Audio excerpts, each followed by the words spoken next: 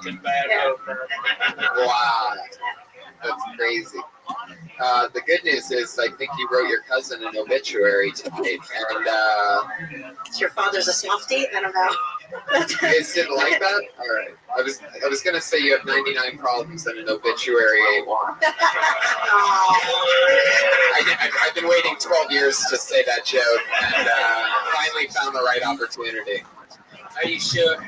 No. Okay. No, I wrote it 7 seconds before I said it. Conrad, welcome, man. Come back anytime. Very fun. Well, if he does, you'll just think he was another black guy that had been here before. It's true. Brian's pretty certain this is your 40th time on the show.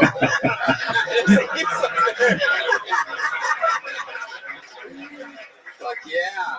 You know I was thinking. I was gonna go that way with his grandma. That works at the I know what you're talking about. Yeah, they do look alike. No, they really do.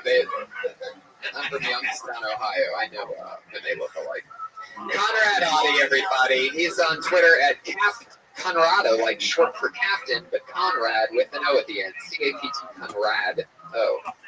There he goes. Conrad Audie, everybody. This is the part of the show where we move into our 2 fantastic regulars. We have 2 young ladies that have been doing a new minute every single week. They're the only 2 people that get automatic spots. That's awesome. They go with us on the road when we go, and it's always fun to see them watch them grow. And this week's no different, I do believe. Okay, great. You know this first girl as the college dropout from Florida. She quit college right before graduating, but she came up on Kill Tony for her very first time on stage, and she's been doing comedy ever since, all around town, and a new minute every single week. It's Kimberly Condon, everybody.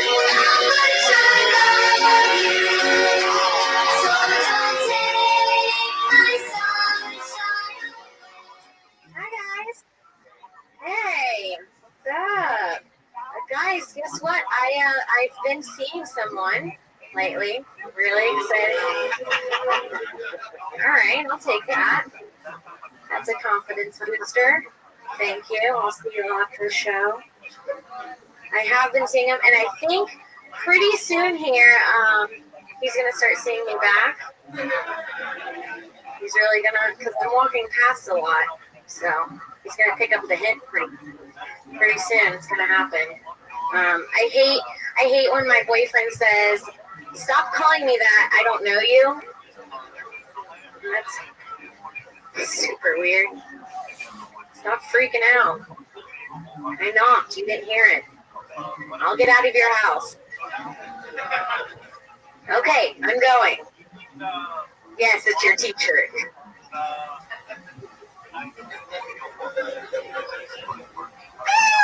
There you go. She knows when it's a minute. That's awesome. Yeah, it's great. That was punchlines, comedians. Yep. 4 or 5 of them in a minute. You know, when you do, by the way, comedians that, are saying that they do longer sets, if you're doing a 3 or 5 minute showcase set and you still haven't hit a punchline in your first minute, then you're not going to get it.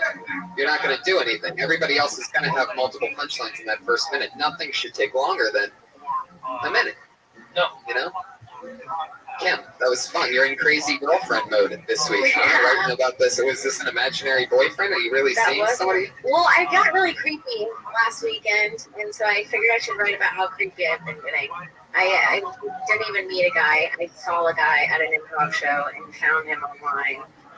Yeah, I saw. Oh, It was Yeah. And did you track him down? Well, okay, see, a lot of guys are telling me not to say anything to him because I'll look desperate. Brian said that. So I didn't give him my number. But, It does. The girl's not supposed to give you your why? Yeah. If I didn't say anything to him that night and I just saw him, he's never going to come up for my number, right? So I have to ask him, or no. Guys. What is wrong with you? Why not? I'll get this guy based on. No, like I just want his number. Why can't I do You're that? totally going to Because get I a want dig. it. Yeah, Yeah. you're totally going to get digged. And that's fine. I know, right? I just thought I just in case you didn't know, you were totally going to get fucked. Okay, that's great. Well, why can't I just ask for a guy's number? Why is that an issue? I'm saying you can. Yeah, why not? Yeah, good for you. Don't get so hard. Thanks. That's the push you needed, I guess. You're courageous. You're up here talking about it. Why not get his number? Yeah, well, I went the creepy route, so we're done with it anyways. Let's move on. You're done with what? The whole. I think the whole relationship. Wow, Stuart moved his mic up. It's interesting. Patriot, I've never seen with an actual mic stand at mouth level before in 72 or 73 episodes, whatever this is, but that's amazing. Yeah, well, the stuff inside some stuff. His dick shorted it out. Yeah, that monster white cock of It was 3.5 inches of thunder. Yeah. Yeah, Uh, really over it. what's wrong? Nothing. I'm never the creepy one. I'm just amazed, you know. I you like see- the creepy. Yeah, you see so many guys, and you know, you're in Hollywood, you're doing a lot of spots, you're getting around town. So I'm just surprised that like you saw some guy and based off of, like this look, like I you know, saw but I this hate look. them What's he look all. like? What does he look like? It's just hot. Yeah, okay. White or black? Is it He's a tam little bit tam? of both. He's a little bit both. All right. Yeah, the short hair, long hair, clean cut. I don't You're know. asking about a dog right there. Yeah, actually, Has he been fixed? I've been through enough with having to message him. I've been through a lot, guys. Wow. All right. Fuck yeah. She'll be here next week performing Def Wanna F.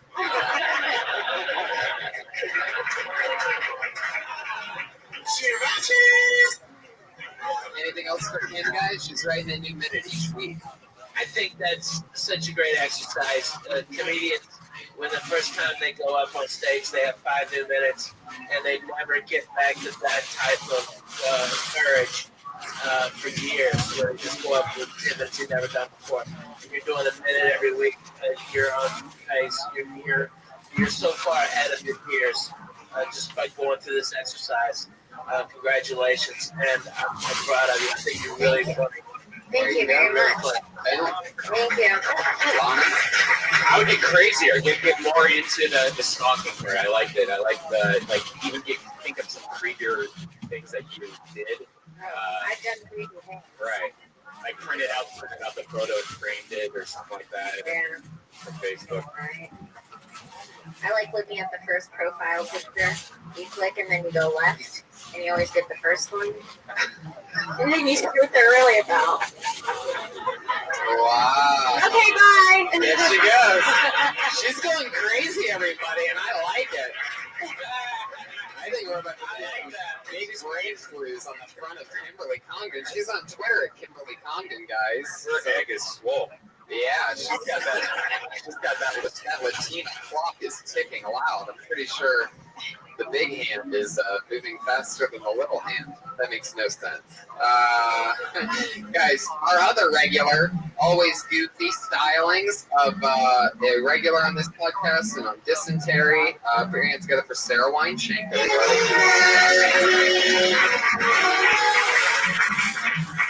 What's up? I love right before I come on, Fran says her egg is swole. I feel like that's good. It's a good place to start. Guys, my Lyft driver yesterday showed up with driving gloves.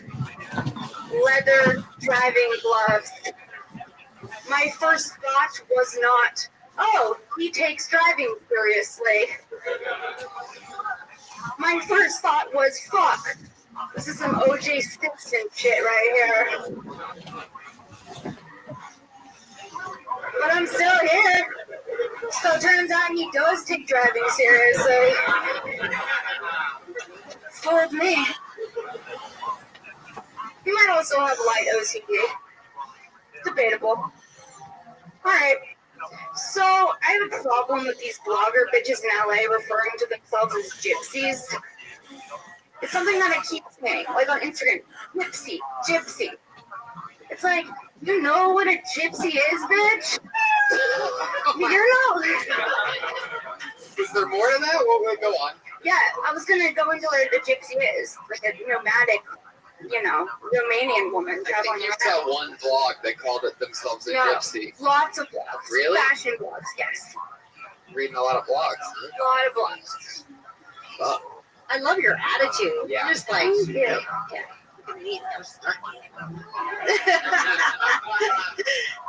My dad used to buy me isotoner gloves every year as a stocking stuffer, What? and they used to be really popular in the '80s. They like isotoner gloves. Everybody had for some reason. In Ohio, a lot of people wear them because it's so cold that you want to be able to hold the steering wheel without freezing. But you should look into isotoner. There's a lot of funny there. Isotoner. All right. form-fitting gloves. Form-fitting gloves. Did you just tell her to work in isotoner? That's hilarious. Don't ever do that. I don't know what the He's fuck I'm fucking talking with about. you. I'm like, so whatever Red Come up with a 30-year-old reference. That's what makes you him. No, I mean just go look at them because it's hilarious. There's a whole lifestyle of people that still wear isotoner. Are you fucking with me? No, in members only jackets. Members only jackets. Yeah, it's true. That's true. Yeah. I love this. I think you're fucking funny. I think that do you think this is proven that the chicks are the fucking best ones at this? Yeah, no doubt about it. Yeah. We're creating little monsters here. Yeah, you are. Yeah, they're fucking funny too. Yeah. They know punchlines. They don't take no bullshit. I like both y'all. I think you're fucking great. both of you guys are like strong women too. Yeah. Like you're the one that's owning it, even though you're like, Yeah, you're a crazy bitch. Yeah, you're like, I'm going home. Right. You fucking funny, man. I think both y'all are hilarious. Yeah. Congratulations. It was definitely an awesome set. I love you guys definitely added a new, I don't get the blogging gypsy thing. No, that's crazy talk. That Okay. that 45 That will go nowhere. But Okay. yeah, the gypsy. Yeah. Throw that one away. I'm a gypsy. Yeah, only you were reading fashion blogs, Sarah. Yeah, you're right.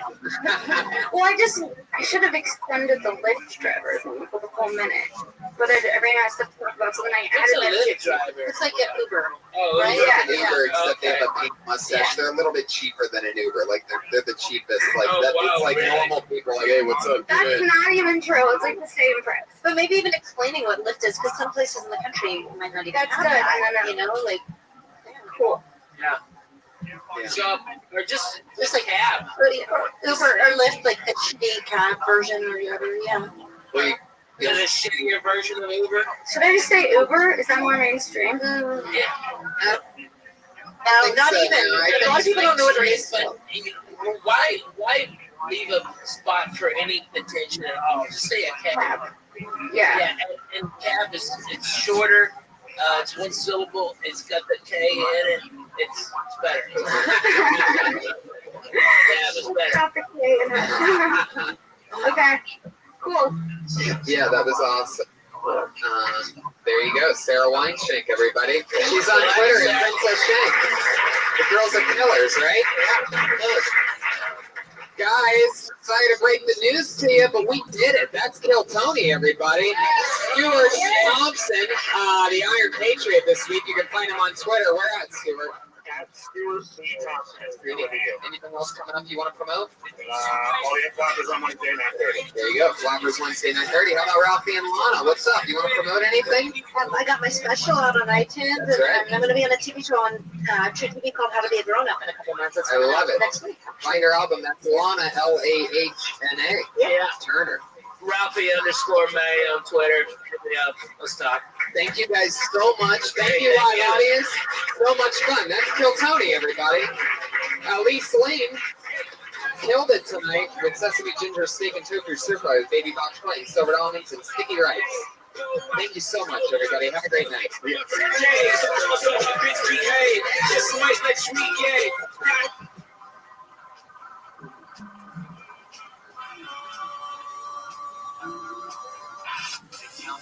He already on stage. Yeah,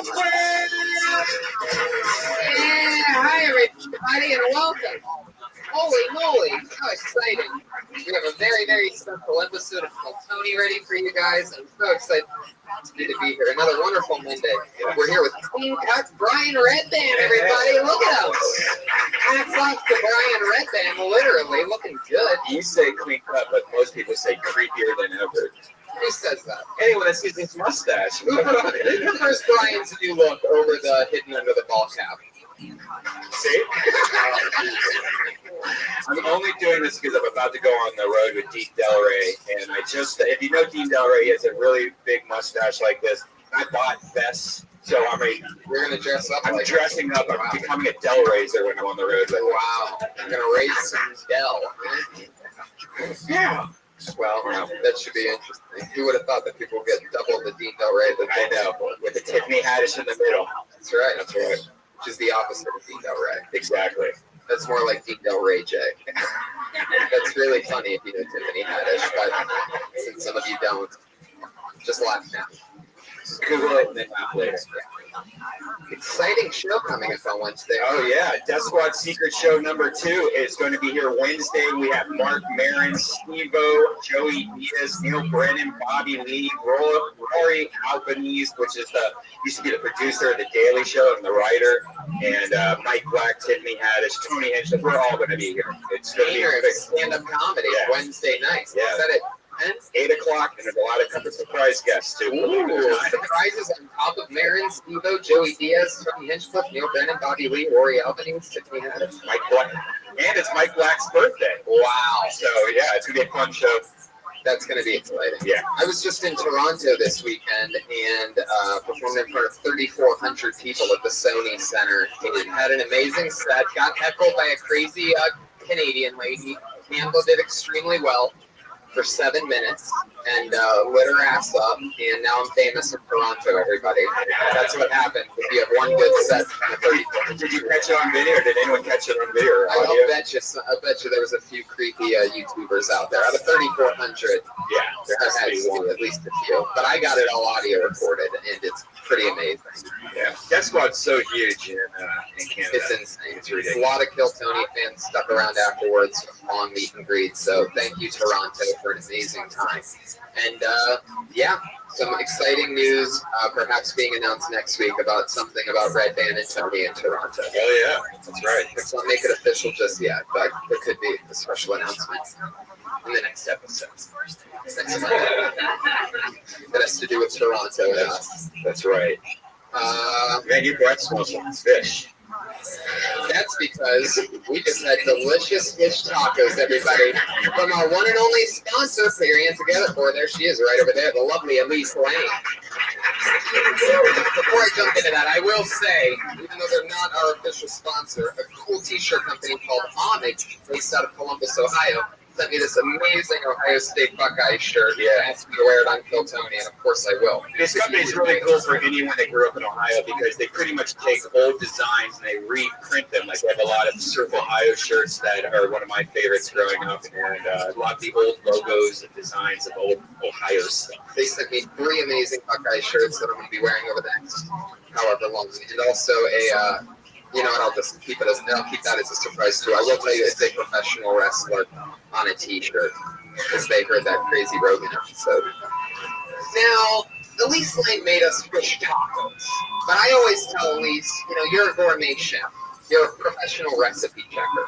She is a top of the line 5-star chef, people. She cooks us gourmet meals. What I used to do is I used to tell her, write it out fancy like you would, for a recipe, and I'll read it. And I had trouble reading it a couple times. It's the weird French words sometimes, this or that. And then I realized, why should I say what she made us tonight when our associate runaround producer, Josh Martin, notorious for his speech impediment, notorious for his commitment to Kill Tony, why don't I have him read it over the microphone? And then the week after that, we realized, instead of Josh taking his time reading it, what if he had to read it all at once without stopping, or else he gets flicked in the nuts?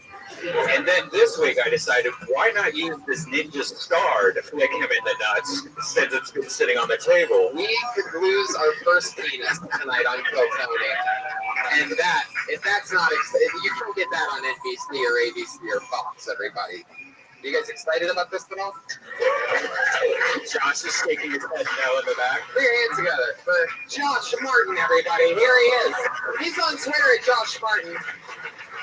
Another new thing that we updated for this week is this is his first time getting to look at it right now. This is his first time getting to look at it. If you have any questions other than enunciation card, if you have any problem with the handwriting, let us know now. Do you think you have a ballpark of it? Don't ask the word. Are you ready? Yeah, I think I got this. Okay, wait. Are you ready, Josh? No problems with the handwriting. You think you have it, correct? If there's a problem with the handwriting, I'm going to see it. Guys, who's ready for Josh Martin could get flicked in the nuts? Josh, whenever you're ready, tell us what the lovely Elise Lane made us tonight. She made taco de pescado with tilapia, with cilantro, lime cream, cabbage, jalapeno, and tomato. Whoa!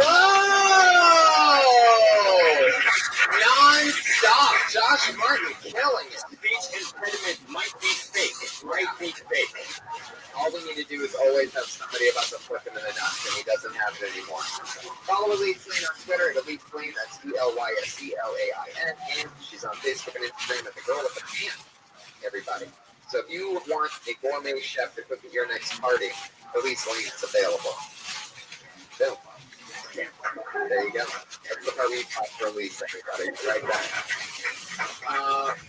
What else? That's it, right? Yeah, did you make a deal with someone of the comics a couple of weeks back? I did, and I'm gonna. I should have I'll bring him up first. Yeah, we bring up do that. everybody. Yeah. But I did. There was a comedian on 2 weeks ago. Josh, if you could get, I forget his name. There he is, right there. Meet him. Get his name. All right, fuck it. That didn't go as smoothly as I thought it was going to go. But anyway, I realized I've seen him for the last few years doing stand-up comedy, and actually, I'm going to wait for this. I'm going to wait for that. We're going to bring up our weekly head of security. It's a great start to the episode, everybody. It couldn't be more quiet in this room than it is right now. We really started on fire the last 4 weeks. I sort of forgot what it was like to dig us out of a hole, but this is exciting. Here we are. Every week we have a new head of security keeping us safe. It's always somebody in the form of an Iron Man type of suit. Because the original guy that was our head of security was a guy in a $5,000 custom-made Iron Man suit. And he screwed over the show. And he said that he got too big for the show and that he's not coming back until it's a show on Comedy Central. We told you, you're replaceable. He said, no, I'm not. So what did we do? We've replaced him every single week since then with a new superhero based off of his original character, loosely based. And this week's no different. This is this guy's third or fourth time being our Patriot. He's one of our favorites. A lot of people call him West Hollywood Jesus, but we call him Kevin Lee White. Jesus Patriot, everybody. There he is. Live in the flesh.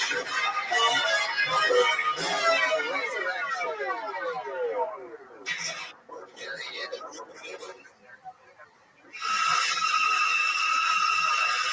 Welcome, Jesus.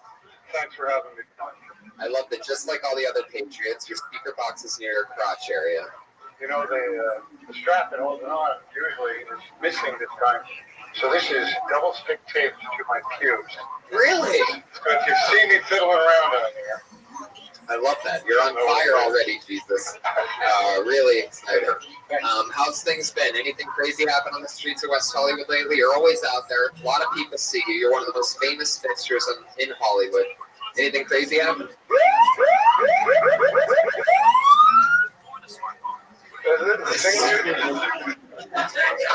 had a pipe break down the street the other day, clogged into Sunset Boulevard. Were you there? 100-year-old water main. Turn it into wine? Was it a wine made after that? I don't know. You want to bring up wine and fish and loaves and all that? I had my fish on a tortilla tonight. I would think that's chef. That's right. She's sitting right next to you, directly to your right. Very fine, delicious meal. There you go. Absolutely. We love making our podcast listeners as hungry as they could be while listening to the show, hard at work between their lunch break and dinner. So that's our plan for this night. I got you back.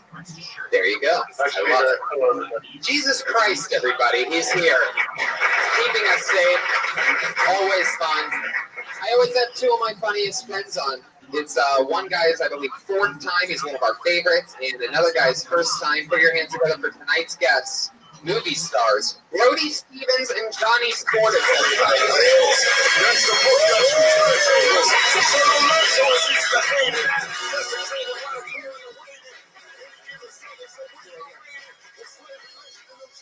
Brody has been on so many times. Johnny's first time. It's very exciting to have you guys here. Two. Welcome back, Brody. Great to be back here in Southern California. I was in Toronto the past week, and before that, all over America. And it's always good to be here up in the belly room doing Kill Tony. Yes, you got it. Push and believe, never forget. Is there an outlet up here? I'd love to charge my phone. You want to plug in your phone right now? I do. Is there an outlet? It looks like there might be one right there. If you want to try that out, I'll go and do it. Or does Josh plug it in? Yeah, Josh, you want to just do it? You do it. I'll do it, Josh. No, let Josh do it. All right. You know, okay, thank you. There he goes, charging it up. Who's that, Josh Martin? Just keep an eye on it. Thank you. Welcome to Kill Tony. Yes, Stephen Brody Stevens. Thank you. And Johnny Sportis is here, everybody. His first time in Kill Tony. The Equalizer is the #1 movie in the country right now, and guess who's in that movie? Johnny Sportis, everybody. Yeah, you got it. You believe. This is one of the guys who, 7 years ago, a true classmate of mine. Me and you, Jamar, Gerard, Angelo, the whole kit and caboodle. We all started together, waiting in lines for long hours, and we're all very proud of you. And now we're here. Yes, Doing it. in the belly room on Monday night. Listening to Brody wiggle as hard as he can. Well, I'm trying to get comfortable. You need a different seat? Oh, I just no. The chair's great. I just wanted to put my leg up and sit back and enjoy and watch the conversation. Johnny, what's so crazy about Johnny? We filmed this movie about a year ago. Yeah, he's been just sitting on it, just like going. One day you all know me. How was that weight? That wait had to have been worse than any iPhone, any announcement, I have to wait a year and a month. How long? It wasn't that bad, I kept myself busy. But I had no idea. You did have an idea. No, I didn't. You kept a secret. I did? Yeah, you did a great job. I didn't know. Did you know? You're pretty lucky. No, I knew, because, nobody knew. Oh, well, I knew. I love it. But that speaks to your character. You're a humble guy. Very humble. Thank you. Well, I appreciate that. If you can't tell by the way he's looking directly down and under a hat. Yeah. Hey, yeah. I gotta change that. Yeah, party time. Yeah. Everybody. Give Johnny a little more respect. When he said I'm going with Denzel Washington, not one scene, but several. Let's go. Yeah. One of the key There are roles. 2 people up here with #1 R-rated movie. That's right. You got it. Johnny Sportis, The Equalizer, and The Hangover, Hangover 2, Due Dates, Stephen Brody Stevens. Positive energy delivered in the belly room, created with the help of Kevin Lee Light, Brian Redman, and Tony Hinchcliffe. Yes. That's right. It all happened all at once. Kevin, you always have a question for our guests. Every Patriot always does. What are we doing tonight? Well, with the creation of Brody, one of my finest creations, you just were one of the features of the Oddball Comedy Tour, the main attraction. What was your highlight of the tour? The highlight of my Oddball Tour experience? Oh, just the camaraderie backstage, getting the opportunity to host the main amphitheater, trading off with Jeff Ross and learning from one of the masters how to host a show and keep an audience engaged. And it's a good feeling to travel across America and know that comedy is the new rock and roll. And I'm Jackson Brown. We got it. Let's push. Thank you. And Johnny, I remember the Lord sees all and knows all. Is there anything you might want to confess to these fine people about the time that you dressed up as the boy? Oh, boy. On Halloween, as the boy from the movie Up. Oh, boy. Okay. A couple Halloweens ago. I was here for this night. That sounds adorable. Oh, it didn't end up that way, but, I had good intentions to start. I thought that everyone was going to be dressed up over here and for Halloween, and I was like, oh, I'm going to go to the comedy store. I'm going to have a great time. Everyone's going to see my costume. It's going to be great. And I dressed up like a fat little kid from Up. And then I got here. He looked adorable. He's got the little orange flagpole sticking up in the back, a little Cub Scout hat, a little strap with medallions on it, shorts, khaki shorts. But I was the only person in costume. That's yes.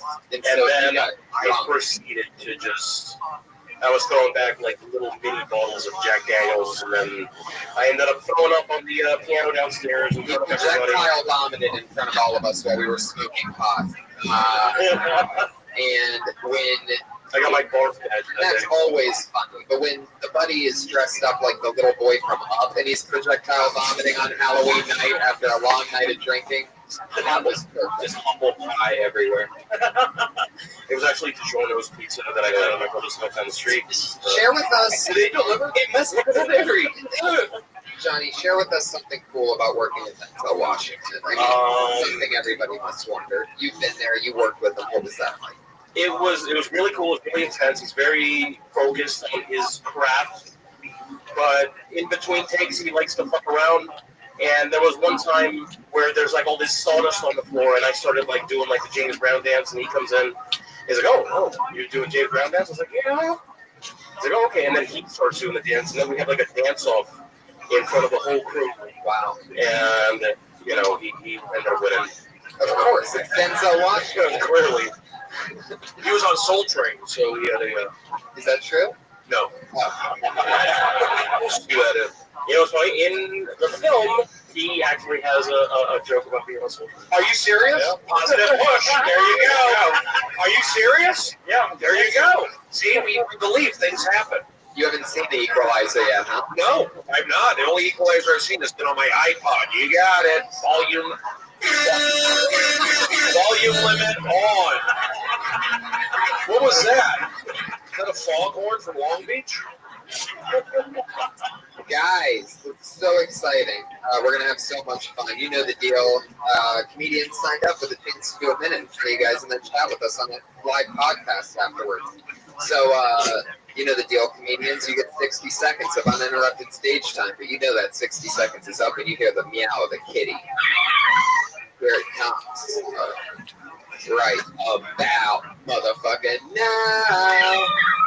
Are you making that sound yourself, Brian? That was pretty cool. Yeah, in 60 seconds, you'll hear this. That's means we wrap it up. That's cool. Or else you're going to get the angry West Hollywood bear.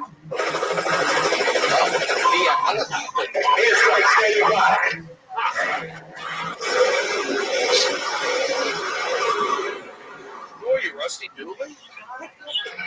That was quite the production. Somebody downloaded an app. Yeah. That was a big one. Everybody. So, guys, respect your time. Obviously, nobody wants to hear that bear come out again. So, we'll do 60 seconds. You're the not angry West Hollywood bear. You're the nice West Hollywood bear. Pacifist bear. The humble bear. Oh, yes. So, what we were talking about earlier is there was a comedian on 2 weeks ago that I've been watching get better at stand-up for years. And he gained a lot of weight. He did. He gained a lot of weight, and I kept noticing it, bringing it up, and I noticed that he was very dismissive of it. And I asked him, do you ever talk about being heavy? And he said, no. And I go, well, you should. And he goes, if I come back in a couple weeks and only do a minute of fat jokes or whatever, then can I come on and work it out there? And I go, fuck yeah, you can. Let's make a breakthrough. Let's help him talk about the real him. Put your hands together for his first time talking about his weight. It's Walk Smith,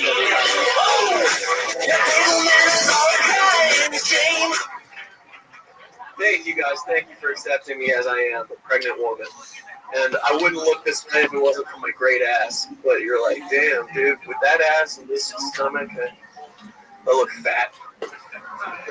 Used to play soccer a lot. Now they just use me as the ball. haven't gotten laid since I got fat. Every morning I have to brush cobwebs off of my penis.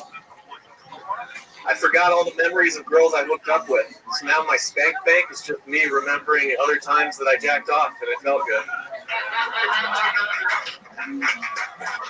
It's the life of a fat guy. You feel fat when you're sweaty and you're eating chicken wings and the waiter comes by and he's like, "You still working on that?" "Yeah, this is all I do is eat chicken wings." Or when you drop something and you're sitting, you try to reach for it while you're still sitting and you're bending over a basketball and you can't even reach the floor. Couldn't even get a 15 on the sit and reach. Thank you. There you go. Watt Smith. Talking about the weight. Johnny, any initial thoughts on that? There are ways to get around bending over. Taking something up of meat. Usually I'll like put a leg out and then just kind of come around from the side. That's one.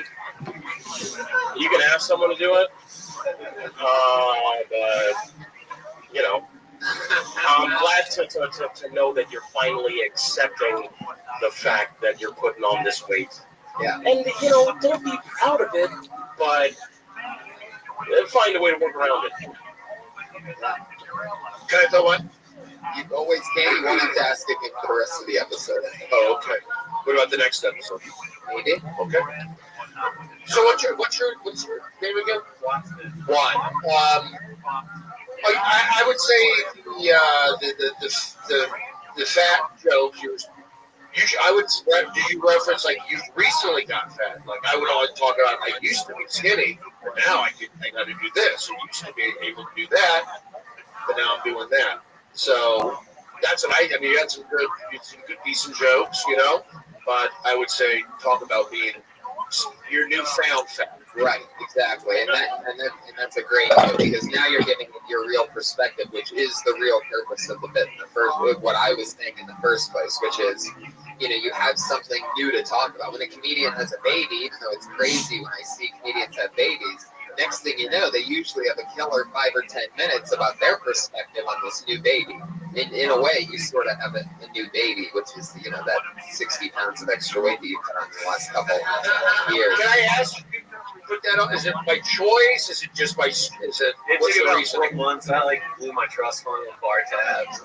Just get Get a trust fund? Yeah, this was like the shrine of a squandered inheritance. I mean, what? I mean, Why don't you say that? why don't you lean? Exactly Why the don't you truth. lean out? You're like you have good skin. Why don't you? What are you out here in Hollywood for? Same acting, comedy, that sort of thing. I just got a job in solar sales, so Solar? been doing that a little bit. That's really caught on. I think you should try. You're young. You should try and be a little healthy. But if it aids your comedy, some people are funny when they're overweight. I think you're gonna give your chance, your skinnier self, to give that guy a chance first. Yeah, every time you keep it real and say, you know, you just got to roll with what you got.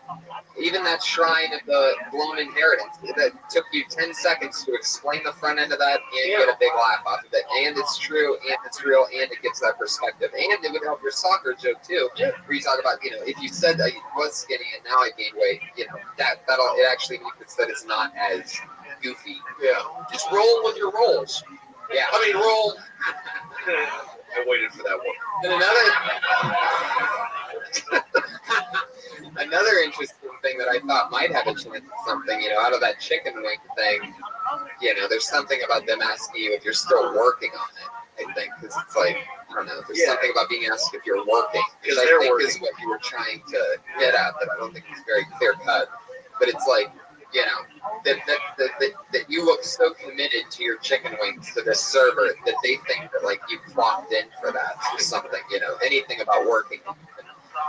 Because saying that's a weird thing. When I get it, I know that they say that, but you can give your new fat perspective to it. When you were skinnier, did you wear slippers during the daytime? Yeah, Tom shoes. Now I'm afraid I'm going to twist an ankle though. Every time I put them on, they're so tight and thin. But it's like, they can't handle the upper body. Those look like slippers. Can you even take those off? Those look stuck to your foot. Yeah, You could say something, yeah, like, you wore Tom's shoes, I gained weight and I can't get them off. Something like that. That's Talk fine. about how your clothes, but I don't say get. I'm not saying get too committed to the fact that the overweight stuff. I say try to lose some weight and get I healthy. want to lose weight. I've been eating unhealthy because I'm like, I know in 2 weeks I got this show, but Well, we just now I'm downshade you. trying to lose some weight. You're the first person. You're the first person to put on weight for Kill Tony, and we appreciate that. You get wit, right? Watts. Watt Smith, Where are you from? Virginia, Richmond. Spiders, I-95 freeway. Yeah, all over that. AAA for the Braves. Yeah, now it's the Squirrels though. We changed the name of the team. Really? But it's still AAA for the Braves? Well, the Braves aren't there anymore. Who's there at the AAA? Squirrels. No, I don't know about who's the AAA. team? That Squirrels. Wait, no, hold on. Who is the major league team that represents the AAA? Who's the It AAA? might be the Atlanta Braves. I think it is. Yeah. Okay. You really brought home the Squirrels. Somebody find that out. Find out who the I think it's the Braves. Please find out. You want to? Okay. But we'll get back to me off the plane. I know my sports. I believe it is. I believe the AAA affiliate for the Atlanta Braves would be the Richmond Squirrels. Richmond's. I like the name. I love squirrels. Yeah, the Really? You do? Yeah, I took a great video of a squirrel in Toronto the other night. He let me get super close. When you were a kid, when you were a little child, did you ever kill an animal with a BB gun or a? No, I wasn't into that. No, I just vandalized doll houses. Oh, that's weirder. That's more weird. I'll come at you too. How does that not get a big laugh? How did that not get a big laugh that I vandalized an adult dollhouse in Sacramento? Now it gets a laugh? Oh, God. What, are you doing anything to try and lose this weight? I bought a surfboard. A surfboard, one of those surfboards that just has sushi rolls all over it? Like, what are we talking about here? Yeah. Just a real Craigslist surfboard, $50. Craigslist, that's like a, Beyonce surfboard means. That's dick. You got dick on the Craigslist. Why? Let me ask you a question. Look at me. You smoke pot tonight? Or today? You're scaring me. Did you smoke pot? Yes. All right, listen. Was it pot or edibles? I think you need to establish yourself, find your character, get strong, book a couple things, then smoke pot. Quit the pot today. Whoa. Brody, I didn't smoke pot until I booked my first Craig Kilborn show. Thank you. Late night CBS next to The Price is Right. Wow. I don't like it. I see the glass eyes. It's disrespectful to comedy. So there you go. You got your advice from Brody. Less pot roast. Give me all your pot. No, but there is some truth to that. I'm being serious. There's a pot thing. You're going to make bad decisions on pot. How about, I just think I didn't smoke until I found my voice, my character. I'm not going to say smoke or don't smoke. I just think you're probably better off not doing that till you here in Hollywood. This is the major leagues. This is it.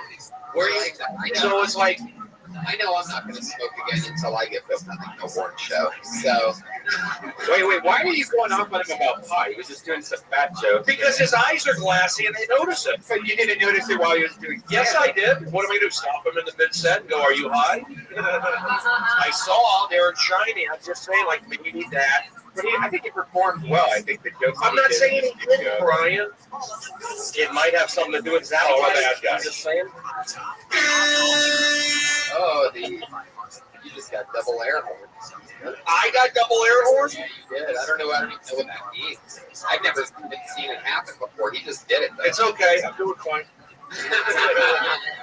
I'm not harshing anybody's buzz, but I'm saying, I do a lot of shows. I talk to people. Smoke pot. If you're trying to make an impression and your eyes are all glassy, I'm thinking pot.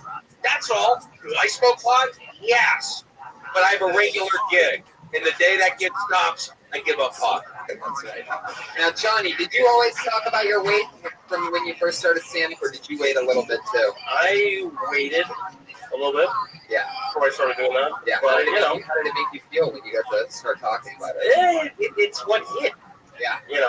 Yeah. So like just like taking whatever the hell it is that people see with me on stage, Right. letting them know that I know what they see. Yeah. And then, I get to work in other stuff. And you've been killing ever since. So you see why? You can live the Quit dream. smoking pot. Why did I scare you? You can't be scared. This is a test. You scared me. I look like a cop? They got One the neighborhood watch. Check this guy. Check the African American guy. Welcome to Ferguson. That Big E from the WWE. We let Big E in here. Former Intercontinental Champion Big E, ladies and gentlemen. Heckling from the back of the room relentlessly on a live podcast. Thank you, sir. There you go. Hint, hint. Jesus has a question. I was going to say, wear something tighter. Ooh. You're wearing a muumuu. You know you can hide a lot under those clothes. All right. So yeah, I'll take a cue from Johnny over there. Yeah, man, I'm Rubenesque. When Johnny's done with the show tonight, he has to hang his shirt back up on the curtains. I didn't say that, but there we go. Watt, we love you. You got a special 1 minute guest spot. You talk about your weight. There he is. He's Watt. J.J. Watt, a nice hand from the Houston Titans. Texans. On Twitter at Watt Smith, right? Tennessee Titans. There he goes. Watt Smith, everybody. Very Anglo. Very Anglo. Talked about the What's weight. he going to eat later? Watts. Whataburger. Texas, delicious. Oh, this is exciting. I met this gentleman earlier. Put your hands together for Peter O'Keefe. Everybody. Yeah! You should know by now. Easy does it. There he goes. Nice. Peter O'Keefe. Yeah. What's up, Comedy Storm? How we doing? Woo! Right on. Is everybody over the Ice Bucket Jones? Can we all be agreed we're done, right? Right now, let's think about this. Wouldn't it be ironic if we found out that the number one way to get ALS we got poured a fucking bucket of ice water on your head? Wouldn't that be amazing? That'd be great. I just found out my 6-year-old daughter needed her tonsils taken out. Crazy. You guys know how much it costs to take a 6-year-old's tonsils out nowadays? $13,000. Yeah, who is fucking right? That's amazing. $13,000 on your thanks to Obamacare. Ow! I'm gonna pay for most of that shit. You know what I mean? That's what it is. Let me tell you. I'm a comedian. I don't have a lot of money. I have to figure out a different way. I'm on the internet. I found out I'm like 2 videos away from being able to fucking do it myself. You know what I mean? If I could just figure out how to cauterize the wound, I'd hook that bitch up. Yeah, hook her up. Yes, I told my 6-year-old bitch. Jesus, I did. That's what I did. I had to go on the internet. I had to figure it out. I didn't know what to do. I didn't have the money. I'm frugal like that. And I found out for $13,000. You want to finish it? You want to try? For $13,000, I can buy whole kids from other countries. There you go. Woo! Peter O'Keefe. That rarely ever works when you want to finish it. It usually never ever works. This is true. Very much.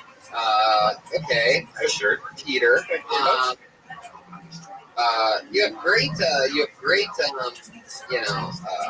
confidence for sure, and I think you can, that can go a long way. You connected with Brody a couple times, you felt his energy. You called over to Jesus at a good time, that all makes sense. I think a lot of the stuff in between that, though, what I noticed about your set was that your energy sort of carried it and told us where the punchlines were. But if your set was written out on paper and somebody had to read it, they would just read like facts. You know what I mean? They would read like Barack, because of Barack Obama, I have to pay for that shit. It's like, yeah, well, that's your, first of all, you went political, which is always weird.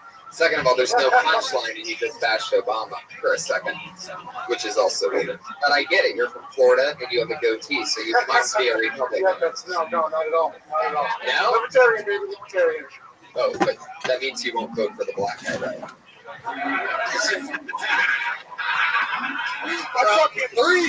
I fucking voted for the black guy twice. Fuck off.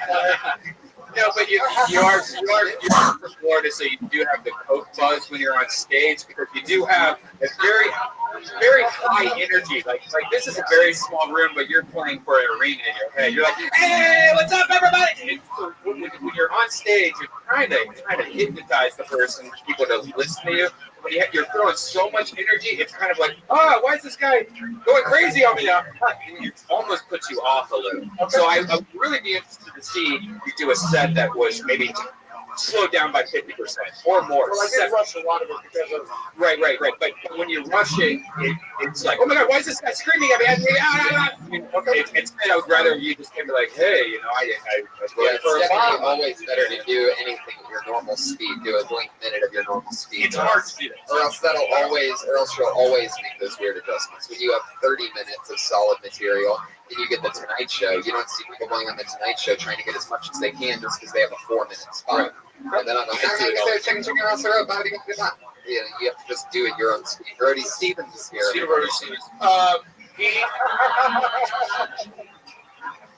I would say my only red flag was the use of the F word. Unnecessary. I would say I like your stage presence. You want to call it confidence, whatever. I don't mind if you smoke pot. It works with your character. Thank you very much. I want you to smoke pot. Thank you very much. What? It's not good on. The khaki pants, the palms, it's not good. You got to be clean eyes. Trust me. I know what it takes to work in this town. Pete? I just got to say real quick, sorry to cut you off. That's okay. But Watt is agreeing with you while eating food right now. Watching him, he just had a mouthful of French. Are you still working on that? He gave us All back. I remember the bits. But I got it. Remember, I got double bullhorn. Just remember that. Again, so that's my thing. I can't break down material. That's not my shtick. I'm a personality-driven guy. I liked your energy. This is a weird room. I would even say project more, but I think you're holding the mic down and kind of keep it in. I think you were actually trying to hold back in this room. And I feel if that's the way you are, if you're wired that way, keep doing it. So I don't know about, I didn't pay so much attention to material. I didn't think it was a jab at Obama necessarily. I do know Obamacare. Everybody's making fun of Obamacare, so you just assume if somebody says Obamacare, it's a joke. But he literally didn't have a punchline. He just said he's going to have to pay. He did a kick act out and then said, I'm going to pay for it. The kick reminded me of, you got kind of a Joey Diaz vibe, too. Go with that. Maybe you're Joey's Cuban uncle. Go with that. But I like what you got. Keep it up. Keep smoking pot. Don't change who you are. Here he is. I would say the opposite. Go even further with it. You have a very ice road trucker thing, when you come up on stage.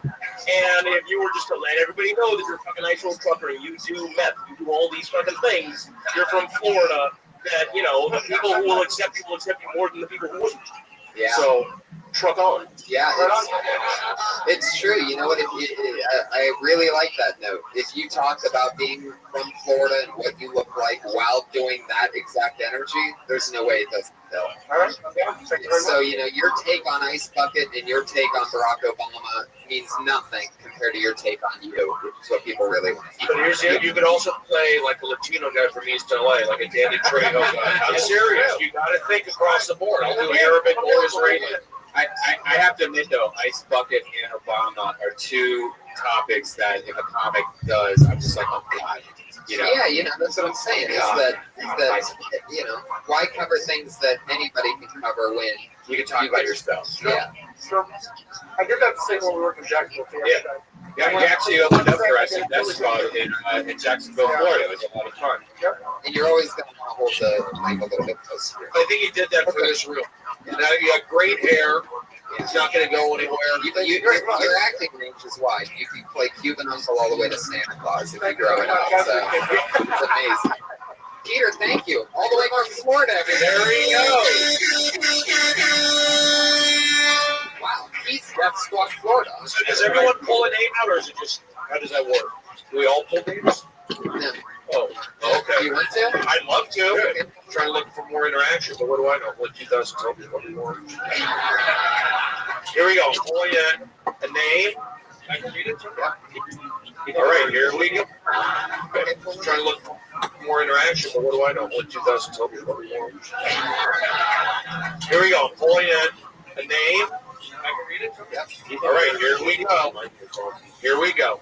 The name is Taylor Rizzo. There he is. What's up, guys? Thanks. No. Okay. Do you want to? I'd love to. I'm trying to look for more interaction, but what do I know? What 2012 is what we want. Here we go. Pulling a name. All right, here we go. Here we go. Name is Taylor Rizzo. There he is. What's up, guys?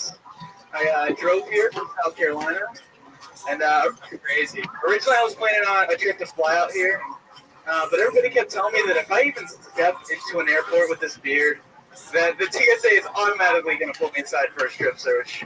And I think that's bullshit.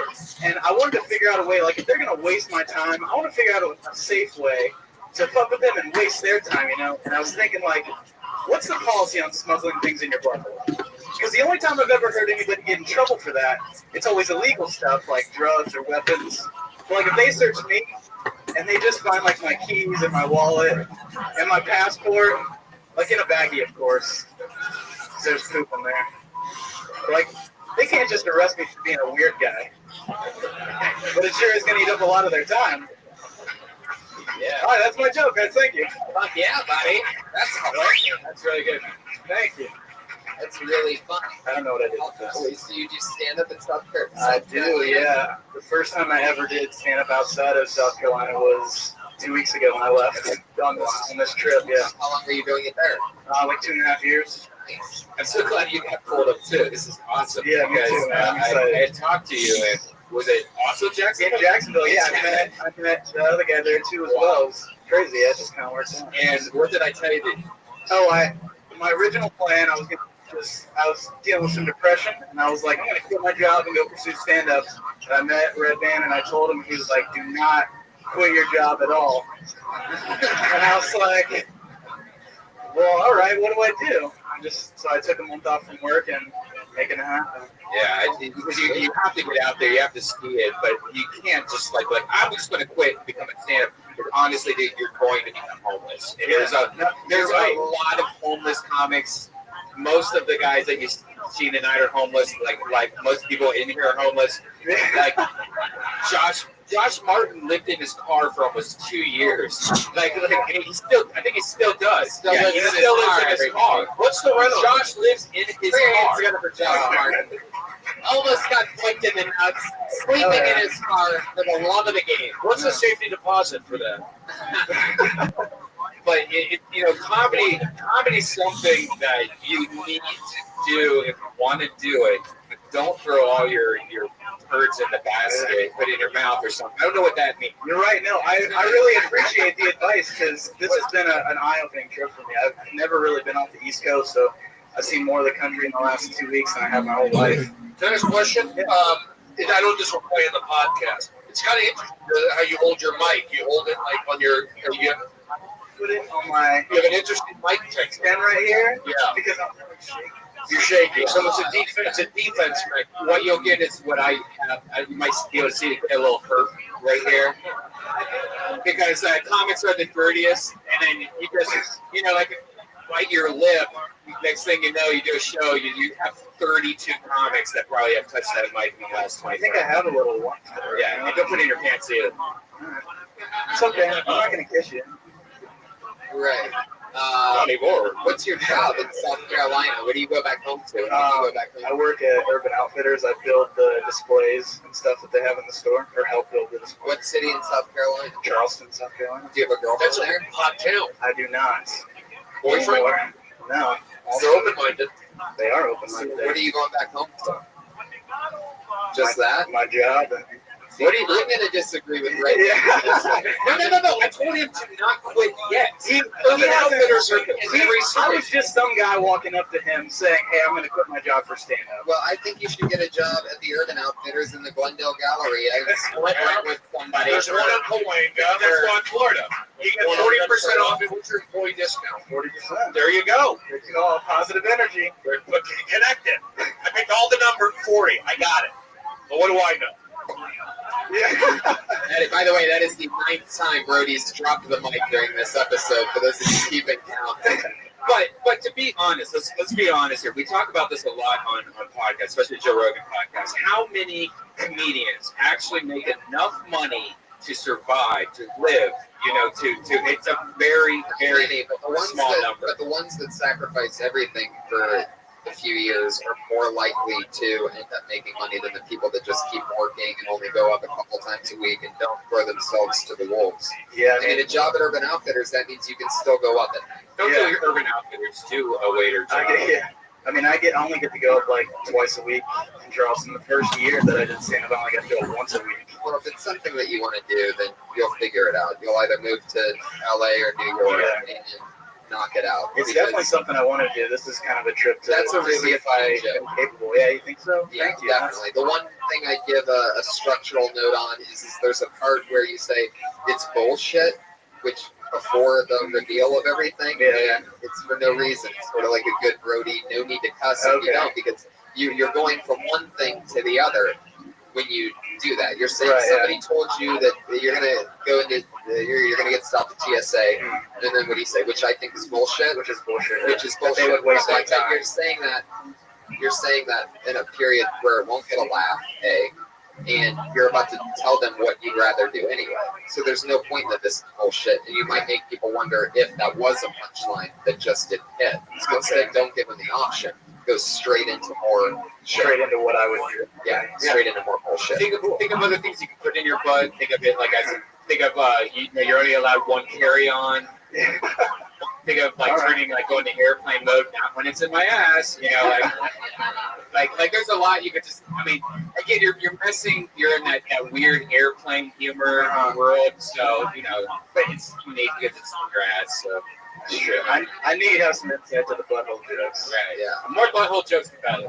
As for putting all your eggs in one basket and doing this thing, I did that, and now I'm trying to find out where the hell I put the basket. But if you keep fucking looking for it, things will be good. Absolutely. I took the Josh Martin approach. I threw everything out there, and at one point I was sleeping behind this building in my car for a few months, and I was having more fun doing that than a lot of the time since then and before then. And because all that I had to do was wake up for stand-up and you wake up when the sun comes out, you shower, you get a newspaper, and you start writing all day. And if it wasn't for some of those days with absolutely no distractions and no work and nothing else to do, I probably wouldn't have gotten the writing work ethic that I get to do during the day, then go do stand-up and whatever else I want to do at night. So now I do both. I'm in the Writers Guild and I'm a stand-up comedian, and it's stupid and insane and retarded because all my teachers were big haters. They never thought I'd be able to do that. So that's too funny of a TSA joke. Probably one of my favorite ones I've ever heard. And if you got up more and chipped away and added more to that, it could be really amazing. So I'd love to see, what other stuff you have. When do you have to go back to South Carolina? I have to leave here Thursday. I'm staying for the secret show on Wednesday. I say come back in 2 months and let's see another 30 seconds on that bit. All right. There you go. I can make another drive out here. I'll take that. Cool. If I come back out in a few months. Kid's got a good attitude. Keep doing it. Stay nice. On the drive, dude, you can get tickets for like $200. I'm so scared. Sell your Xbox. What? I'm so scared of flying, but I just gotta make it happen. Get over it. Dude, more people die in a bus or a car than an airplane. Yeah. Just fucking have some Jack Daniels, close your eyes, go to sleep, you wake up, you're in another state. It's amazing. Cool. Sounds good. Yeah. Being afraid of flying is never going to get you anywhere. What are your guys' policy on shorts on stage? I hate it, and I just didn't want to go there, but don't wear shorts. Okay. I usually don't. It was just, I've been walking around. I'm staying at my friend's house, and he went to work at noon, and I've just been out on the town ever since, so I haven't gone anywhere. You put on your friend's shorts, Birdie asked. They got a choice. These are my shorts. Do you want to put on my shorts? I'm 36-inch waist. What are you? These are 34. These are 34, but I am a 32 now. So there you go. Got another number right there. Wow, what are you up to? 34 barely. That's 34 without buttoning the top button, everybody. We're on either end of the spectrum for 34s. Mine are way too big and his are way too tight. That's a 36 in denial. That's what it is. Taylor, it was nice meeting you. Very fun. Thank you very much. Taylor, you gotta go back to South Carolina on Thursday. That's so cool. So please keep them away from sharp objects and Deuces. Because I'd be miserable. John, you want to read one? That's so Yeah, cool. sure. That's so cool that he got to go up because both those guys, Jacksonville, Florida, I was there doing shows with them. It's amazing. And it just All right. goes to show. What's it like sleeping in a car? It's actually surprisingly fucking amazing. I could tell you, like, it's really, really crazy. It depends on where your car's parked. Or what kind of I'd imagine. helps with perspective? I have troubles doing that. No. Jared Elvis.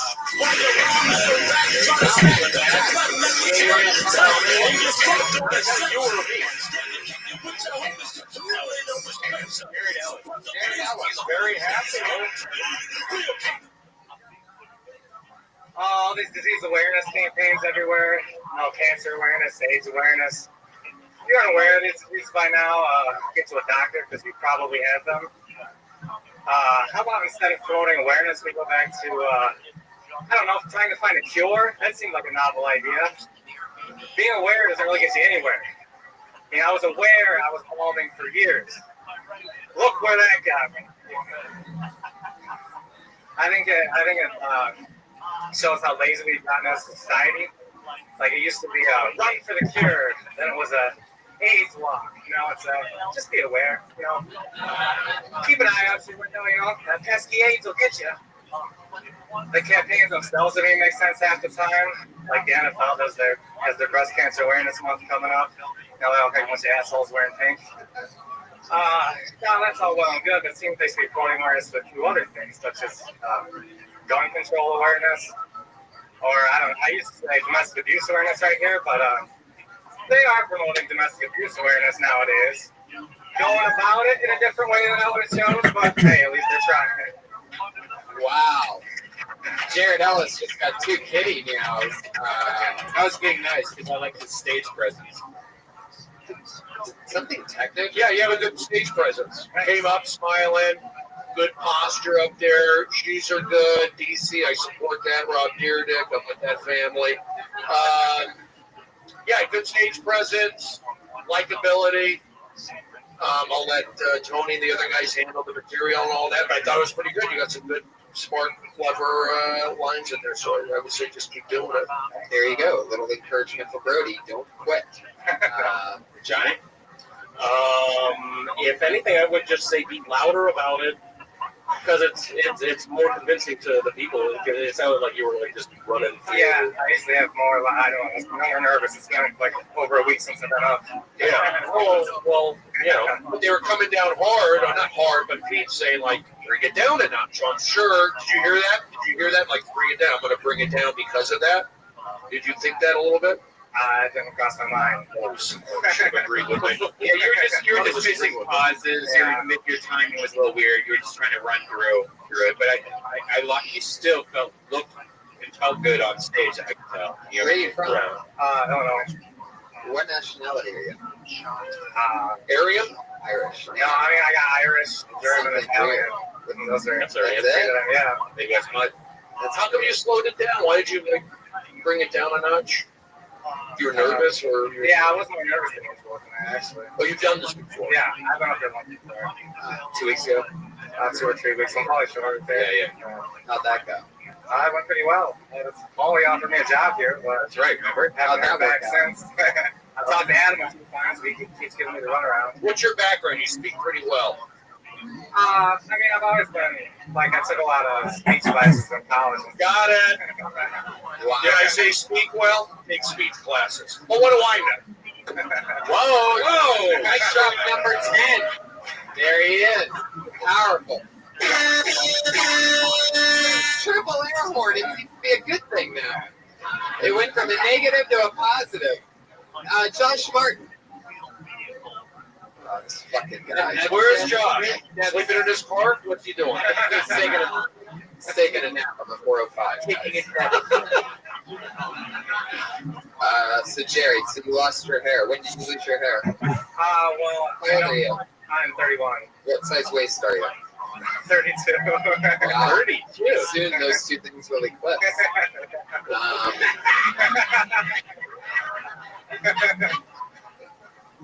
And one day Watt is going to be 55, like his waist. Guys, I'm kidding.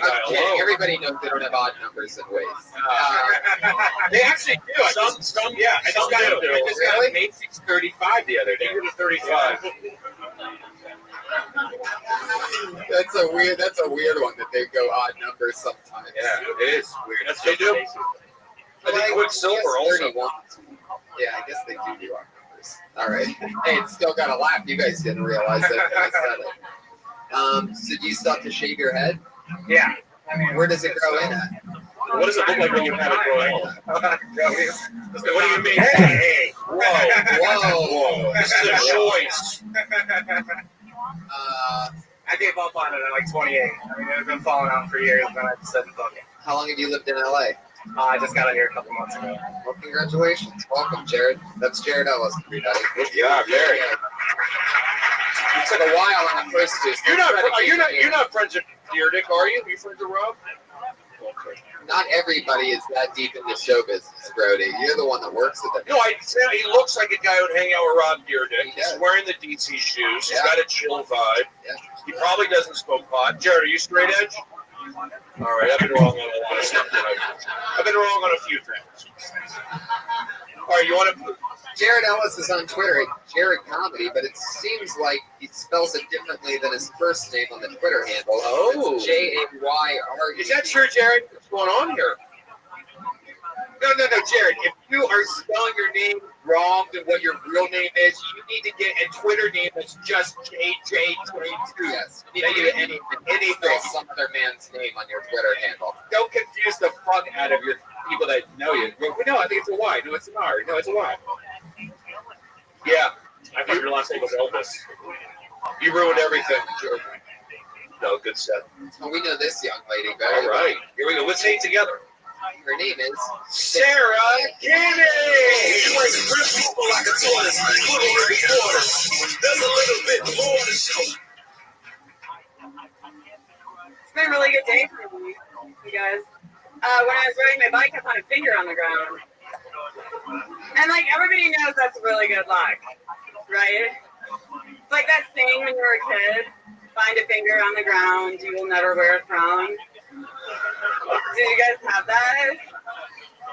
Or was that just me? We found a lot of fingers in my family. So I'm a little worried that overall women might be we might be more gullible than men. Because I've never had a girlfriend come up to me and say, I went to my psychic today. I've only ever had a guy say that to me. You know, I don't need a psychic because I have a therapist and a life coach and a shaman. And once in a while, we all get together and we beat up a psychic. And what's weird is they never see it coming. You would think they would. Interesting. Sarah Kenny. All right, let's get into it.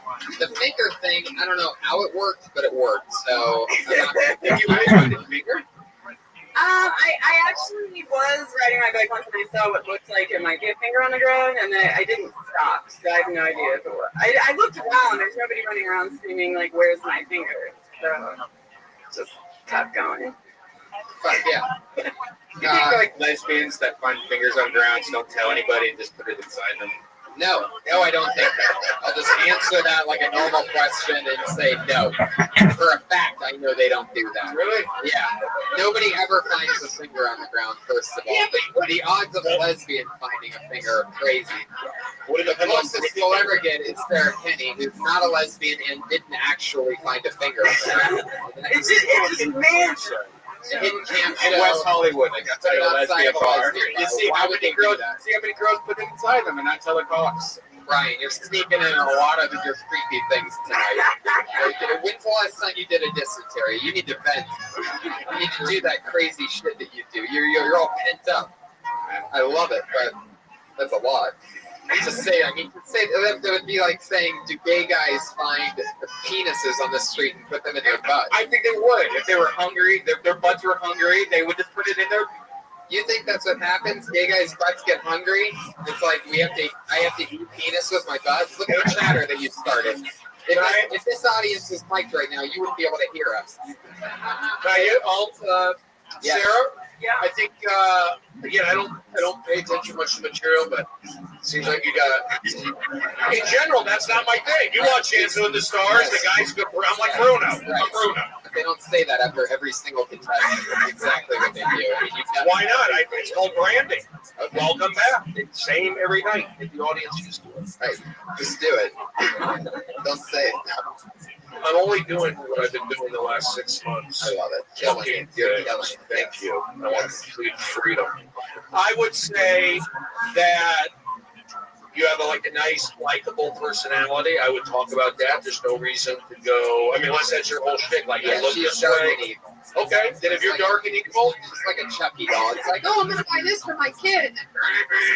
Well, I would say if you're gonna be dark and evil, you gotta be really dark and evil because you don't look like you'd be dark and evil. So I think you have to almost double up on this. That's my. Well, the stuff surrounding that finger is a lot of she's really worked hard and she's taken a lot of chances. I've seen her do some crazy abortion jokes. And, I mean, they really stand out to me. The last few times you've been on, it's been, definitely more refined. I think bringing all that, a little bit of that evil stuff that you want to talk about with that actual person that's telling it in that perspective. So there's always. What did you talk about after the finger thing? The psychic.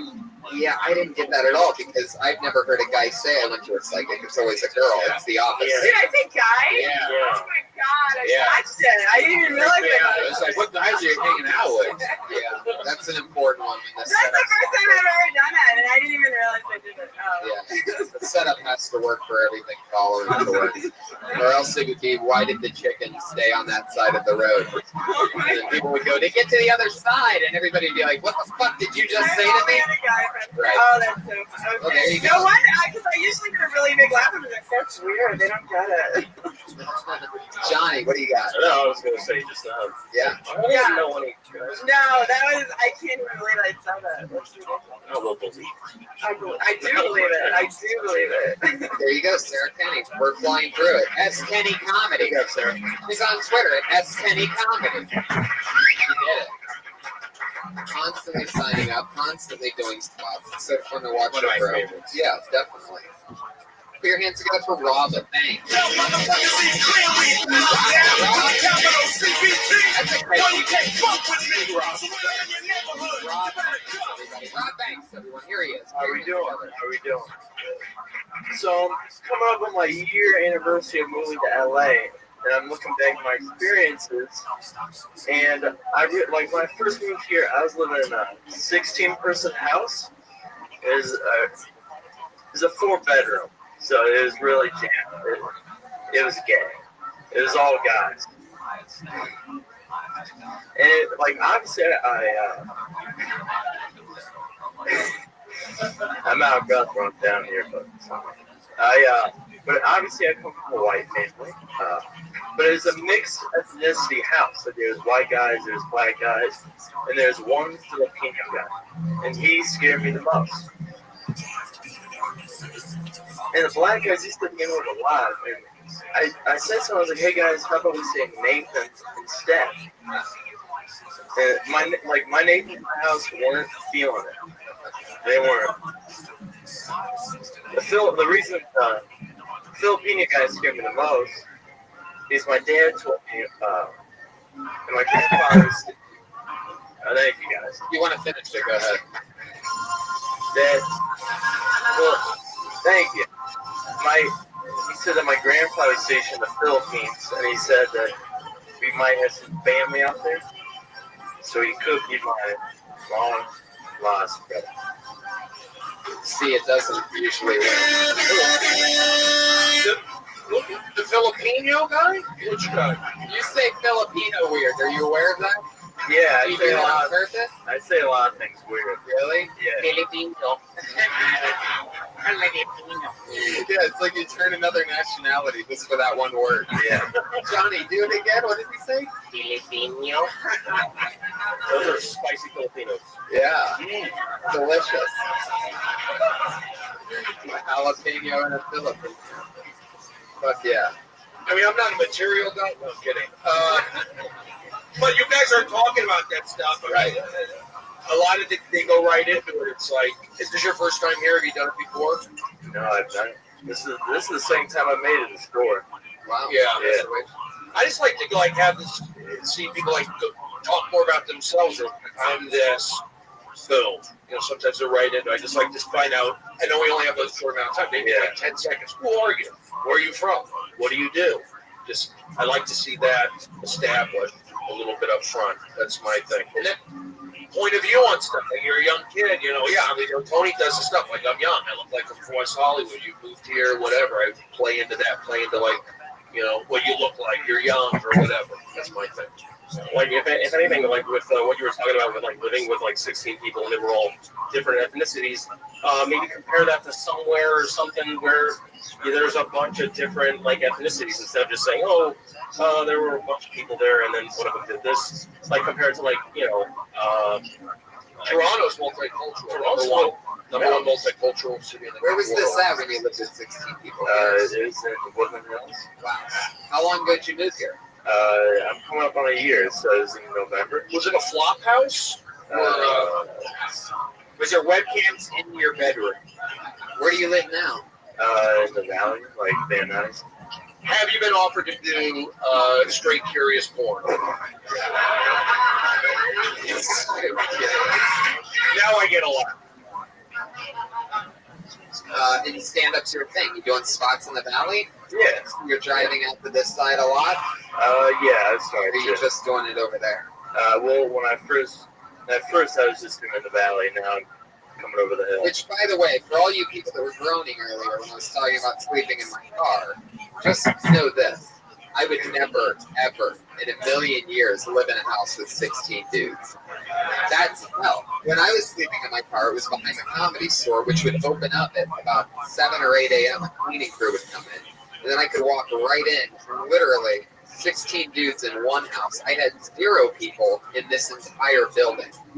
I had tens of thousands of square feet to do whatever I wanted. I mean, in my own, I had 8 bathrooms to myself. You know, so think about that for a second. Whereas he's sharing one bathroom with God only knows how many people. But that's a terrible situation. That's rough. Well, how many guys were in your bedroom with you? Okay, well, it's a 4-bedroom house, but they split up. They put people in the garage, and they put people in the dining room. Wow. Yeah, that's how they made it work. Where'd you move here from? Ohio. Wow. So you are Akron, Ohio. Holy shit. That's from you know LeBron James, like we grew up in his house and all that stuff. No shit. No, do you? Yeah, I know. Do you ever see this? Do you know him at all? No. He left Miami. Can you see that? Well, There's like triple air horn asking a young man from Akron if he knew that LeBron James was from there. No, I said, did you know where he lived? Oh, good. Did you know the house where he lived? Yes. That's all I wanted Are to you know. aware that I'm from Youngstown, Ohio? Yes. He came back. He's back on the. Yeah, he's back. Are you aware that Brian's from Columbus, Ohio? Google that other thing. No, I did not know that. Did you know that I'm wearing a buffet shirt I right now? knew that. It is. It's the they got who's the main this club? Is it the Atlanta Braves? That's what I'm trying to find out. Oh my God, they still didn't. Who is the AAA for the Atlanta Braves? That's all we need to find out. It's got to be Richmond. Please find out. It's with everybody. Really? Do you think they really have the squirrels as their minor? I think they do, but I just want to know it's Atlanta Braves. Here's my thing with these comedians. What's the point of view? It's like you're like a good-looking guy, right? You're a young kid. How are we going to sympathize with you? You lived in the house. That's good. You talk about that. Yeah. You could say something like, "I'm a good-looking guy. They put me in food." You got to build up like who you like. You got to talk about and contrast it a little Calling bit. 16 guys living in a house gay isn't a punchline. That's not a way to describe it, unless it's a bunch of gay dudes in the house. You answered an ad. You're on some reality show. Whatever. You're not used to it. I'm clean. I'm whatever. You just gotta like. And you're very close to a math joke. I mean, there's too many details that you're trying to like say, hey, you need to remember this, you need to remember this. You have to like make it easy and easily listen, you know. How was the water pressure there? Was it good? Good question. It's well watered. How many bathrooms do you have? Two. Wow. Josh, how come you didn't move there? It's a good deal. 17 in a 4-bedroom apartment. No, I love Josh Martin. He's a good guy. Give Josh Martin a nice hand. So you lived in LA for about a year. The whole time you've been on the Valley side of things. For what? To save money? Yeah. Is it a hassle though, only living that Valley life? Don't you see why it might cost a little bit more money over here, but it might be worth it if you want to do stand-up? Brody, you're born and raised in the Valley. It's a whole different thing. I'm talking so much happier there. I'm talking about the transplant life. Yeah, transplant. Live here. Live in my old apartment on Hollywood Boulevard. I hated it. So happy to be back in Valley Village. But if you move, you got to go the whole thing. You know, Woodland Hills. That's not the Hollywood, LA. So if you're coming here from Ohio, Tony's right. You need to be here in Hollywood, not out in Burbank. Hey. Whoa, what the fuck? That is a direct shot. No air horns. No air horns on that one. But he said it. That was a direct shot, revenge shot at Brian Redman from Remy Stevens. Worked out. You don't do that to me. He hit the snare drum a few times before that one. Hey, Rob, you were great. Thank you. Welcome. Come back again. I mean, he's on Twitter at Comic Rob Banks, everybody. All one word, Comic Rob Banks. He has that name. If you're wondering who Rob Banks is, that's him. Is that your real name, Rob? Really? You gotta make a judge. Is that your last name? Is it Rob Banks? Be honest. We're here for you. My name's not Brody Stevens, so I go Stephen Brody Stevens. Is Rob your dad's name or your middle name? Tell the truth. Boom. Your first name's Anthony. Philip. What's your first name? And your relation to John Banks from Columbus, Ohio. Let him in. What's your first name? Nathan Banks. It's a good name. Nathan Banks. It sounds like you're in charge of something. Yeah, like Rob Banks. Rob Banks is good too, but that's kind of like a rapper or a fake name. It sounds like a fake name. I like Nathan Banks, and it's not too late to change your name. It's not too late. But think about it. Confidence, you're out in LA, you got to push. Get to Hollywood. It's true. Hello. Yes. Johnny, any closing words for Rob Banks? I kind of like Nate Banks. If you say it like that. Nathan, I like Nathan Banks, but you know what? Have the attitude. Get up here and push it. We keep it going, right, Tony? What about Natty B? Can I reach in and pull him in? No, we're not pulling names. This is the part of the show where we go to our two regulars. Oh. The ladies that have been doing a brand new 60 seconds each week. That's right. You fans of the show know what's up because they have been killing lately. It's always fun to watch them do a brand new 60 seconds. This week it's no different. You know, your first comedian is a regular on both Kill Tony and the Dysentery podcast, always with a goofy, extended style and perhaps a small thing. Not always talking about herself. That's not her style. Is that her going to come up? Yes. I mean, you're a great Instagram follow, by the way. A great Instagram On follow. top of all that, she's one of our favorites and one of the only two regulars here on Kill Tony. Put your hands together for the great Sarah White. Thanks, everybody. Stop. Not too stoked about autumn. Just really not into fall. Not looking forward to Halloween. Don't like it. Least favorite holiday. Think it's weird. More confusing than that. Well, like, why do people think it's a good idea to go to the pumpkin patch? Let's go pick out a pumpkin. Let's take time out of our day to buy an oversized squash. Not squash. Let's take time out of our day to buy an overpriced squash that we don't even have room for. Have you ever carved a fucking pumpkin? If I wanted to be a brain surgeon, then I would be a brain surgeon. I don't want to stick my hand in that and pull out all of the innards of it. And then you're supposed to put lights in it and then it just rots. I don't understand where the payoff is. Why carve a pumpkin when I can just look at other people's carved pumpkins? Alright. Fuck yeah, a little October themed. Can I tag it? Because on a material note. So you're talking about like pulling the like a doctor pulling out the innards. Yeah. You could say like put a light, doing something like that, doing human. I pulled out. We put a pumpkin light in the humor, just something like that. I was just thinking, combining the two. She said, "Okay, don't get on me for my. You don't see anything with the. I'm trying to be involved with the material." I'm a huge fan of Halloween, so I can't comment on I'm this. just talking about just the actual joke. How you did the innards. I just think like Like treating a the- human being like a Halloween, like a pumpkin. Is that what I was saying? What do I know?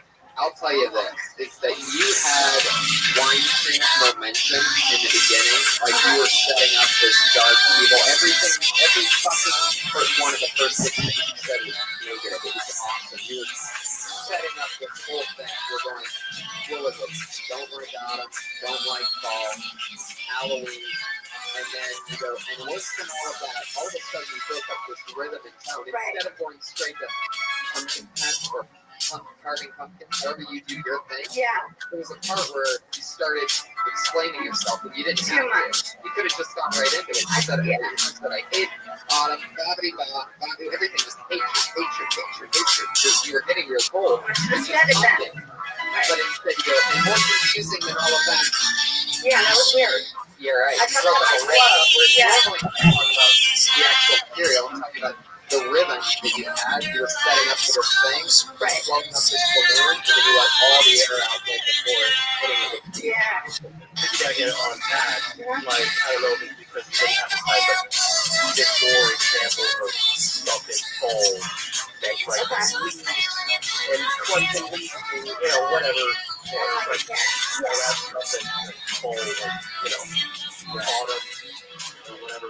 Be careful about, what works for you. You had us already giggling at that goofy stuff, and there was a part where you had such perspective and angle. You hated that. You don't like that. Blah-blah-blah. And then you go, and more confusing than all of it, something happens. But it's like, that's not more confusing than all of that. Before you could see what you were saying, but why pumpkin patch is more confusing than your hatred for the overall thing? It wouldn't be. The overall thing wouldn't be more confusing. I mean, the pumpkin patch wouldn't be more confusing than all of Halloween because that's part of Halloween. So like in addition to that, I didn't even You don't even say that. The way you do it, one of the funny things about your style is that you take something small and make it goofy. So you just go right into it. Pumpkin patch. That's all you have to say. In your goofy way. But instead you sort of gave in on the night. Yeah. I say hit the gas on your cool, like, Tim Burton style of dark evil creepiness. I think when you bash Halloween, you're going to have to just come with the conclusion that you're going to probably not flow for like 30% of the people in the audience. There's a group of people that are like, what do you think about Halloween? well, I can explain why I don't like it. I want to see more Halloween shit. We're lucky All right, Halloween next Monday. Next Monday, bring it. See, the carving pumpkin, I like Dexter with the pumpkin. See, but forget, that was my day. I got shot down, and that's why I didn't say anything for the last 3 minutes. Whoa, drop number 11, there it is. 12, I lost count even. Sarah, that was fun. I want to hear more Halloween stuff, and I also feel like if you're going to mention Halloween, you have to say the word candy somewhere, or else a part of unanswered anticipation at any point, at anything that you think is original about candy, at any point, you're going to have to say, because Halloween makes us think of candy first. Okay. Maybe something I could picture you saying is along the lines of, in your own way, like, you don't think orange and black even go well together. Yeah, they clash. Do you like Christmas? Yeah, I love Christmas. Well, I think Halloween. Whoa, right there, mic drop. I've never seen one of those. Brody, look what you've done. I've done, I believe, 72 or 73 episodes of Red Band without a single mic drop. It's a good feeling, isn't it? Contagious. Next thing, Brody's going to be hitting an airborne button. When I hear Halloween, I think of murder. Me stabbed here. All right, Brody. It's good to have you on for the last 3 days. I don't have a gun. That was on Twitter 2 years ago. Speaking of Twitter, Sarah Weinschenk is on Twitter. Princess Shank. There she goes, everybody. Princess, it's S-H-E-N-K, all one word. Princess Shank. That's 3 S's in a row, if you're wondering, right there in the middle. Hearing her talk about Halloween reminded me of puking in the. That was Halloween a couple years ago, right? Yeah, that was. It was projectile. It went straight up like a fountain because he covered his mouth and it went right out of the top. It looked like the fucking Bellagio fountain over here, except it was all liquor. Imagine that. Our other regular, your final comedian of the night, is so much fun, so cool. You know her as the college dropout. I got to hang out with her in Vegas on Saturday night, and she got to see her first UFC fight. Put your hands together for Kimberly Congdon.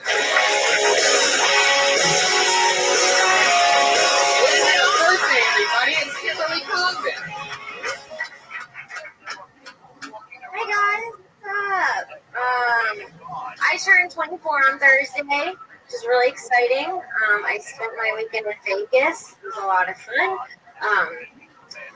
Going to Vegas was really interesting. It was my first time spending any time there, and I drank a lot. I told my mom about it, and she said that I might have a problem with drinking, which I disagreed with because it's really easy. You know, I had a problem with college algebra. That was hard. I'd always be in class like, I don't need these. I have a personality. Who needs them? I have 2 personalities. Who needs them? Right? People were getting wild in Vegas, though. I didn't do all that, but they say what happens in Vegas definitely gets on social media. So guys, behave yourselves. I gambled all my money away, which is really depressing. But I don't think it's that bad. It's better than being a Patriots fan right now. So I got that going for me. There you go. Fuck yeah. That was great. I would never do you know what they say or what happens in Vegas. Those lines are, you just can't do it no matter what the twist. That's one of the rare instances where it's absolutely too beaten to death. And people that you could have more things coming after that people would have believed in, and you're going to lose their. Oh, I hated it as I was saying it. Yeah. But everything else was really, really fun. Brody, you're not the material guy, but I'm sure you have. I like how you plowed through. You kept going. You just you're professional. I like your jeans. Thank you so much, Bernie. This 35s. No, I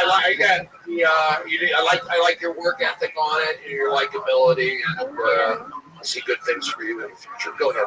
I liked the Patriots instead of the Patriots. Yeah. It's topical. It just happened like 2 hours minutes ago. It's a ballsy move to do a sports joke, and you took the chance, and it worked. Didn't even watch the game. Don't know what happened. I just heard they sucked on Twitter. What was the spread on that game? Something you might have. There you go. That's true. Okay. Yeah, that was fun. This was fun.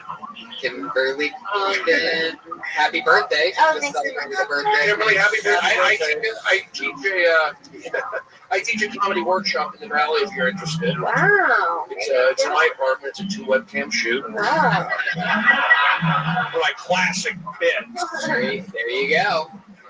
Kimberly Condon, you did it. Thank you. What about Kevin? He's been there the whole time. Yeah, he's doing a great job. Kimberly Condon's on Twitter at Kimberly Condon. Follow her and Sarah Weinstein because you never know what could happen next in their exciting, always growing lives. Kevin Lee Light, you were the Patriot tonight. How do you feel? I love you all. Thank you. Feel great. Thank you, Kevin. Thank you for being here. Thank you much. It's true. We'll be back again in 3 days. That's a Catholic joke for you. Chef Elise Lane filled our bellies today. Delicious tacos. Thank you very much. Gourmet fish tacos, as Josh Martin said, with tilapia. Johnny Sportis is on Twitter at Johnny Sportis. That's JohnnySportis. He's my big Greek baby. I'm a fat baby. Johnny, what else do you want to promote? Go see The Equalizer in theaters, and you're going to see this guy. Fat baby? Yeah, go watch it. It's pretty cool. It's the #1 movie in the country, so he doesn't fucking need your support. But you should do it anyway, because he's made us laugh a lot tonight. Thanks for being on, Johnny. Thank you for that. Stephen Brody Stevens, perhaps one of our most utilized guests, made 3 or 4 appearances when we were in our infantile state. I believe you started on episode 2. Started at episode 2, Kill Tony. It was just him. Before I adjusted it to make it 2 guests, it was just Brody. Thank you. Brody. Things are going great. Things are going great. I'm still on Toronto time. Had a great week back there. I was on the Oddball Comedy Tour all over the country, every single city, every region. He's on Twitter at Brody is my friend. Yeah, it's an homage to my Chinese and Albanian busboys in New York, Tony Visserly. Brody, you me friend. You can also find me on Fox Sports all throughout the football season with David Spade, with Nick Swartz, and with Chuck Liddell and Turtle from Entourage. You can read all those. And you can find me on At Midnight every day, and appear comparing against. But what I recommend above all those credits is currently on Amazon. If you're an Amazon Prime member, or if you just have Amazon, you can watch the whole first season of Enjoy It. You got it. Push and believe. Around Brody's like a lot of comedians' favorite comedy show ever. Look at that clap. Yes, that's inspiration. You got it. Push and believe. Yes. Drop the mic. I deserve it. I'll pay for it. 13 times. That's an unlucky number. Got a gift certificate to Radio Shack. I'll pay for it. You got it. You got it. Never-ending microchips. Yes, complete a Sun Coast. I want to get a DVD. I'm Tony Hinchcliffe, Brian Redband. You guys. Bye-bye. Thank you, live audience.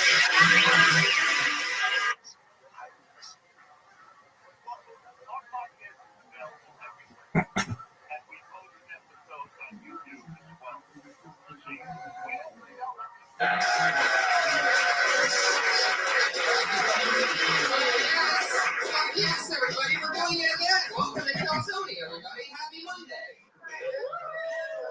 Yeah, it's a very exciting one tonight. Before we get into everything that we're here about to see, amazing stuff tonight. Congratulations for making it out. This audience is small but mighty.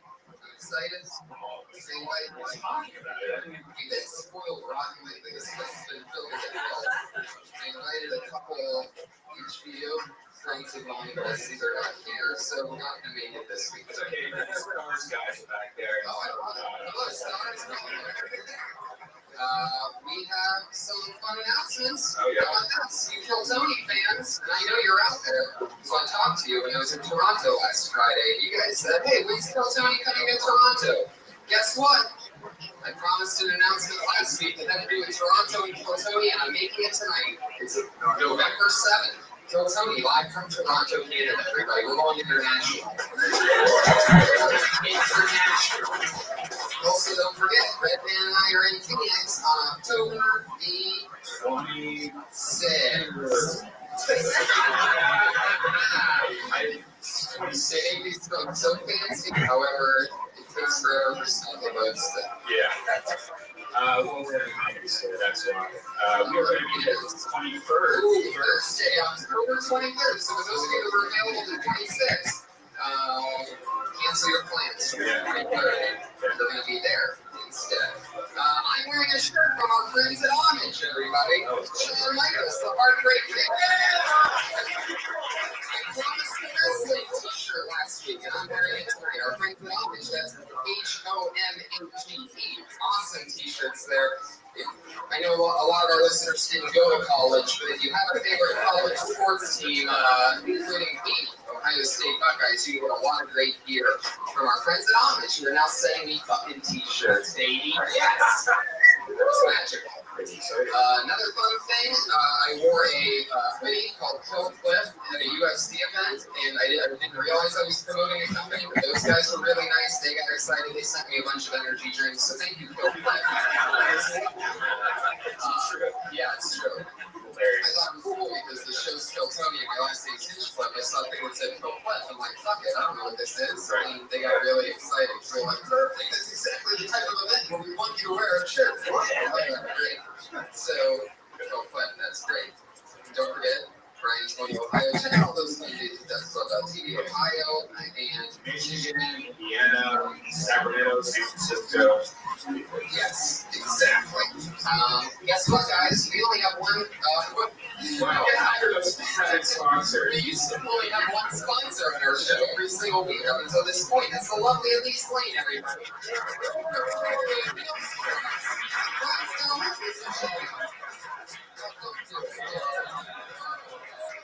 All right, everybody. It's just got weird. That's delicious. Was that delicious? Okay. Grease rolling down your thumb. So every week she cooks me and the guests a meal. So, you know, that's amazing. We get gourmet foods. She's a gourmet chef. Her new show is on Netflix. It's called Kitchen Cutthroat. Cutthroat Kitchen. Okay, I wasn't that far off. You did a laugh like that.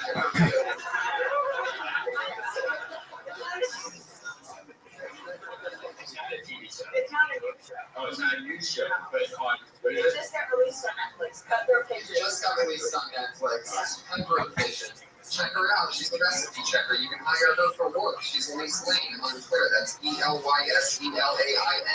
She checks other people's cookbooks. When you read a cookbook, that chef has to make sure that they're not putting garbage out there that tastes like crap. So she literally makes the recipes, tries them, and says, "You need more salt, fuck it." That's what she does for a job, by the way. I can't imagine how many fat fucks just got super jealous listening to this from all around the world. It's like, what? That's a job? Eat another bite of chicken, but it's not going to be as good as Elise Lane's. Now, what we started doing a few weeks ago is I used to read the recipes. It's always fancy gourmet stuff. And I realized that it's sometimes hard to pronounce. Like sometimes there's French words and crazy words and all this and that. Our runaround producer, you know him as the famous Josh Martin on this show. He has a little bit of a speech impediment. For the last 2 weeks, what we've been doing is we've been having him read the recipes. Exactly. Now, after 1 week, we added a catch to this part of the show, and that's that if he stops at any point while reading the recipe, or stutters on one of the words, Brian gets to flick him in the nuts. Why is there a ninja star? It's a Chinese star. We did it last week. Which reminds me, when in Toronto, I get to roast one Jeremy.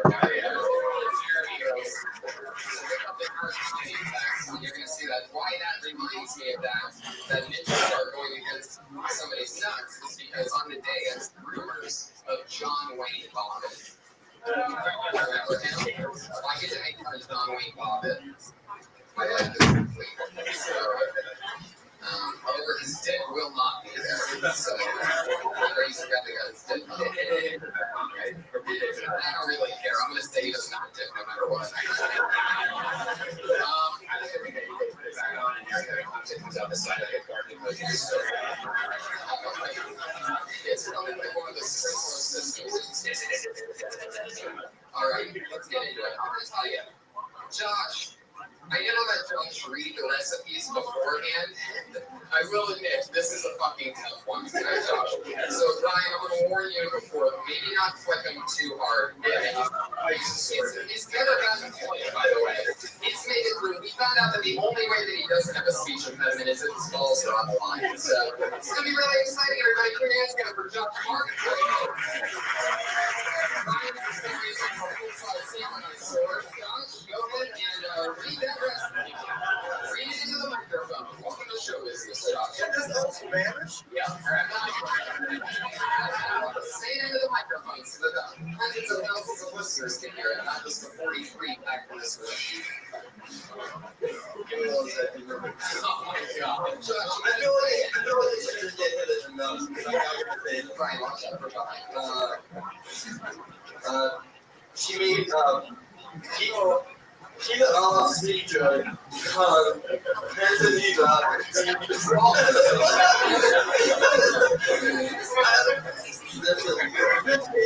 punch me in the ball. That's a little tap. It should be a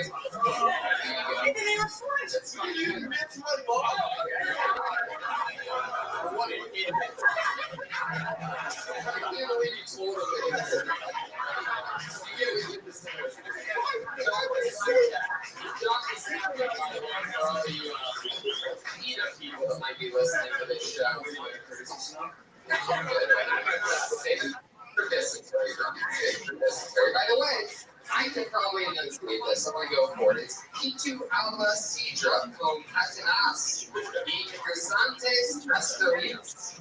You probably almost killed me when I said kitchen cutlet, so you were right. But why did you get married here? What happened? You guys feel bad for Josh? Look at him. He's already happy. He's fine right now. Standing over his phone lit up. You guys ready for something really special? The last few weeks, I've had the pleasure of working with one of my funniest pals. He has the newest pilot for Comedy Central, and I've had the pleasure of working with him, and he is a magician. He's the first ever magician to get a Comedy Central pilot. Is that exciting or what? We're going to be shooting the show in a couple weeks, and he's here to test out some of this stuff. You guys down for that? Justin Willman, everybody.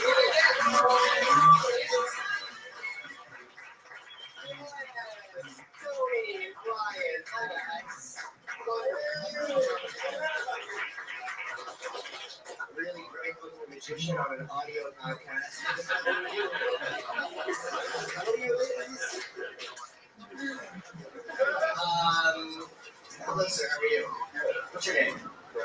Brad, you're about to get bitched. Brad, do me a favor, my friend. I need you to please name any type of vegetable or fruit, Brad. Nice and loud. Any type of vegetable or fruit. Great. Okay.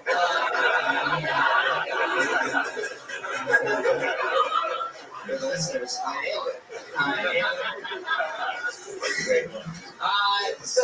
Before I do anything, there's a box right here. Guess what the box is? I always talk over. There's a box.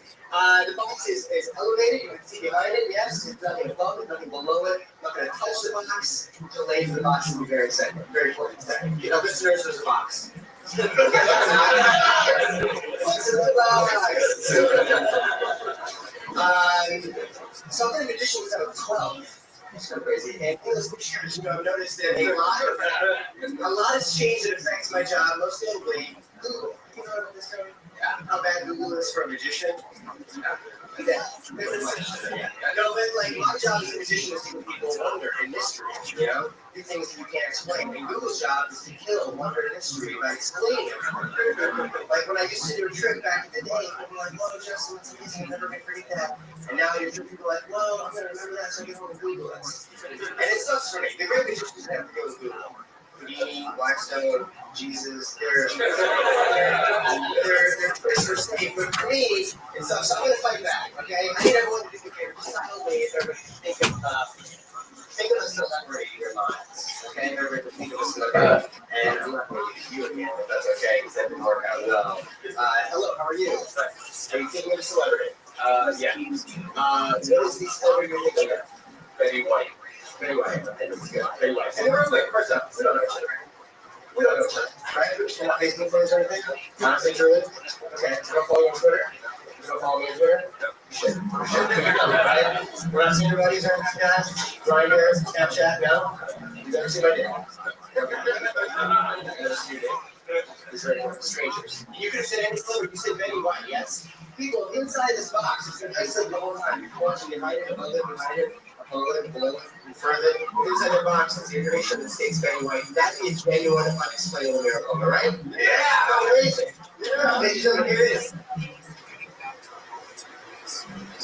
Sitting at down the entire time. Betty White. Betty White.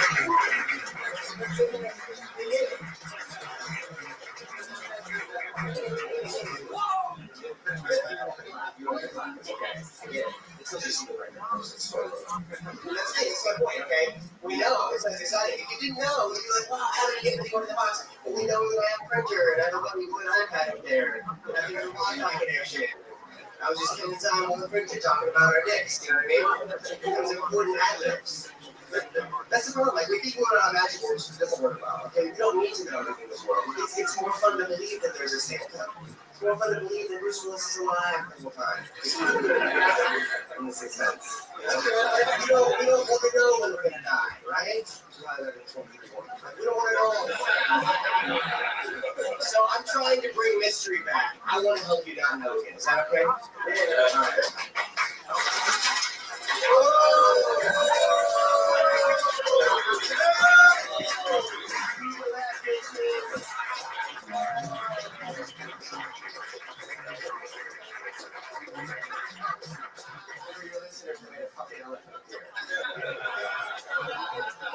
Amazing. So there's that. No, actually, Tony, what's funny is that it's ironic because I rail on technology, yet we're proud owner of the iPhone 6, and we also have the iPhone 6. Yeah. I upgraded from a 3, so I can brag about it. You know what's new to me that I didn't have before? Siri. You guys tried Siri? 2 years ago? Okay. Siri's amazing. This is one time where technology actually can make your life better. I'm going to try this. We're going to see if Siri can teach us a magic trick. I'm going to break this up.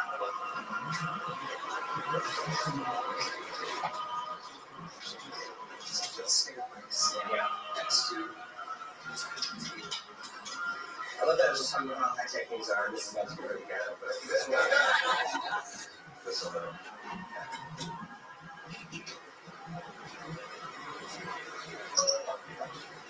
Hello, Siri. Hello, Justin. Can you teach me a magic trick? Did you say, teach me a magic trick? Yes. Okay. I will help you create a magic trick using ordinary objects in your vicinity. Okay. What objects do you have nearby? Cloth napkin, banana, water. Perfect. Use a closed napkin and bandana. Say a cloth napkin and a banana. Correct. The bandana. Pick up the bandana. Now, fold the bandana. Siri. Just like this, fold it in half.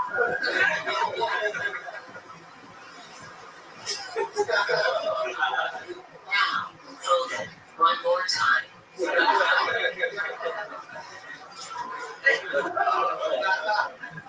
Take the folded bandana and hide it in your left hand.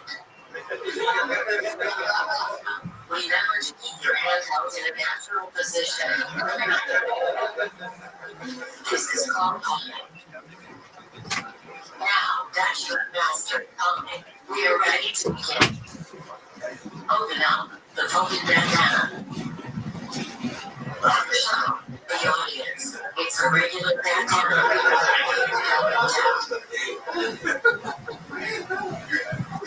If an audience member does not believe it is a real bandana, allow him to wipe his face on it.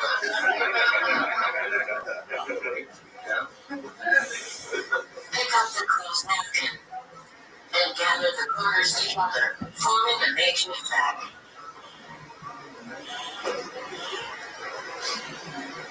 Using your free hand, fold the bandana along the creases you made earlier. And drop it into the makeshift bag. From the outside of the napkin, squeeze the bandana into a small little ball. What the audience didn't see is that you never really put the bandana into the napkin at all. Really kept it in your left hand. Remember palming? Now, make a magical gesture.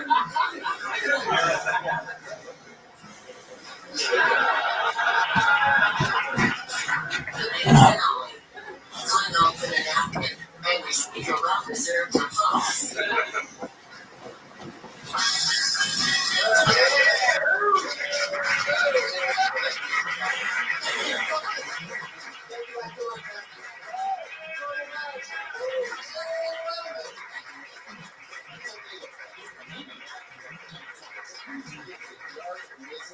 Of sorcery. The other team people are drowning. That's true. Witchcraft. Yeah. Josh Martin grabbing a banana. One more time for Justin Wellman, everybody. A beer right there. I'm like, aha, I got it. I'm looking really close. I'm looking at the mirror. I'm looking at everything. What the fuck? It's really good. They don't just give any magician a Comedy Central show. So, Justin Willman, one more time, right?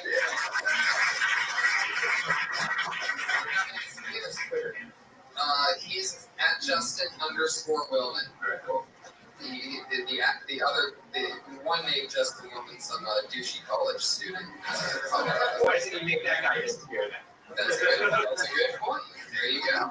Ryan with the magic joke.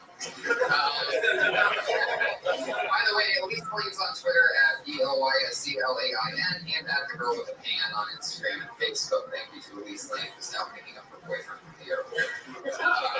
Guys, we have a crazy, crazy show for you. You guys ready for this? Now we do Monday and then kill something. Are you ready? I'm excited about this one. actually, before we do that, as with every single episode we've ever done, we have a head of security every week that keeps us safe and keeps an eye on us and makes sure that everything goes okay. This is our record-setting holder patriot that I believe 5 or 6 times. He is autistic and he's completely diagnosed and he owns it. A lot of his stand-up has to do with his autism. He's one of my favorite people, one of my favorite young comics to watch. And he grows constantly. One of our funniest friends. You know, Mr. Joshua Meyer.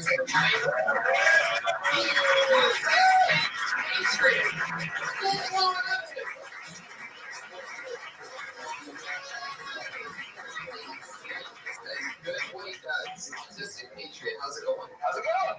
Great. Good to see you. Good to be here. Are you excited about tonight's show? Absolutely. I bet you are. You're a fan of both wrestling and comedy. There's a lot of both. And movies, and there's a lot of everything mixed in on this one. So you ready for it? I'm very dizzy already. Ladies and gentlemen, put your hands together for tonight's guest. It's Dancing for Maine and David Arquette, everybody.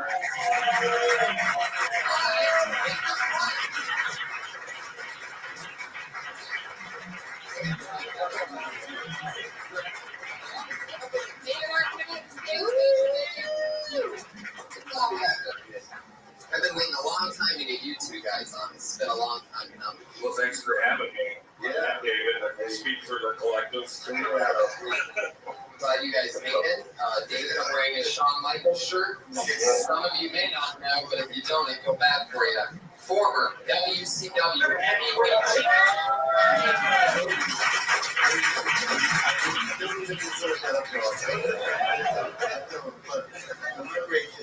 Yeah. Great. You just working on Bruce Lee. We're not that far off. Dan, things are going good for you. Yeah, things are good. Base comic, but love you very much. A little later, we're working on projects right now. Yeah, big ones. Yeah, me and Dean King have a new improv. Going real well. A lot of Christian shit, but seriously, something that's going to get past that. It works really. You enjoy it. Maybe we should bring them all together. Sorbo and people in Los Angeles. I love it. David, we met at the roast of the Iron Sheik in the main room at the coffee festival. David roasted it. That was, I've never hosted anything like that. And I'm not like a mean person, so I find it very hard to roast people. Because they're not going to be mean. It's literally roast. It's true. He was so nice. But meanwhile, people like me and these other, young comics that got a chance to light up David Arquette, well, we wait for it. You can watch its disappointment sometimes. Your head would turn like a little puppy. Look at school, hard mode, where it's like, why are you being mean to me? Let's tell them to deserve this. So it's kind of fucked up. Like somebody with one fuse spread is going at a guy in like one of the most successful Hollywood movies of all time. Like, that guy's the problem. Fuck you, I've been on G4.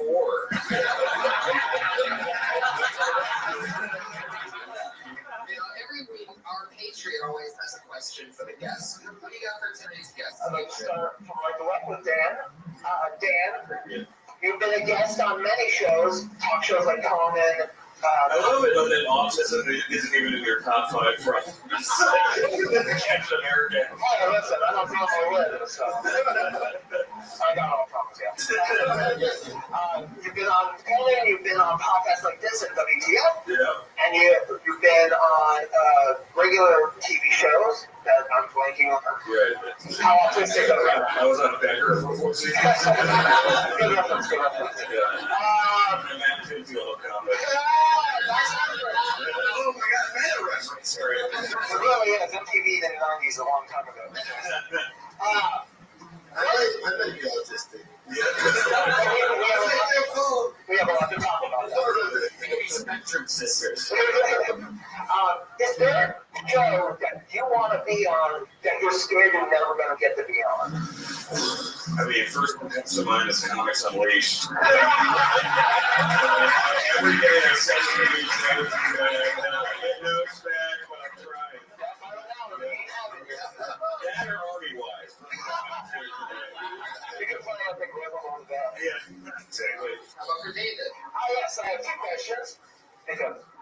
starting as a wrestling fan, I remember seeing Ready to Rumble in 2000, and I was thinking about it, and I'm like, I ask you, do you have any quick anecdotes about like being with the wrestlers on set, particularly Macho Man Randy Savage? Oh man, Macho Man was there, and I think Miss Elizabeth was there too. She's here now. Absolutely. Yeah. But they're really just gracious, sweet people, you know. Hurricane Chin helps did all my stuff, like, oh, nice. So That makes sense. So he took like the big suplex. So let's see. It's gonna get you first. People that aren't listening. For me, I was sitting there by the monitor like, oh, this is amazing. Was he the same? Was it a different stunt guy that did like the big like motorcycle into the cage? Or, yeah, different stunt man than the motorcycle. That was actually Albert Black. But the greatest thing about Macho Man Randy Savage is you think like when he's not on camera, he's like, hey, no, brother, he's always like this. He's a beach baby. Yes. All the time. What's your second question? The second question is, I'm also a big Howard Stern fan, and you've been on there a tremendous amount of times, and I know you're, oh yes, Howard Stern, everyone.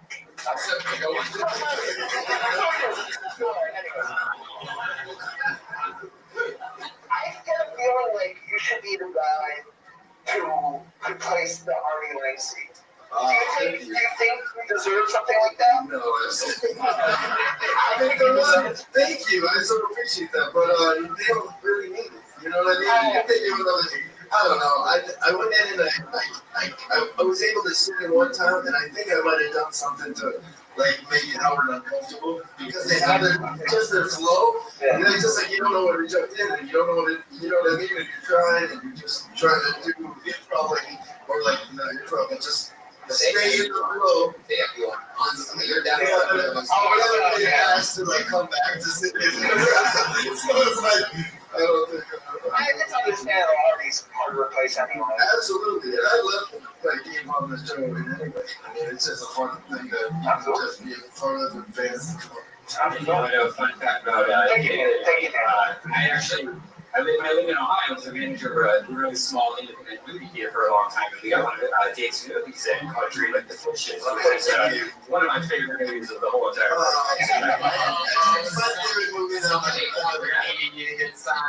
You know what? This is like really hard to find because it was a small movie, and the soundtrack is one of the best soundtracks. What we were listening to all day, if you guys have been singing it for a while, but it's one of my favorite movies. And when they did a small run movie theater, it only lasts about 1 or 2 weeks. But I was so excited about it. I told the manager that if I didn't get, if we let me have one more week, I would pay for the rental of the film. And I ended up selling it out for like 3 shows there. And I totally like impressed everyone. But check it out. You can find it. Dream of the Fishes. I'm gonna leave some DNA on that. Bowling alley game, or bowling alley. What was it like working with Wes Craven? Was that crazy? Is he a creepy guy? No, he's not creepy at all. He's a professor. Like he's just like the smartest man in the room, a sweetheart, like the greatest guy you ever. But he gets a real thrill out of scaring people. I bet. Yeah, he does. I know there might be something crazy going on behind closed doors. He's probably scared more people than anybody else. All those Nightmare on Elm Street, Scream, all that stuff. Oh, yeah. Great. Well, great to have you guys here. You ready to get the show started? You know, comedians sign up for the kids to do 1 minute on a live podcast. They do 1 minute of stand-up material that hasn't done on the show before. So maybe it's brand new. Maybe they're just trying to get through it. Whatever. We talk to them afterwards about anything we want to talk to them about. You know that your time is up, comedians. You know 1 minute's up. When you hear the sound of a kitty. Josh is louder than the cat. One more time, the sound of a kitty, everybody. Adorable. That means wrap it up. You can't go over your time. We're sure going to bring out the angry West Hollywood bear. A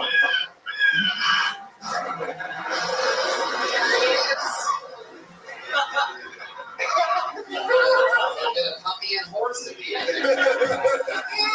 Puppy and horse running from the bear. So you guys ready to just get this thing started or what here?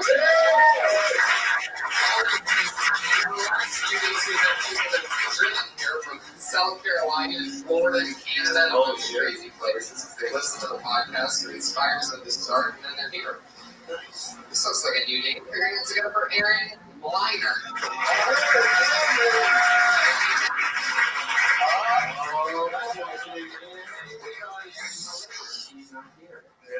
Well, she just got blacklisted. Fuck yourself.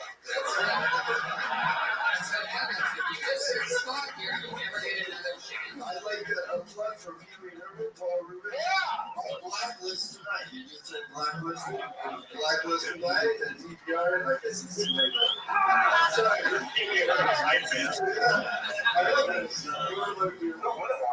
He's on the show Blacklist tonight. Tonight, he's gonna run. All right, well, here's the next name I pulled out. Sterling Scott.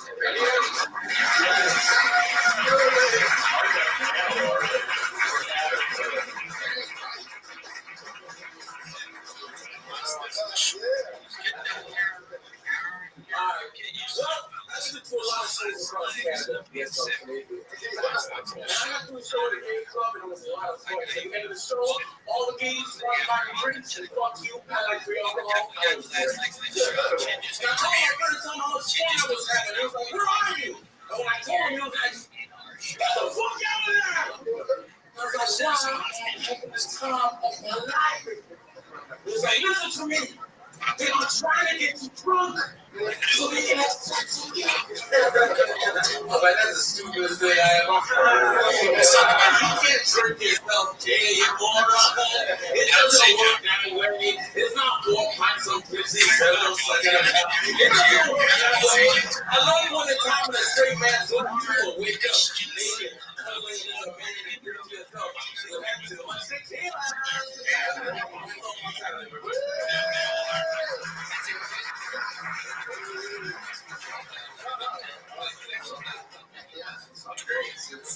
Yes, I am. I'm from Toronto, actually. Really? From Toronto. Exciting. Yeah. How long you in town for? A month. Nice. When did you get here? Yesterday. Yeah, so I came down to, see if, what's like in the States, because everybody in Toronto, I'm a headliner across Canada, actually, and I came here and said, well, am I actually funny across the board in America as well? So far it's been a lot of fun. I got to do Chocolate Sundays, and now I'm here with you guys. So I feel like it's been a great time. It doesn't have some Dave, you ever been to Toronto? I have, but Toronto. Awesome city right now. What do you think of the styles of Sterling Scott? I enjoyed it very much. The only thing I had a problem with is, it has to be true. And if I drink too much, I do too much.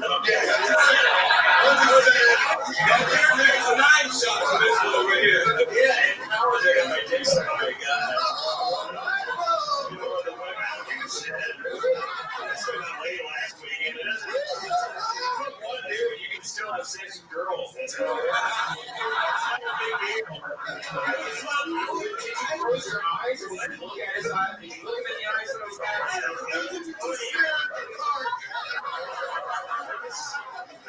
He said my dad. Here's the thing is, he went on to be a Broadway choreographer. So I felt like the fucking Jessica Alba days.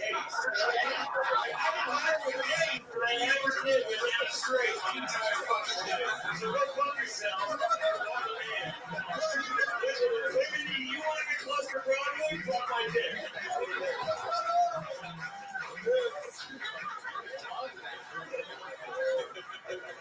Saint Germain is here, fuck yeah, you were awesome. Thank you so much. I got gay with myself a few times. I enjoyed trying to kiss my dick, and I just touch it at the tip of my tongue, so that's kind of gay. Mustache, you look want to see the Dusky Miracle Oh my god. I don't think have you ever, never, well, by the way, has every guy tried to suck his own dick? Yes. I'll tell you this. There's something really gay about just trying to kiss you. There's something about making an effort to just bend your penis. You give your dick a hug too. Oh my god. So Sterling, what else is on your agenda? You're in Los Angeles. You born and raised in Toronto. Born and raised in Toronto, so I'm going to be exact. What's the other black guy in Toronto? Some of the rappers.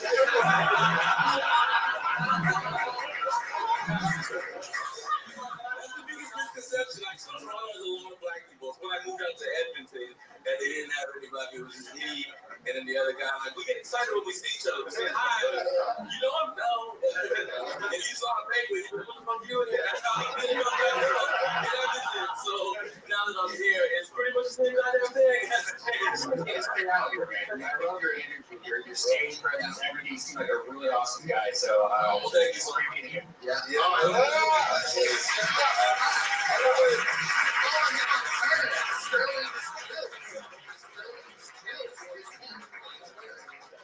Hopefully Sterling will swing by the Kiltony that's in Toronto November 7th. We're going to be there. So sign up for that, Sterling. We hope to have you on.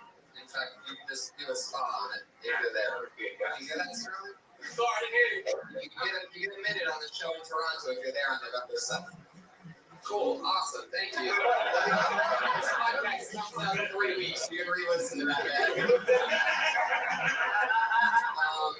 I always ask a question the first time guests, and that's, did you ever do anything?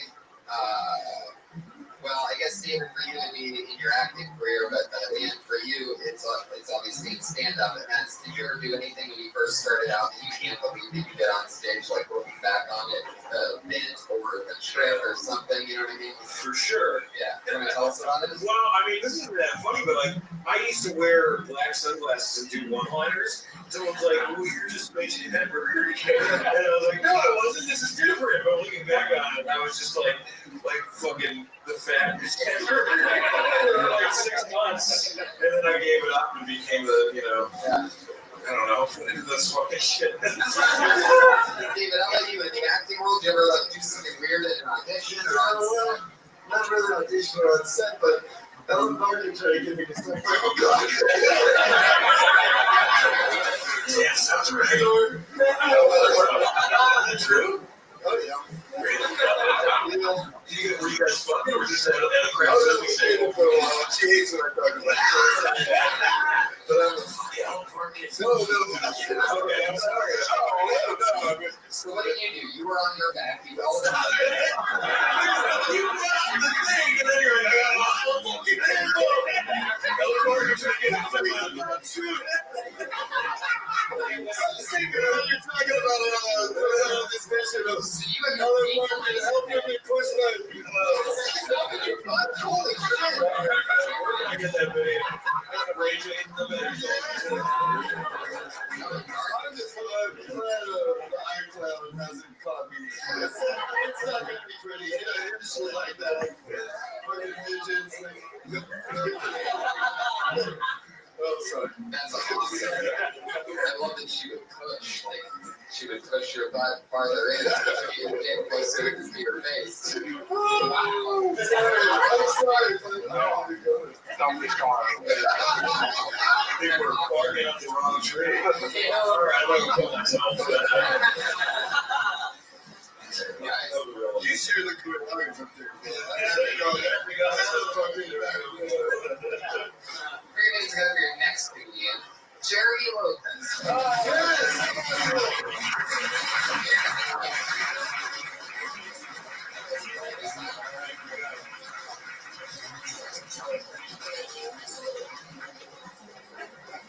What's up?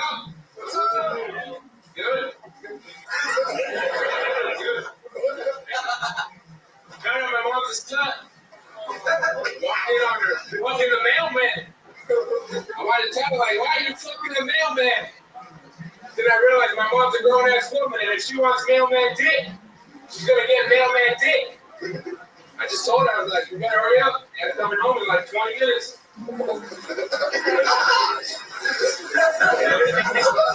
Hurry up, chop chop.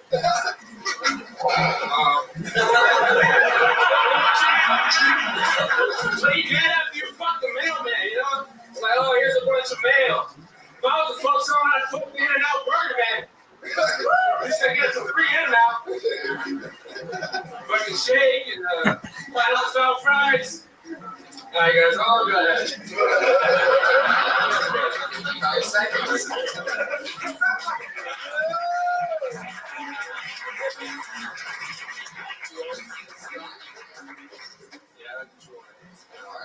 Man, you almost knocked your teeth out with that mic. I saw it just barely brush through your face when you were rocking it in the stand. Is that nervousness or is that you just got around?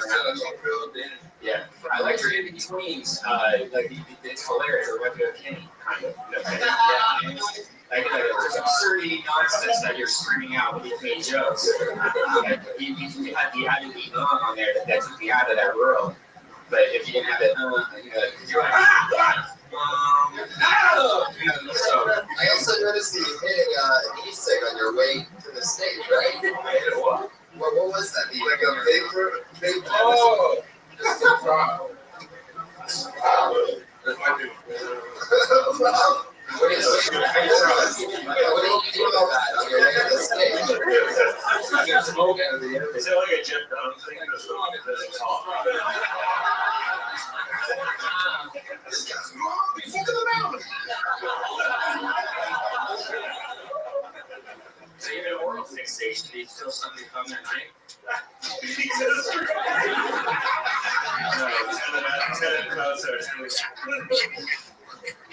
So you hit a pipe that has nothing in it on your way to the stage.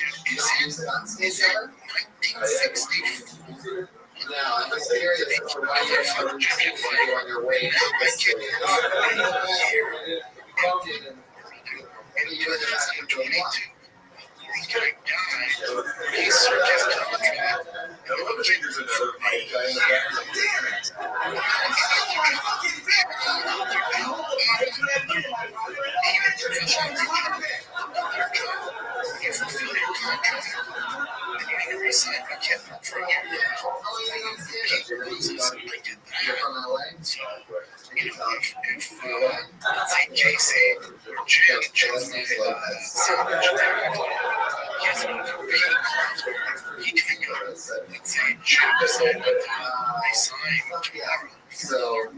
So, you had to joke about your mom fucking the magnet. Did you put your mom the other fucking magnet instead of your ass? No.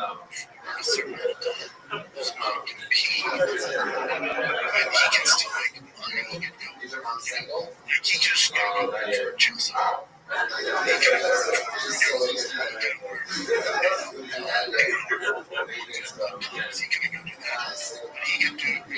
change that to you. Saw your mom fucking a maintenance guy, and keep it real. You can also have you can have it at the end just say it's your dad. I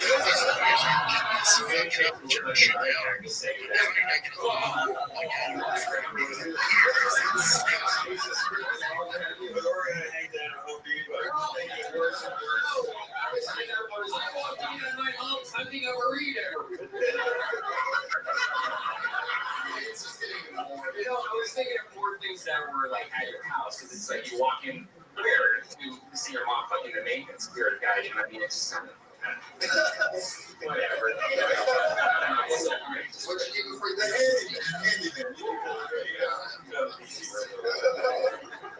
It's a dripping piece of chicken. It's in your iPhone. That was so nice, by the way, that you gave us that chicken. Yeah, dude, go ahead. Oh my god. I ate it with my fucking bare hands. Oh yeah, what were you doing before you started stand-up? Billboards. What about billboards?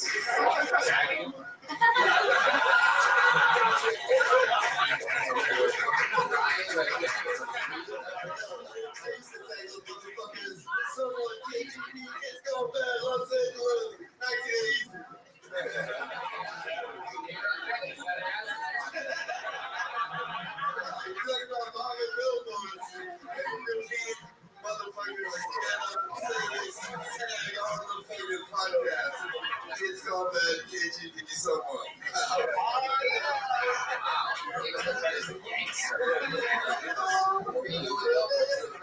Yeah.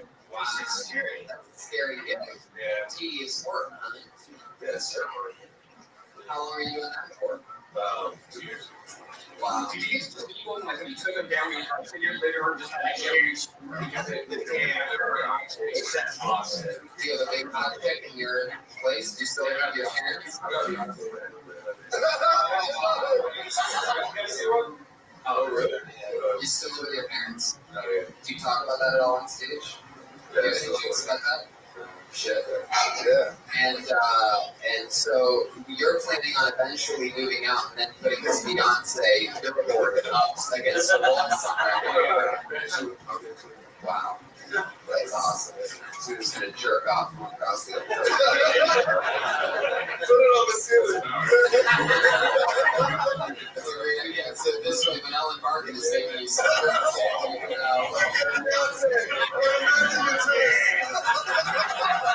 Jeremy, he's on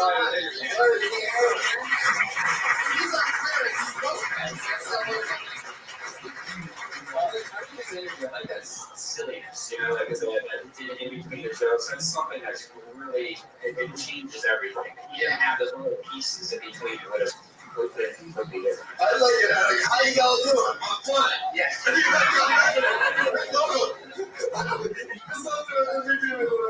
I was just having a fun imagination. I was thinking of tagging billboards in this place. They're like, hey, you gotta go. Oh, really? Yeah, I gotta wake up and go to set up Buffy the Vampire Slayer. It was funny. I had fun.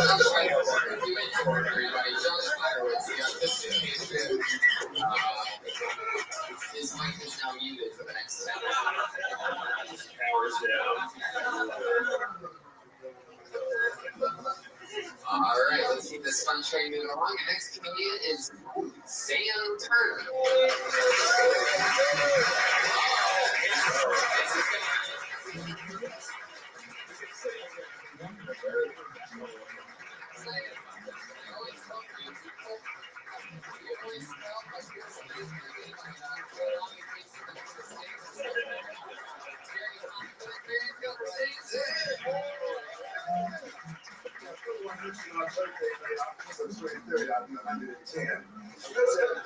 I get so tired of people saying, go online, go online.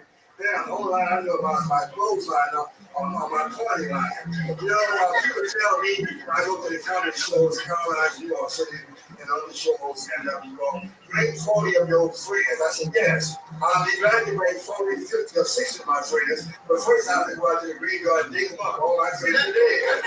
That's one thing you have to be sure about. It's like, that's death and taxes, and the difference between death and taxes is death never gets any worse. Now, there's always one person you around that's like, that's the Undertaker, because he's always the last person that lets you down.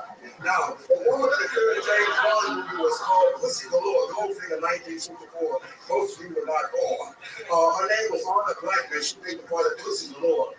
Pussy Galore, Galore means abundance. She wasn't even nominated for the Academy Award for that role, and that's why the greatest performance she'll ever give, Pussy Galore.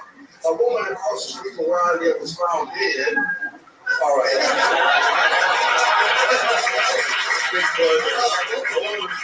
All right, that's it.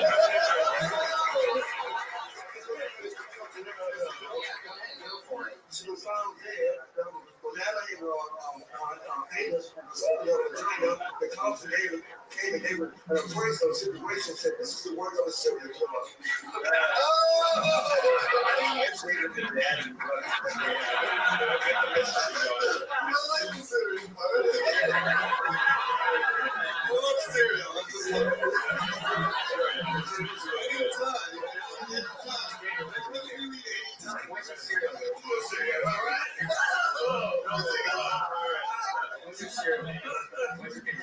My favorite cereal, oh shit. Wow, on the spot.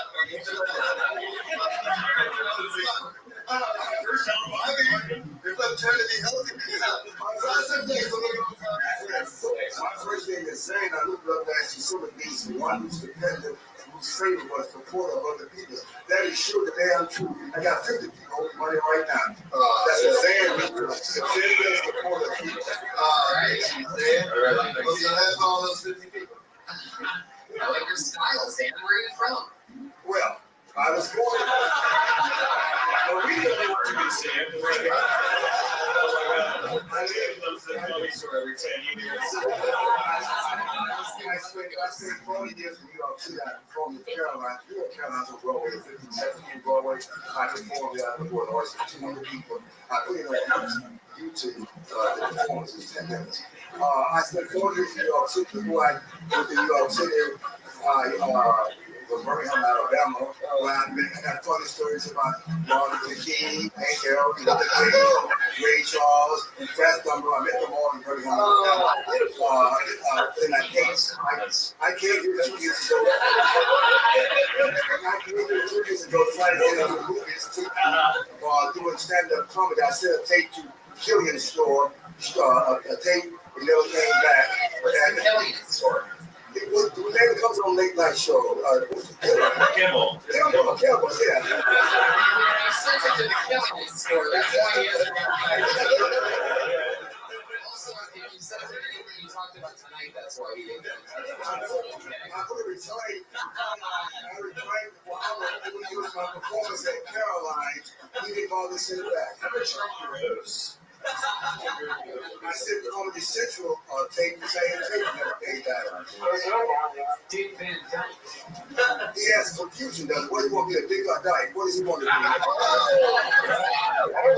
It gets better. You should just do that one time in I've been studying before you were born, 25 years. Study? Comedy I did in New York City, stand up, the one on 23rd Street. Do you get up a lot around here? Yes, over in Flatbush. I was scheduled. No, I was supposed to perform last night.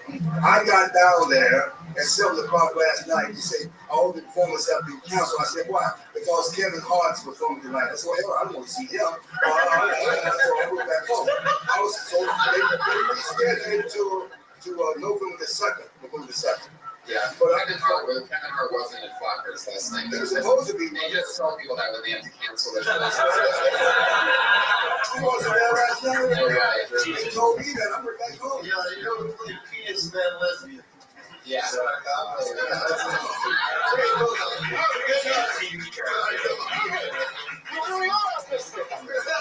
He's been writing that since that Dick Van Dyke reference. That's all. Hotel, you know, on Hollywood Boulevard. That's where they had the first Academy Award in 1928 with English and Jenner came with it. I went there 20 years ago. I was 500 people there. I was the only black person there, and the police comes over to me. Why are you here? I was there for a movie. There you go. Stop. What was the movie? They were so all the old time movie stars there. Alice Faye, The Greatest Radio Hour. They all come there when they're about to die, you know, make an appearance. So the cop comes over to me, 500 people, I'm on the black person. Why are you here? And he goes for hotel. I said, I got a room here for the movie. Show me your badge. Show me your identification. I said, badges. How is so badges? That was when you put the movie was good. I don't know. That's the first time I've gone to the building made the Humphrey Robot in Treasure and Silver Roger. One of them was 1948. All right.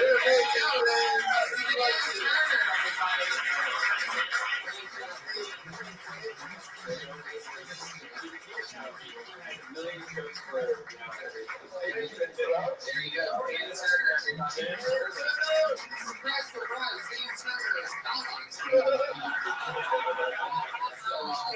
Maybe just print it on Facebook. He does have a voice. I think he should have had it while Zane.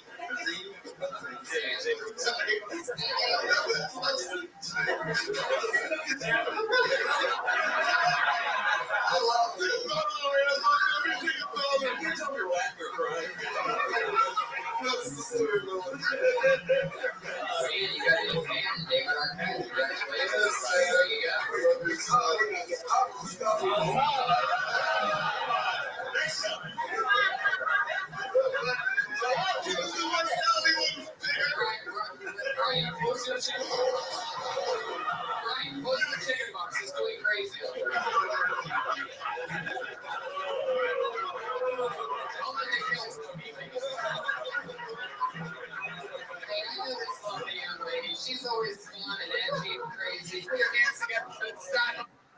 So Sarah Kennedy.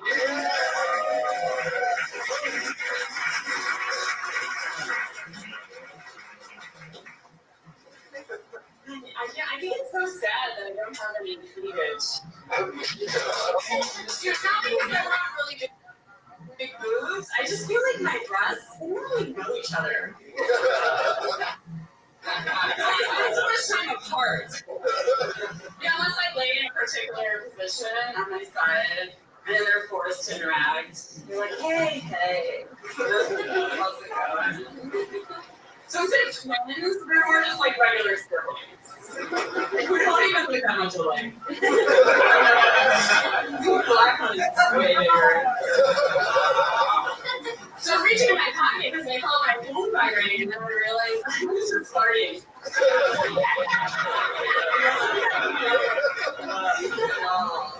So I've been vegan for a long time now, but I decided I'm going to take it one step further. You know, I'm going to go raw. I'm going to eat raw food because, like, I've heard it's really healthy, and my gas just got shut off. So the timing is really good.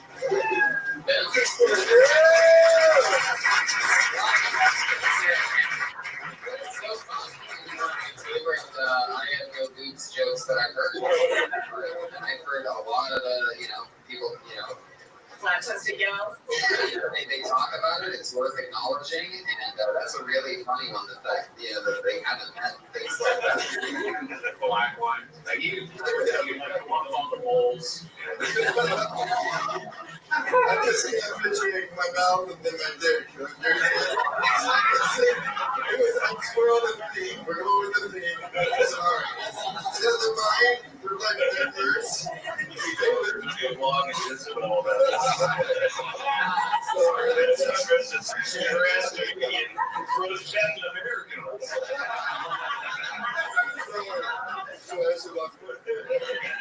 It's amazing, and I don't say this very often, but I think we're at about probably ballpark on episode 75. I just keep trying to keep track, but that's about the ballpark of episodes where we're at. And I would say that I don't think we've really seen many people go from unbalanced, not really having their footing that well, to constantly being a consistent. Shocking. When she first started out, she was really, pussies and blood, and you dial it just enough. You know what I mean? Well, I realized that, like, it's kind of a minute thing. Like, the dark stuff works in longer sets when there's other things. when you already made them kind of. Right. When I try to do them on their own, they didn't work. Sometimes that stuff works on its own. Yeah, that's true. Not the stuff we're getting here. Josh, what do you think of Sarah Kenny? She's got this cute little energy to her. Your friend of the future. Josh, you've been single for how long? All 30 of my life so far. 30 years. But you've had sex at least Once. Yeah. You're welcome. Yeah, I'm trying. I'm always trying. Was your prostitute Asian or just a white girl? Oh, Latina. I was happy. And she had nice big tits too. I like little ones.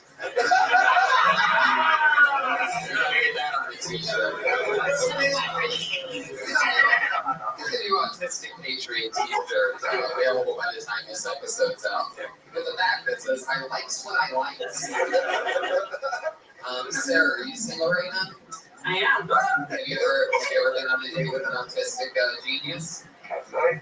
Not diagnosed. Josh, you were going to interrupt her? Yeah, I have been tempted to hit on her before.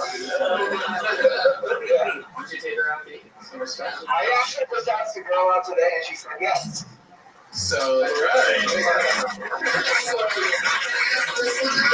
No, because I already have this one girl that I don't know if it's working or not. you say girl, does the parents have to come along? Were you going to take her?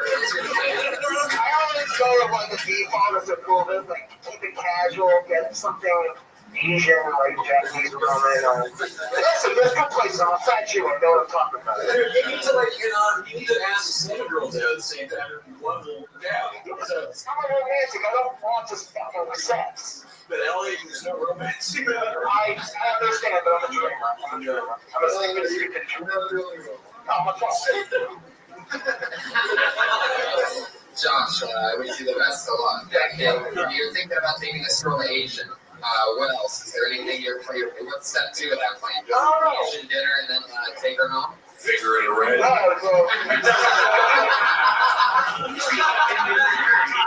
More like all right.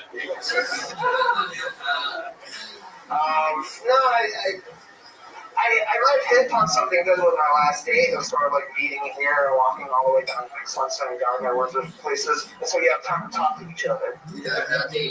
You are an amazing talent and a good-looking guy. You've been with some of the most beautiful women that I've seen. Any advice for our pal Josh Meyerowitz on this date he's possibly going on? Any No, I like the walk. That's a smooth move. Yeah, especially in Los Angeles. You do that in New York City, it's like in LA, and it's like disgusting.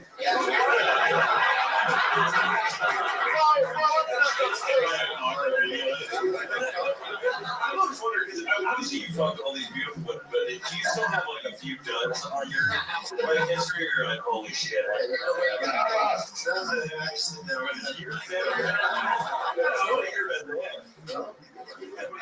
not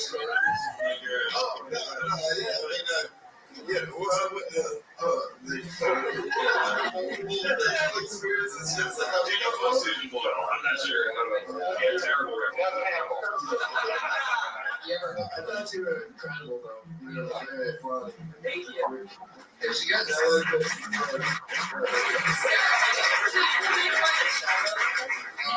control of the show is. It's next week while you guys are gone on the road.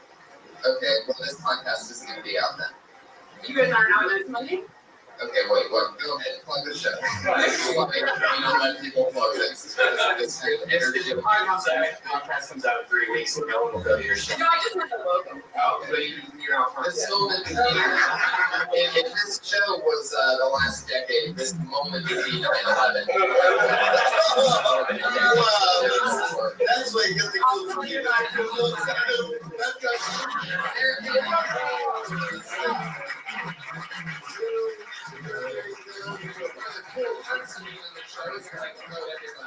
Where they can announce anything that they want to promote. Like her on Twitter, SNE Comedy, all one word, SNE Comedy. Nice. Sarah Kenny. Fuck yeah. What was I going to say?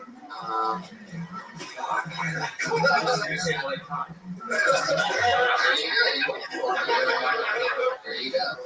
All right. It was for you, David, and it was what the fuck were we just talking about?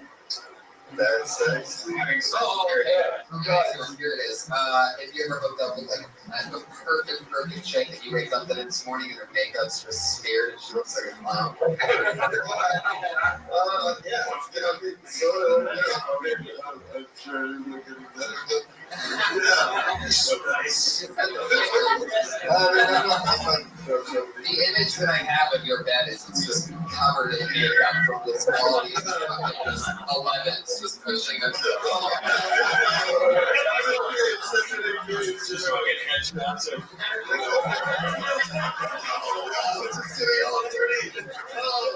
I don't know. It didn't really. I did my fair share of this thing. Whatever. Let's keep plowing through. Get another Canadian up here. How about Watt Smith, everybody? Watt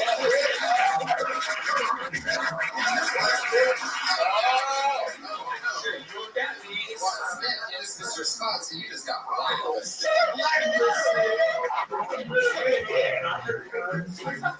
You guys keep a record of all his names? Yeah, we do. Let me just say that we do it. Okay, we're going to go through next comedian, Alex Wong.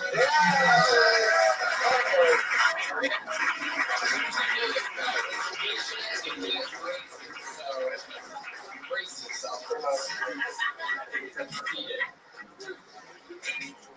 You guys ever have a friend that's more proud of your ethnicity than you are?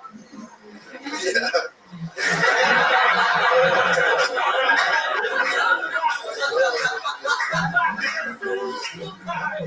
I have this English friend, and I'm pretty sure when I'm not around, he's like, "Oh, right, mate, I got a wee Asian one. Hello. Hello." I know he's excited because we'll be at an authentic Asian restaurant because I don't do that fusion bullshit that you see around LA so much. Like, you're not Puff Daddy, don't read us my pad thai. They see notifications like, like, fuck that, get the hell out of my kitchen. That's high. Not like the waitress come by and check on us and say, "Oh, these noodles taste quite delicious and authentic." You know what else is authentic? My mind, yeah. All right, go ahead and have a go, buddy. Talk to them. Yeah, all right, I got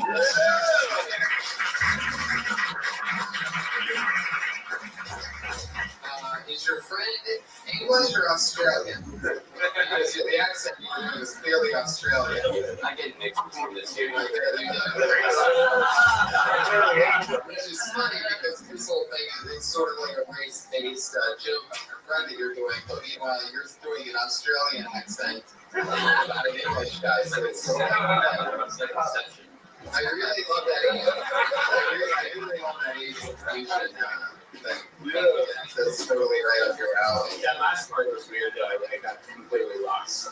The last 15 seconds. I had no idea. Oh, I'm gonna go into the whole, like, how he likes to watch us speak Asian, like speak Asian. I know that just blows my mind, but I didn't want to get there. Instead of saying that's my time or anything, just shut down like a robot. I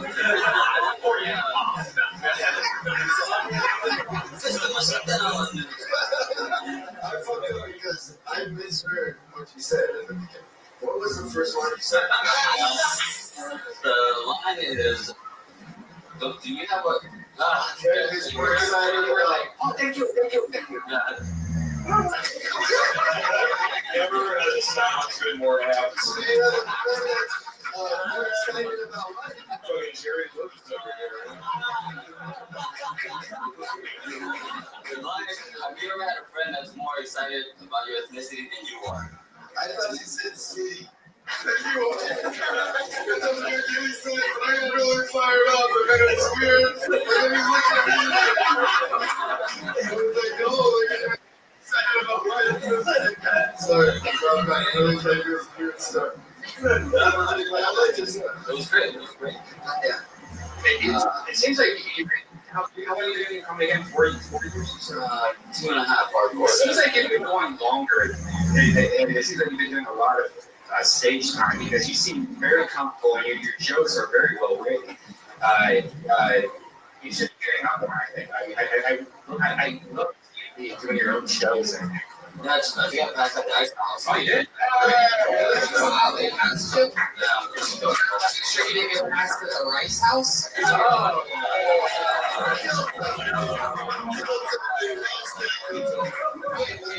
an Asian to be on this stage. They got passed in the Ice House for the last 75 years. Really nice.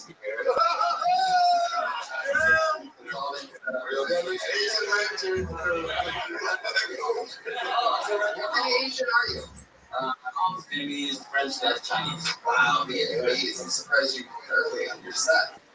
Okay, Vietnamese never give up. He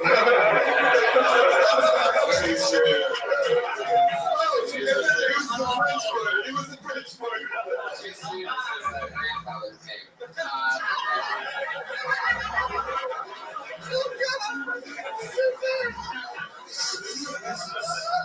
How much longer do the braces on for, Alex? So I actually get them off in about a month. So, All right. oh yeah.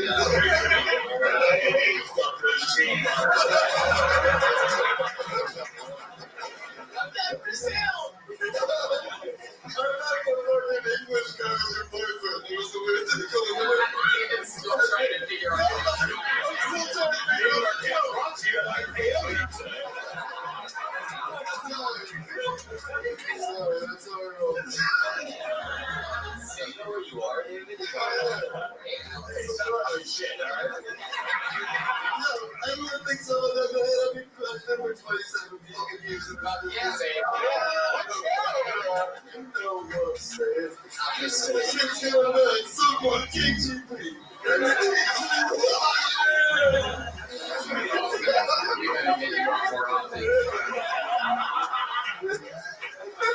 So you got a month left to the braces. So what's the thing that you're looking forward to the most in this braces month? Wrong pussy. It's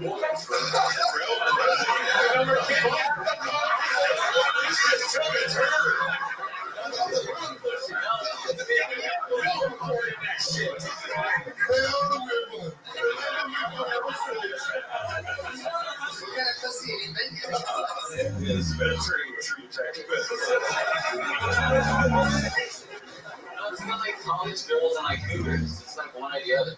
I don't get That's not little kids. What are you talking about grown pussy? Like, I don't know my age, like I'm 30. So the guy that's had sex one time is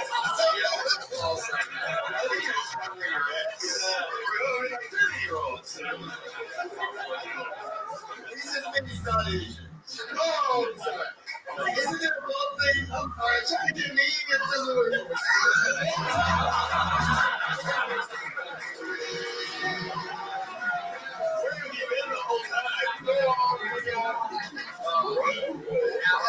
Alex, thank you so much.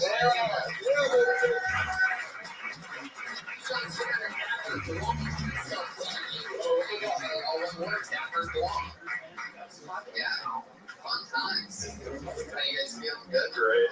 Have a good time. We're down to our final two.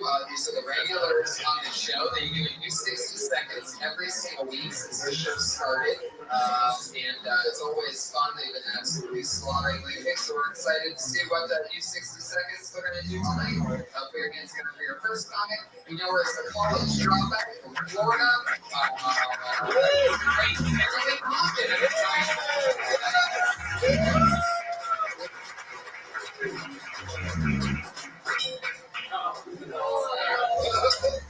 Alright. I hate it when people have weird sayings, you know? Like,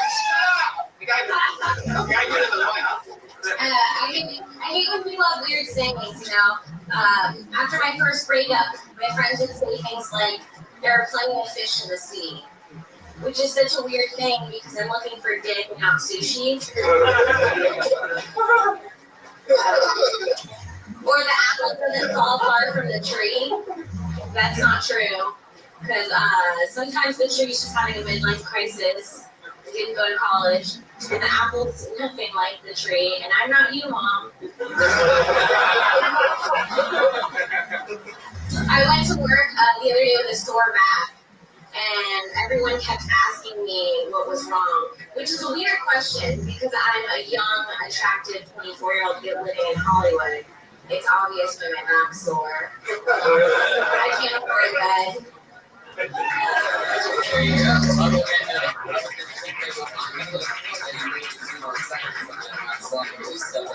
But it's probably being over then, right? Yeah. Within 5 seconds. You're really confident, everybody. By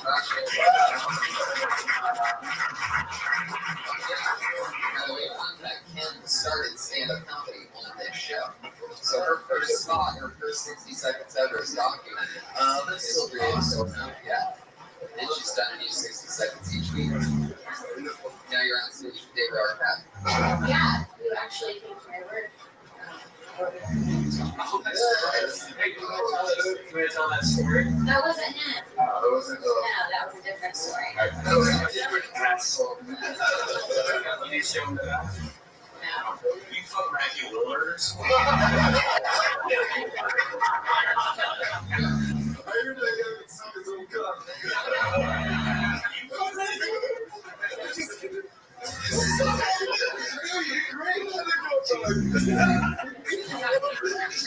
From Deer Hunter. How's everything been going, Ken? You've been doing stand-up for what now? Like a year and a few months? Yeah, 4 months. Do you enjoy stuff? Yeah, I love it. Any thoughts about finishing college? No, well, yeah, I mean, I'm going to eventually. Just not right now. That's right. I'm still working and I'm just doing my. She's working in Fremantle. She that's the thing. Right. Yeah. That's the big leagues. Yeah, so I'm having a good time. And everything's great. Whatever. That's fun. Yeah. Does your mom really go through a bit like this? Yeah, I think so. I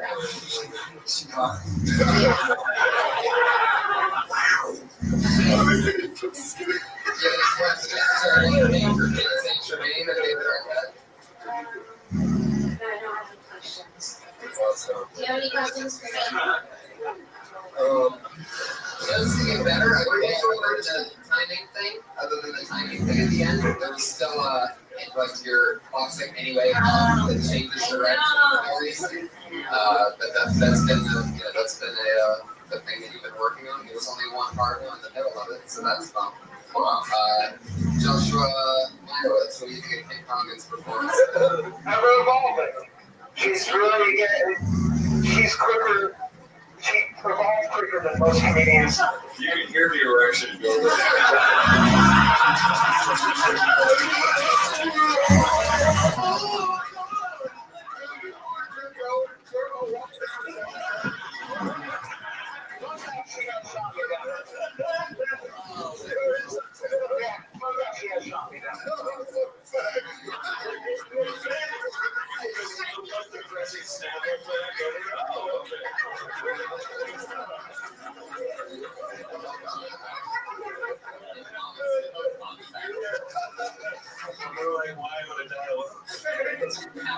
That was too much. I'm sorry.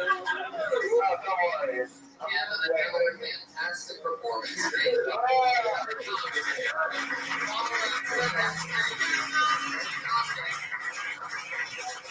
Every morning is a great word to describe her. I like that answer. As one could say for your next comedian, your final comedian of the show, she's obviously a regular on this podcast, on the Dysentery podcast, always fun insight on goofy little subjects. It's the fun stylings of the great Sarah Washington.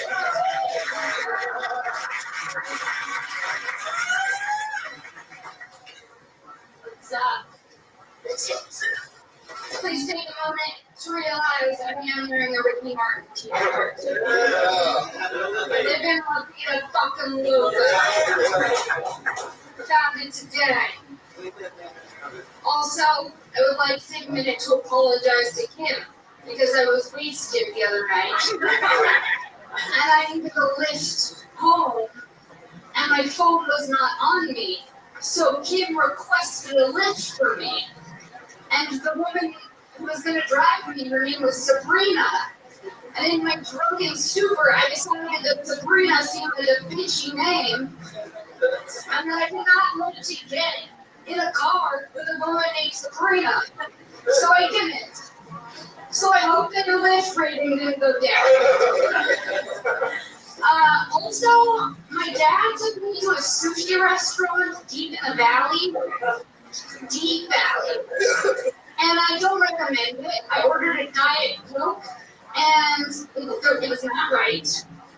It tasted like simple grains.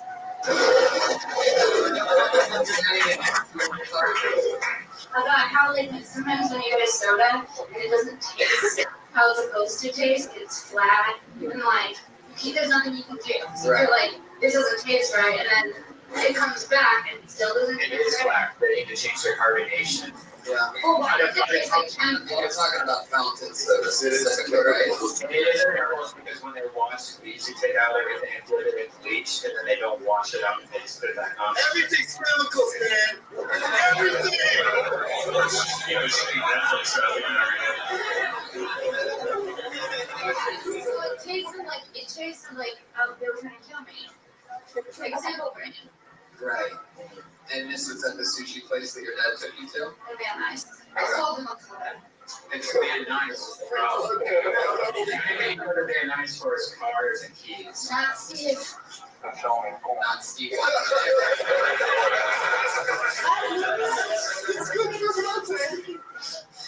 You went to Van Nuys for sushi. Van Nuys. Steve Van Nuys grew up in Van Nuys. He's been going to the Mikado for the last probably 40 years. Wow. It's also connected to like a Best Western hotel. That sounds about right. Mm-hmm. Yeah, Van Nuys used to be the Sunset Strip back in the day. Just be tons of cool cars, cool clubs, all the bars, parties. Yeah, when Ricky Martin was straight. Back in the day. You ever get fucked up with Ricky Martin?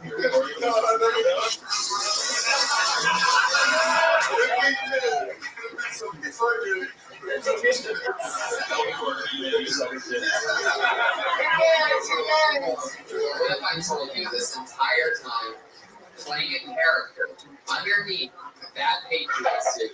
It's the great Ricky Martin! Oh my God! He really let himself go. Back in the closets. Me too. You spent 52 seconds apologizing to Kim about the Lyft driver.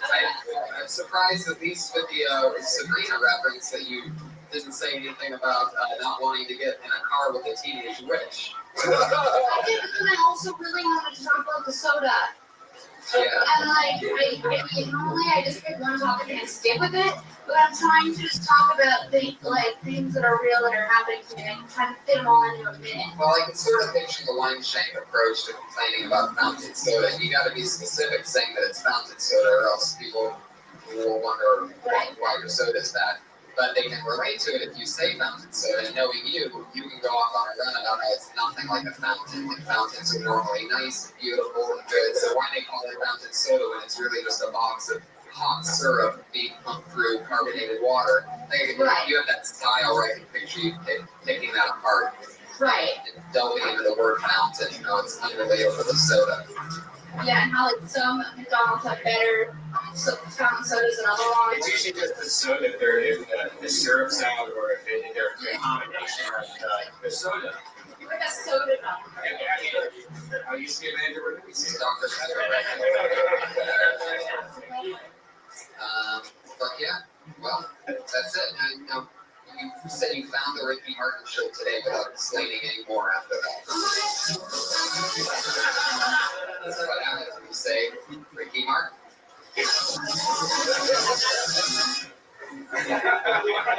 Should I say it? Yeah. Time for a say it? What do you know? Yeah. Fuck yeah. I found this shirt today and I was like, there's no reason why I should not own this. Where did you find it? If I tell you. Nobody's gonna buy one. That's been used as a comrade for the last 10 years. Oh yeah. Was it outside the Mikado or the Best Western? No, this shit was fucking Los Feliz. Whoa. Around with my thrift stores. Whoa. So you did a lot of running around today, because that's a long trip from Los Feliz to No, the Mikado was not today. Oh. Did I say that there was today? No. Oh, no. Okay. I just double checked with myself in my own mind. Right. Yeah. So you got it today, you're excited about it. Yes. I made an invention based on shirts like that, but can I show you what it is? But it kind of involves me getting close to you. You say yes. Yes. I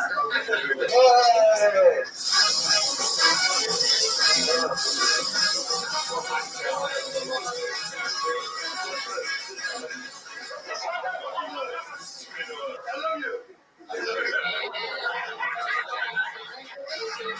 You just turn a t-shirt and have a face on it into an instant compliment.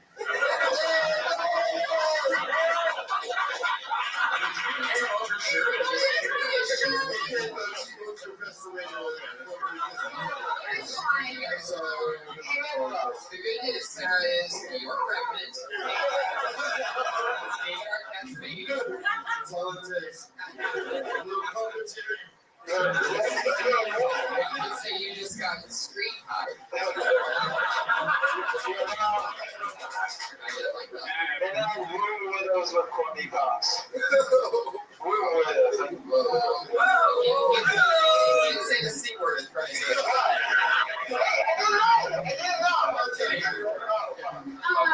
Well, maybe like my own little station. I don't know, something we're covering. So how about Mikado bananas?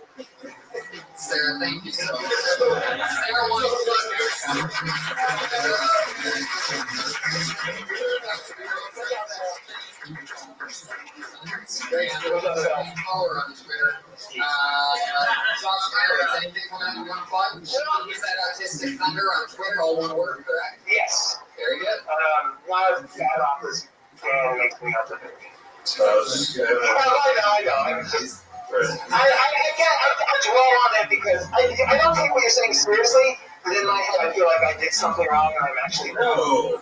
This is Josh's way. The golden precious thing.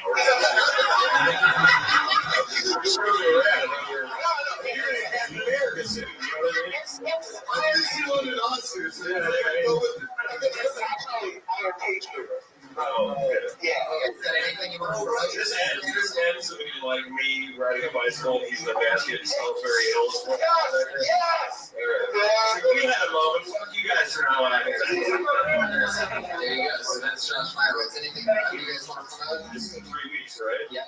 Look, I got a podcast called Right Up Friends and All Things Comedy, and my album, Bad at the Good Times. You get a Special Day Records. I'm doing Conan on Monday. Conan doesn't have me on it fucking yet. That doesn't fucking piss them off. So sending a full smiley for me. But no, I really don't. Oh, I have a film coming out called The Heat with Eileen. Where I get very naked. It's one of the biggest things, but it's pretty much probably New York story. Go see The Heat, everybody. That's the reporter. Thank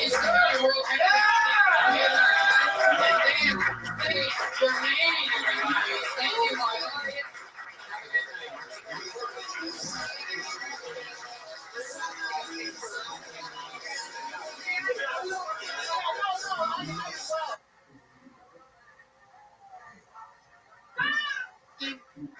Big Monday night here at the Comedy Store. How you guys doing, live audience?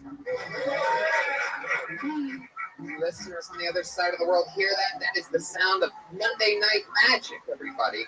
How exciting. Episode 70-something of Kill Tony, almost 80-something. We lost count at some point, guys. We're at that point of podcasting now where episodes don't even matter. Everything's great. So, welcome, guys. It's a very exciting Monday. We have a lot of fun stuff coming up. So check us out. Kill Tony's coming to Toronto. That's November 7th. That's a really big deal. Or November 9th. One of the two. Check it out.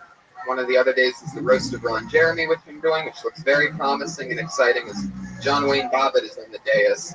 And so is Screech. Just got added. Yeah, Screech just got added from Saved by the Bell. So there you go. That'll be fun in Toronto. But let's talk about tonight, shall we? Is that like shooting fish in a bucket? When you No, it's actually not. Because you have to, people think like roasting somebody easy is easy, but for perfect example, Charlie Sheen, when all that stuff was happening with him, and he had that huge meltdown. The first time that he came back was during the Comedy Central roast of Charlie Sheen. Like that was a big deal at the time because nobody had seen it. That's why it's still, the most watched roast ever. And anyway, the point is that you have to dig deeper to try to find the epic roast joke that everybody will remember instead of something easy. So everybody had to work a little harder and crush, even though the main target would be considered already made fun of. Like if there was a roast of Kim Kardashian, you'd end up hearing 80 jokes you couldn't even fathom, their power, because you got to dig deep. Anyway, after a lecture teaching you all how to write roast jokes, good luck. This is Kill Tony something, and we have a sponsor, everybody. Her name is Chef Elise Lane, and she's not here right now. Where'd she go? Put your hands together for our chef, Chef Elise Lane, everybody. It's that fucking Stuart Thompson. She started dating a door guy. That's what happened. Now she's distracted. See how quick that happened? Yeah. Fucking Stuart Thompson. They knew it. All right. Anyway. She's got a new boyfriend, everybody. Put your hands together for that. Who's kidnapped her away from being there. She's the girl with a fan. She was on Twitter, @Elise Lane. And something that we do every week is she cooks us and the guests a gourmet meal. And we always enjoy the hell out of it. I used to announce what that meal is myself. But in lieu of something funnier, after a few weeks of doing that, I decided to have our speech impediment infested producer, Josh Martin, the runaround guy. Put your hands together for Josh Martin. He's going to read the recipe, everybody. But the catch is that when he reads the recipe, if he stutters, speech impediment Josh, if he stutters or stops at any point in reading the recipe, if he pauses at any moment, he gets flicked in the nuts. Monday night, would you be excited to see something like that? I would not. Monday night, Bellier, El Tony 70-something. Would you like to see the opportunity of Josh Martin getting hit in the nuts? There we go. You gonna look at it? What are you doing? Because he has to read it. Let me just tell you, before I hand it to you, that this isn't the hardest one he's ever had to read. Last week was different. However, what we found out from a couple weeks of doing this is that his speech impediment usually goes away when he's reading something hard with his nuts getting flicked on the line, because we've never had a full nuts flick yet. But I'm hoping that since this one's so easy, that there's just something about it that he stumbles on that's super simple. Yeah, maybe it's the curse of writing. I saw that. Well, it looks pretty clear to me. I'm not gonna let him off with that. This looks like perfect American print. Okay. So let's do it, shall we? Reading what Chef Elise Lane made for us tonight. Put your hands together for Josh Martin. Oh my God. Very easy. Read it. Vladimir Poutine, oven roasted potato wedges with steak and mushroom gravy, grilled herb, cheese curd, 100% vegan poutine with oven roasted potato wedges, mushroom basil gravy, the tofu, and the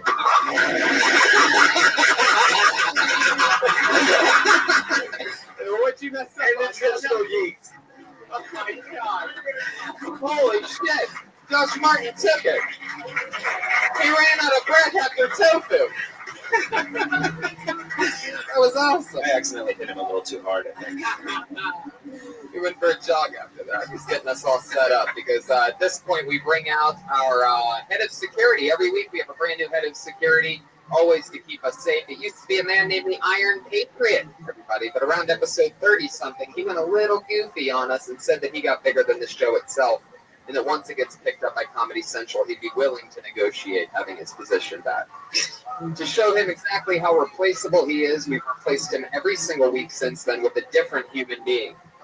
However, when somebody's good at it, we make him come back. This is this guy's, I believe, third time being the Patriot. Ladies and gentlemen, put your hands together for Scott Kidd, everybody. The Nerd Patriot. A very nerdy Patriot. Welcome, Scott Kidd. Hey, everybody, there's Chef Elise Lane. Look, we just got back. We're having a quickie with the door guy. I told everybody, since you weren't here, I told them she's dating a door guy now, and this is why she's missing her spot. Where were you? Tell the truth. She was watching him do his fucking set. So that's not Alfredo. Oh, shit. Scott Kidd, welcome back. How you doing? Good. How y'all doing? What are you, a little country patriot tonight? A little bit. Giddy up. How are y'all? Where are you from, Scott Kidd? From Louisiana. Oh, that makes sense. I can sort of hear that twang. Yeah. All right. How about don't do that? Okay. Scott, you look fantastic. Converse All-Stars, holding the speaker box. Did the thing break? We're trying to make sure it doesn't. There you go. We have a broken speaker box, so at any point, the speaker box that is attached to his crotch might just break. Probably just broke. Awesome. Well, Scott, it's good to have you. Any words of wisdom? Are you excited about tonight's episode? Oh, I'm really excited, guys. Come on. How can I not be excited? Who wouldn't be excited? Jesus Christ, I'm excited. Right. Fitting with the tradition of all of our other Patriots. He's a little bit crazy. I mean, you have to understand it's not that easy to get a guy to dress up like that for an hour and a half. It's true. So put your hands together for Scott Kidd, everybody. So let's get into it, shall we? Tonight's guest, fucking awesome. It's one guy's third time, the other guy's first. I'm so happy to have them because they're two of the funniest people I know. Put your hands together for Jimmy Schubert and David Tell, ladies and gentlemen. Super friends, the G.I. Joe, we're getting wild again. Let's out looking for weapons of mass destruction. Harassing the football stick. Little Hello. Hello. How are you? Full house in here. It's a Yeah. funny broadcast. Nice. Thanks for having us. Dave, welcome to Kill Tony. I've always wanted to get you on the show. Jimmy, this is your third time. How you guys feeling? Good, man. Good. Awesome. Good. Well, I understand that this is not just about me, an old timer, but there's new talent to be had, and I'm always for that. I love that. Thank you. One of them is Scott Kidd. You ever see anything? You ever perform on a stage with anything like that next to you? This guy? Yeah, I went to Hebrew school with him.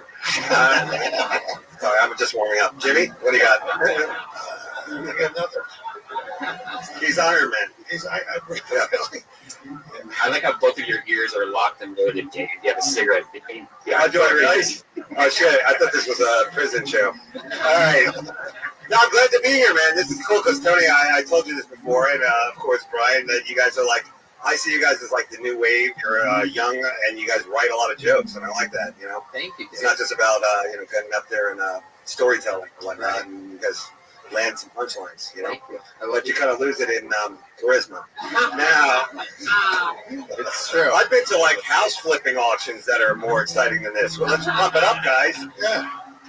This guy's got the stage presence of a gay snail. Now, what's the next thing? You got nothing for the robot, but you fire up at me? We're supposed to be better than the robot? I got nothing for the fucking robot. Every time I come, there's a different guy in a fucking robot outfit. I don't want to fucking hurt his feelings. Bruce fucking great that he's gonna fucking be in that fucking costume for the whole show like that. I don't know the format. So what is his job? Is he supposed to like bring He's supposed to keep us safe just in case anything crazy happens, which has never happened before in 70-some episodes of doing this. 70-some episodes. Give it up, guys. Yeah. How about a hand for free downloads? Yeah. And the other part of it is, and that's what we'll do right now, is he always asks our guest a question so that I don't have to. In like zeros and ones robot talk or in regular people talk? There he goes. Oh, there we go. Fired up. What do you got for us tonight, Scott? Jimmy. Nice to meet you, by the way. Nice to meet you. Been doing a little bit of research on you, of course. I noticed that you're a middle child of 6 brothers. Is that right? Yeah.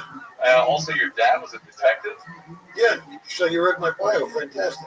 Well, I kind of had a shady past, growing up as a kid. I was wondering, what was the worst situation that your dad ever got you out of? Anytime he had to get me out of fucking jail, I was getting an ass beaten all the way to fucking home. And he had this forearm punch he used to do. He'd have his hand in his pocket. He said, let me bring that elbow up and just knock you out. Oh, is that like a European uppercut? No, it's a fucking elbow punch. This isn't your only credit, is it? You also played the Gimba in that Quentin Tarantino movie, right? That's right. You look like there either, correct? All right, thanks for sharing. That's how we got the role. Scott, what's your question for Dave? Well, Dave, I know you wrote for SNL. I know you were on Dr. Katz. You had your own show, Insomniac, which is fucking beautiful. I was just wondering, what's your favorite kind of beer? My favorite kind of beer? That's an interesting question coming from a robot. To be honest, Scott, beer I always thought was like just the shoehorn that would get the whiskey down. Yeah. So it was always like, whatever was the cheapest beer was the best beer. But I know now you guys, the millennials here with your designer beers, they all like have a flavor. It's supposed to taste like a father who listened. I understand. So, excellent question, Scott. Thank you. My mother cares. My mother cared about me more than law school. I get it. Fucking awesome. Well, you guys know how the show works.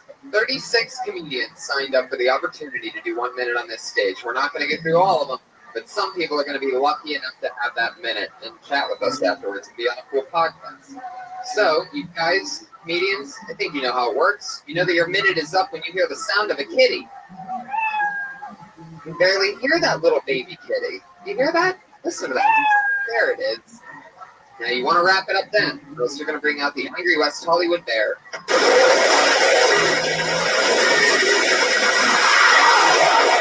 Sounds furious. There's a little bird at the end. Wow. Just for timing or lack thereof.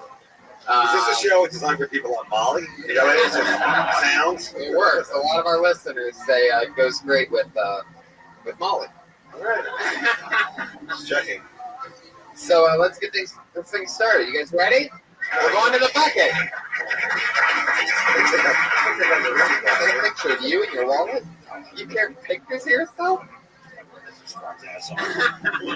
It is business. All right, guys, your first comedian tonight, doing a minute, goes by the name of Chris Hopkins. Yeah, do it, Chris. Chris Hopkins.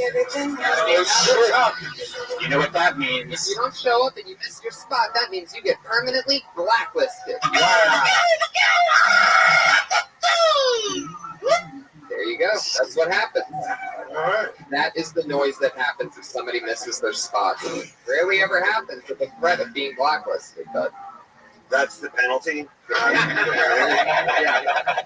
You already didn't show up. That's like saying, if you don't show up for jury duty, we'll get you a ride further away from jury duty. That's so true. All right. Put your hands together for Jeremy Paul. Jeremy Paul. All right. Here we go. He's in the house. Hey. I'm a nice dude. I have a lot of friends that post on Facebook, and recently a friend of mine has been posting pictures of herself in Aruba, which is nice. But the problem is she owes me $700. You don't get to go on vacation when you owe me $700. Where's my fucking money? So here's what's gonna happen. Who here has a car? I will pay y'all $700. What up? $100 to take me down to her place in Lake Elsinore so I can rob it. Seriously, I got $100. Who want to give me a ride? You don't. I gotta work tomorrow. I gotta get up at 4 in the morning. She's in fucking Aruba. That's a bullshit. My fucking money. Nothing. Can I get a ride, Dave, please? $100. I'm in. Let's go. Lake Elsinore. There it is. Sound of a kitty. I don't know if he really wrote that. I think he's just genuinely asking for a ride. I like that. I have a question. How long have you been doing comedy? Since 03. Okay. Well, hey, you know what? I think it's awesome, but I'm going to tell you something that I recently learned. Coming on stage with a weird bag takes everybody out of the fucking zone. Everybody's like, what has he got in that bag? Is he going to pull out a puppet? What is he going to do? So I learned that myself, dude. Well, I would have left the bag with Bruce Sagalakis walking around. No, I understand. There you go. And the keys? Well, what is in the bag? My notebook, my laptop. So, no way, really? Yeah. Come on. Yeah. All right. Does the chick really owe you $700? Yeah. She's in Aruba. Yep. Okay, good. Wow. Nice. See? What you want your money for? For her rent. She's a family friend. So, yeah. Somebody take her to Aruba or did you pay for it? Somebody took it to Aruba so they can afford to give me back my fucking money. You know what I'm saying? Aruba is not the funniest of the islands, all right? I would go, I'm an old hack. Jimmy, back me up on this, old school. Aruba, not a funny island. I would go with Haiti. Would you do Haiti or no? Haiti would work if she wasn't in Aruba. All right, well, how do you get to Haiti? You just go to Aruba, hang a right, and possibly hear screams. So, come on, at least buddy up here, for God's sakes. This guy's a lone wolf. Yeah. What do you think, Jimmy? I hope you get your $700 back. I'll be waiting for her when she gets back from her trip. Yeah, she has a nice 52-inch screen, but I'm going to steal if somebody gives me a ride. All right, well, you just said that on a fucking podcast. It's like robbing her and then posting pictures on Facebook. Getting visited by the police. Which one? Nobody knows how to commit fucking crime. Yeah. I do. You don't fucking tell everybody you're going to do it. You just fucking do it. No, here's what you do. Tell people you're going to do it on the podcast so that when the cops come, like, no, it was artistic expression. No, it wasn't me. Except for the fucking artistic expression of the fucking 58-inch TV in your fucking living room that matches your serial number, and then your fucking baseball hat and your asshole one that's the same size because you're in fucking C-block getting gutted by some fucking named fucking Tom. I didn't know that this was, I thought this was a comedy show, not fucking America's Next Master Criminal. Who's the next guy? The Penguin? Is he coming up here? Is Doc Ock waiting in the background? Tony, what kind of show is that? It was a wholesome show with dick jokes and whatnot. Jeremy, now the bag you said because there's people around and you don't want to steal it. Now, do you normally wear your keys around your neck on a necklace like that? Latchkey key, right? You have all your keys on that thing. Yeah. And also a set of nail clippers. Yeah. And not even the small nail clippers. Those are actually toenail clippers. Yeah, they're right. So now that we figured out You cut that fucking toenail right down to the quick with those fucking things. Fucking right. Is this He something? trims his hedges with those things. He goes a hedge trimmer. Is this something urban? Should we not go there yet? Or is this? Will white kids be doing this in a year? What is this? It's a way to carry a weapon without carrying a weapon. I like your stuff. Right. It's just when he tries to jump, you give him a fucking mani-pedi and stuff. That's a closer. I like Move it along. That's a closer. Jeremy Paul, everybody. There he goes. Good kid. He's on Twitter at Jeremy Paul Says. So for those of you out there, for you police officers who are looking for the guy that stole that stuff, he's on Twitter at Jeremy Paul Says.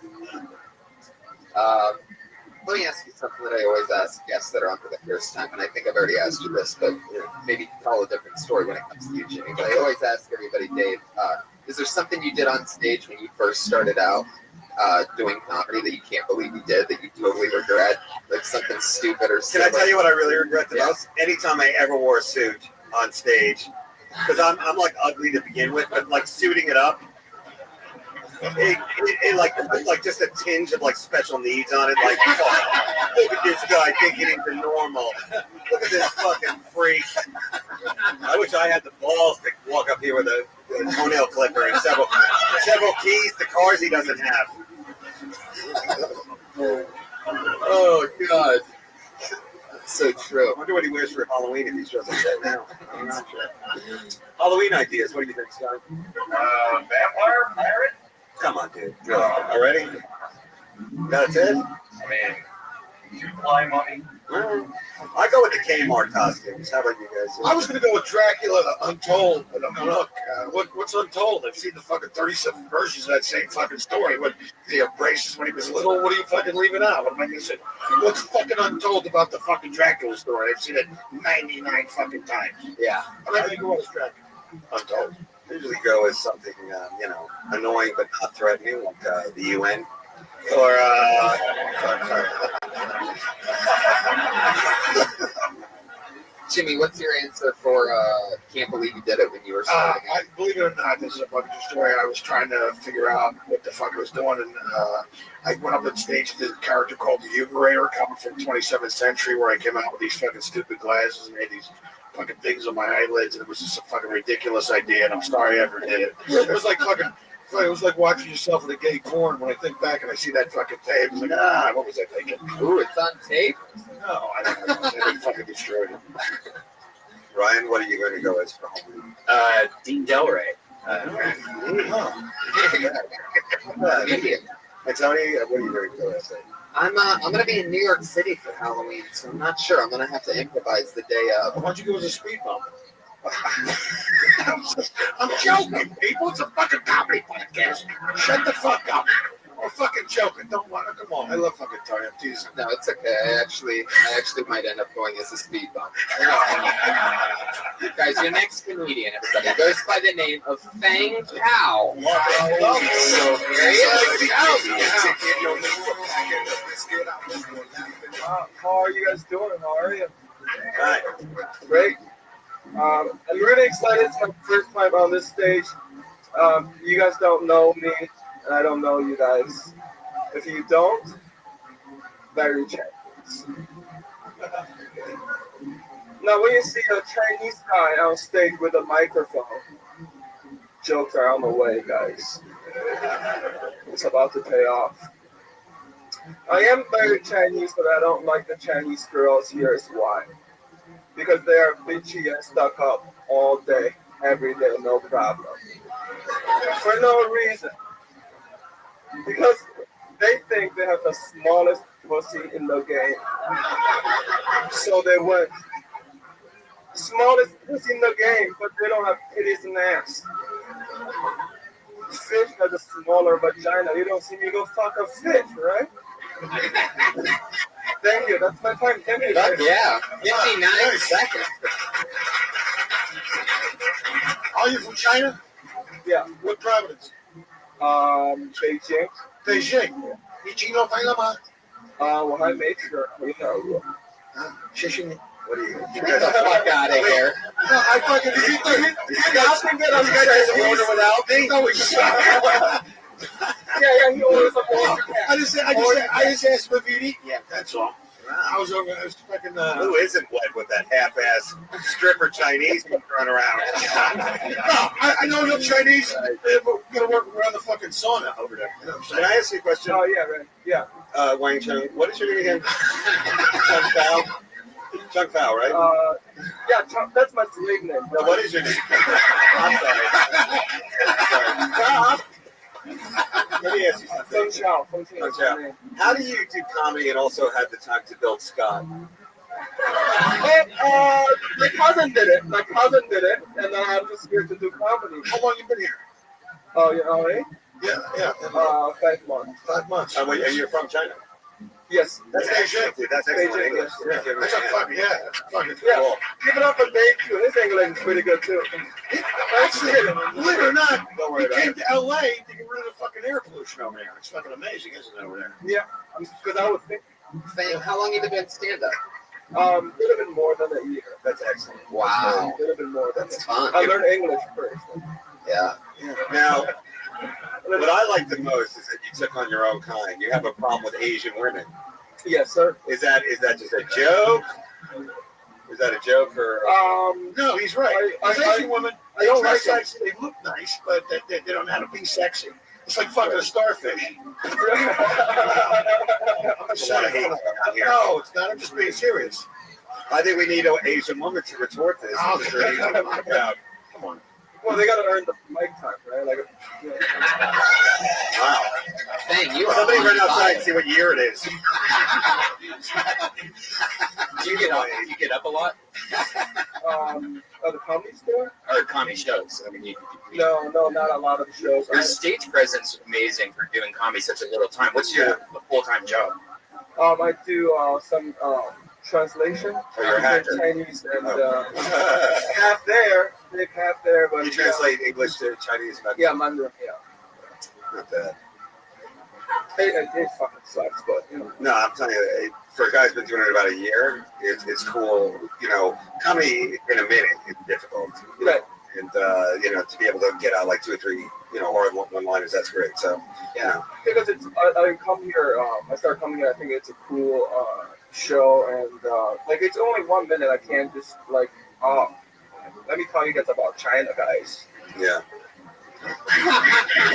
Forever. No, he's right. There's a lot of fucking Chinese people. It's like 1.7 billion. 1.7 is more than we have in our entire country. For every fucking Chinese guy, there's like 9 Chinese guys. That's a lot of fucking Chinese people. Now that you're in America, what kind of girls do you find yourself the most attracted to? Now that you're getting a taste of everything. I think just girls in general. White girls. You like a white? No, I'm a fucking racist. No, you're not. No, No, I'm just being honest. You're I fine. think a lot of people are more attracted to one race or type. Everybody has a different style. So you're saying like white girls, like white, blonde. No, fuck the blondes. No. Wow, look at that. Oh, this guy's crazy. I went to college to be smart. Oh shit! Look at the blondes. What college did you go to? In China, in Beijing, it's the Beijing first language, foreign language study. Oh, I went to college in China too, DeVry University. I just had a funny enough. That's called the winner, all right? Okay, there you go. This isn't 53. There's no more talk. Oh, that's fucking DeVry University. I wish there was an exchange, like an Asian exchange rate that we could give you like 2 white women for 2 Asian women. Well, this is just out of control. Trading women. Don't wear stalking people. God, all the cops on your dick. All right, well, Fang, I hope that you come back really soon. Yeah, I will. Really, really fun. Keep it going for him. Take it easy, man. Nice. He's on Twitter, FangChao8080. So you can, That's his Twitter handle? yeah, What is that?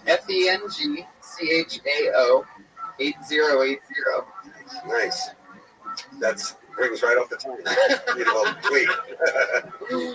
Okay, let's keep moving along. The next comedian is Daniel White. Oh, that's right. Daniel White. Is that every, hi, Daniel. Hey, buddy. Howdy. Howdy. Yeah, give it up. All right, any of you heard of Moses before? Yeah. Yeah? Man, that guy did some cool shit, didn't he? Or if you're Egyptians, some fucking terrifying shit. You know what I mean? Like, and he didn't small around lame shit. You know, he led an entire race of people around a desert for 40 fucking years in circles, you know? And so, and I looked it up the other day, and like walking from Cairo to Jerusalem is supposed to take like a week. So fucking Moses pretty much pulled a Gilligan. You know what I mean?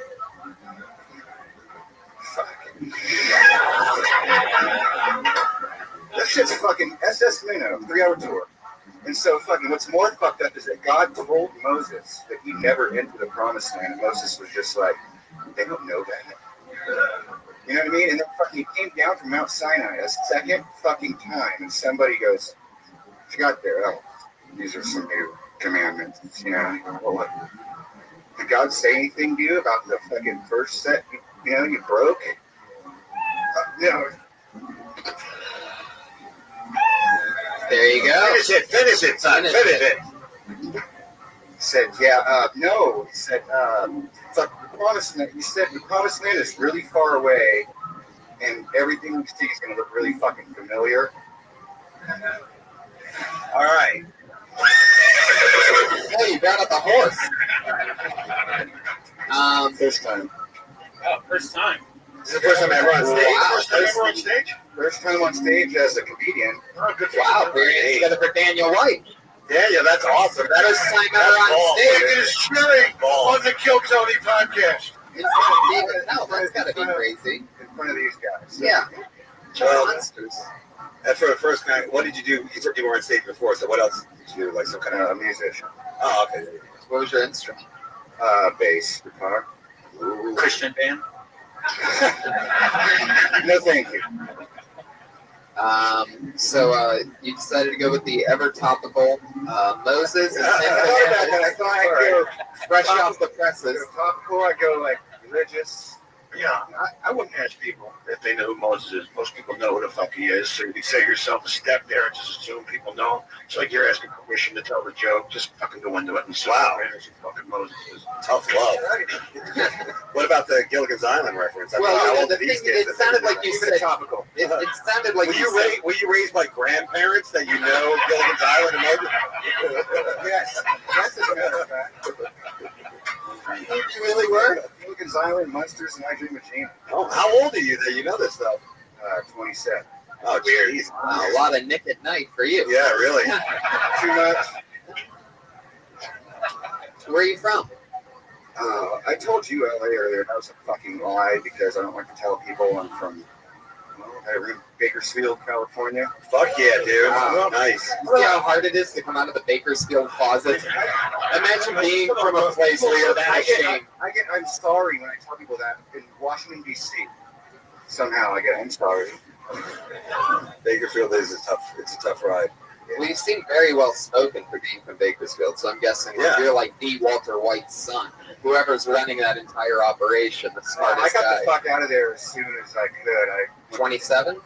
Well, sorry. No, I'm out of there. I've been out of there. I've been down here now for a few years. UCLA. I love it. The fact that the first time you're ever doing comedy in front of a robot and a podcast, that's fucking balls, dude. Yeah. Robot's the easy part. No, okay.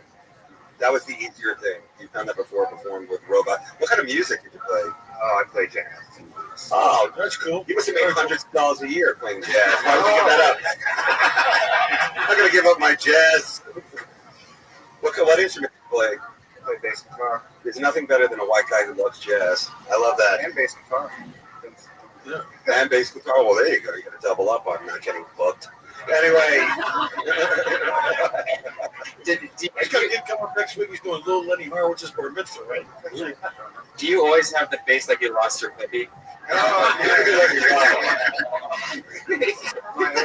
yeah. I could see him playing some a Superman down the road. Like a Smallville type. Like a Friend or something like that. To Smallville. Like one of those, like a young teen, like a werewolf or something like that. Are you an actor also? No. Not at all. All right. Let me ask you, Daniel, I'm going to ask you a question I call the Ron Funches question that I haven't asked in quite a while. He was great at this, and I fell in love with this question. What scares you? Oh, gee. Oh, shit. That first thing that just popped in your head that you don't want to say, just like Bakersfield. Oh, it's having to go back to Bakersfield. Yes. It scares boys. No, it is. It's my motivation for this. That's all my motivation. Don't go back to Bakersfield. That's it. How about Modesto? Oh my God! Who cares? Okay, what is this? Turn. Do you have more material? Like, is all your material religious based, or? Well. Were you planning on coming here for your first time, or signed up? I had a whole 3 minutes. I got to break it down to one. There you go. So you picked the kind of religious. St. George. What? You grew up really, really religious, right? Oh, I grew up in raised by old people, fucking Bible Belt transplants. Will you run for president? I will never run for president. I would not want to subject the country. Well, if you could get people back into jazz, that would be great. I mean, the people that raised you, how'd they end up in Bakersfield? Oh, that's very fucking boring, Tony. That's construction. Building churches. Oh, building everything. Building most of the town. They lost a bet. Tell them the truth. I'm just going to say what the crowd's thinking. The white is getting more time than the brown and the yellow. It's because he's actually Scott Kidd's twin brother. Underneath that mask, they look no way. Oh, really? Take it off. Show everybody. Wow. No, he's not wearing his glasses. No, I am. It's stuck to the mask. Daniel, it says here that you're not on Twitter. Is that right? Following the steps of Jason Mantzoukas and just. Well, nobody knows who that is either. So I'm with you on that. Yeah, who's Jason Mantzoukas? Exactly. He's a hairy brown dude. She's hairy. Got a big old beard. Sorry for smoking, guys. He's a sweet boy. He's wearing me out. Daniel, we're gonna rock on. Thank you so much. Wow. Daniel, first time on stage. That is balls. Give First him time ever on stage, guys. Good job. You'll be seeing him again outside in the parking lot for about 4 years. Fuck yeah. That's an interesting one. This is excellent. Fun times. Ooh, this is exciting. This guy worked the door here for a couple years, and he just recently got fired from his job here. Wow. The free agent, everybody. Clear your together for Carlos De Jesus. Carlos De Jesus. Yeah, buddy. Yeah, that happened. Oh, boy. So, all right. I had a thought the other day. Let's say aliens came down tomorrow and they made contact with us. But instead of their first words being, "We come in peace," or "Take me to your leader," or "Nanu Nanu," whatever the hell they say, their first words to us are, "What's up, my niggas?" Like, how would you react? I'd be like, "Holy shit, these aliens are cool as fuck, man. They get it." They'd probably be bumping Biggie, too. That'd be amazing. That's how I feel, at least. All right. That's how I feel. Okay, so here's a joke then. All right. So a chicken crosses the road, walks into a bar, and the bartender says, "Hey, you're not a Jew." There you go. I think it's great. Most people don't go with the, "Oh, here's a joke approach at 40 seconds, but you pulled the trigger on that one. That's a ballsy move. I think it takes ultimate confidence to go, "Here's a joke," and then to deliver a great white power message at the end of that.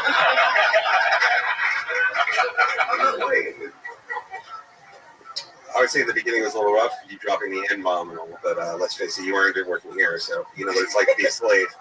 Anyway, Jimmy, any thoughts? How long you working before they fired you? Good. Well, you're on the bigger pit of things now. Yeah, exactly. I started working the door here. You should have to do what I had to do. Drop a little nut butter in that. Never mind. Well. Anyway, well, you know. All right.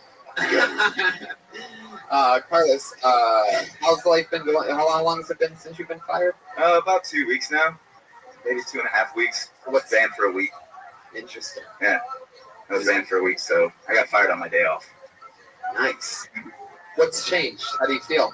I mean, it feels a little more free. Like, I can actually do comedy now, like, so that's a good thing. Right, you've never been on this show before, and we've been doing it. Well, I've been on it once, I believe. Right. Once, Okay. maybe twice. It's very memorable, yeah. Exactly. Well, that's great that you're getting to go up, and I mean, I'm sure you learned a little bit of chops here at working here, getting all those spots all those years. I think that's about a good enough amount of time. How long did you work there for, Jimmy? Probably 3 or 4 years. Yeah. And Did you get ever fired? work What's that? I graduated from doorman to runner. Do they still have that here? No, it was a you used to have to run, take stuff back to law firms, but it was a great job because you had like a petty cash, you had a Beaver, you had a Jeep, the comedy store Jeep, you used to drive around. Wow. Back when it was fun to have a back when Beaver. I was fucking his age, and I was sleeping on couches and doing my thing, and I had the fucking job. So That's nice. great. Dave, you ever worked at a comedy club? Yeah, I did. I worked at the original Improv in New York City. Wow. Yeah. How long did you work there? What was that like? About a year or so. And it was awesome. It sucked. It sucks when you work at a comedy club because, it's good in a way because I suck so badly. So I got to see a lot of comedy, good and bad. And then at the end of the night, they throw us on, like for the bar rag, for the scraps. But, all I'm going to say is that I was banned from a comedy club, too, for a year. And I came back harder than ever. And, they banned me, but they kept my puppet. And I thought that was really, we split. You know what I'm saying? Yeah. I think they should rename the podcast Jokes and Awkward. It's a little awkward. that is what it is. And I love those moments. You worked here for years, right? Yeah. You don't work here now, though, right? No. You got fired too, right? Yep. I got fired, and they banned me performance ban for a week. But I went down to the La Jolla Comedy Store and performed there for that entire week and took a vacation. Stayed at the condo that's right by the ocean. I took full advantage. Oh, yeah. That's nice. It was really interesting. The whole time feeling like I was getting away with murder. But I deserved it. I worked my ass off for years. Right. But I'm going to say you definitely look like you definitely are cool at being on stage. And that took me like 7 years. So, good for you. Thanks, man. I Yeah, appreciate that. That's awesome. Mm-hmm. Carlos, how do you feel? I feel good. I just hope nobody comes and fights me afterwards for that first bit that I did. Well, no, I mean it was a soft day, but I just think there's so many. I just think there's so many funnier things that the alien could say, right? That aren't that. I mean, if you really feel like that's the direction you want to take it, then Yeah, take me to your leader. Yeah, but that had a lot more to do with the times we live in, Ferguson and other things. Did you really look at the joke? No. I was trying to alt my way. He was talking about the global warming and whatever, vaccinations and shit. There's a lot in that joke that you didn't hear. No, there's I'm trying to build you up, dude. Oh, I'm sorry. I recently listened to some of my old material, and when Obama was running to be president, I had a soft A joke that I used, and I fucking hate listening to myself even say it now. I don't know, man. I think if the joke was really, really worth it, I would even go there. But most of the time, you find it's not even worth it to even. Right. Like you said, you're hoping somebody doesn't beat you up after that. You shouldn't think that.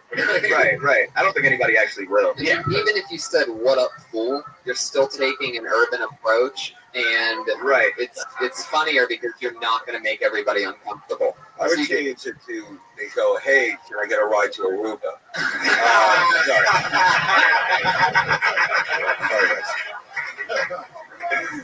Easy nail clipper. Put the nail clipper away. It's a full-blown toenail clipper. That thing is huge. You can't even take that on an airplane. And he wears it around its neck. Guys, that's Carlos De Jesus, everybody. Carlos. He's on Twitter at zombie_sharks. Zombie_sharks. That's great. Find Carlos De Jesus. I hate to say it, Tony, is it always a sausage fest like that? How about the ladies? Are there any ladies coming up? There's a lot of ladies that sign up, and there's 2 regulars that go on at the end that are both ladies. But Maybe we'll get lucky here. Oh, this is a guy that sort of looks like a lady. Another employee here, currently still working here. Put your hands together for Jared Levin. Dude,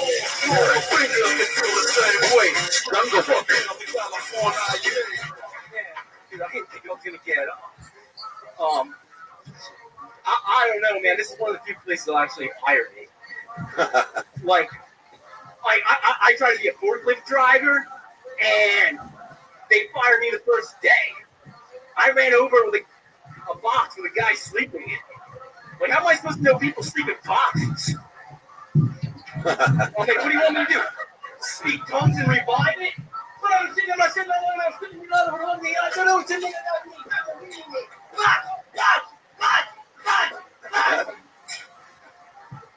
That joke's funny in tongues. That's a long setup. I like to go. Did I do that in a minute? 37 seconds, bro. Here we go. My brain's like, dude, I don't even know the time, man. People always ask me for drugs all the time. I don't know why.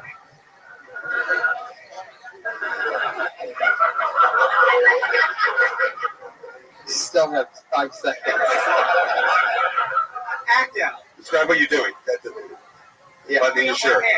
Rolling up his pants. Veggie. There you go. There you go. Brought out a chicken. There you go. I mean, we'll just really no more format for that, I guess. Jared. Interesting.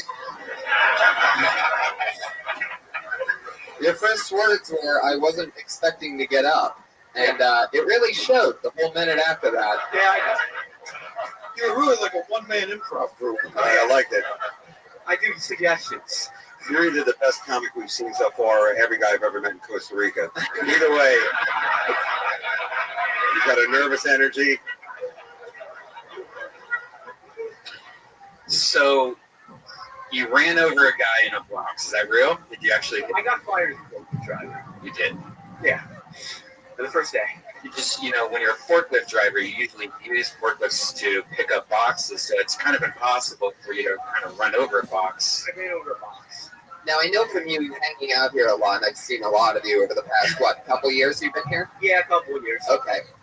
And I know you're a pretty big pot smoker.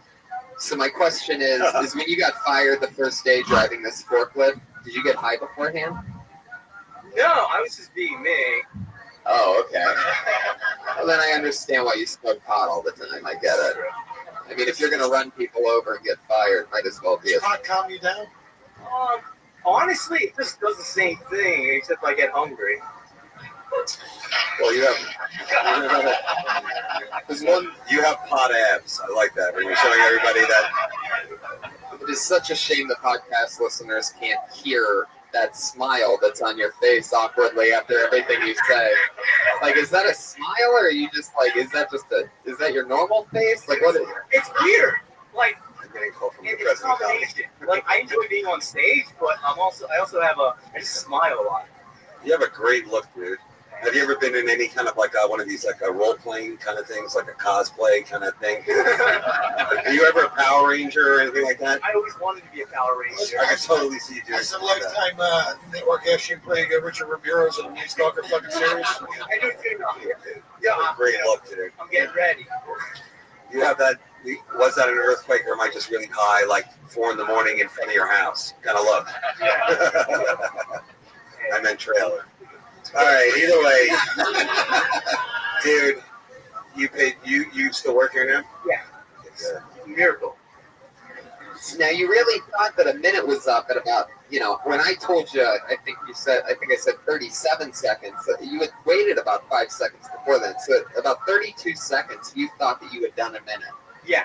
So when you do other spots, is that a thing where like you have no idea what time you're doing? Well, usually the longer time I have, the more I draw out my bits.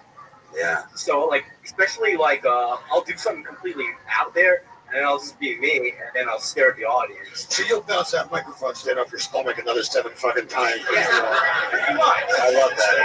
That was my favorite part. Yeah, that makes sense. I can see that. It's hard to do physical humor, it really is. it's like hard to like make that like your own because everybody has their thing, you know. And like you don't use any props or anything, just the microphone stand. Microphone stand. Not bad, I like that. I was on edibles when I came up with it. Oh, that's good. Yeah, it shows. So, I mean, when you did it, you represent what?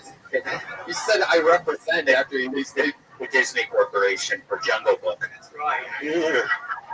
You have a great look. What is your ethnicity, if everybody asks? My dad's Jewish, my mom's Filipino. Oh, you're Puerto Rican. Yeah. Oh, okay. sorry, son. I'm sorry. These are East Coast hack jokes. I know a lot of you guys. Even though, let's face it, it would touch and go up there. Look at the faces out there. There's a lot of people who wish they were you right now. That's true. When you jumped on the ground, you really, the reaction I got was I was scared for a second. I was like, what the fuck is going on? What the fuck is he's hurting himself? Like, did you hurt yourself? The mic stand was really He didn't hurt himself. He's high. He doesn't know what happened.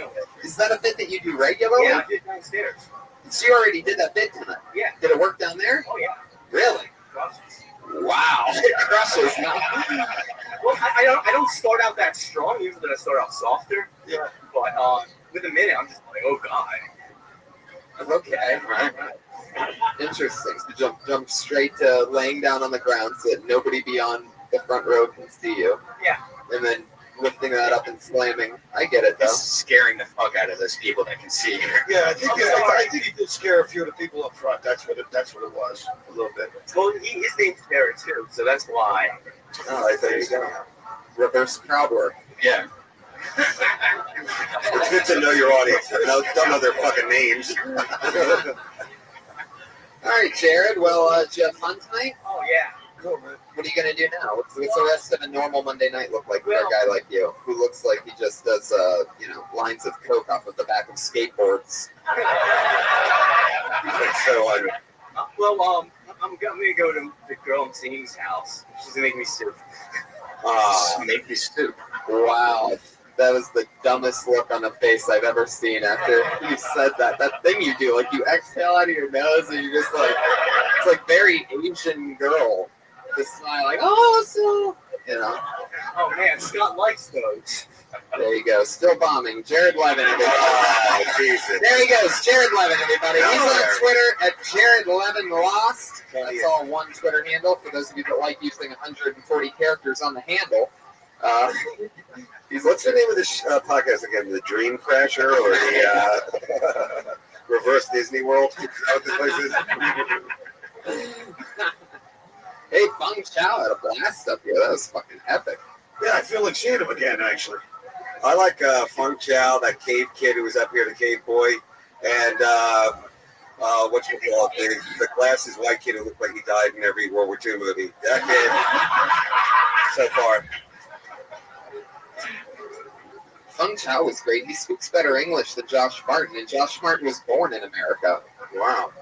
Guys, your next comedian, funny guy, he's been on the show before. Put your hands together for Ian Ellis. From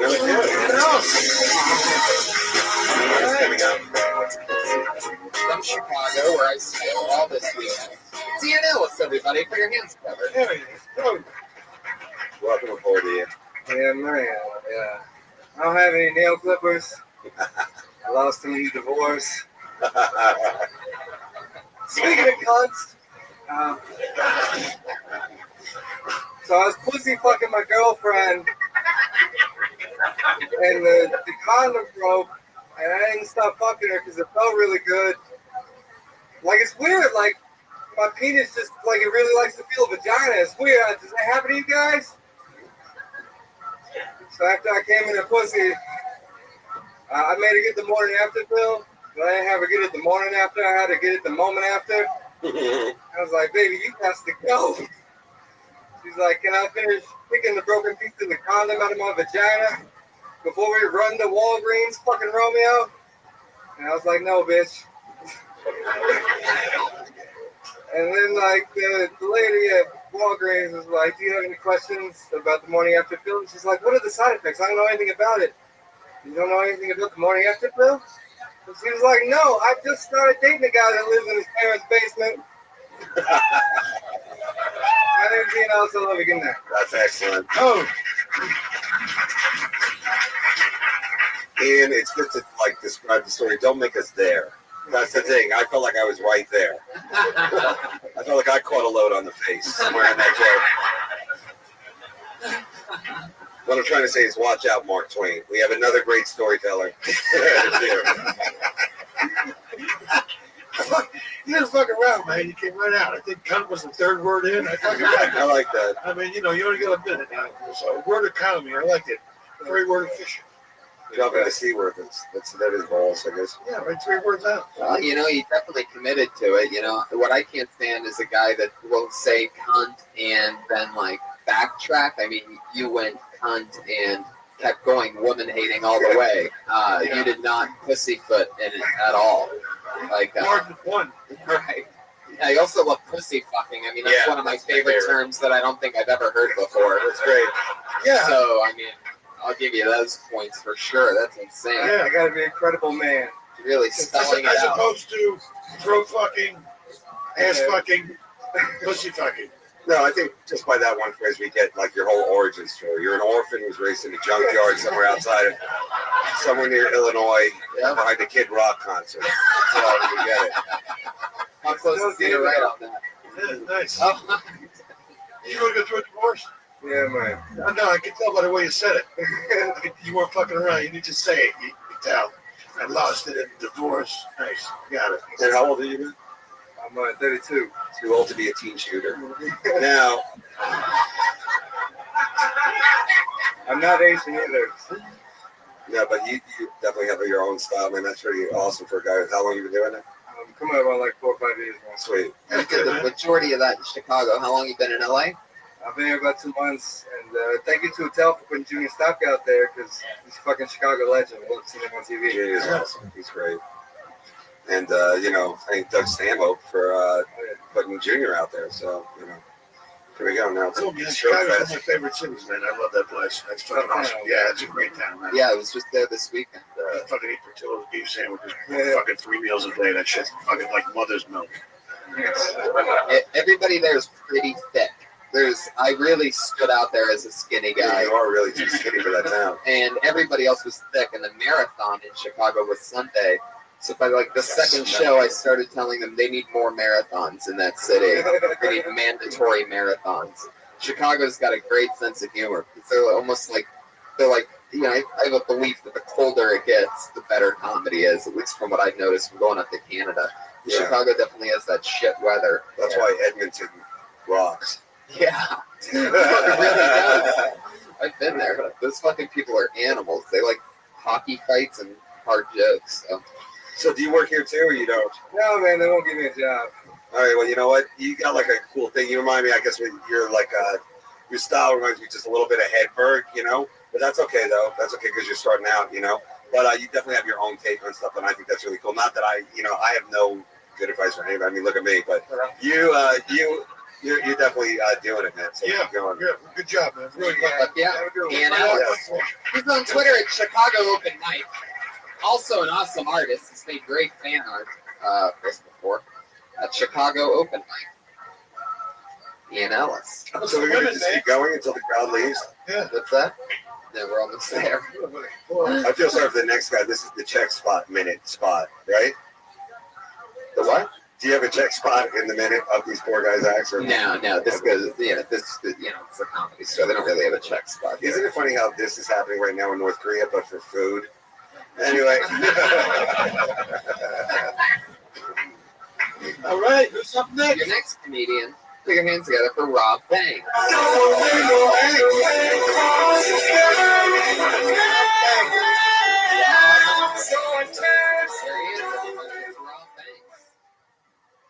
How we doing, guys? Good. How's it going?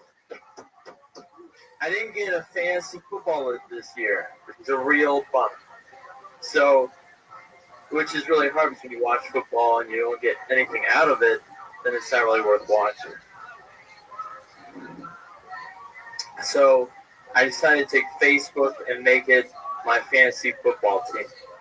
So I have a 500-person roster, and I have my mom starting as my quarterback every week. The way I point it out is off the likes on comments. So my mom's really bringing the points. I had to let my sister go because she kept posting baby pictures, and that just wasn't going. Surprisingly, I'm still friends with Ray Rice, but you gotta understand where he's coming from. He's a black man with a Chinese name. No wonder he's angry and hitting people. All right, you went for it. Combining Facebook and fantasy football is a ballsy move. I like the idea of using Facebook as a game, maybe. I don't know if it has to be fantasy football, but just having the idea of like if you post a baby picture, you're out of there or something like that. I do like where you're going at with that. Maybe give us more ideas around that. And like the first 20 seconds you were explaining about the fantasy football and the football thing, and it was just kind of like, all right, that didn't need to be there. Like even if you wanted it to be a fantasy football Facebook thing, you could just say, I didn't get my fantasy football. It sucks. So I'm using Facebook now. You could just go right into that. I don't know. Yeah, I liked it. My fantasies don't go anywhere near a football field. In my fantasy league, I had the Miami Dolphins cheerleaders against the Dallas Cowboy cheerleaders this week. How does that work out? It just fucking doesn't really. I was just fucking around. I don't. That's all I had for that. I didn't flush it out. But yeah, I was confused a little bit up front too when you went into it. But I get it. It needs to be flush out a little more with the baby pictures and stuff like that. How long have you done stand-up? 3 years now. Where are you from? Ohio. You say that like I'm supposed to know that? I know you guys are from Ohio too. He's been on the show. I know that I'm from Ohio, but you told me that you're from Ohio, like I'm supposed to know. Where at in Ohio? Akron. Oh, nice. The home of Goodyear tires. Yeah. Yawn. Sorry. You know when you're talking about Ohio like that, then you know it's like, oh man. Wow. Anyway, the football thing. Did you play football in school? Yeah. See, he's from Ohio. That's true. The rubber belt they call where he's from. Again, because of that Goodyear thing. Rob, how long have you been in LA? In November will be a year. Okay. Are you getting stage time? Are you getting stage time? Yes. Good. And that's all you need to do. All the guys have been up here. It looks like they're all like trying to get the stage time. That's like 90% of the job is getting that stage time. So you guys are all doing it. The fact that you guys are out all night doing it, that means that you're really committed, and that's cool. So, the fact that you had a minute to do like a bit, it just shows you that setups. There's setups and then there's like too long to set up, but what can you do in a minute, Yeah. So you hit him with the bit that you wanted to do, right? Yeah, I just want to give the Ray Rice punchline out. There you go. Try to throw it the best I can. But why would Ray Rice, out of everything that you set up in that joke, why would Ray Rice, other than just the fact that he's in the news, I don't understand how it applies to your mom and your sister being on Facebook. He had a fucking minute, bro. We couldn't break it all down for him. But in a minute, I said you could still do a joke in under a minute. But no, these guys are making jokes. Yeah, by the way, that was a fucking engagement punch in the elevator. You're saying that's true? It's a cultural thing. She's still fucking married him. What he and her do in the business of their own private elevator is their fucking business. All right? Hey, we're not here to pick the new head of the NFL. All right, we're here to help young comics experience the. All right, man. Good job, dude. Good job. There you go, Rob Banks. Good job, man. Good job, Scott. He's on Twitter at Comic Rob Banks. Scott, what'd you think of Rob Banks? Have you been seeing him on the scene? You're out there grinding all the time? Not so much. No. Yeah. Did somebody throw a mist of Ambien in the air in the sprinkler system or something? Come on, man. There's no female community. This crowd is on the edge of their seats waiting to leave. I think we need to. We are 8 minutes away from 2 females. No matter what happens. No matter what happens. This is too Taliban-y. I mean, you have all the guys and two straight women at the end. It's very ISIS. I use the bucket to keep it fair, but sometimes there's a girl by the back door that I want to see. She's just been sitting there staring. Okay. Come on up. Everybody in this room is right? Yeah. All right, cool. You were second. Yeah. Whoa, she didn't even get picked. That's awesome. What's your name? What's your name? Guys, give it up for it. Yeah, Ruko.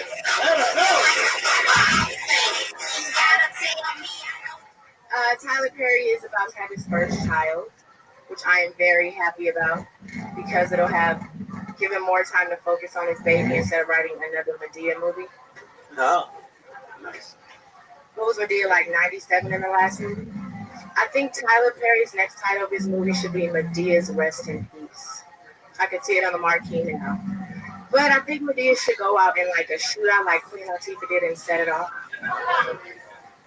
Knowing Tyler Perry, he'll probably have Medea's Resurrection. But I really appreciate everything he is doing for the black community. Good to hear. Good to hear. Okay. That's excellent. Yeah. Fun. Tyler Perry stuff. I didn't even know Queen Latifah was in the shootout. The movie set it off, but I still enjoyed it. I like your earrings, too, man. Very cool. How long have you been doing comedy? A year. You're doing great. Yeah, that's awesome. Those are great earrings. But you'll never be in the Tyler Perry movie. But you'll never be in the Tyler. You never will be in the Tyler Perry movie now. I thought that. You're good with that? You can go with that? Where are you from? LA. Oh, wow. Nice. Ouch. Thanks. What'd you do before doing this? Yeah. Am I a nice representation of LA girls or something? Yes, you sure am. Oh, hello. Wow. That's the other podcast. Shoulder action for the podcast. Well, it's a good thing I'm wearing my sponge underpants, I'll tell you that. I need to wake up with a little potato. Can I get that cigarette? Easy, cupcake. All right. I just need to be here. This went from podcast to the parking lot in an hour. Real quickly. Either way, I like how you came up and you hit a joke like bang. I love that. I love jokes and you hit it like bang, bang. I like that. Right. What'd you do before you were doing stand-up? Nursing. I do home care. Oh, nice. Can I ask you something? How many times has a white, skinny guy like that talked to you in your life? A lot. Exactly. Something about like, you know what? Well, if you want us to turn the heat back on, you're gonna have to. Right? Doesn't he look like every social service guy?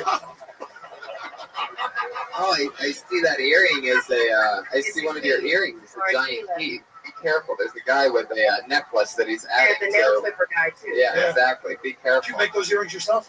I did. That's racist. No, it's not. Oh, sorry. Look at the size of that fucking earring. I'm not. No, you should. I didn't make everything. Oh, no, it's not. Look at the Chung Fang. Where are you, dude? Where's Chung Fang when you need him, man? We can make earrings together. That's awesome. Wow. I found it like on a notebook and I just. Oh, that's cool. I didn't see the key on that side. Yeah, Holy the shit. You get cable with those? Fuck. Have you ever been with an Asian guy? No. Chow Fang. And I won't be with one either. Whoa!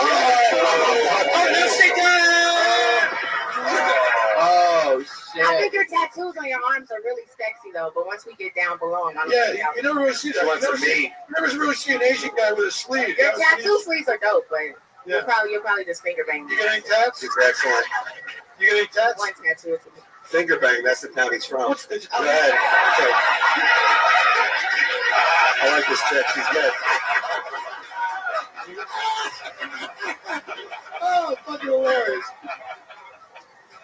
Either way, you fucking rocked out with those jokes, man. That was good style. What's your material? Do you have any material of you being a nurse? Are you dirtier? Or like, what's your normal acts? Oh, because nurses are dirty. They're a little. My dad's African, so I do some talk about being raised with African dad. My mom's from Compton, so it's kind of weird growing up. Where'd they be? At a party. Oh yeah. All right. Sorry. Whoa, easy. No, I'm kidding. All right. Jesus. I'm mad because I don't have a good parent meeting story. Okay, I'm sorry. All right. Well, let me fill in the blanks here. So your dad's African, and your mom's from Compton. Yeah. So, and they met in LA or in Africa? Yeah, in LA. Okay, cool. All right. Yeah. So you're born and raised in Compton? Born and raised in LA. What part of LA? Like 34th and Central by US. Oh, we're a fourth motherfucker down there. Now, after you guys looted his grandpa's grocery, right? Let me ask you this. Yeah, like that happened now. Like that really happened now. Sorry. No, seriously, I'm sorry. What's the craziest thing you've seen happen around that neighborhood? What's that like down there? I have no idea where 34th and Central is. I'm guessing the only time I'm ever there is when I go 20 minutes past the airport. Accidentally. I don't know. There were a lot of prostitutes down by my house. Oh, you've been there.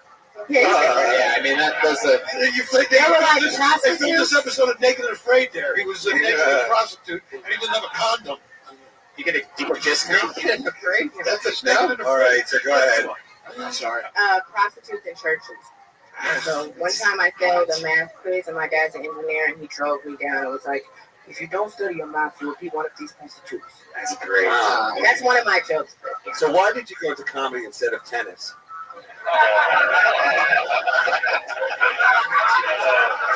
Wow. You gotta give it. Hey, you gotta give it.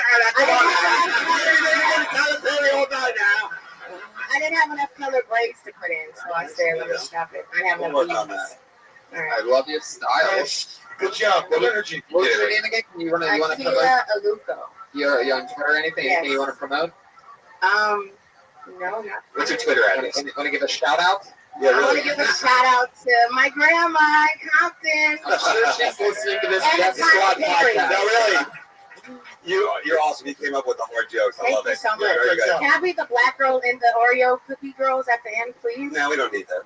Okay. All right. Anyway.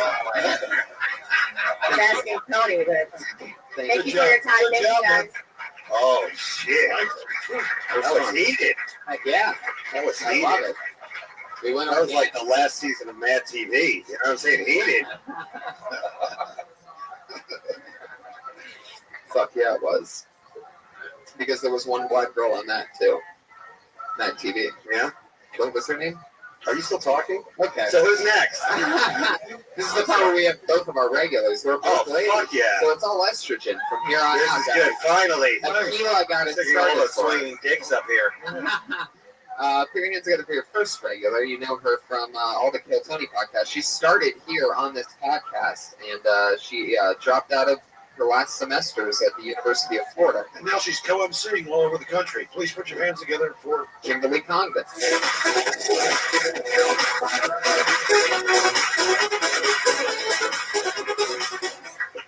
Hey guys.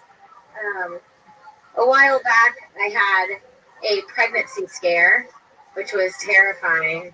I was really worried because I don't think I'm responsible enough to be a mother. So I took a test, and BuzzFeed said I'm definitely not ready, and I got an abortion. It's done. Unlike the abortion, that joke kind of delivered. I was on Facebook today, and I thought this was pretty funny. A woman said that gay people were ruining everything, and that they were going to make children go extinct. Which is weird because gay people have been gay since like the beginning of people, you know? Like I feel like cavemen were like, no, I'm not sucking dick, I'm starting a fire. Like it's always happened. I think the meanest thing I've ever said to a gay guy was, how did your voice know?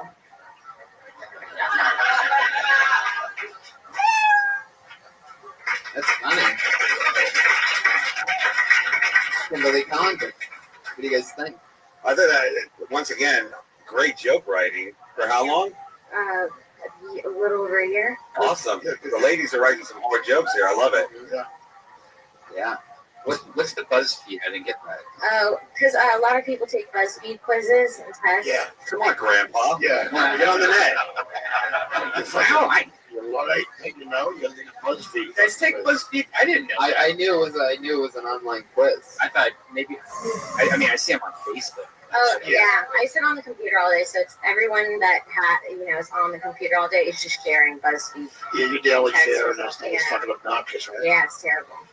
I had to scare an abortion clinic one time. I fucking locked my keys in my car, and I just yelled over, "Hey, anybody got a hanger?" They chased me down the blocks. So, that's inappropriate. No, I'm trying to be the crowd. So that's cool. So so you've been doing it for years. So how much time do you think you have now? Well, I've done it for over a year, so. Oh, excuse me. I didn't know. We were shooting an hour Let me special ask you here. another question. How many abortions have you had? Well, one more and I get the next one free. I'm kidding. I don't know. No, I've done over 60 new minutes, but I feel like I went back and I counted the ones I really like, and I probably used 15 to 17 of them. Of minutes or jokes? Jokes. Well, you were in new. Minutes. You do a new minute every Jokes time you inside come on of this my spot. That's balls. Yeah, That's I excellent. That's really good. Do you tape yourself and listen to the tape? Well, this one's taped, but yeah, every other set I tape myself. Every other set. Why is that? Because I do other sets. Hold on, somebody's opening up a Four Loko. Yeah, could you What's calm going down? on? Go ahead, miss. So you don't need to recycle the bottle in the room. Jeez. They'll do that later. What the fuck are you doing? So do you tape yourself or not? I don't videotape myself. No, audio. Yes, all of them. Because that's the best way. Because hearing the joke and hearing it all the different ways, that's excellent. You're doing that. That is like that will drive you insane. I just have a hard time I'm listening. talking. That would drive you insane more than anything. You know, it was all about her for a second. Go ahead, Tony. Sorry.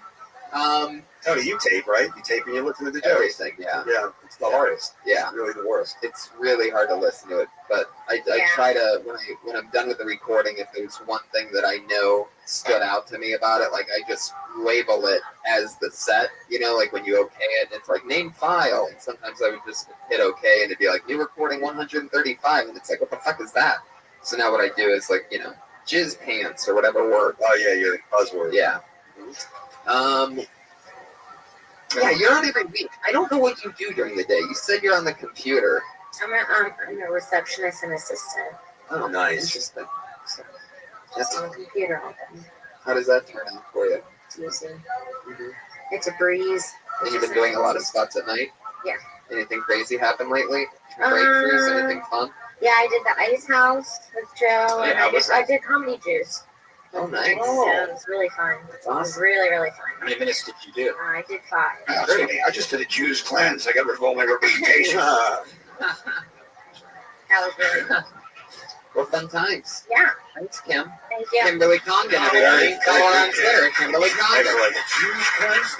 Nice. I didn't really hear it. I said I did a Jews cleanse. I got rid of all my representation. A Jews cleanse.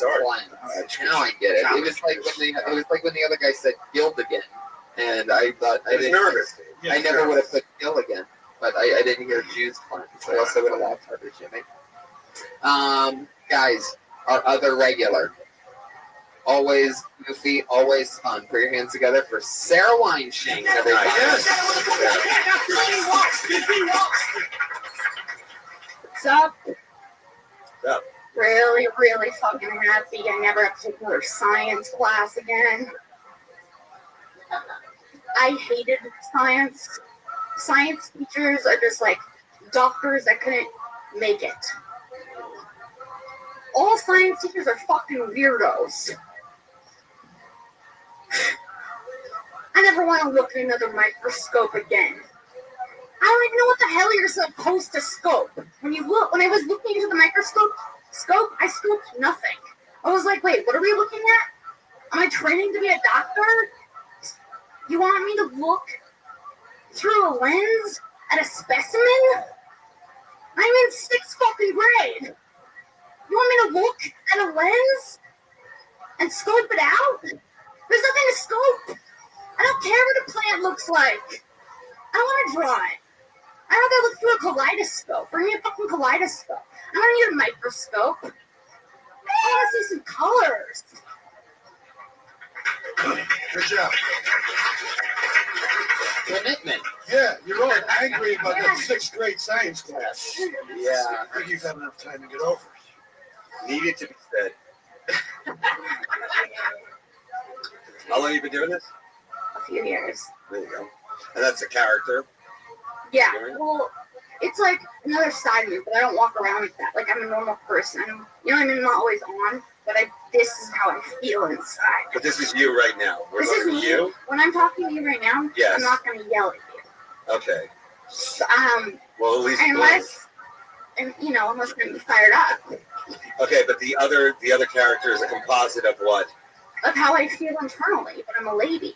You're a lady. I'm a lady, but I'm an angry lady. But in public situations, I will be my most ladylike self. But this is my place to be how I really feel. Last question. Yes. Who picked out those pants? You or the character? No, I'm wondering if that's part of the character. No. I definitely picked these out.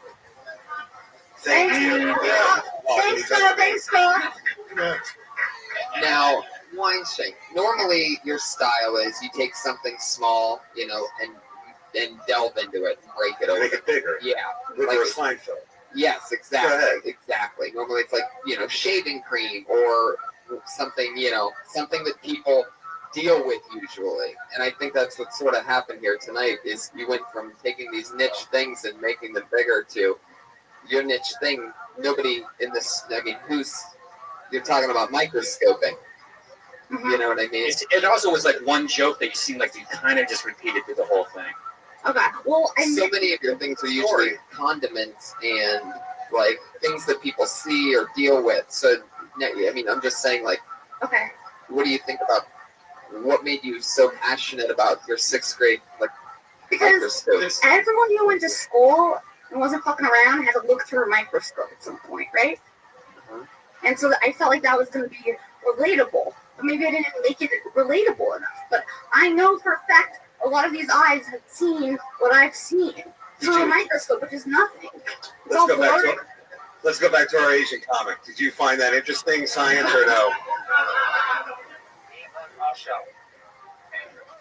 Ants are interesting. In all your days of microscoping, Sarah, did you ever use the knob on the side of the microscope to adjust their level to go to where it became really cool? Yeah. I was gonna talk about the knobs and I forgot. I wrote that down. I'm sick of knob jokes. I'm glad you fucking let that out, personally. Breath of fresh air. Put a slide in there. What was on the fucking slide? A specimen. I don't know what it was. Yeah. Blood. Here, plants. See, I had my own. So this is from your high school days that you're talking about, It's right? just like, I think sometimes, I don't know how the fuck I passed biology. Yeah? And I'm glad that I don't have to look in any more fucking microscopes. All right. You know? Hey. Oh, got it. I understand. I grew up with a microscope. It was a lot, I guess, cooler for a kid, like a boy, to grow up, like putting your cum on there and looking at it. Oh, Jesus Christ. You used it to beat off. Listen, the thing is, I just think it's funny, but in some parts of the world, girls aren't even allowed to fucking wear shoes. So, the fact that you get to look at a microscope, I mean, really, come on. Yeah. You're a little more third world about it. You get a bit of fucking CSI, and you fucking like looking through a microscope. You get a whole fucking other career and not being criticized by fucking us. You get a bit on homicide, fucking solving game. I would hate that. Is there anything anything happened lately that you're more passionate about than microscopes, or is microscopes really at the forefront of everything? Like, you seem like you're really venting like a teapot. Is that where it all went downhill? I was just thinking, like, well, there's other shit, yeah. I was thinking about. Maybe just one thing. Like, anything else crazy going on? Well, I remembered something that happened in a relationship, and then I got pissed and sad, and then I felt a lot of things. Save it for next week. Next week. That was a nice little Easter egg. A little teaser. Really, nice tease. Nice tease. You love the microscope, babe. You're going to love this. You know what, though? You've got great energy, and you're different. And that's like, it takes everybody forever to find out who they are. I think you know who you are, so that's cool. Yeah. Yeah, absolutely. Thank you. Oh, sorry. No. Absolutely. I appreciate it. You're welcome. Sarah Wineshank, everybody. She did it again. The girls both with a brand new minute. So fun. That's amazing that they're each doing a new minute every week. Yeah, that's really cool. Tony. Yeah. Either you're a Svengali to get them to do that kind of shit. What's a Svengali? I don't know. It's like a good man. Like a mind reader. Either way, these girls come up here and they do a new minute every week. Yeah. And they get to perform it all during the week and they come up. Yeah. Yeah, it's fun. They can work on them and they come back and bring it to down. It's nice. Yeah, and then they go do longer sets other places and slide the minute in and rotate a new 30 with the order. They could do it anyway, But the only thing is new minute here. Guys, I don't think I could do a new minute in a week like that. It's interesting because it would level out too. I mean, it's not like everything's going to always, connect. Like Kim said, she's done, 70 some episodes or whatever, and she was honest. honestly saying, between whatever she said, 15 and 17, which I think that's probably about what I was at shortly after a year. But, it's not always hits, but it is 52 new minutes a year. Well, it's the writing. It's the constant writing and coming up with stuff. I mean, that's where you find it. It's writing and performing and writing and performing and writing and performing. Right. That's what gets you better. And most people, I feel like most comedians don't really get that until a few years in, is how much writing and work that it is. So it's good that they're starting off on sort of like a different regimen. Yeah, plus it's ballsy. I mean, you come up every week, you do it in a minute. I mean, that's, it's great. So there they are, putting your hands together for Kimberly Congdon and Sarah Weinstein, everybody. So fun. Guys, we did it. Kill Tony 70-something, hashtag 70-something. Put your hands together for Scott Kidd. He's our Patriot this week. Scott, anything you want to promote? You're at DevoKid on Twitter. That's at DevoKidd, correct? Yes, that's correct. Anything else coming up? Been helping some friends out. Anytime with Doug Reed, check it out, guys. Bad News Weekly. Why not? Sure. I'm not sure what the name of any of that is. Or what you... Okay. There you go. Next time, if you say that before, people will actually be able to Google it or something. Scott Kidd, everyone. Our sponsor was Elise Lane. She's got the girl with the pan on Instagram and Facebook. On Twitter, she's at Elise Lane. Delicious oven roasted potato wedges with steak and mushrooms, and a vegan poutine for me. Nice, a vegan. Are you vegan? A little bit. I don't like to talk about it, but it's sort of like yeah. So on fucking Thanksgiving at your house, we have trimmings with all the trimmings. We can sit around and carve the mashed potatoes and we go over your place for Thanksgiving. I kill it on Thanksgiving. So turkey, so stuffing, yeah, well, you can go fuck yourself, because I eat steak. I want some fucking meat for stuffing like a goddamn human being. Dave Attell, everybody. Thank you for having me, guys. What's coming up? What do you want people to listen to? When does this episode air? A couple weeks. Yep. If it's around Veterans Day, I'm doing a Veterans Day benefit for the Military Family Assistance Association at Gotham. That's November 11th. That's Veterans Day, and please come by. We need your help. And if not, maybe you'll catch me at the Comedy Underground live version at the Village Underground in New York City, because I assume we'll be having some that way. We're doing some this way, that way. And for those of you who watch and the comics who supported, thank you so much. So Hell yeah, Dave Attell. Getting comedians a shot on Comedy Underground on Comedy Central, including Jimmy Schubert, who was on that show. Yeah, it's great. One of the best comedy shows on TV. Jimmy, what else? Nothing, man. Just been out touring at jimmyschubert.com. Check my tour schedule. I'm going to Austin. I'm going to be at the Workout in Atlantic City. I'm also going to Winston-Salem. I'm going to be in Phoenix. And then for Thanksgiving, we're actually doing Gitmo. Go over there and do some shows for the military as well. Give it Thanksgiving and go do some shows for those guys. Follow these guys on Twitter. It's at Jimmy Schubert and Attell, Attell. Come see me in Red Band in Toronto. Kill Tony goes to Toronto in November to the Dark Comedy Festival. Kill Tony live in Toronto. Come see us in Phoenix, Arizona. And other fun things. Great big announcements always coming. Thanks for listening, and thank you, live audience. That's Kill Tony 70 something.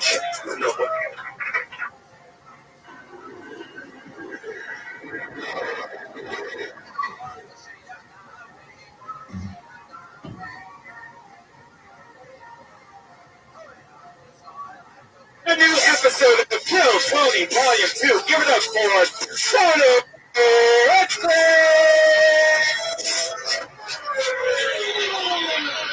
Oh, snap. We did it again. This is a packed-ass Monday night failure. And what's up, everybody?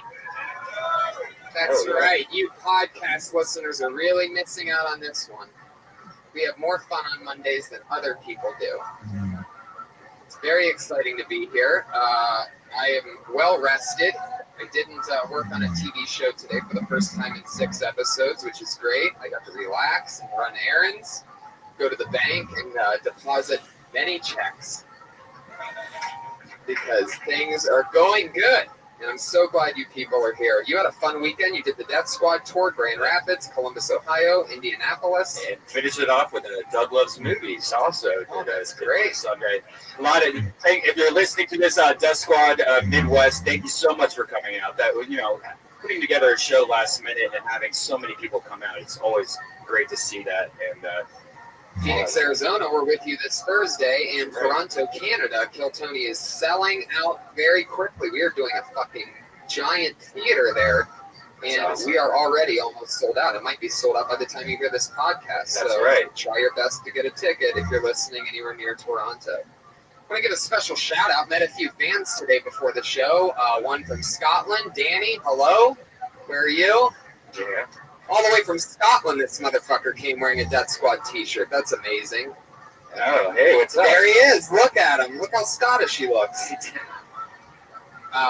We have my friend from Utah, Trevor, has signed up tonight. He started doing comedy thanks to Kill Tony. Met him when I did Wise Guys in Salt Lake City with Joe Rogan.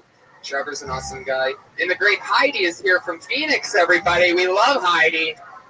So glad that they're here. Guys, we only have one sponsor on this show, and she's sitting right over there. Her name is Elise Lane, everybody. She's the chef with a pan. That's right. Other sponsors give shows money. We don't want to annoy people by giving us money. But we do have a sponsor that cooks delicious meals for us every week.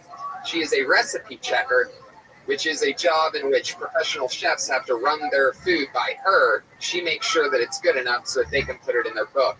That's an actual job that she has. So all you fat fucks out there drooling at the thought of having a job like that, ha, Elise Lane has it.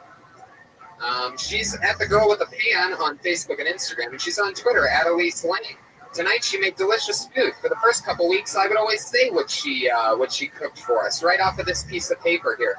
It was always a lot of fun. Then I realized sometimes some words are hard to say. So why would I say it when we could have our producer that has a speech impediment, Josh Martin, say it, everybody?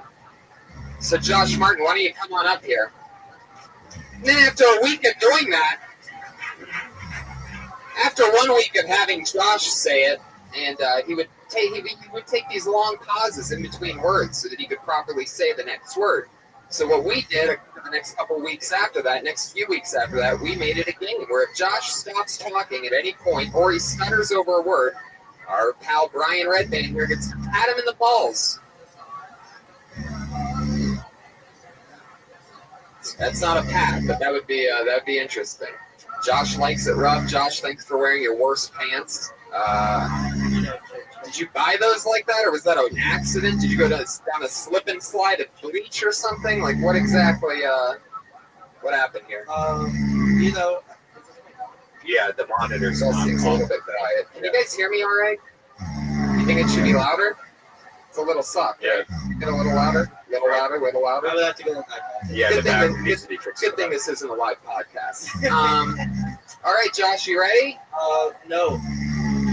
I got hit in the balls really hard last week. Yeah, last week we did actually accidentally hit him a little bit too hard. So you said you had a little blood in your urine, so I don't want to do it that hard. So live audience, are you ready for stutter or ball tap? Guys, you can do better than that. Are you ready for stutter or ball tap? You can't ask questions. You better have told him the wrong word on purpose. Josh, go ahead. Tell us what Elise Lane cooked for us this week. She cooked grilled Melanie sirloin steak with blue cheese. that wasn't my ball. You didn't even stutter. The ball. With blue cheesesteak, hard wilted. Oh, come on. With those scales. Josh, you gotta say something. I think Josh likes it. AG mushrooms and sesame soy. Okay, there you go. Give me that. You started off so good. The first few times he never even stuttered over a word. Now I think he's gotten into the S&M. I kind of think he likes it. Because he kept on saying, like, I said, I'm sorry I hit you too hard last week. And he goes, that's okay. It's for the show. No, seriously, it's okay. He loves it. That's grilled Milanese sirloin steak with blue cheesecake tart, wilted Swiss chard kale, blistered cherry tomatoes, and sauteed beet shimiji mushrooms. And for Tony, sesame soy tofu. Elise Lane, everybody. Yeah, that's delicious. That looks amazing. Guys, every week we have a new head of security here on the show to keep us safe. It used to be a guy named the Iron Patriot, but then he got a little bit too big for his britches. He said that the show, he's not going to come back until it's picked up by a major network. And to show him how replaceable he was, we replaced him with a brand new Patriot each week after that. It's been a long time now. We've literally had over 40 people doing the job that one guy used to do. And this week's no different. Our head of security tonight, one of my old bestest buddies. We've done so much together, one of my funniest friends. It's Dan Madonia, everybody. Here he comes.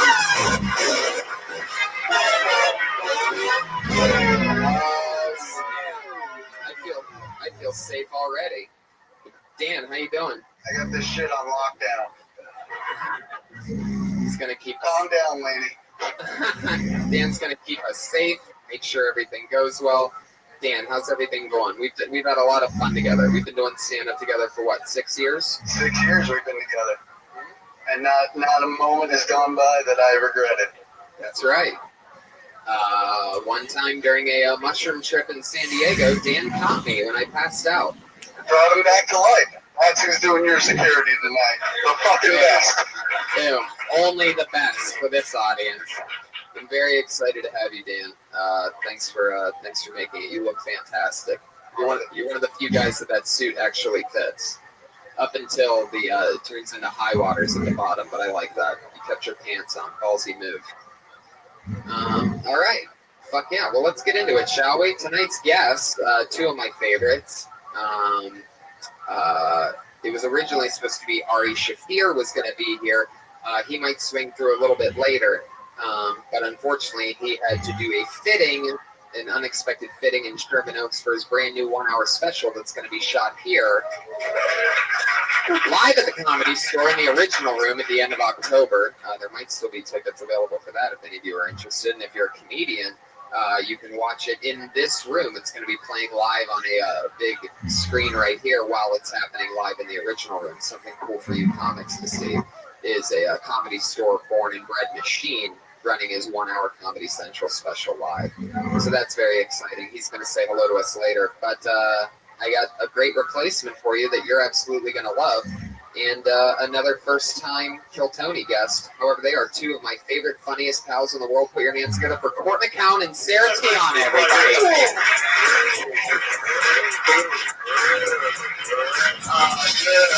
Wow. Sarah Tiana. Court McCown is in the house. His first time on Kill Tony. Sarah, this is like your third time, right? I'm a virgin. Well, welcome. There's We're a happy guy to have you. outside that wanted to know if we needed a dancer in the show. Oh, some guy pitching to be the dancer. Yeah. If the stage was a little bit bigger, I'd totally have a dancer on the other side of the Patriot. But obviously the Patriot can do that himself. Patriot is good enough. He literally lights up the dance floor. Oh, yeah. All right, guys. Obviously you're not ready for home runs yet. Because I'm just hitting them with the batting cages over here. Guys, welcome. Good to be here, Amir. Court, are you happy that Ari couldn't make it? We could just sit with the beautiful Sarah Tiana. I love Sarah Tiana, man. She's the best. We went to Europe together. We went to Scotland. There's a guy here from guy Scotland. from Scotland. We just that guy right there that looks There you like a are. girl. Yeah, I remember that guy. Yeah. Nice to see you, man. Yeah. So no, I love Tiana. I mean, I can't believe the Jews over at Sherman Oaks get another costume fitting. That's like this one yarmulke, one size fits all. What's he fucking looking for? You know, it's true, and Ari shouldn't wear anything too nice because no. Well, I watched his special he did, the Comedy Central one, and he had a really nice suit that he had made in China. I don't know why he just wear that. That was nice. It's true. I wonder if he's going to wear the glasses with the nose attached for this special that he always wears all the time. His nose is attached to those glasses, right? It's large. I think so, yeah. It's really large. It would be weird if it wasn't. Right. He should totally buy a bunch of those old Groucho Marx glasses and repackage them as Ari Shafir glasses. You know, the one with the little mustache. Yeah, but they all smell like weed, though. That would be the best way to do it. Yeah. Because it would be like Ari. Right. Ari's got a beak, is what we're saying, everybody. He's our Jewish friend, and one of the fun things that he's doing is on the deleted scenes of his special, he does one of my favorite things in the world called a Q&A. where people in the audience get to ask him questions about being Jewish, and he rolls with it. It's the funniest. It's my favorite thing in the world. So I'm actually going to be part of it, so you can catch me on the deleted scene, or on the, not the deleted scenes, the extras of Ari Shafir's 1 hour special that he's shooting here in a month. I'll be asking you extremely racist questions from the back of the room. Just a typical Tuesday. Right, exactly. Or Tuesday, as I like to call it. Now they're getting ready for the home runs.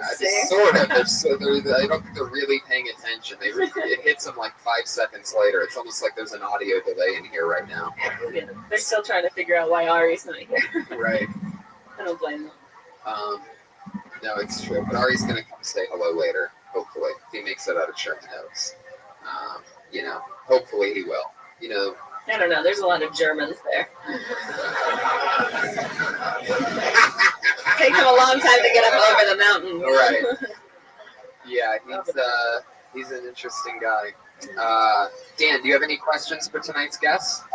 Sarah, what was your favorite moment in comedy? My favorite moment in comedy? Yeah. Besides you asking me that question? Oh, man, I don't know. You mean, man, I don't know. That's a really tough question. You want to ask Cord this question? We'll come back to Sarah. Cord. Yeah? In Teen Wolf.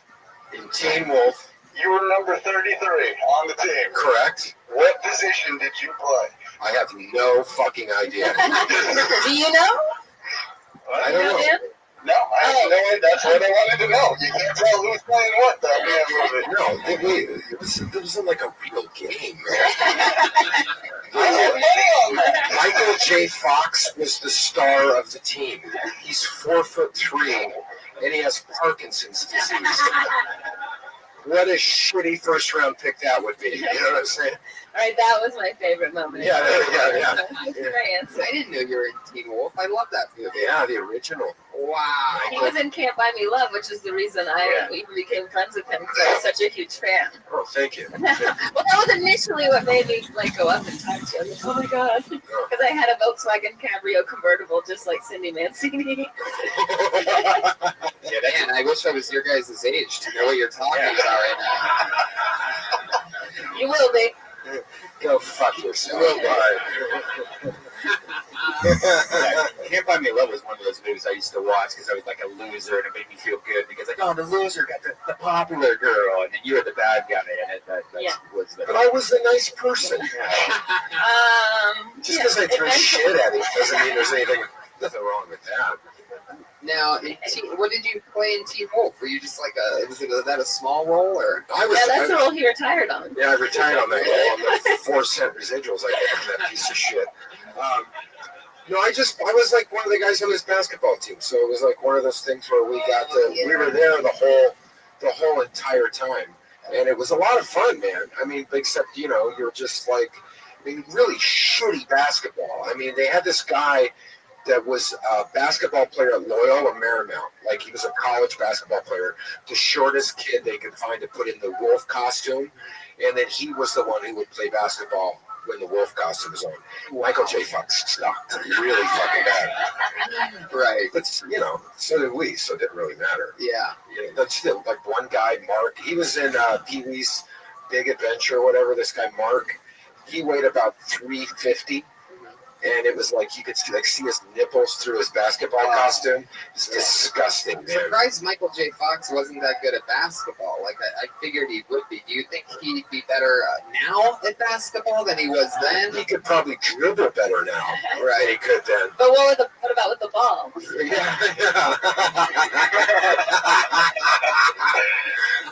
My favorite moment in comedy, right there. That's my favorite moment.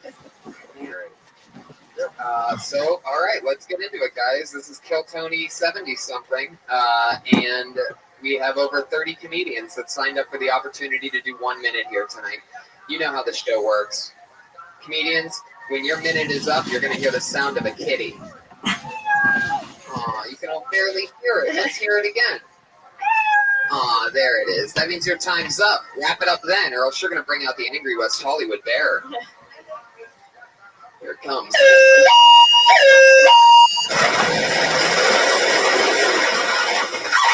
There And Authentic. obviously, This sounds like a rape whistle. Yeah.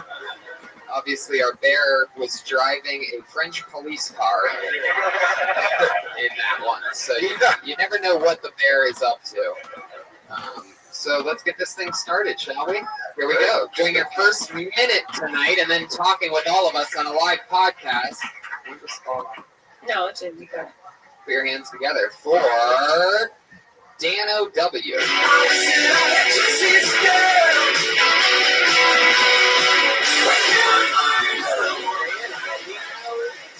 Everybody. How's it going tonight? Got a question. What do you guys think about ISIS? Yeah, woo! I'm glad you're so opinionated on Egyptian deities. You'll love this next little bit then. My favorite deity has to be from Hinduism. His name's Ganesh. He had his head chopped off and replaced with the head of an elephant. I was thinking about what his first thought must have been, for me. What can this have happened to my dick instead? But, even Catholics, though. Catholics have some weird mythology, too, I don't know if, you've probably heard of St. George. He actually became a saint for fucking killing a dragon. And so, I know, people saying bullshit, right? And so, people these days say it might have been a crocodile, but that's still a pretty fucking shitty miracle to get canonized for. And so, and the Catholic Church can never fucking admit it was a crocodile. They have to, canonize Steve Irwin and a bunch of fucking Cajuns from the South. And so, as it stands now, though, I think they pretty much have to make a saint out of whoever kills Bigfoot. There you go. Bigfoot and the chupacabra, whatever. Yeah, a lot of imaginary characters we talked about there, especially Jesus Christ. A lot of religious stuff from you. I know that you were on last week, right? Yeah, first time last week. First time on stage ever? First time on stage as a comic ever. Right. So are you planning to get more topical as time goes on? Because you're still doing dragon breathing jokes. I'm just trying right now to just write stuff that I haven't even heard from anybody to try to find my voice. No, I love that. I get it. It's good. It's original. Yeah, religious background, right? Yeah, pretty religious background. Well, what are you up to now? I mean, how do you what in your life happens? Like, what do you do for fun? This right now, I can picture you covering yourself in black latex and putting a ball gag in your mouth and hitting the streets. Only scream. Get to a minute because that's the Catholic side of it. Right. Yeah. No, it's really from just No Life and Wikipedia wormhole, clicking on the link, reading some weird shit, and just trying to make something out of it. You're very Tom Hanksy. You should do some Tom Hanks stuff. Well, that great advice, Ryan. Ryan Redden, Hollywood agent. Did you just say Tom Hanksy? You should do more Tom Hanks stuff, like Academy Award winning films.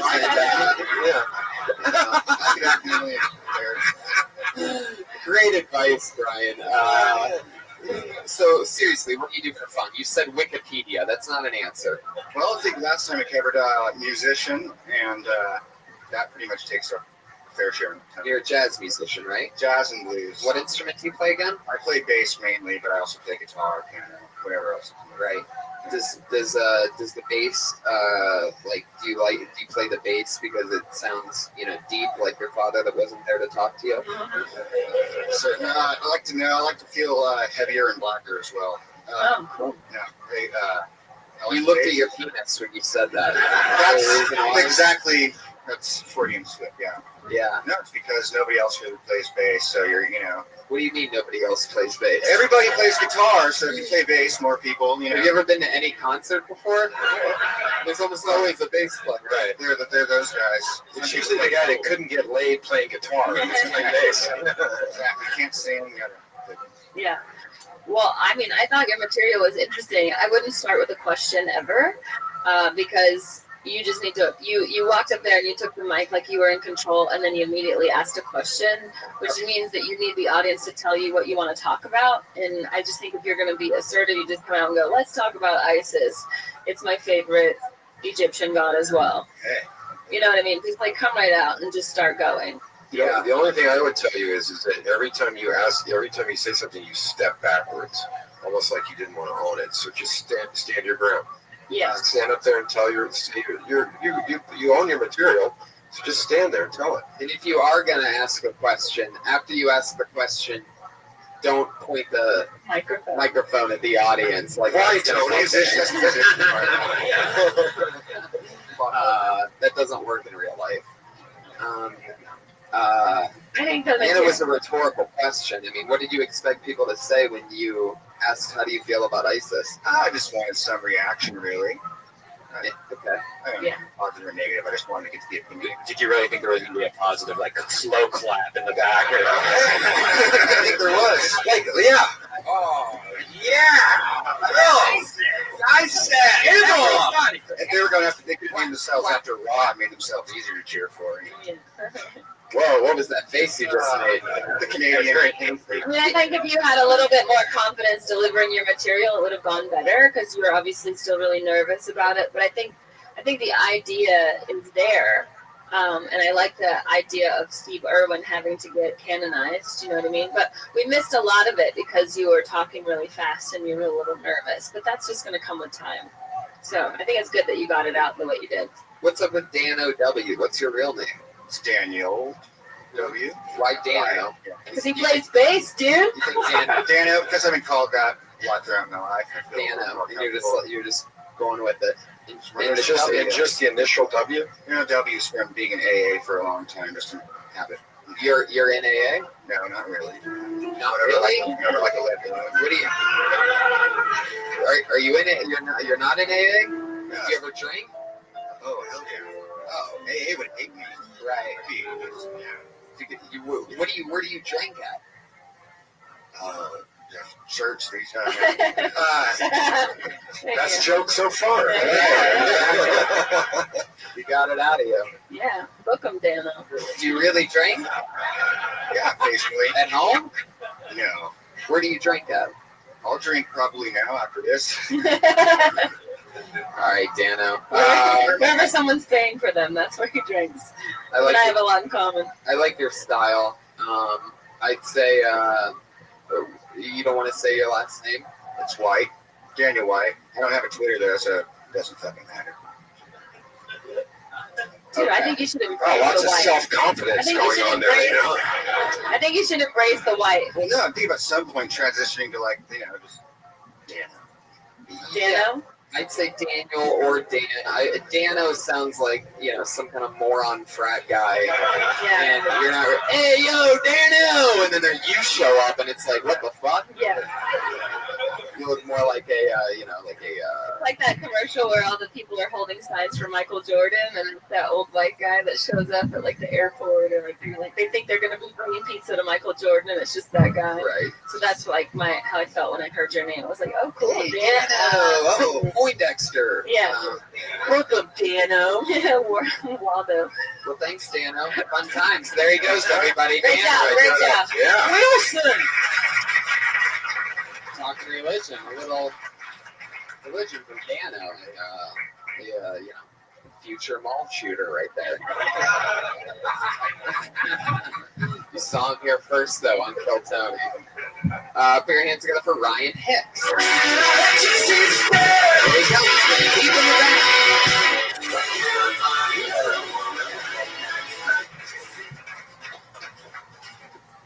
What's up? How's everyone doing?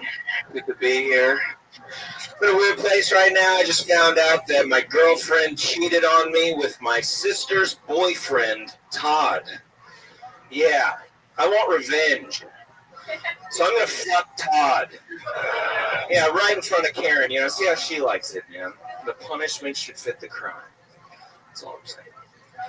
I'm a tense guy. I don't think I'm alone here. I hate traffic. Are you guys anything like me? Have you ever sit in a traffic jam and you just think, go!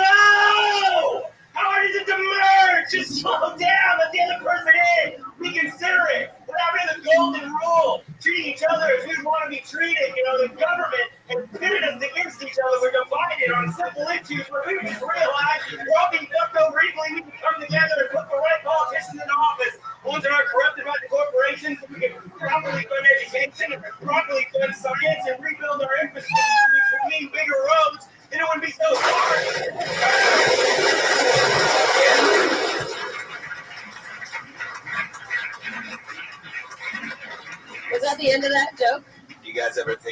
a traffic jam?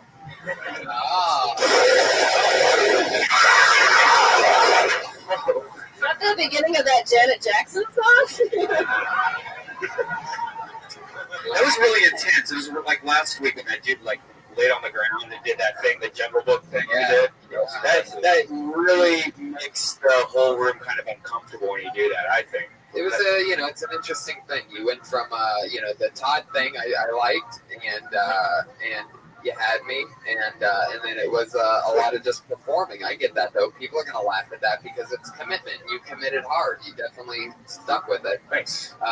Is that more along your style, or is the beginning No, more along your style? yeah, the beginning. Right. Usually the yelling makes more sense in a longer set because that's the only one that I really do that aggressive. Yeah, definitely does. How long have you been doing stand-up?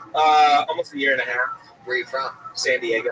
How long have you been up here? I come up every week. I've been coming up here every week for about a month or two. Probably moving up next year. Just kind of getting used to the Isn't city. there another guy named like Brian Hicks or something like that in San Diego? No, that's me. I actually hosted for you at a comedy juke show. Oh, okay. That's right. That's why that sounds so familiar. Yeah.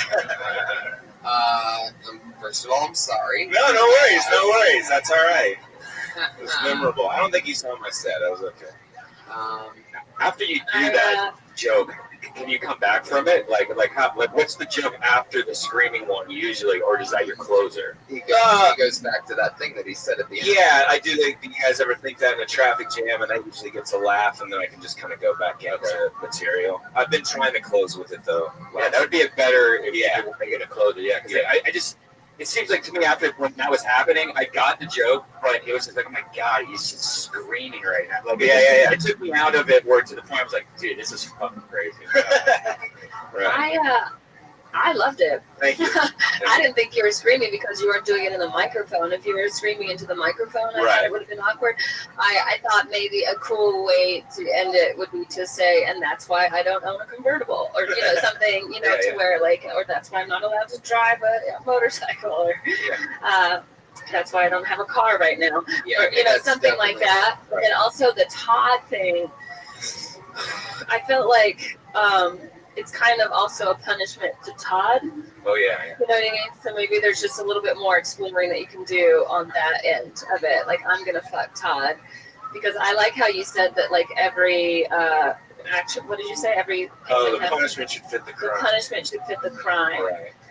And I think it takes me just a little bit of math to do that, because you're saying, like, it's my girlfriend fucked my sister's boyfriend.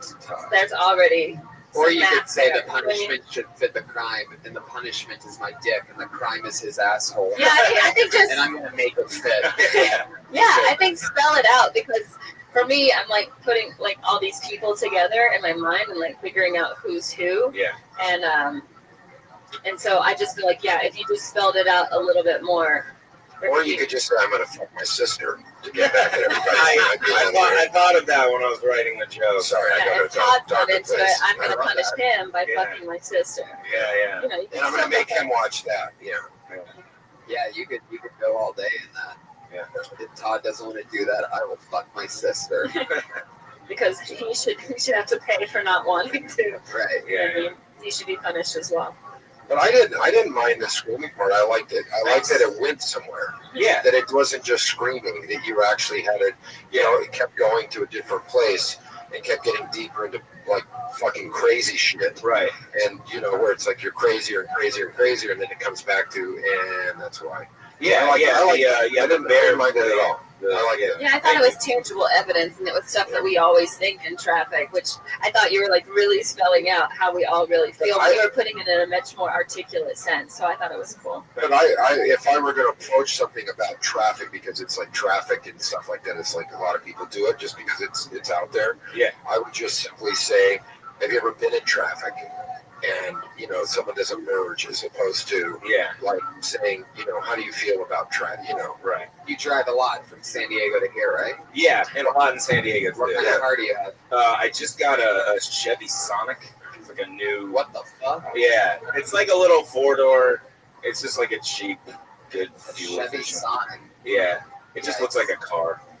I mean, it's just. It's a shame it doesn't sound like a car. Yeah, I know, right? Sounds like It's a shame it doesn't taste like Sonic. That'd be delicious. Did the car dealer come out on roller skates and sell it to you? Yeah, I can't wait. There's Made not a change. Sonic rave from you peasants. Made change. Ryan, thank you so much. Thank you guys. Great job. Appreciate it. Ryan Hicks Comedy is on Twitter at Ryan Hicks Comedy. That's always fun. I always ask first-time guests a question. I probably already asked you this. If not, then you'll be next. So, but I'm going to ask you first, Court. Was there anything that you did in like your first year or 6 months or whatever of stand-up comedy that you can't believe that you did, that you like, that you wish you didn't do, that you hope nobody remembers, that you're glad nobody saw, anything crazy like that? Yeah, I had a really bad night. Really? I had only been doing comedy about 8 months, and I had all tit and dick jokes, as most people do when they first start out. And my friend had a Super Bowl party in San Diego, and Sinbad was the headliner. And he goes, "Do you want to open for Sinbad?" And I was like, thinking, "Oh, Super Bowl party, people fucked up, drunk, everything." I go, "Yeah, sure, fuck, I'll do 5-6 minutes, whatever." And then as we're walking to the venue, he goes, "Now you know that there's kids and parents and everything. Like it was like a family party." And I was like, "Have you seen my fucking material?" Right, man, it's like I do dick jokes. He goes, "You can't do dick jokes." And I go, "Then I'm not fucking doing this." He goes, "No, you're doing it." And I had to stand in front of people. I had to write like 5 minutes in like 10 minutes. I was 6 months into comedy. I ate so much shit in that 6 minutes. I had a table of friends sitting there laughing their balls off at how much shit I was spooning in my face. Yeah. I once had something like that happen. I was doing the road with Sam Tripoli, and this was very early on, maybe like a year and a half in. And I was very dirty too. And he goes, "Yeah, man, this is going to be a fun gig." It was up in Modesto. So Tripoli and I are taking this 6-hour drive north. At one point halfway through the drive, I go, "So what's this gig that we're doing?" And he says what I think is a joke. He goes, "Yeah, bro, it's a convention of 7-Eleven owners from all around the country, bro." And I laugh, and I'm like, haha. And when you're the opener, and you're that early on, and you're happy to be a part of the gig, you know what I mean? You don't, I assumed it was a joke, so I didn't ask again. You know what I mean? I wasn't like, "No, but seriously," for him to go, "No, it's seriously 7-Eleven owners." I thought he was just making a joke.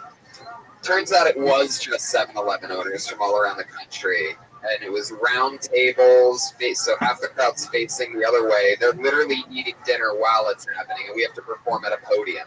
Like, all this, everything's wrong. There's a dance floor in between the podium and them, so it's like 50 feet away. I'm just like, "Isn't that crazy, guys?" And nobody's paying attention. And the only person, it must have been 150, 200 7-Eleven owners in this giant hotel ballroom, and the only person you can hear is all the way in the back of the room, and it's Tripoli just dying. I'm just bombing, and he knew that he'd remember it for the rest of his life. And they're eating pizza and taquitos off of it. He was dying in the back of the room. Corn dog in his hand, just like, Because it had to be clean and it had to be 10 minutes, and I had none of that. So I'm just milking everything. I'm like, "It's 7-Eleven, huh? So yeah, screw ExxonMobil, am I right, people? Don't you hate it when people go to gas stations for stuff?" And they're just like, "Who the fuck is this kid?" And it was, "Why is this in my place?" Oh, it was bad. It was literally 7-Eleven owners. It was like, I'm the Captain Jack. Yeah. Look at Sarah, have I ever asked you that? You asked me that, yeah, and I told you about how I used to draw the Mason-Dixon line on my stomach and lift it up. Oh my God. I remember that. Yeah, I remember that. That's so bad that I blocked out the memory. I think that's a funny joke. Until Bobby Lee was like, "No, I'm just draw it. Like, people just believe you." I was like, "Oh, okay." That's a while though. And I always stayed on because it's a Sharpie. Really? Yeah, Even 2 cents to that. I'm drawing this dark. Yeah. That's amazing. Yeah. I'm just amazed that I ever lifted up my shirt on stage. That's more amazing to me. I'm gonna love this. This is our friend from Phoenix that's here in town, everybody. Heidi Gildas, everyone. Niggas locked down in 10 by 4. Control of that. We live in hard knocks. We don't take over, we walk blocks. Run it down and you be mad at that daddy. Get us for Heidi, everybody. Here she is. All right, Comedy Store.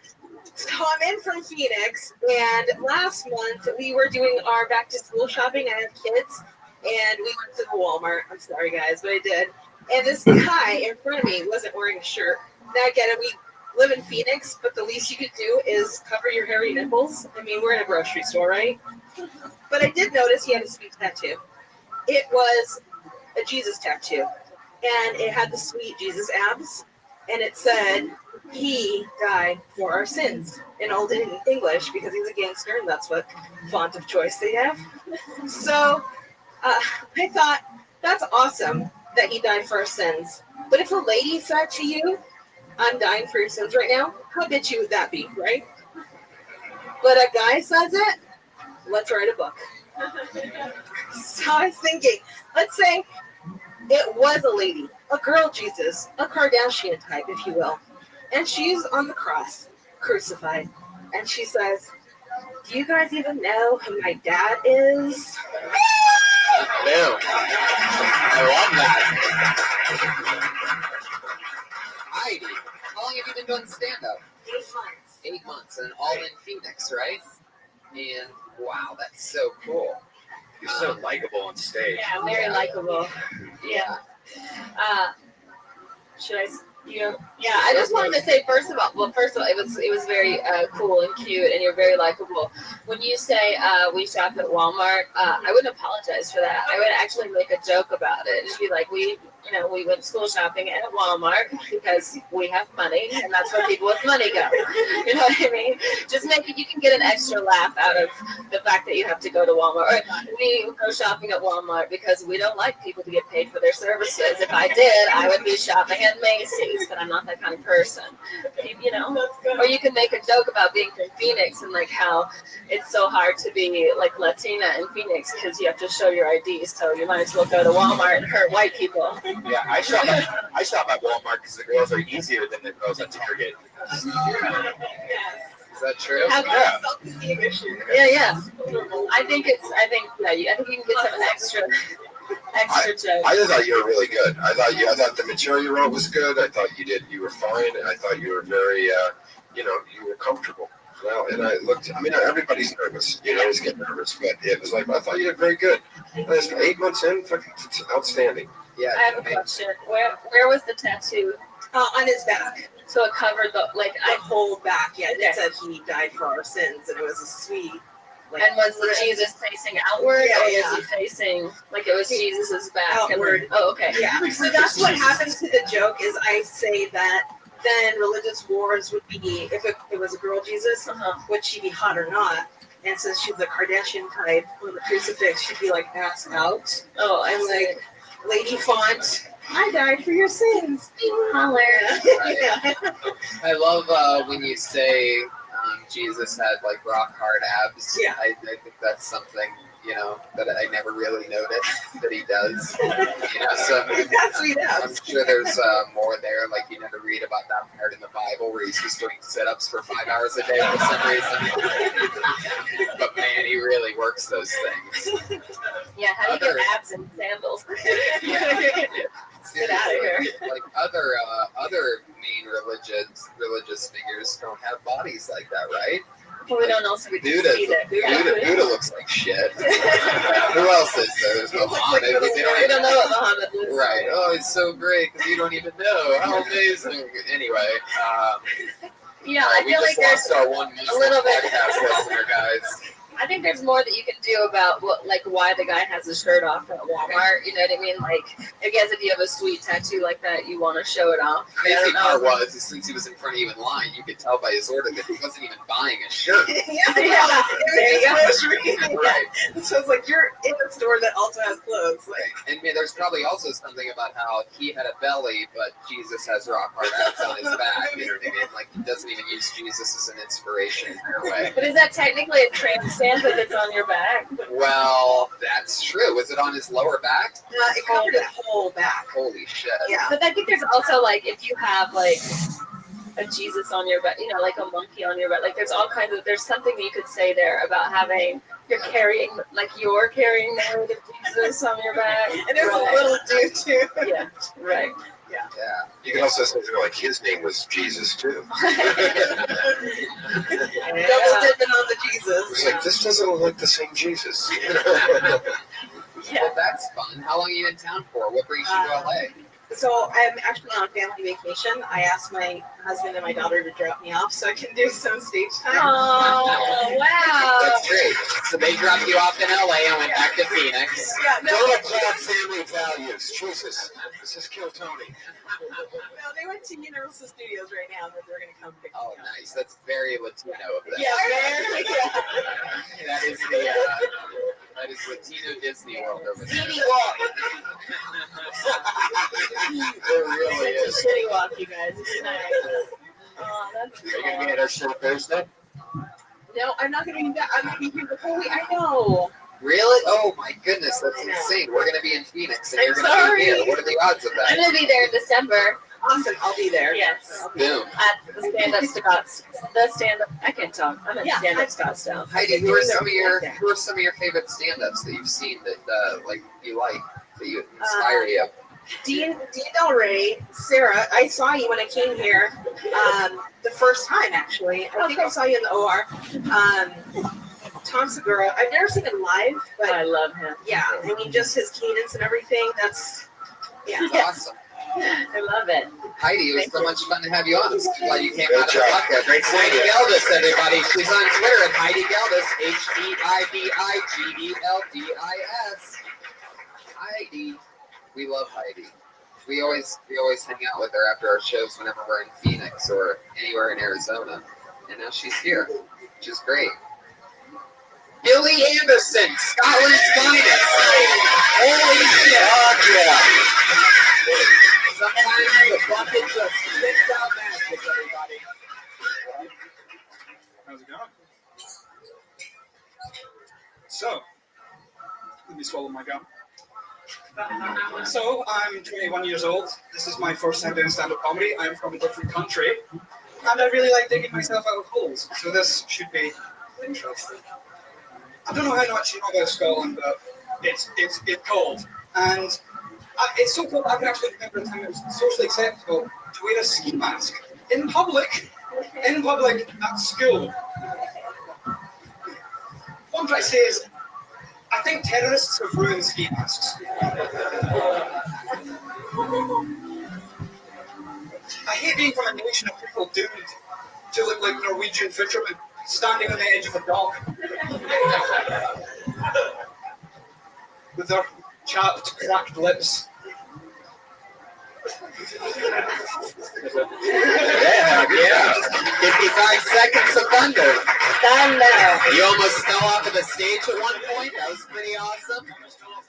But it's better to get too far forward than it is to back up and hear the audience. So that's good. You almost were the first comedian to stage dive on Kill Tony. I would have loved that. How exciting, Billy. That was your first time ever on stage? Great job. Wow. I love your style. My initial thoughts are just, you get it. I could tell that. I can tell you love comedy. You immediately acknowledge the Scotland thing, which would be most important. And doing anything else would just be stupid. If you came up here and started talking about, dragons and Jesus's ass or anything, it just would have been silly because you're so blatantly from Scotland. Yeah, I think and I love the joke. The ski mask joke is great. It's something probably where, I'd say that there's more there. Crockpots. You ruined crockpots. Oh yeah. There's so many little things you can think of. Bombs. They ruined bombs. Used to be so much fun to get a few batteries and link them all together and blow it off in your enemy's backyard. Now ruined forever. Yeah, they ruined beheading. It used to be a cool sport down in the Midwest. But I'd also imagine that with the terrorist ski mask thing and you talking about the cold weather, that there might be something in, like, you know, if you set it up right, then your first joke about that could be something around, you know, we were the, you know, terrorists ruined that, so that's your one thing. But you could say, you know, before terrorists wore those, we were just wearing them because we were cold, freezing cold. We were the original ISIS. Like, there's something in that, because then you're combining terrorism and the freezing ice. Yes. Yeah. ISIS. ISIS. Right, that was the joke, Billy. Yeah, I think you can make it even more obvious. Like, yeah, you say you're from Scotland, and then you say it as if your name isn't Scottish. And I mean, your name's Billy Anderson. It might as well just be called Johnny Walker. Yeah. Johnny Walker, Johnny Bagpipes, or something. Your little haggis. Yeah. Do you know how to play the bagpipes? No. Are you a fan of Roddy Piper? Oh, yeah. Yeah, right, you better be. Piper's been on this show before. Yeah. Multiple times. What are you doing in town? Just vacationing? Yeah, vacation at this. Great. Yeah, Kill Tony. This is one of your main things. What part of Scotland do you live in? The south. South? No one knows. I was just in, we were just there. We were just in I Scotland. was in Edinburgh and I was in Glasgow. Yeah, that's the only place anyone knows. Well, that's why I was asking, because we had to drive. We had to take a train through some towns. In Fries. Okay. Shout out. Absolutely no fucking idea where that place Well, is. I went to a whiskey tasting, and there were different regions in Scotland that I learned about, and the southern region was So not much the you one I learned liked. that night. There was so much you learned that night. A whiskey tasting, huh? Yeah. One of her many suitors took her to a whiskey tasting. I bet. I ruined this mic stuff. I just thought, Yeah. How did you ruin it, Billy? Are you just have to turn it. Turn Twist the thing thing. to the other side, to the right. Everyone, Yeah. in progress. There you go. It's just like the metric system. Billy, what else have you done fun since you've been in town? And I got lunch and then came here. You should check out Universal Studios. It's quite the place. Billy, what do you do for work in Scotland? Jesus. All right. Kill people? That's why he's on vacation. He's on vacation from this. Yeah. I'm on vacation from vacation. Oh, You're 21 years old, though, right? Yes, at 21, you got You got 2 or 3 more years before you can keep fucking. Are you still in college? How does that work out there? No, I left college. I'm just on unemployment because I'm a scout. So they have unemployment in Scotland. Oh yeah. Well, good thing they didn't. Oh yeah. Good thing the referendum went that way. You'd be real fucked right now. Nobody got that. Nobody. So, I did. is it true, all the stereotypes? Your family drinks a lot, you drink a lot, everybody drinks, right? Yeah. Just whiskey all day. Yep. What's the best whiskey? Johnny Walker. Johnny Walker Blue. There you go. Johnny Walker Blue. Boom. Nailed it. Iron Madonia, what do you think about this guy? What do you think about Scotland? What goes on in your mind when you see him? That's right.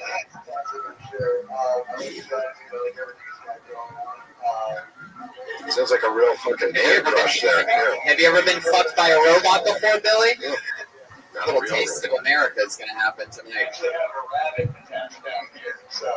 He's not from Ireland. He's from Scotland. He hasn't been fucked by a robot. Okay, Billy. So what's your next goal now that you've accomplished this? What are you going to do here in LA before you get back? You're going to get an Asian massage? You're going to go visit a plastic surgeon in Beverly Hills? Like, what locally are you excited to see or do? Venice Beach? Anything? I'm gonna go have some Death Squad shows. I'm probably gonna buy weed because weed's legal here, right? Yeah. That's usually what It's people not legal in Scotland? No. What happens if you get caught with weed in Scotland? They make you drink scotch.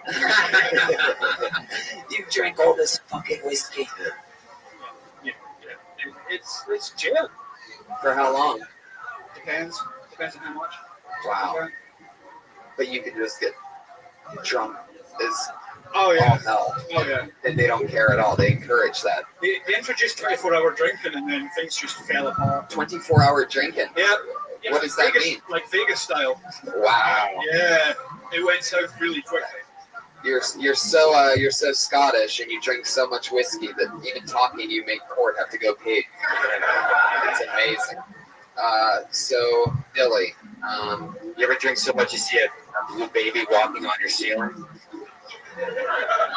Not yet. I mean, it's a goal, I suppose.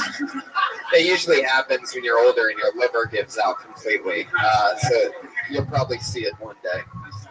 What are your goals? I mean, what do you want to do with life? You're 21 years old. You've already been on stage at the Comedy Store. How long have you been 21 for? Until tomorrow. Oh, really? Tomorrow's your birthday? Happy birthday! Yeah. Wow, Billy Anderson. Giving some American whiskey. That's true. American. Crown Royal. I'm kidding, it's Canadian. But it's really good. Do they even have Crown Royal in Scotland? Yeah.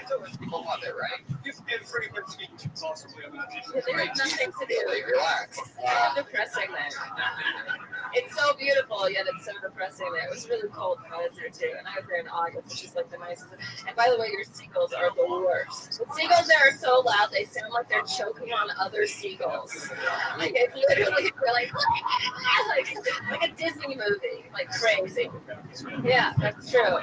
Edinburgh to me was just like a terrible Disneyland. There's like 4 Disneylands attached, and I'm like, I'm sick of castles and all the food's expensive and it tastes bad. I don't want to be here. You ever hang out in castles? Yes. Strangely, yes. You ever wear a metal suit of armor before? Yes. That seems like a very Scottish thing.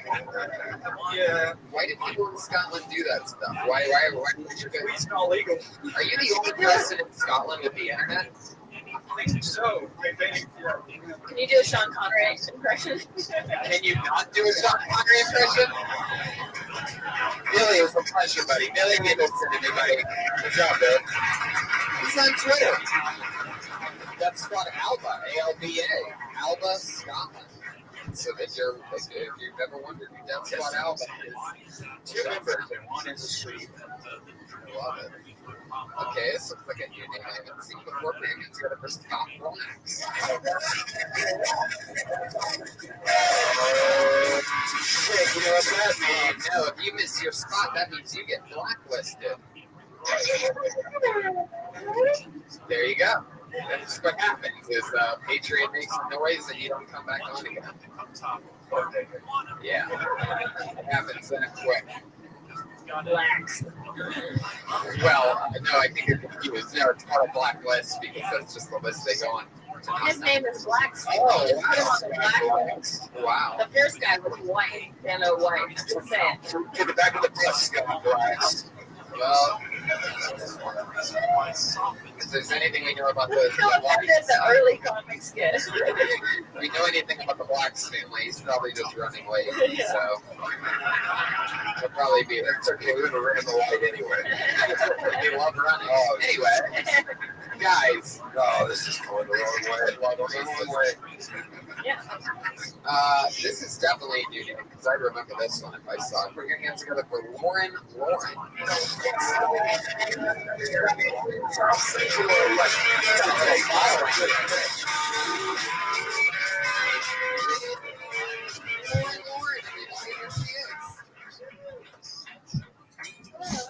Hello? Can you hear me? Turn the mic up, Brian.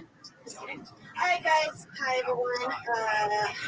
I am at the very experience stage of my life where I'm not a girl, but I've made out with a woman.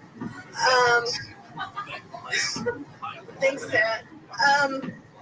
I've done everything a young lady should. I'm a young lady.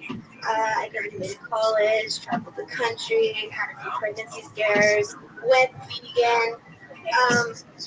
But I still don't consider myself a woman. I think you're a woman when you have at least a B cup and have took it in class. One of 2, you're almost there, but not quite. But yeah, any feminists in here? Feminists? All right, guys. Well, why don't you guys do yourself a favor and stop it? Okay, that's it. Thank you. There you go. Exactly 1 minute. How long have you been at stand-up, Lauren? Talk to the mic. This is my first night. Wow! Very good. great. Your first joke made me laugh out loud. That's great. And I like that you do anal on your first night. That much I love. That much I love. I didn't like that. That's a solid characteristic right there. Yeah. I love it. You ever been with a character from T-Mobile? You want to complete that trifecta.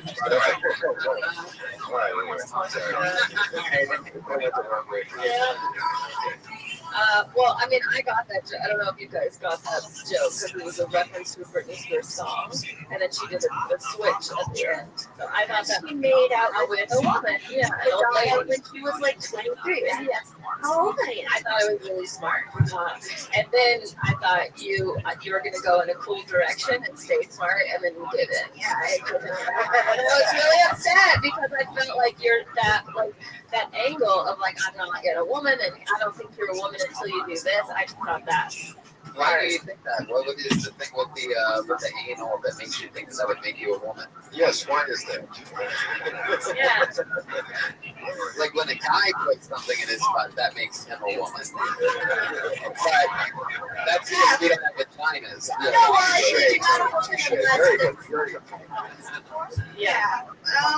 I don't know. I just think that's a very good thing to do. Really? But, yeah. I mean. There you go. Standing ovation from the comedians at the top. Yeah, I think it'll probably get a laugh or a groan, but it won't be a sincere laugh. I think you can be smarter than that. If your first joke is that smart, you already know what you're doing, and you can take that in another direction that people won't expect. You can still start with B cup, and then you can go somewhere else. Okay, thank you. Yeah, you're not a woman until you're comfortable wearing, certain kind of underwear or whatever. The agent Ryan Redband. What do you think? Should you do more Tom Hanksy stuff or?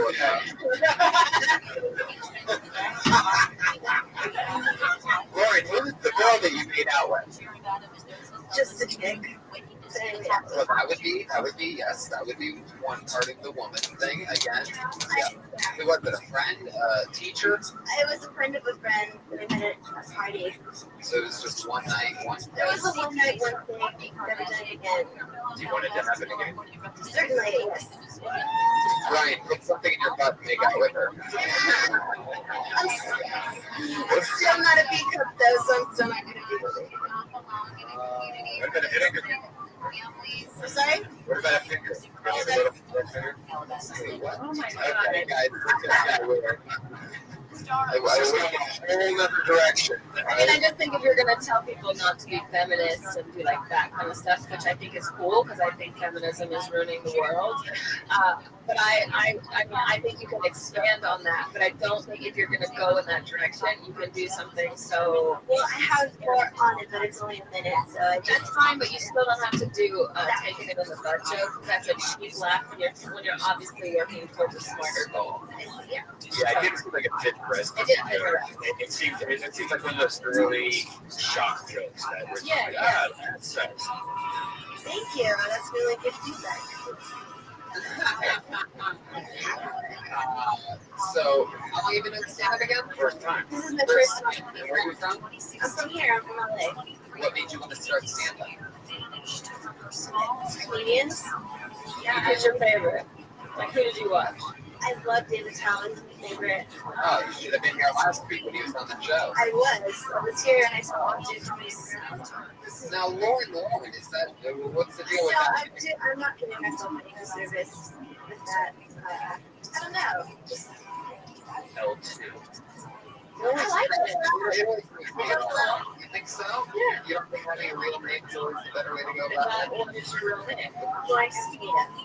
Castaneda?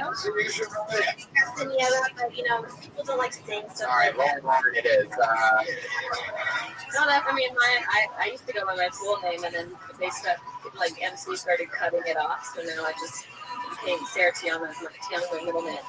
So like my last name just got cut off by MC, and it just stuck. So eventually, like something will stick. But I don't mind Lauren. I think it's kind of Lauren, fun. let's play Lauren.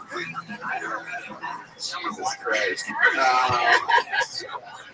So, Oh my god. this is exciting. Now, what were you doing for work before? I mean, do you still have a job? I don't have a job, but I like work on films and stuff. What do you do on films? I've been working towards being like a first assistant director. Wow. Yeah. Nice. Whoa. Whoa. That's great. David and Jim. None of that. Just How long have you been doing that for? pretty much like. Well, I mean, I guess this year I've just been starting in. That's great. How old are you? 23. Yeah. Perfect. Awesome. Well, there you Right on go. your way. I'm back. Lauren, everybody. That was really good. Cool. Really good. We're popping cherries here tonight, too. You know what? She's on Twitter at the Lauren. It's just I fun love it. train moving along. It's I like exciting. that name. Iron Victoria's in the house. How you doing, bud? Double the pleasure. Live audience, how are you guys? We doing this? Oh shit! I'm so excited I just pulled this name out. We had him on for the first time ever on this show last week, and he decimated so hard on this show that the talent coordinator, who was in the back of the room, booked him a spot in the original room that he had or is going to have tonight. That's the kind of magic that happens here on Kill Tony. He got swooped up out of this show and was put in the original room, and he's here for his second time ever, last week and now. Fang Chow, everybody.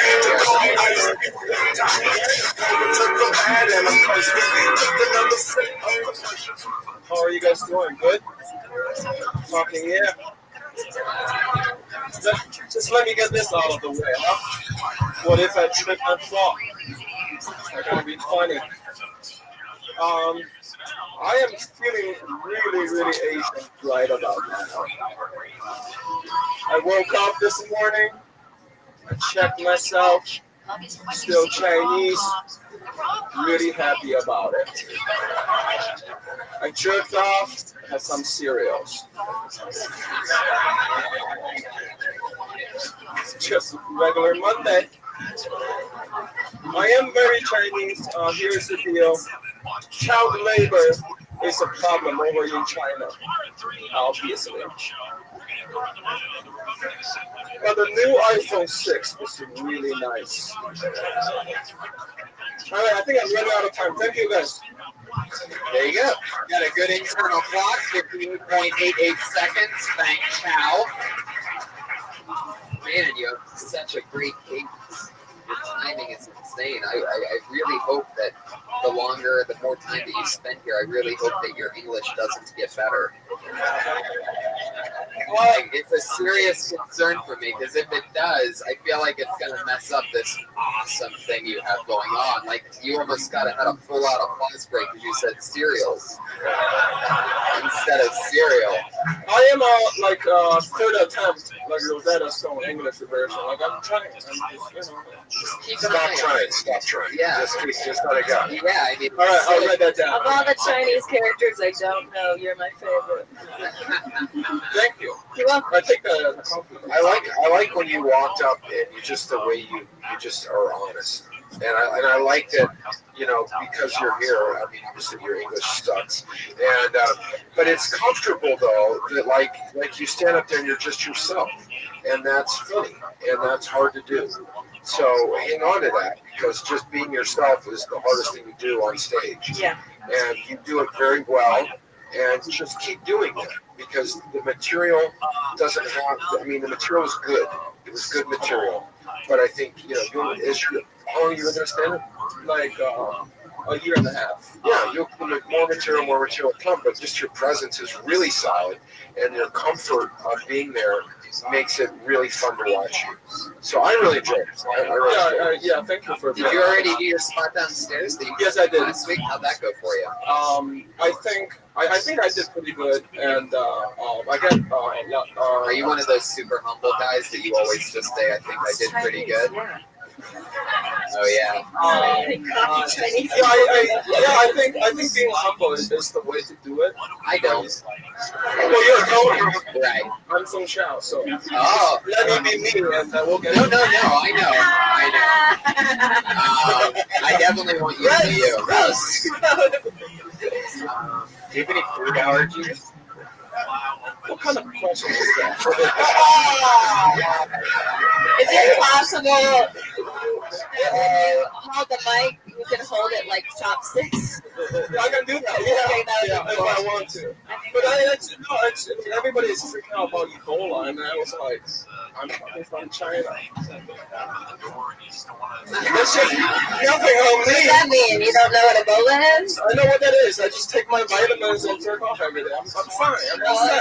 I'm not scared about Ebola. Like, you guys shouldn't either. Right? No, right. Yeah, you fucking idiot. Eat a burrito or something, right? Why can you be afraid? And all you have to do is take a multivitamin and jerk off every day. Don't you know that's the only way to not get Ebola? Can I talk to your set for a second? Because the first thing you said was, I like the way you set it up, and then you said, I woke up today feeling very Chinese. And I thought you were going to talk about the Bruce Lee shirt that you're wearing, but then you didn't. Oh, yeah. I did it. Well, I wanted to, and I wanted to Bruce Lee guys. But also, like, it didn't totally make sense to me, the joke, because you know, I think you're getting laughs off of your presence, and I think you could be getting more laughs off of your material. And I feel like the first thing you said is, I woke up and I checked myself, and I said, I'm still Chinese, and I'm fine with that. I wasn't really happy about it. Why were you really happy about it? Because I'm still Chinese. What were you expecting to wake up as?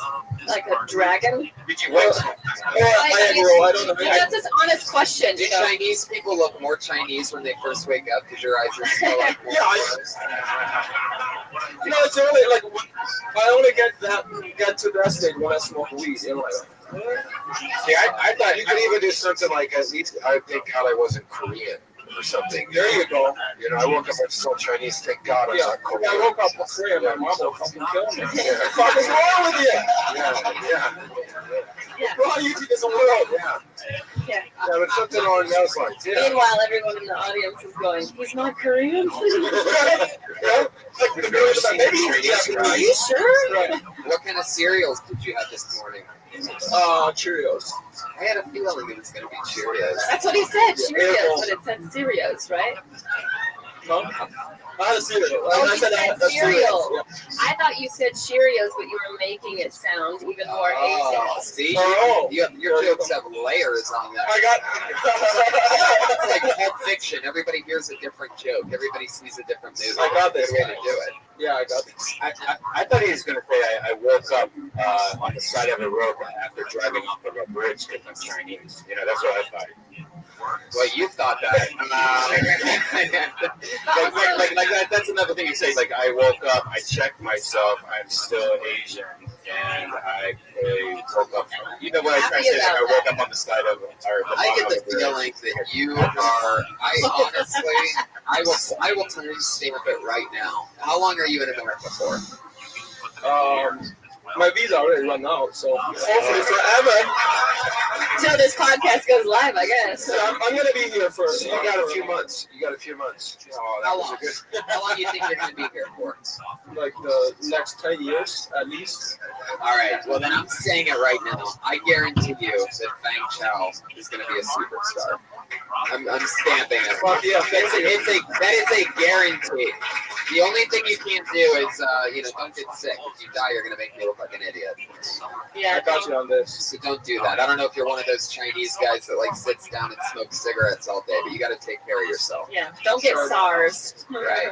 I survived that. Good job. So you survived that. That's why you're not worried about Ebola. Yeah, I'm not. Fuck Ebola.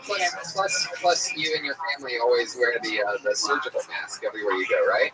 Right. Yeah. They do. I don't. That is the weirdest Asian thing out of all Do the they things. sell those? Just like I pick on them. Macy's? Like Kmart. Asian Macy's. Macy's. And the quickest way to start them is to give all the judges an iPhone 6, just so you know. Let me call my cousin. Yeah, call my cousin. Have them smuggle a few out of the factory. Feng Chao, thank you so much. Thank you, guys. Have a good night. Come back again. Feng Chao is on Twitter. He's Feng Chao, FENGCHAO 8080 on Twitter. How exciting. Thank you, Fang. This is the part of the show where we move on to our two regulars. We have two young ladies that do a brand new 60 seconds every single week. We've gotten to watch them grow over the past year and a half. It's always a new 60 seconds. So let's do it again. Going up first here tonight, you know her from her many appearances on, of course, this show and Dysentery. She's always taking something small and talking about it, breaking it down, making a bigger deal about a small type of thing, you know, like really delving in, breaking it down. As of late, she's been on high alert. We've noticed that we're going to, you know, sometimes times are rougher than others. But I have my money on her picking herself up during this dark time. Put your hand together for it. Oh shit, we do this every week. What are you people freaking out about? Welcome, new people. Put your hands together for the hilarious Sarah Weinstein, everybody. Well, I'm gonna pick myself back up this week by talking about Tupperware. I feel like that's a good place to begin. My friend made me a dish. I went to her house. She insisted on giving me leftovers from a casserole I never wanted.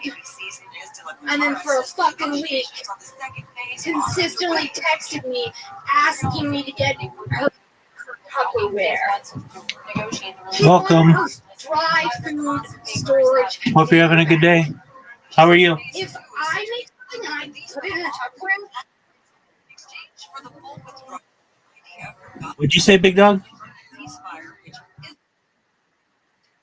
I'm well. I'm doing well. What's new in your neck of the woods?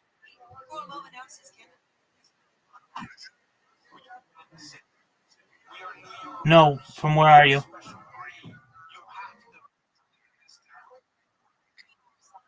Yeah, you from Nepal?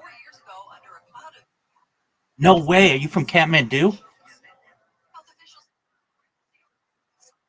No way. I love Nepal. How'd you find out about me, Timothy?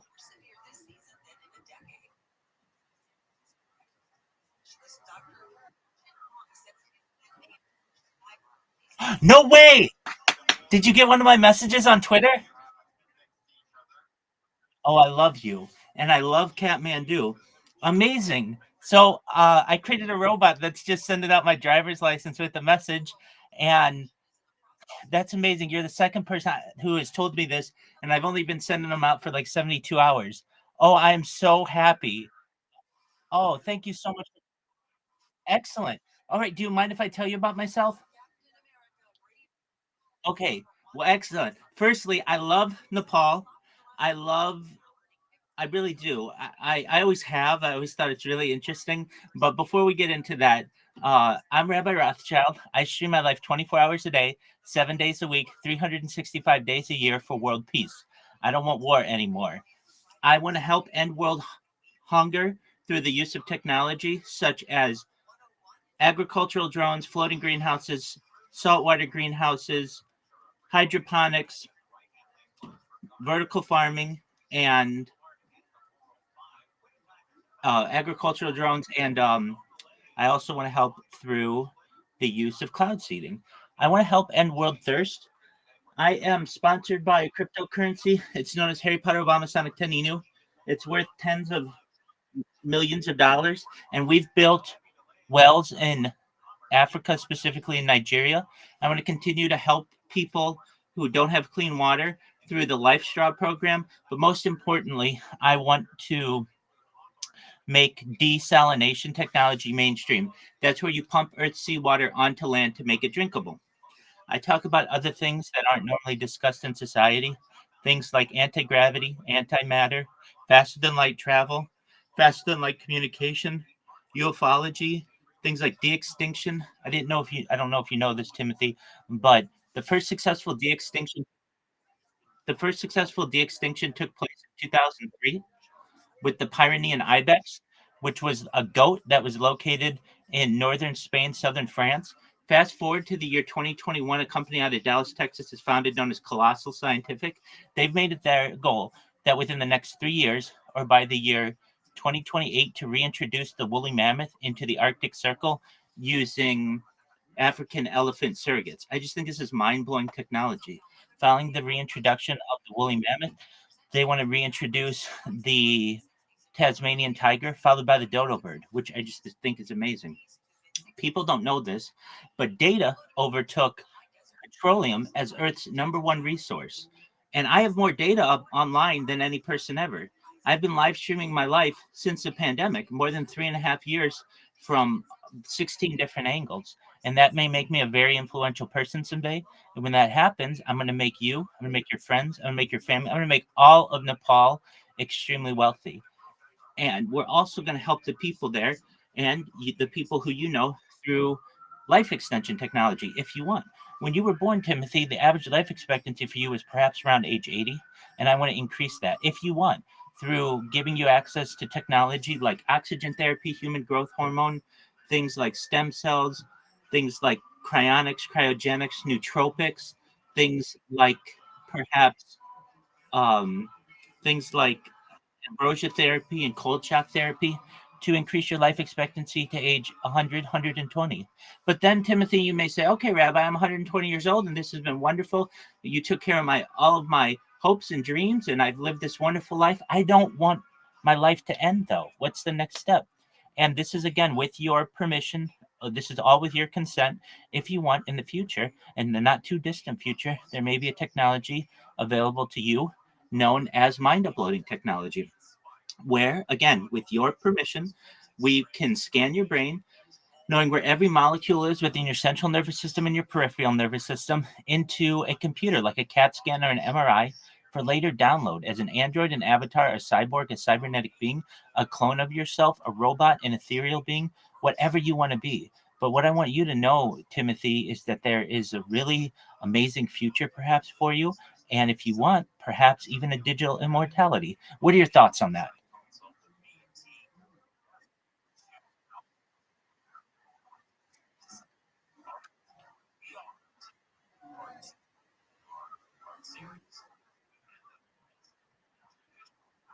You just made my day, Timothy.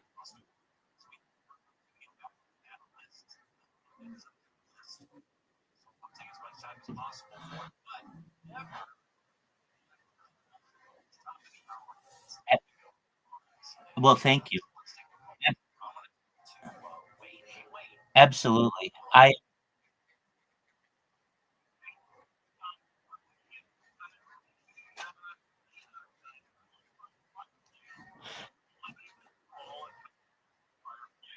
Sure.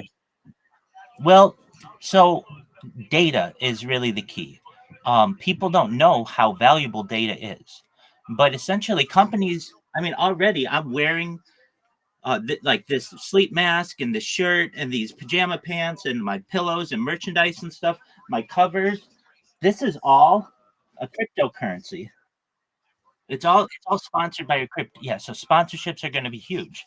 I'll be able to endorse any product because everybody's going to want to be connected to this. Essentially, one person who streams their entire life, they're creating a time capsule for society. This is essentially a timeline of the world, and it goes back years. So everybody's going to want to connect to this somehow. They're going to want to get their product on the screen as much as possible. In addition to that, I make money already, not a lot, but by streaming, and I'll be able to monetize that in a major way when I get a lot of viewers.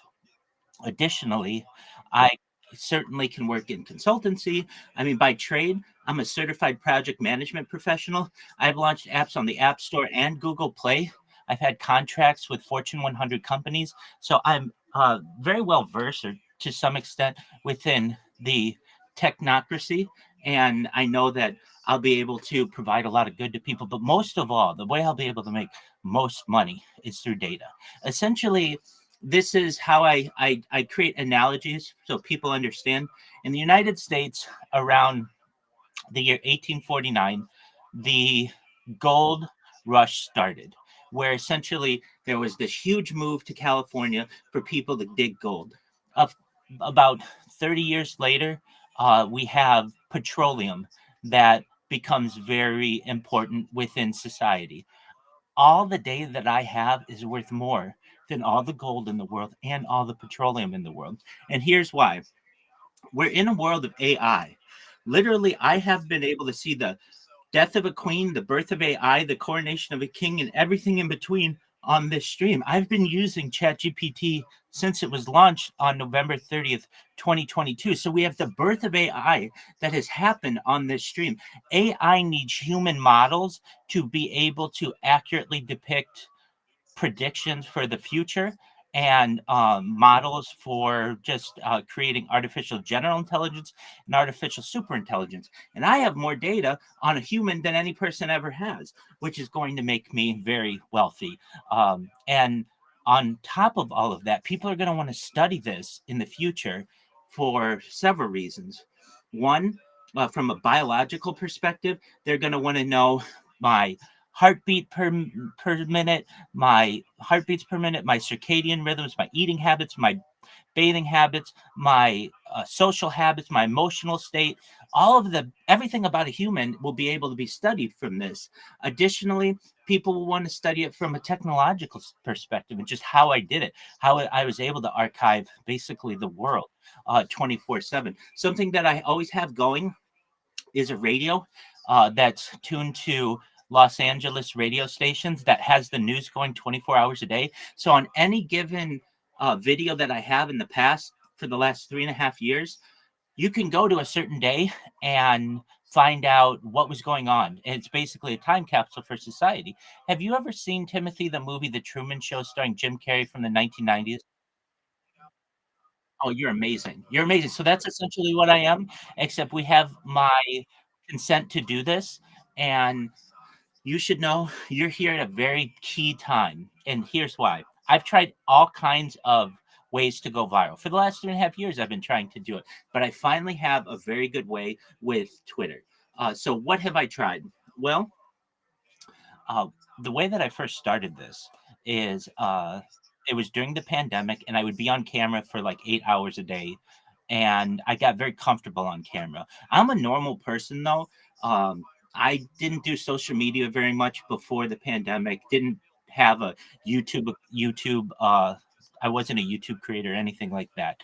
But because I got so comfortable in front of the camera and I was on camera for 8 hours a day, I figured, well, I can expand that perhaps if I need to. And I would, after work, go and hit golf balls at Tiger Woods' golf course in Anaheim. And I just wanted to see what my golf swing looked like. And I would tell some jokes to myself, just if I hit the ball as a slice or as a hook. And I thought, in the future, my family may think that these are cool videos. They're like home videos of their dad. So I would upload the content to the internet. Now, I don't currently have children. I'm not currently married, but I have intentions in the future too. And so I thought these would be cool, like snippets of my life that I think that they would appreciate. But it was taking me too long to upload all the data. And so I just thought, what, it probably would be easier for me to just stream it. And so I started streaming more than 3.5 years ago, and I haven't looked back. I bought 6 different Chromebooks and I multi-stream. So right now I'm live on 16 different YouTube channels simultaneously. You can watch me in 360 degrees. I'm live on Twitter, Twitch. I have a video Twitter space going right now. I'm in 12 different Discords. I'm live in Telegram. I'm live on on like 8 different Rumble accounts. I'm live everywhere. And so what I've done is basically do my best to become uncancelable, so that, like, let's say someone doesn't like what I do and they want to take down my accounts. Well, that's fine. But I'm live on so many different platforms and my information is archived in so many different ways that it's basically impossible to erase me. You literally have to take down the internet, because even some of my accounts are anonymous so that they're not linked to me and they're still streaming all the time. And I feel that's, kind of my way to make an impact on society. Exactly. Exactly. I appreciate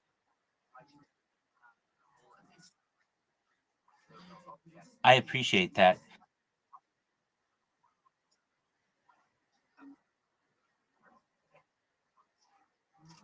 I understand. Absolutely. No, I don't. I want to give people. Firstly, I want to help I want to end war. That's my main purpose. I don't want people to go to war. That's That's very important to me. That's at the heart of this.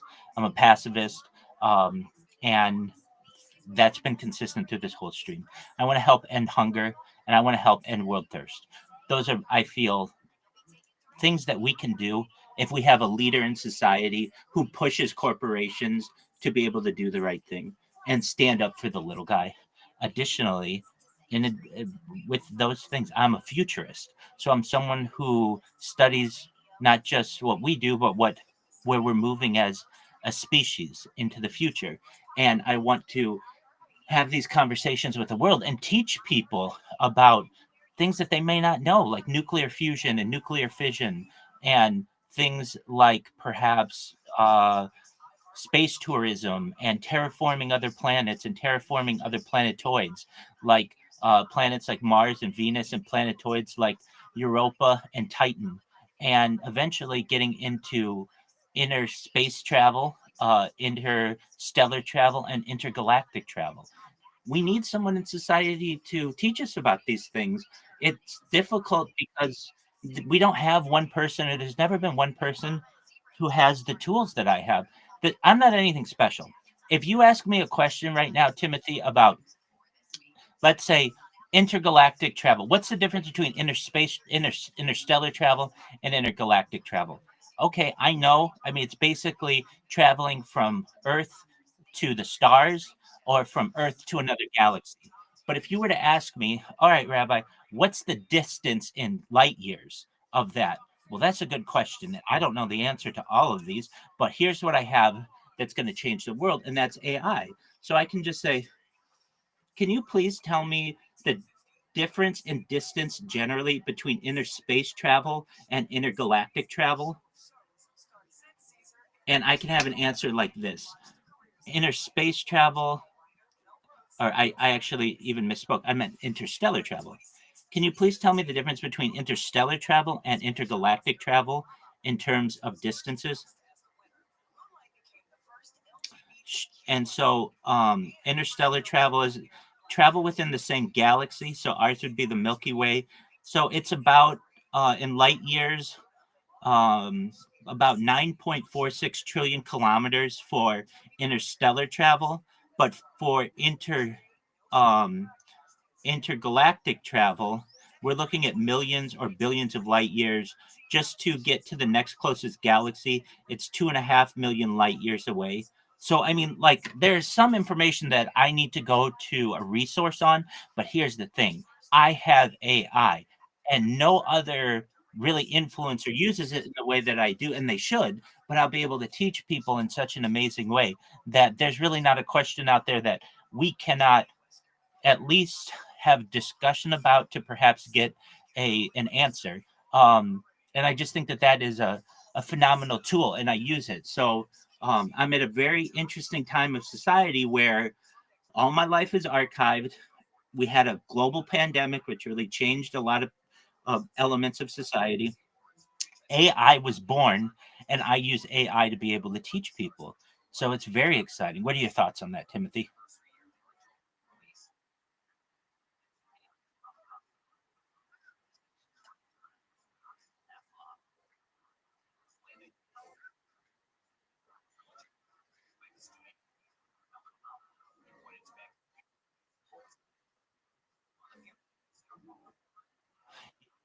Absolutely. So I believe it was about a 50-minute conversation, and I had a chance to watch the last 10 minutes of it. Now, I actually don't think that Vladimir Zelensky was put in a very good position, because let me put it to you this way. It's not like Trump had to go to Ukraine and speak Ukrainian and was surrounded by Ukrainian. Vladimir Zelensky, English is not his primary language. I know he speaks English and he speaks it very well, but he's at a disadvantage. And then he's surrounded by an American cabinet that's demanding answers and demanding thank yous. And frankly, I was not happy with the way that he was treated there. The cabinet was demanding thank yous from him. And he had said, I appreciate what what has been given. I appreciate what the American people have given, but they were surrounded by reporters. If I had said this, I was asked this question yesterday, and I stand by my beliefs. This is how I would have handled it. This is how this situation should be handled. Really, it should not be the United States president who is the mediator of this. It should be the UN Secretary General. Okay. It shouldn't be up to another country to do it. It should be essentially the world government that should do it. And what should happen is you should have the UN Secretary General in the middle. You should have Vladimir Putin on one side and Volodymyr Zelensky on the other side. Just those three people in a room. And it should be live streamed. And they should get a big map of the region and take a crayon and say, we're not leaving until you guys can agree on a border. Okay. And if anybody invades in the future, then the United Nations peacekeeping forces will come in and prevent you from violating this border. And we can get this deal done in an hour. Basically, if somebody wants Crimea, that's fine. Then they'll have to give other elements of land at another point. If they both want Crimea, then we just draw a line down the middle.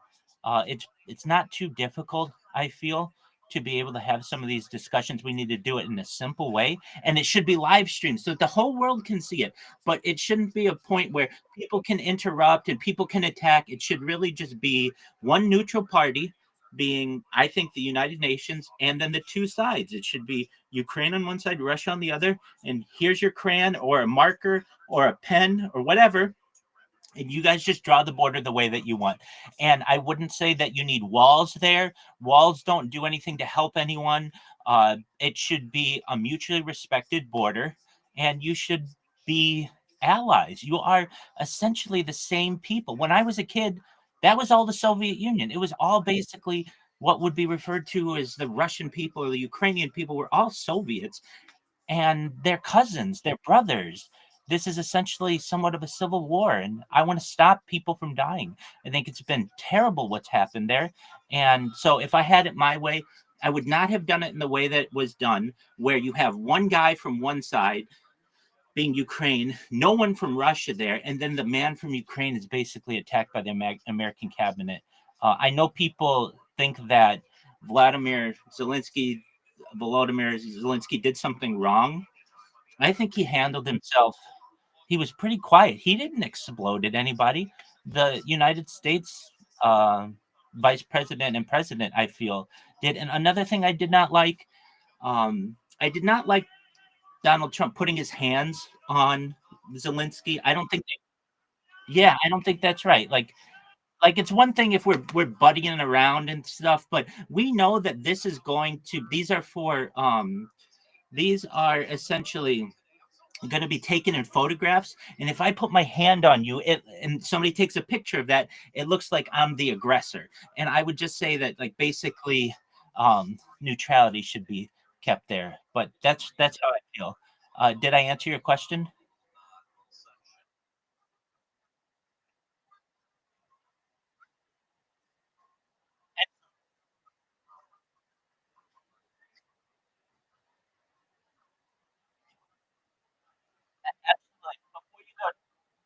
I want to send you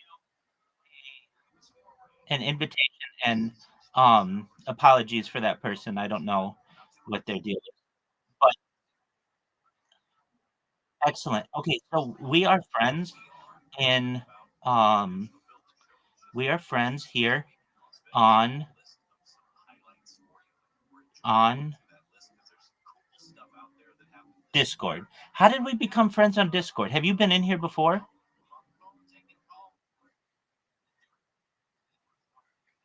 Okay, but then you got an email, you got a message from me on Twitter as well?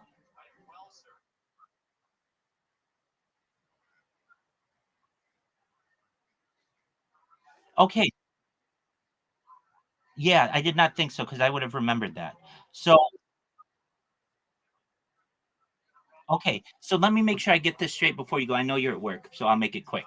Basically, you had met me on Discord somehow, right? And then in addition to that, you got my message on Twitter that I sent out within the last 72 hours, right? So you got my message on Twitter with my driver's license?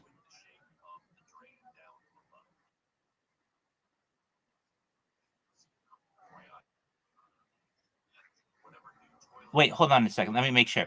Did you found out about me from Twitter? No way. But we had how did we okay, so Twitter, the X, right? Okay.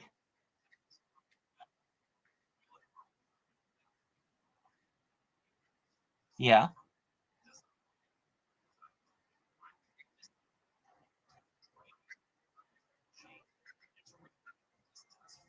Oh, it was okay. But you found out about me from X, right? Okay. But it was not a message, correct?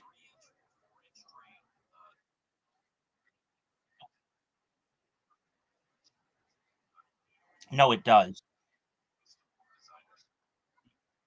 That's okay. Um, yeah, so they changed their settings, but you can inbox people messages. Well, that's fine. I'm glad that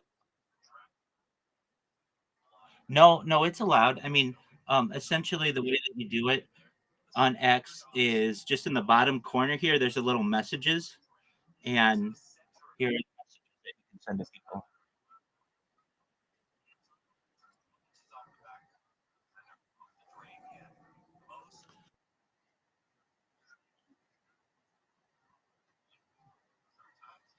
I order it. I just order food from stores and it's I do. No, I certainly do. I do. I've been live for 3.5 years. I have more content outside than you have inside. Meaning I have I've streamed as far north as Santa Barbara, as far south as San Diego. I've streamed at the ocean. I've streamed at the as far west as the ocean, as the Pacific Ocean, as far east.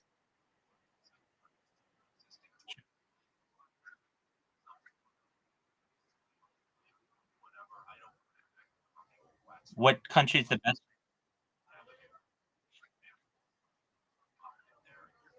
Israel.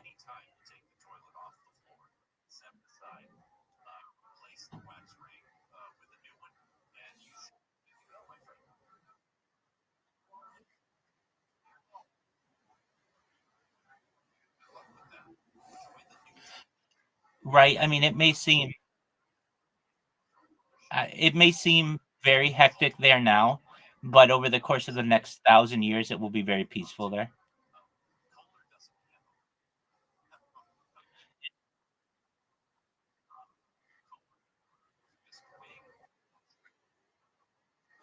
Yes, right. I think that probably over the course of the next 100 years, we'll see civil war, perhaps in the United States, to some extent, maybe. We might see it in China. I mean, it's arguable that China has one going on right now between China and Taiwan, and that it has for like 70 years. It's arguable that Russia has a civil war going on now, even though Ukraine and Russia are separate countries.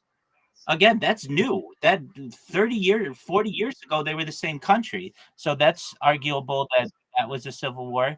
Um, and so I think that we will continue to see civil war. I will do my best to be a mediator and try to stop it. But I'm only one person. But what I would do is empower the United Nations to be a peacekeeping force, and it shouldn't be up to other countries to be peacekeeping forces. That's the role of the United Nations.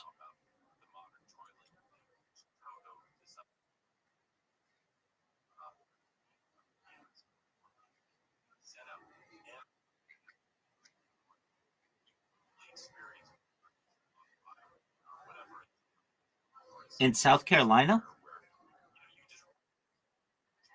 there are wildfires in South Carolina.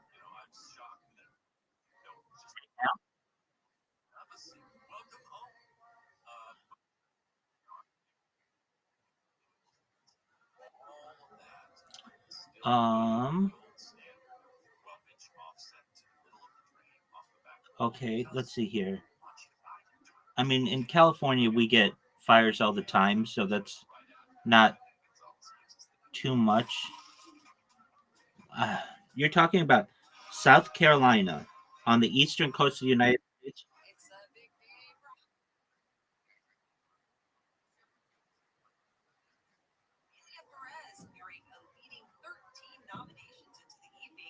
Okay. Do you know what's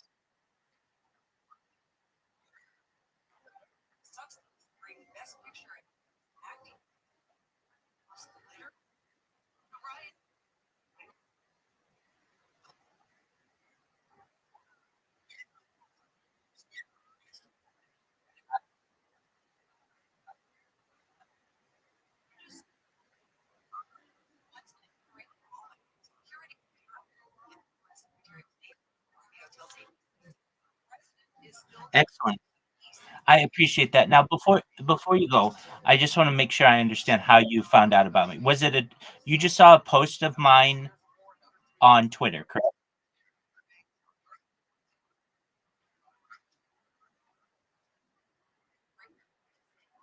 That's that's okay. Um,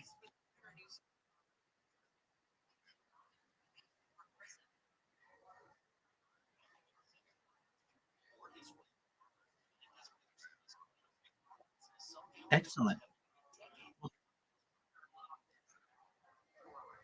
Excellent. Well, thank you so much for coming. And if you ever need anything from me, you know I'm here, okay? Excellent. And shout out to you, shout out to Kathmandu, shout out to Nepal. I really mean that. Eh,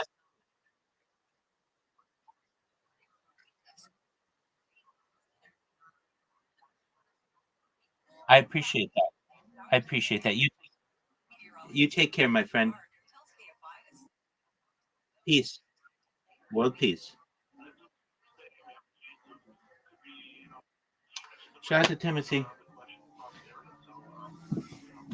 What up, GB? Hope you're living like a pimp. I say fucking keep it.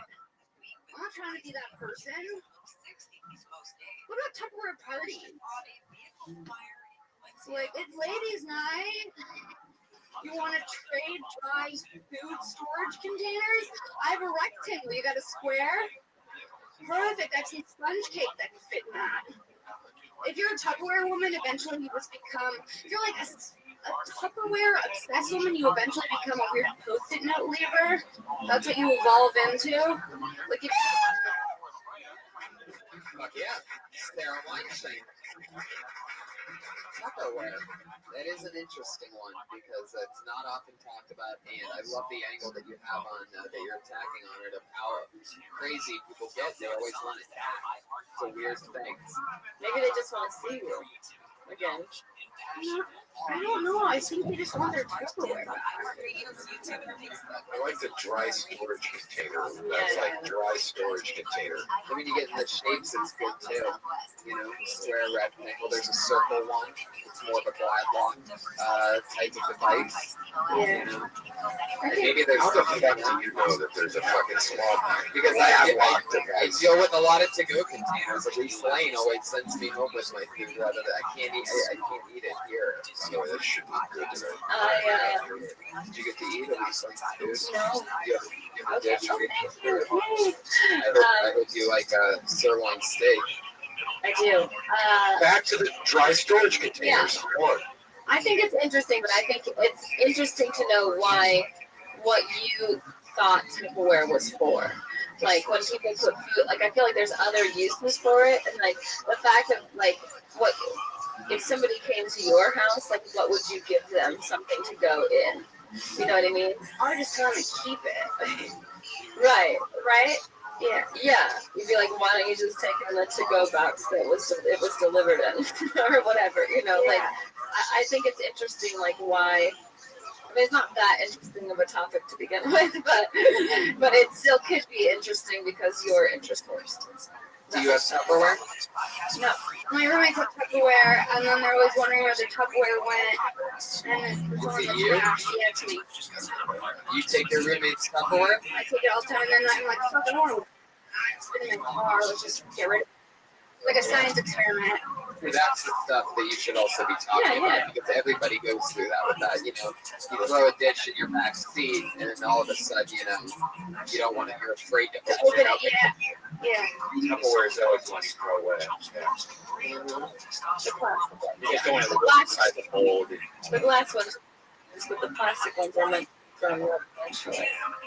And if you can't find the lid to the right one. Yeah, I just don't know. Like it seems like a topic that if you found something hilarious about it, I would keep it. But like, there's nothing. I don't know. It just So that's the hilarious part. Is that you want it. really hard. Something about Tupperware. Yeah. I don't know though. With her style, I don't think she's that far off. Yo, what's going on, Mar? How are you?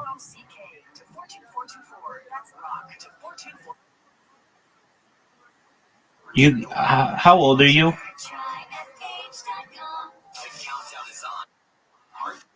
Okay, you gotta know how old you are. You gotta be 18 to be in here. Take care. I want to keep Tupperware right now. I think it's interesting. I think the interesting part is that someone wants it back. And like, when people want things back that you consider, like, garbage, you know, like insulin or whatever, you know, like whatever people think that they need, but you're like, you don't really need it, you just want it. Yeah. Like a mint container. See, when your friends say, when your roommates say, "Where the fuck's my Tupperware? Where did you take it? What do you say?" Oh, your Tupperware is missing? That's very good. Did you get that at a party? There you go. Sarah Weinshank, everybody. Yeah. She brand new 60 seconds. Just like every other week. Our other regular, Florida University dropout. She dropped out of college after her very first time on stage, which was right here in this room on this live podcast. She's been doing a brand new minute every single week for you ever since. Here she is. It's Kimberly Condon, everybody.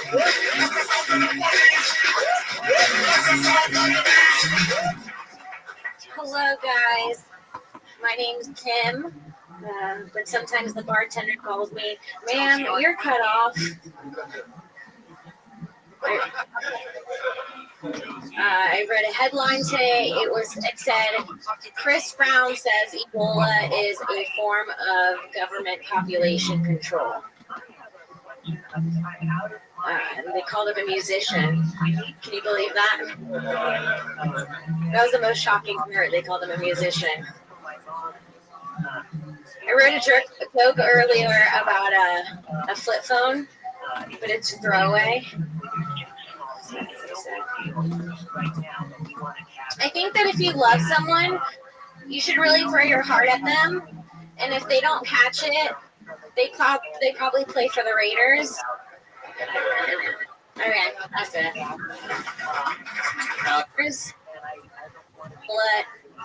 Who's Kim? Yeah, brand new 60 seconds. Just like every other week.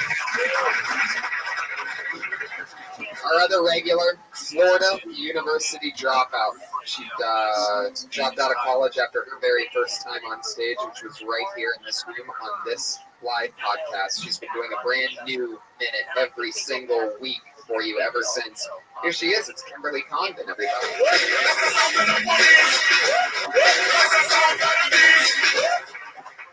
Hello, guys. My name's Kim. But sometimes the bartender calls me, "Ma'am, you're cut off." I read a headline today. It said, "Chris Brown says Ebola is a form of government population control." They called him a musician. Can you believe that? That was the most shocking part. They called him a musician. I wrote a joke earlier about a flip phone, but it's a throwaway. I think that if you love someone, you should really throw your heart at them, and if they don't catch it, they probably play for the Raiders. Okay, that's it. Oh yeah. Did you get into an argument with the Raiders fan this week? No. When the bartender says, "Ma'am, you're cut off," give us another word for ma'am. What else would they call you besides ma'am? Kim, you're cut off. Other word. For the most part, I prefer that's going to be conscientious. Miss, yeah. No, something that describes like what you look like. Hey, you know, you're cut off. We'll get another. What I'm saying is, you're gonna get a funnier, a bigger laugh. What did you say, Dan? Foot space. Oh, that's a good one. That'll work. Thank you. Yeah, That you would know. work. Very good, Dan. From 3-point range over there. Yeah. Boom. Now I know how Dan feels. Yeah. What was the second joke that you did? Oh, you know, I messed that Chris one up. The original joke was in the title. It says musician Chris Brown says, and I was gonna say, can you believe that they called him a musician? Yeah, but I kind of fucked it up. Good joke. Try to save it. Yeah. The throwaway thing, I mean, that's obviously that's for when you're performing in a comedian-only open mic or something like that, I'd imagine, because I know you do a lot of those shows where you're just working stuff out. That'll work there, but never again in front of an actual audience. In my opinion, what do I know? But it's a joke about jokes, so do it during the check drop. A little bit inside baseball. Also, the Chris Brown joke, you can use a hit reference. You know what I mean? That hit me where it hurt. Or, Can you believe they would call them? Can you believe it? That they would call him a musician. That's a real punch in the face. Yeah. It was Rihanna. Yeah. And other than that, that's fantastic. You did it again. What's going on in your life this week? Anything crazy? Nothing too exciting. I think I'm gonna do another roast battle pretty soon. Ooh, exciting. Yeah. For those of you that don't know, the super popular, one of my favorite shows to just come to and hang out at, Roast Battle, happens here every Tuesday at midnight, hosted by the great Brian Moses. And our Kim Condon here is 3-0. A lot of people call her the Ronda Rousey of Roast Battle. She is the undefeated woman champion. Is that Brian right there? There he is. We have the Brian Moses in the back of the room scouting it out. Brian's going to be on this show very soon. Good job. On the panel. Kim Condon, everybody. There she goes. She's on Twitter at Kimberly Condon. Oh, you're 3-0? Really?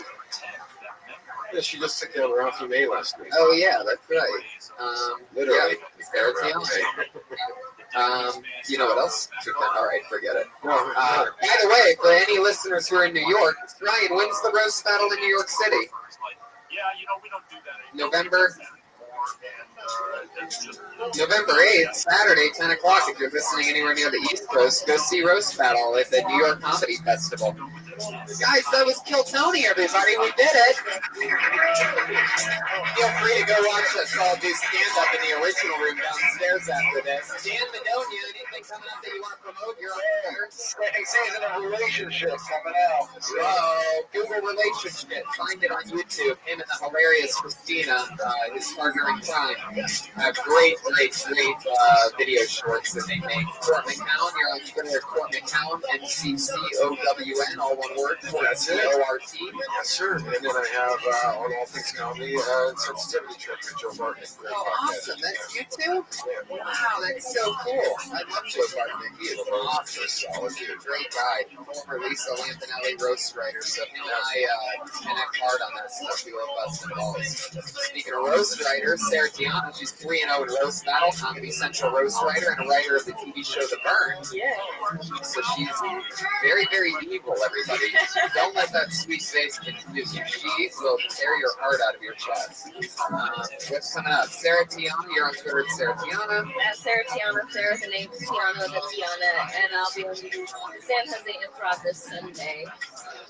Anybody's going to be up there. I love it. I'm Tony Hinchcliffe. This is Kill Tony, Brian Redband.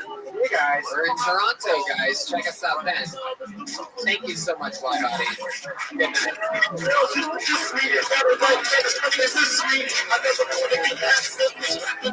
have the details, and we're going to take a drive on 405 right after this.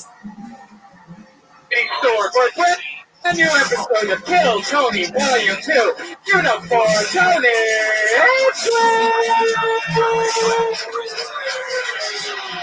Audio,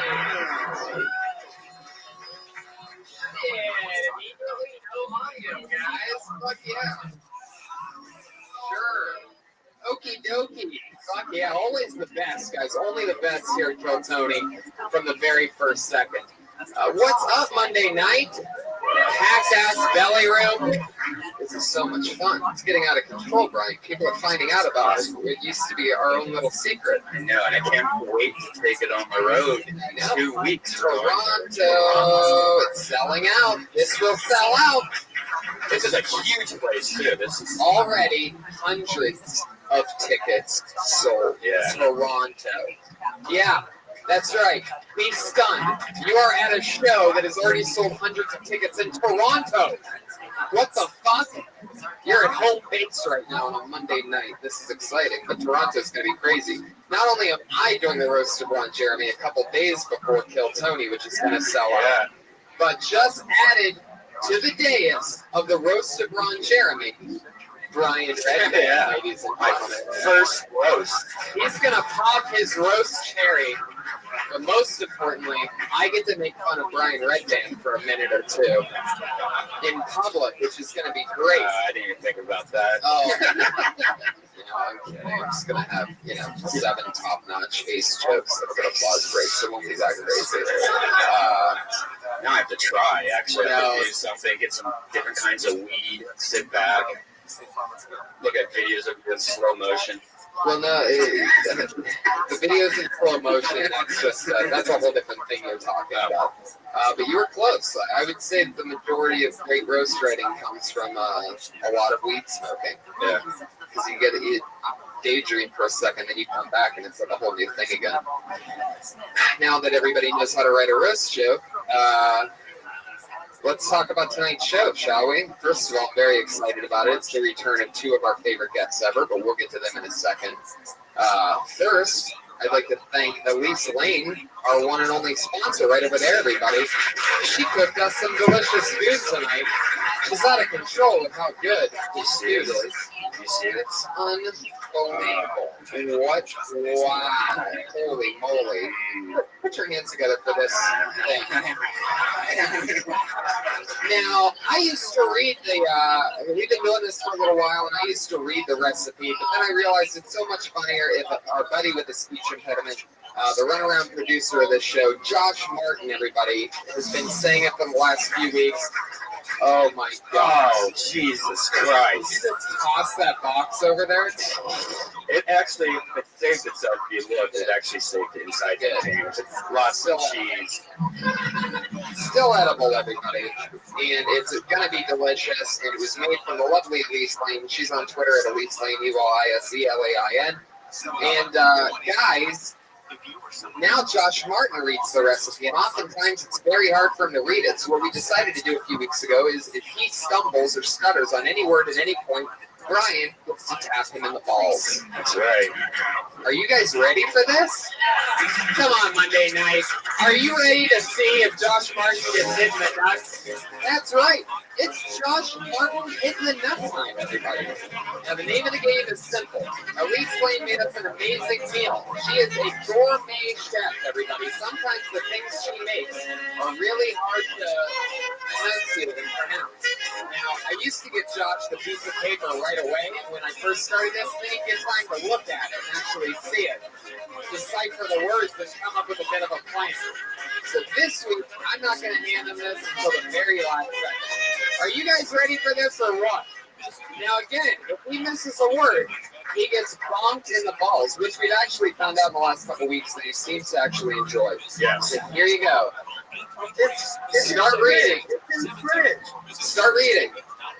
J'étais pris, merci de vous plaît. Au film, je ne comprends pas quel temps fait-il. Wow, he nailed it. There you go. It turns out Josh speaks complete French. And then it says, just kidding, fuck you, Josh, on the other side of the page. Oh, what does it say underneath that? Wait, stop looking at it. All right. Okay. Wait a second. Hold on a second. When did this turn into he gets Charlie horse the whole time? What do you just? I'm just getting it just close enough. I think you're over swinging. Like, I mean, if you hit him like that, I did a swoop. yeah, swoop there you arm. go. There you go. Trust me, I got it. You want me getting the ball today? Oh shit. Listen to that confidence. If you fuck up now, you deserve it. All right, go. Just kidding. Fuck you, Josh. Garlic flatbread with Italian sausage crumbled, butternut squash ribbons. Yes. And that was this week in Josh Martin skipping a word. Thyme, truffle, honey, and Maldon sea salt. Very good. Wow. It makes it so much better when you talk shit right before. Like, there's no way I'm getting this one wrong, guys. I believe that was an exact quote. I can't believe the joke actually he read it fine, but not the real one. Yeah, he read it perfectly in French. Josh, you should just speak French. He speaks perfect fucking French, the kid. Horrible English. That's hilarious. Born and raised in America. By the way, that was a delicious meal made for us by our one and only sponsor, Elise Lane, sitting right over there. That's ELYSELAIN. She is on Twitter. And with that name, she's on Facebook and Instagram at the girl with the pan. Guys, that's not even the whole show. Can you believe that? I know. You see, Josh, they'll stumble on a word, and you're like, how do they even follow that? We haven't even started yet. Every week on this show, we have a brand new head of security to keep us safe. For many episodes, it was a guy named the Iron Patriot. He screwed us over and left the show. He said he's too big for the show. Started showing up on TV sets saying, you don't know who I am, let me on the lot. And now makes scary videos of all of us like he's going to murder us. Very scary. So don't go to his YouTube page for evidence. I mean, now that you know about that, I mean, I'm sure that you will, but creepy as fuck. What he did was he took songs that he made when he was in a band 30 years ago and went through like every picture that's ever been put out of us on the internet, like pictures. Photos I've never even put out. I don't know how we got these photos. Same boat as you. But anyway, it's just a photo album of photos that come up during the song, like me over all the years. Like there's some pictures of me and like 7 in it. Yeah, exactly. No clothes either. So if you ever find out that we're killed or missing, it's because a guy that looks like that. That looks like this. That's what we're looking for. That since he left us every week since then to show him, because he said you'll never be able to replace me was one of his lines. So to show him exactly how replaceable he is, every single week since he left us, we've been replacing him with a different person each week. Yeah. We bought a suit off Amazon Prime. It was like $25 compared to this guy who we had before with a $5,000 suit. Maybe it was $3,000. I think it was like $4,000. Anyway. It was actually $75 on Amazon Prime. 75, all this stuff with the speaker box. Yeah, because the original Iron Patriot had a speaker box. For some reason, it came out of his crotch. So we always have that farthest neck lowered because we wanted to keep that one tradition alive. But it's the one thing that really stuck, other than the suit, was the crotch speaker. Put your hands together for this week's head of security. Rising young comedy talent. This is his second or third time being a Patriot because we love him so much. It's Scott's kid.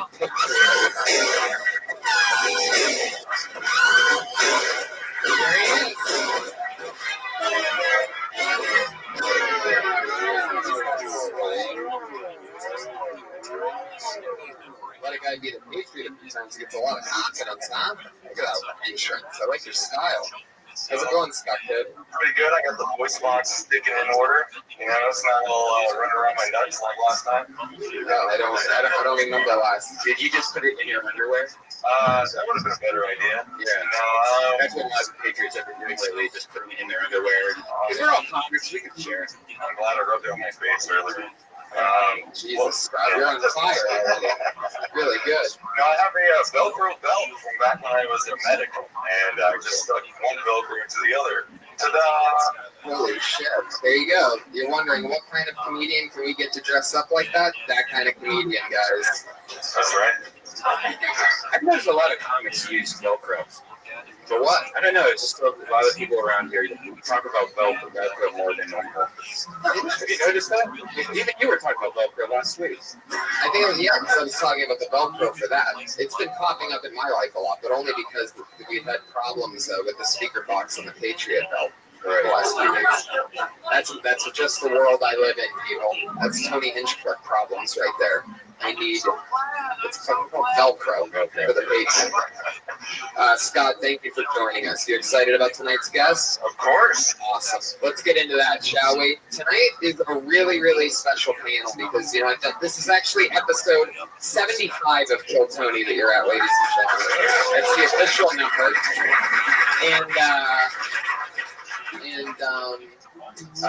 What was I saying? Oh yeah, very rarely have I had, because I have so many comedian friends, very rarely have we had repeat guests, but these two guys are literally two all-stars of this show, and I'm so excited to have them both at the same time. Extreme repeat guests, I believe this is both of their third or fourth time. But fan favorite, everyone loves these guys. Everyone likes these guys, and you're going to love them too. Ladies and gentlemen, put your hands together for Sam Tripoli and Kirk Fox.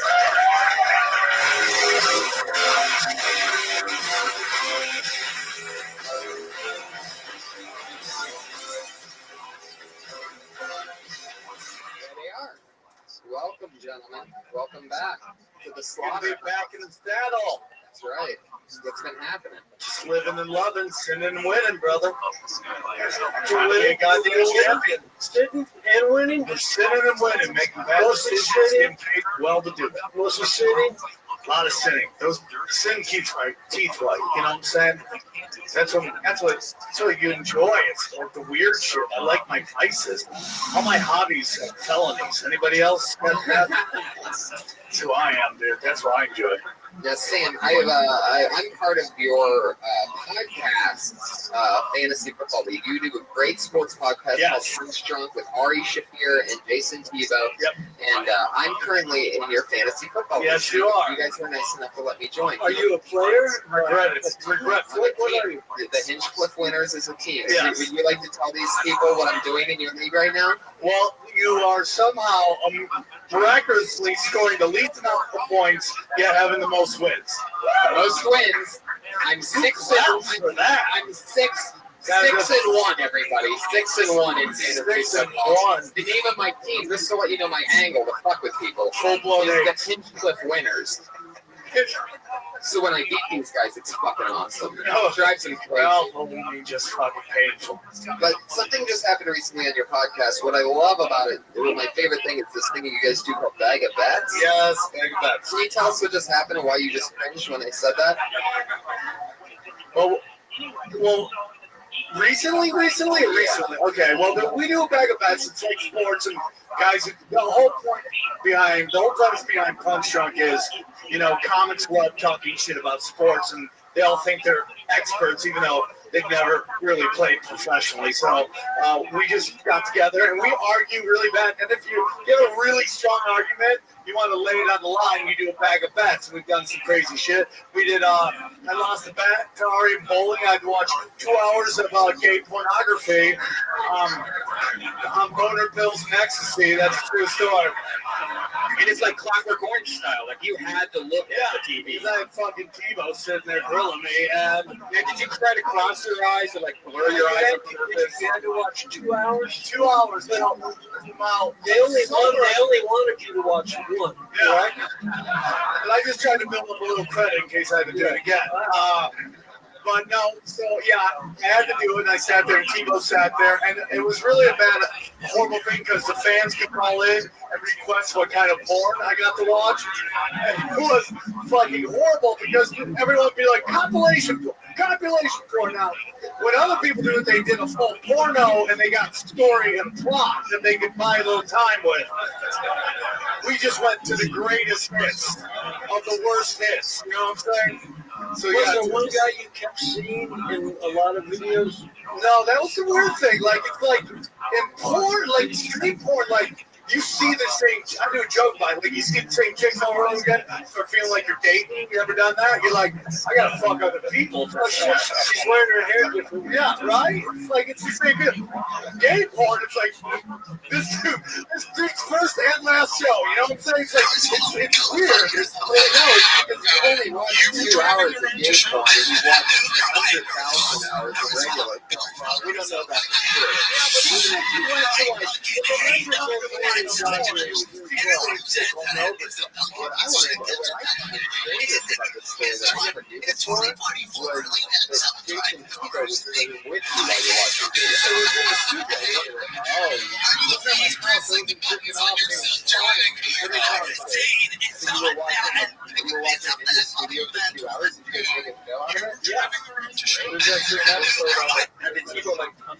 Like he usually does, and just hang out there. Like, yeah, exactly. Was Tuba watching it too?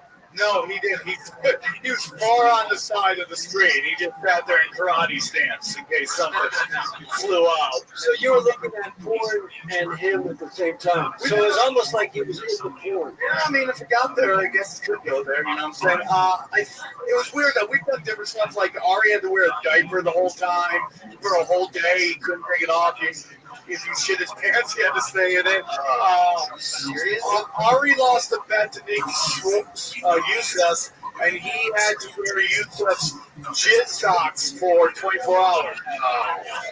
Yeah, they were bad too. I was there for that exchange. But what I don't understand is that, we got a great one with your production assistant, Josh. Oh, yeah, this one. If I finish here's the thing, he wants to get in the comedy store main room, fantasy league, and he was there when we were dropping. He convinced me that I had the worst team ever. And if I finish in the bottom 2, I got kicked out and he took my spot. But if I finish out of the top 10, he has to walk his face with construct his rag. Which we all get the stuff rid of, and he gets one slip to the wall. So there seems to be a real I know, right? That seems to be the most torturous shit. Unless someone's gay. It's weird. Then those are victories. That was just, you gotta watch 2 hours of porn and wear jizz socks. Where do I sign up? It's completely like that. Yeah, that's why you need more gay listeners. If the gay mafia is here, please check out PuckStrongSports.com. I love that. It's great.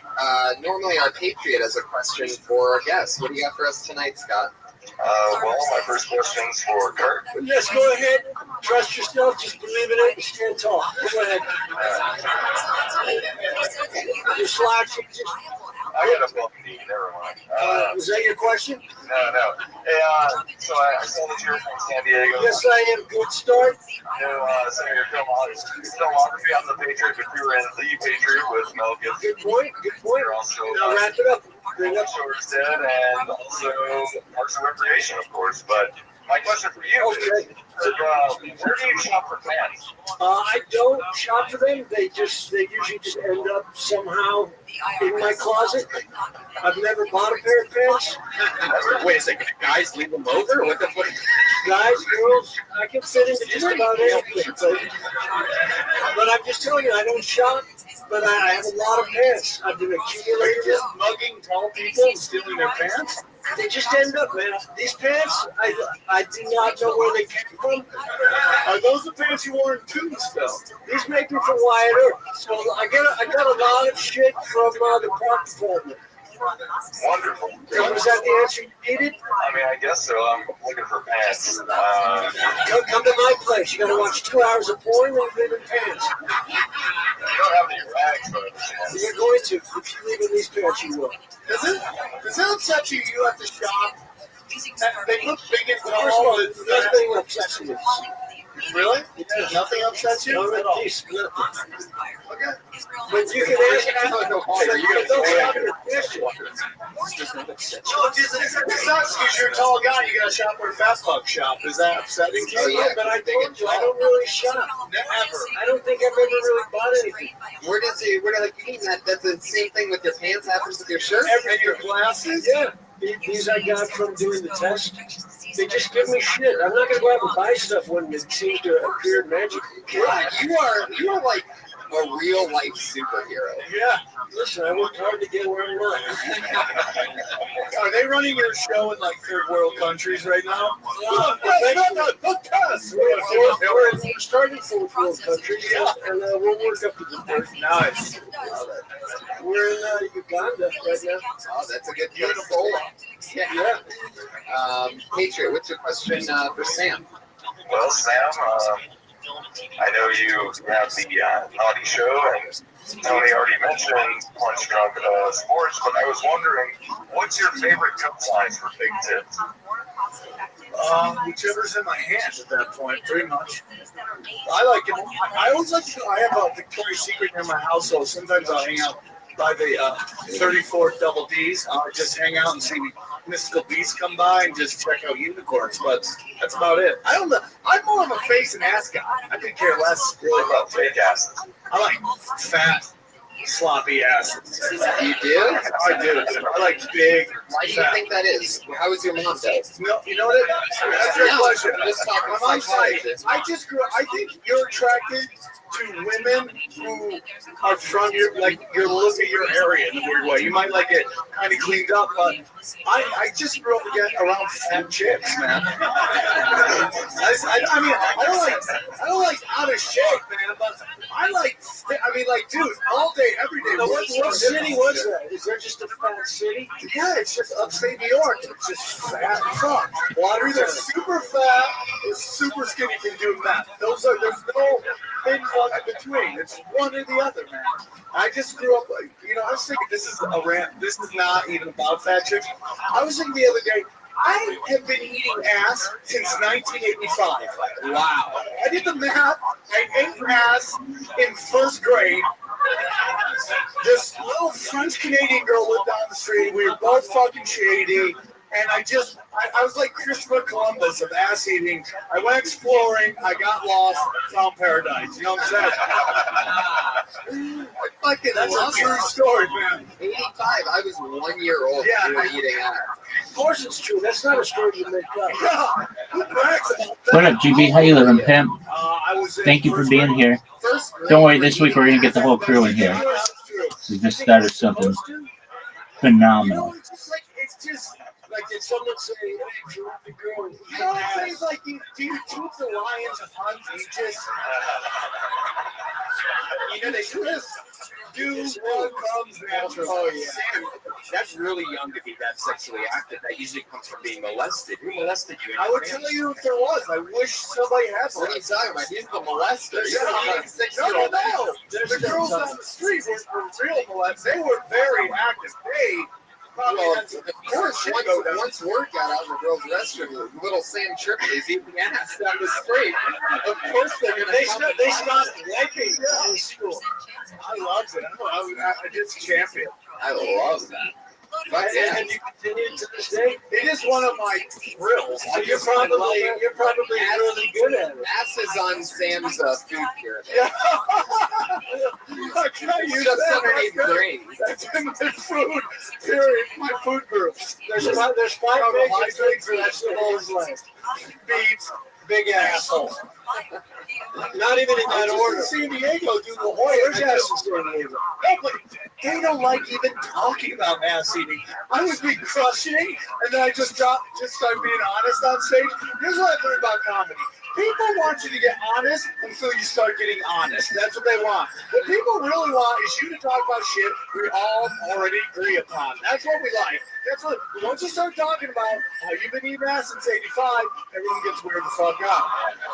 Yes. Well, why is the country club? But it's like it's rich people. It's like rich people. They get bored. They got money, and they pay poor people to eat their ass. That's what it is. That's what it is. That's interesting. Took me 6 years. Did you lose like a lot of your act? No, dude. I just cut out 20 minutes of ass eating. I do eating the whole time. You can either enjoy it or you can just be like, "Fuck, we spent $25 on this." You know, I just do me. I'm not gonna change it. I'm crushing. If you were flexible enough to eat your own ass, would you do it? No. Do you love eating ass that much? I don't like getting my ass eaten just because I'm Armenian and there's shrubbery. You know what I'm saying? I would never want a girl to do that, you know. But see, girls don't just let you just eat their act. They'll usually run to the bathroom, do that NASCAR power wash real quick, and get the fuck out. And then you're working with. You're gonna find a special girl soon. Yeah. Listen, the beauty is there's lots of special girls. That's the beauty. You're probably a girl who's just bent over, spreading her cheeks. That's gonna be your what's first. wrong with that? Like, you guys don't like that? Like, I'm an asshole? Now, do you like it a little bit more dirty than normal? In America, I'm a dick. Do you like it a little bit more dirty? Like, are you like craving homers all the time, or? Oh God! All right, guys. This is the part where we start the show. Now that we've met our awesome guests, let's get the thing started. You guys know what it is. Craving homeless all the time. Comedians go from doing a minute to material to being Funny guests. how he can take that just a little too far. Yeah. Like Sam's focused on eating ass. It's like, why don't you bring the homeless in it? Yeah, I'm sorry for being honest. This isn't funny. This isn't funny anymore. Oh fuck! This is like Bill Hicks of ass eating over here. Jesus. You? No. Guys, let's wrap it up. Can I get my dates, by the way? When Yeah. do I do dates? At the end, if you want to do it now, go ahead. Yeah.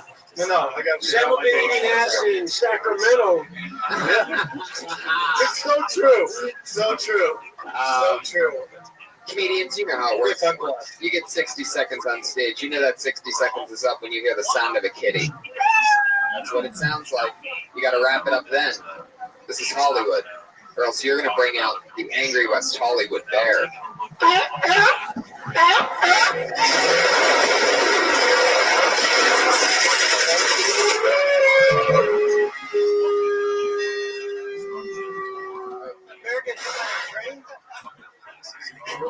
All right.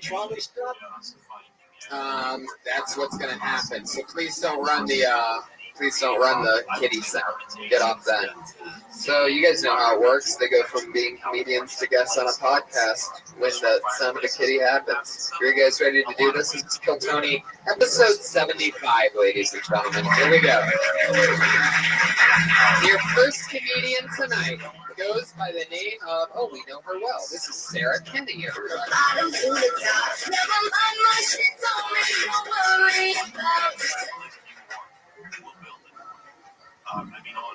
Hey, did you guys know that in early humans, when people wanted to mate with each other, their genitals would start growling, similar to the way your stomach growls when you're hungry. So, like, if a guy walked by that I wanted to mate with, mine would be like, you know, and then if he was into it, his would be like,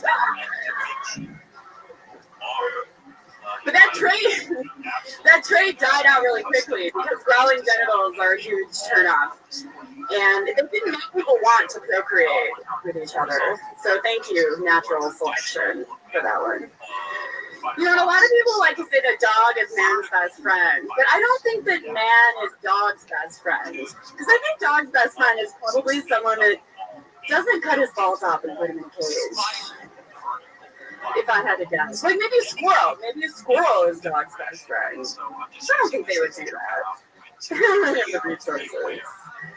Actually. Fuck yeah, there you go. That minute, that's nice. Is that true? About the growling? No. Although apparently it's pretty believable. Oh my god.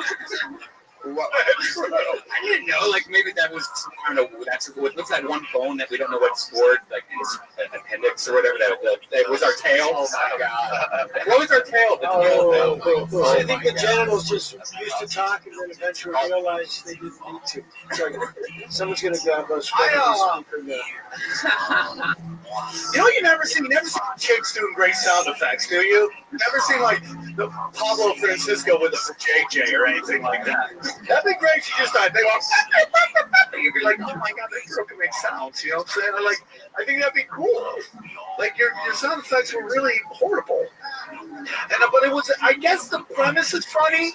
But I think if you just went crazier with it, It's a bit more. It was my first time trying to do something like that kind of sound effect. So yeah, maybe I need to commit to it a little bit more. I mean, there is hope for that. But I got to tell you, when a joke starts off with something that is obviously not true, Well, everybody but Red Band knows it's not true. Yeah. Well, no, If that's your target audience, then you got a hit. It totally threw me off because you said it was like it was. And I'm like, wait. It's called selling the bit, man. He's not the first person to ask me. Really? Yeah. But well, there's people like that. But I think the way to set it is, if you said, imagine if your genitals could speak.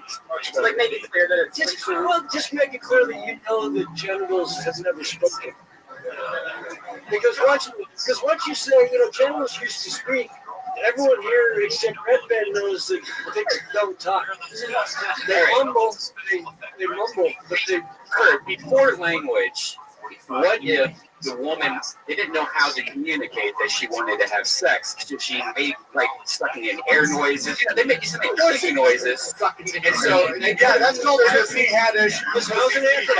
How's an anthropology major? Let's not get into this right now. I don't want to make you look any worse. I think Red Band's got a point here. I think Red Band's got a point. What if back before, when they were cave women, what if they got horny and they didn't realize how to use their mouths yet, and instead they squeaked constantly? They don't know how to use their mouth yet. But somehow they got magical snatch. Is that what you're talking? Yeah.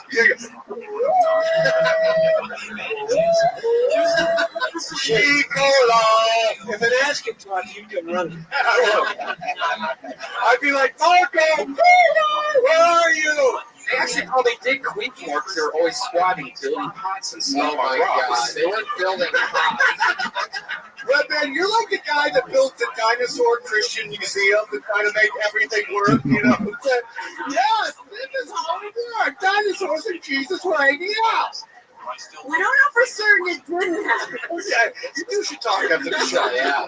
I'm just saying that joke might work if you set it up where it's a little more. It could be like there's animals that use sounds, mating calls. What if we did that, but with our genitals? Right. And then you just started doing your wide range of fucking spell sound effects. We'll go with you on that if you set it up that it's a hypothetical. Where do you think? Why do you think you want to talk about something like that? Like if that's a made-up thing that you made up with your imagination, then what part of you? Where do you think that comes from? What in your life? Well, I was thinking of a situation where my stomach had been growling really loudly, and I thought, that's embarrassing. Like everybody around me can hear this. And then I thought, what if it was indicating something else that I definitely didn't want to know? But that's how you should word it. Yeah. I think the other way we just said and then the dog thing, it's like, What up, GB? How you living, Tim? No one's ever gone. Come up as a speaker if you can and just leave your account. When you're a speaker, all of your followers can see that you're in here. If you just join as a listener, they don't see that. But I understand. If you want to just maintain a low profile, I get that too. What if that's the fit that gets her on the Yeah, everybody knows every Tonight Show. That's definitely done. I mean, the fun thing is when someone takes a premise that's been done and just spins it completely. Like, holy fuck, that's a brand new take on that. Yeah. That's fun, and it's a great premise if you got something different with it. Can you whistle to your dog with your vagina? Okie dokie. Wow. Listen, we're going for it tonight, I guess. Sarah, thank you so much. That was fun. Nice to meet you. She's on Twitter at SPenny Comedy, so you can follow her. And when your stomach growls, just give it a little food. You'll be okay. Yeah. Stop starving yourself. You're pretty. Yeah, I wonder, I don't know, that's an interesting one. Stomach growling's crazy. I find that women in this town are trying to look like gay boys. Anybody else knows that? Like, what do you mean by like that? women in this town want Tony Hinchcliffe's fucking physique. Hey, every girl does damn right. And most have it. A lot of the guys want this physique too. Yeah. Did you hear that? That was a real chick, I think. No, that was her. Maybe that was her vagina. Hell yeah. Look, that blonde girl right there, who's as skinny as you are, you two fucking start fire. Just put sticks Oh, or something. come on. Oh, come on. Scrawny, no scrawny. We would not make it fire. You would need two of you to ride a roller coaster so when the float comes down, there's enough view. Oh, Jesus. Wait, what do you have all these kidney jokes? Is that what you're doing when you're getting the second helpings of people? You son of a bitch. Put your hands together for your next comedian. He goes by the name of Tam Sam.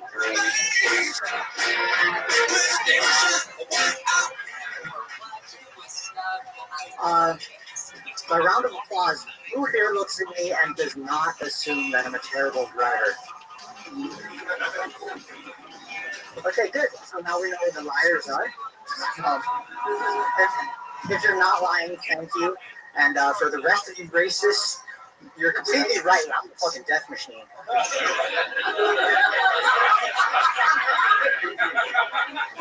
If you ever see my car, the Murdermobile, you're gonna want to stay out of the way. It's a blue Hyundai Accent, which I learned a little too late is not the kind of accent that women are attracted to.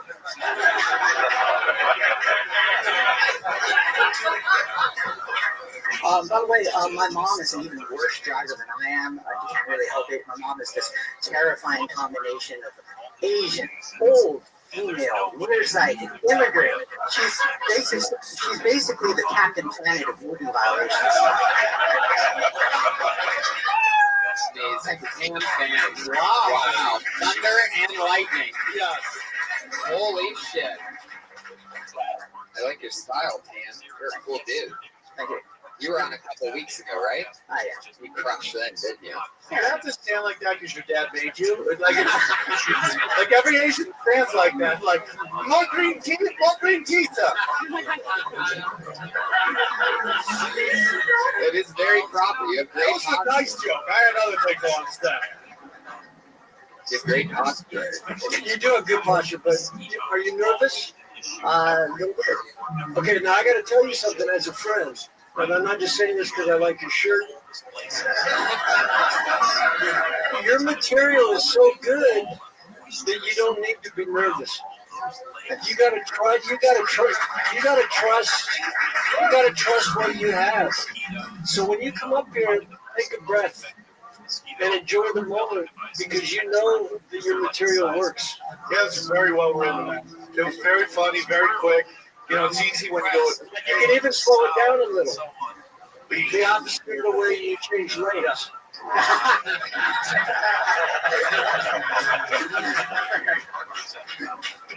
That's great. Not all Asians are shitty drivers, actually. I saw one the other day do like 4 lanes and hit nothing. Just like, fuck you, 4 lanes. I was like, that guy's unbelievable. What kind of Asian are you? Vietnamese. I was just in China. That's serious. No car crashes. None. You think it would just be demolition? Because they're all connected. All their bumpers are already connected. So there's no more accidents. What is this, human centipede of driving? Is that what you're talking about? You know, I think it's just he's such a great driver that we fuck you up. We're just below your ninja skills of driving. It's like playing basketball with Magic Johnson. His passes are so good, but we can't catch it. That's what it is. Asians are such great drivers. White people fuck them up. That's what it is. Yeah. Magic Johnson. Do you believe that? I'm not that great thing with HIV test. Hey! From the Pony Boy. Writer's Guild. Tam. You come up here every time you do Asian jokes. Be honest. Every time you've done this. First time I did. Okay. So I'd like to see you do non-Asian jokes too, because I think you crushed, but I think that's easy. I think that was well-written, funny Asian material. That's very good stuff. I would like to see how you do not do Asian. Yeah, do some black material. Yeah, do black. I just think it's easy. Tan fam. What scares you? What scares me? Women. Blinkers. Really? Why do women scare you? What about women scares you? You're on fire, Kurt.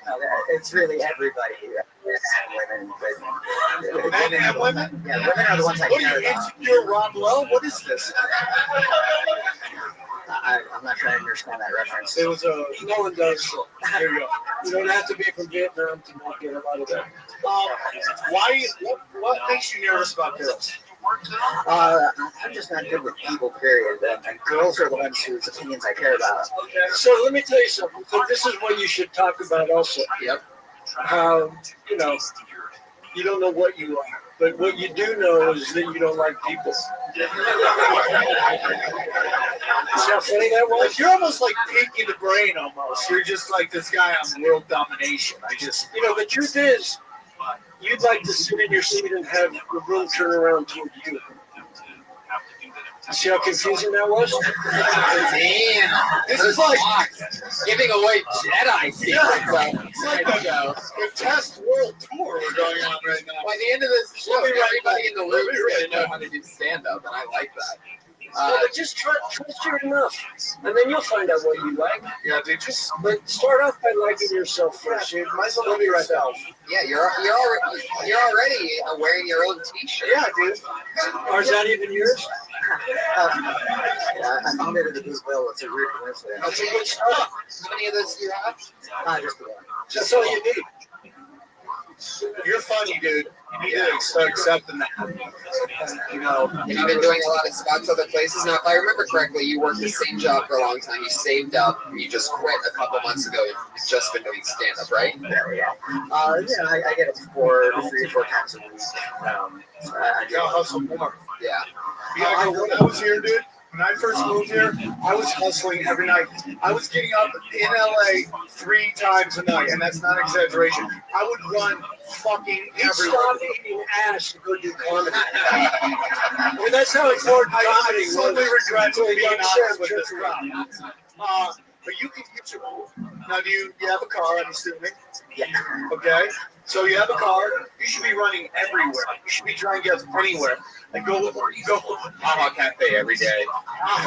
Go fucking beyond Pico, dude. Don't be afraid, dude. Go over there. There's not a lot of Asians that way. You go that way, dude. There's about a bunch of comedy clubs. Just go over there and try to get up as much as you can because you're really funny. But when you can't get up, talk to your friends. Just start talking to people because I know you don't. You'll be amazed at what you'll learn. You'll say something to someone and they'll smile, and then you say that to 50 people, and at least 30 will laugh. You should strike out with 3 people a day. Your job should be to call me tomorrow, and we'll just talk for a minute. Yeah. Yep. I'll tell you where I'll be driving. Don't go anywhere near me. Welcome. Great. I like it. He's my Kato. How are you? Hope you're doing well. All you're doing is He'll come out of my fucking closet when I get home. Is he the guy that buys all your pants? Well, hopefully he'll sell it to you. Good. Pants fan. What'd you say?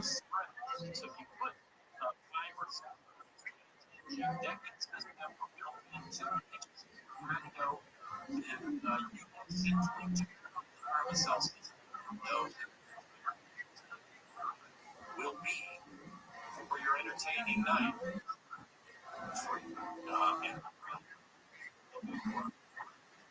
Not blowing gust.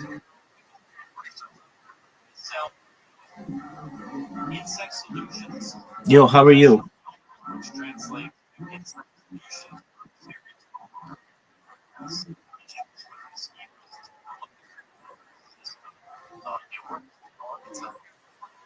Right. I also want to talk to you about dating. It got my interest. I want to talk about wave evening out on your patio without being right.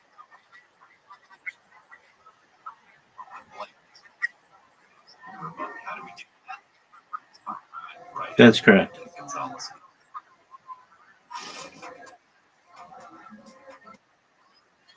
the Oscar Annual Academy Awards are on tonight on ABC, awards editor Variety. Hi, how are you? SAG award photos already closed. What do you mean? Yeah, it's a real thing. How are you?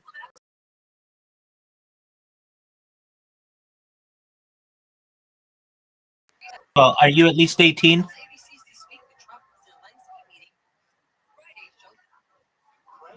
Are you at least 18 years old? Okay, very well. I'm Rabbi Rothschild. How are you today?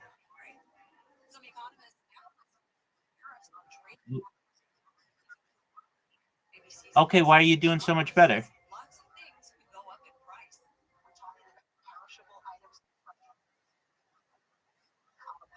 What'd you do?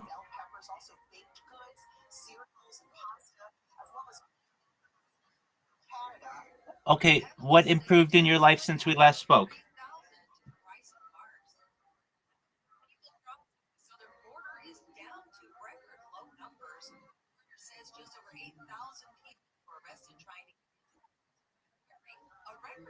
Okay. Are you having a good day? Yeah, I am. Thank you. We're just watching some Kill Tony. Do you know what Kill Tony is?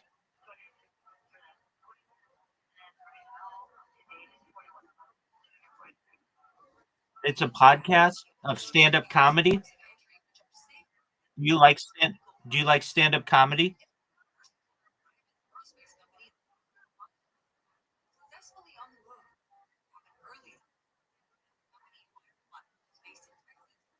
Hey, tell your grandma I said hello.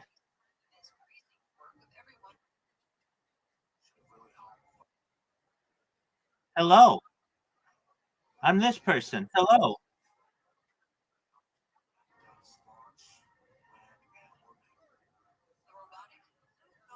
What's on your agenda for today, Adi?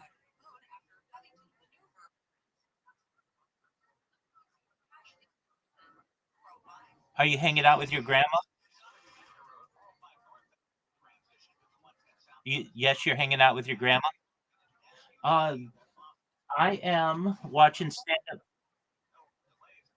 Your grandma. I go outside. Yeah, right.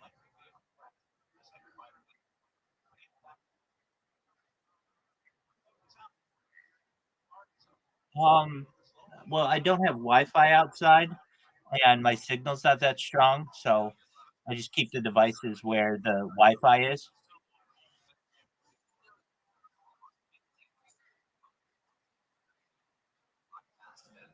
I do. I have a lot of video of me outside, but if I'm just going to throw trash out or do something like that, I'm not going to kick on a live stream for that.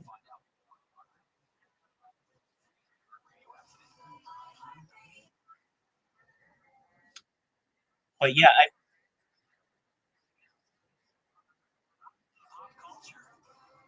well, the streams are going 24/7.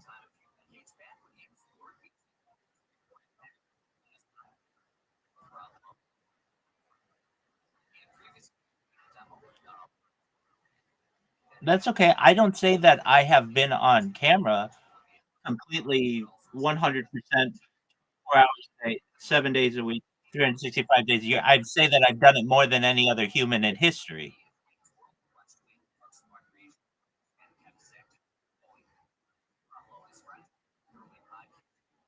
So, with that, do you like stand up? It's 25. No, no, no, exactly. It's not professional. They're amateurs. So, essentially, they're like people who've never done it before, and they're just being critiqued.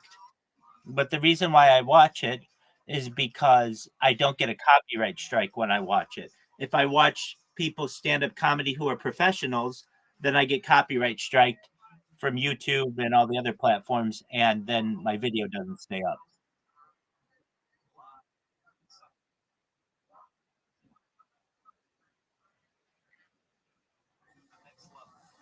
Well, I mean, it's different angles, so I'm live on 16 different angles, and I mean, what other, what else do you, what else do you want? Yeah, I mean, what other kind of stream would I?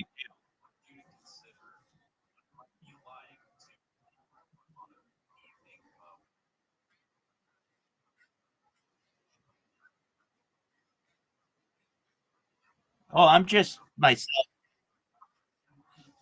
Yeah, no, I don't have different personas. I'm myself on every stream. Yeah, I do gaming streams though. Um, I do I do gaming streams. I do karaoke streams. So I do some, different types of streaming. I I noticed the other day you came in and I was adjusting one of my devices. So like basically, I do have to maintain the streams, and then I work on robots. I've got you can see here these computers. They are robots that are contacting people on Twitter, and then I'm live in a video Twitter space right now where I interact with people, and we have discussions. Yeah, I program robots. Yeah, exactly. You okay? Audie, if I may ask, how'd you find out about me? Yeah.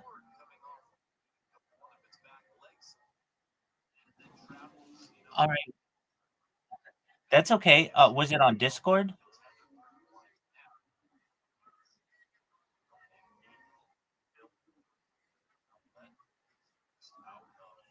Oh, okay. That could be. Okay. Are you in cryptocurrency perchance?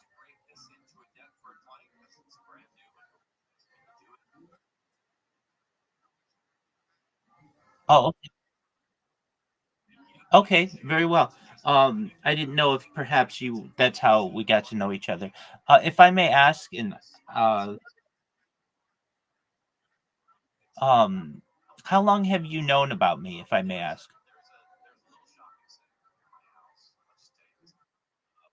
How long have you known about me? Yeah, I mean, like, how long have you known that I've been live streaming?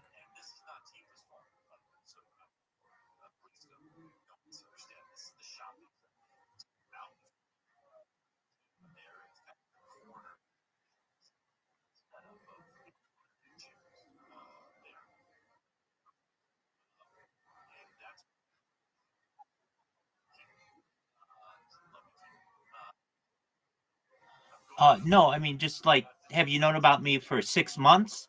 Have you known about me for 1 month? How long?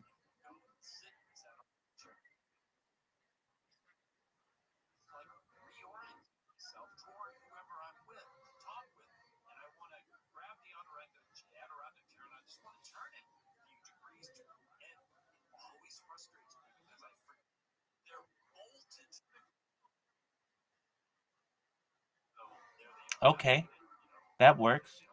And were we in a Telegram, similar Telegram together?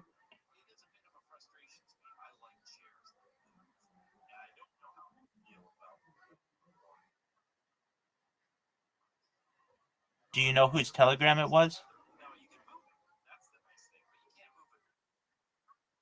Okay, okay, and you got kicked out of a Telegram? Do I understand that correctly?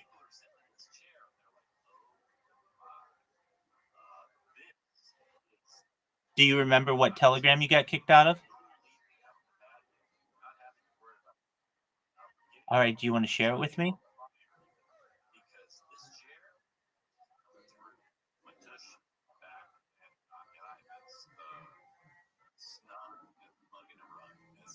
What was the name of the Telegram?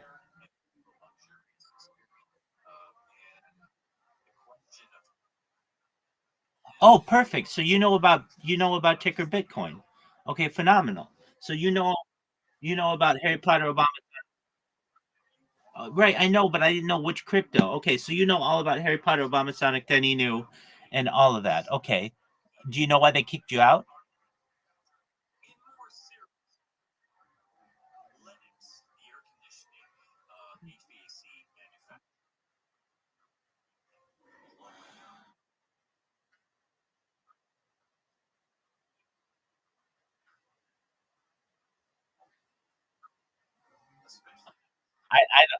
I don't know.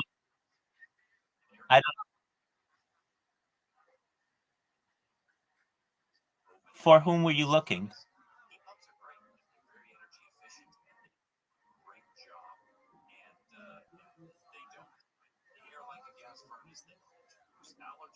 You were looking for someone who. For whom were you looking? All right. Were you able to find them? Are you still looking for them?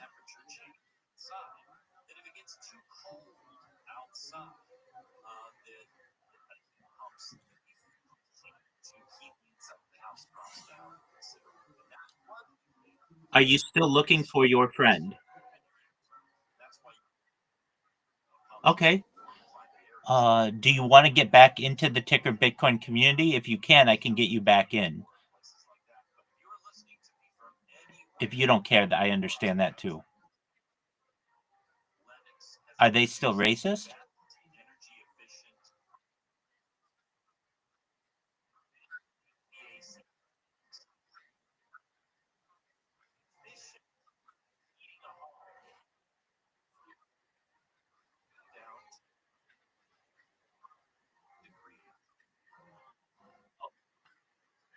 Okay.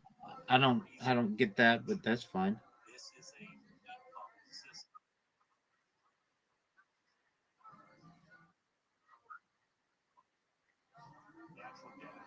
That's okay. All right. So you used to be in the cryptocurrency. Now you're watching from the sidelines. Excellent. Um, do you know any of the people in Ticker Bitcoin? Yeah, like we'll probably have mutual friends that way.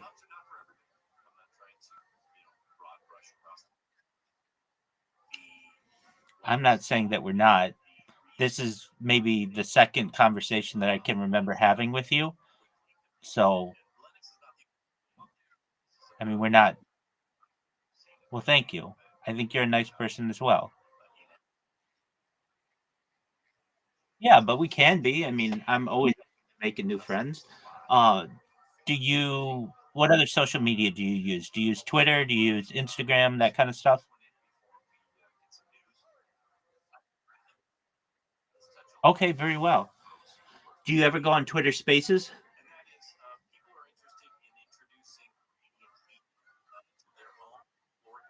Okay, I understand. I was the same way. I took some time off of Twitter Spaces. I'm actually hosting one right now, a video Twitter Space. Um, what are your interests on Twitter Spaces?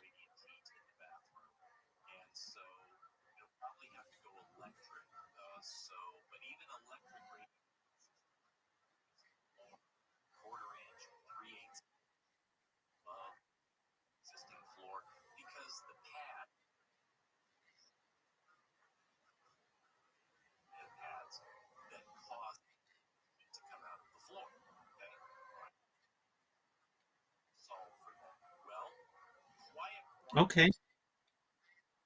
Hey, you're in the right place for that. Excellent.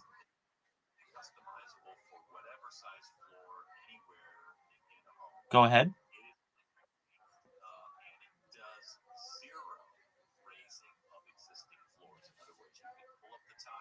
Go ahead. I am. I do.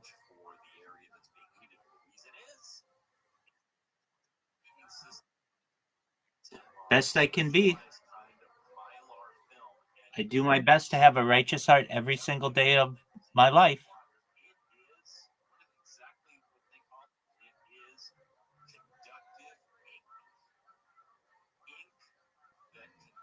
How do you want to bring about? I'm an advocate.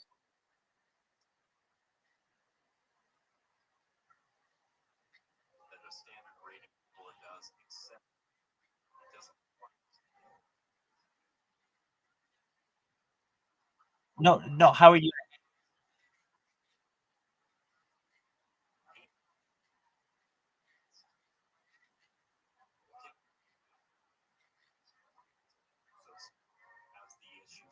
Okay. All right. I mean, to each their own. I understand that you feel powerless in the situation. The fact that you're an advocate for world peace is more than enough. That's great. So, aside from cryptocurrency, what are your interests?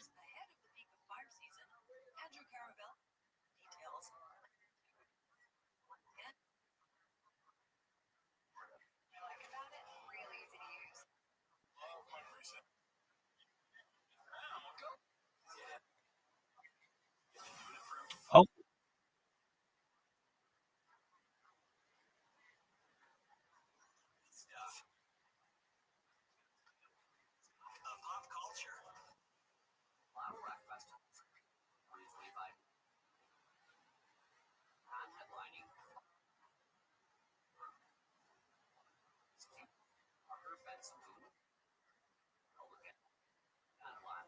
okay.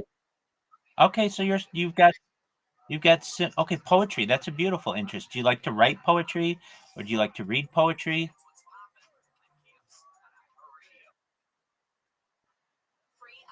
What are the subjects of your poetry?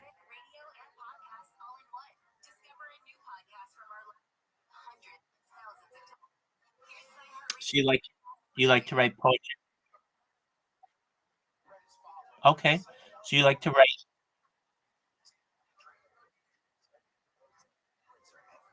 You okay, go ahead. Certainly. I was just going to say that you like to write poetry about yourself and the human perspective, correct?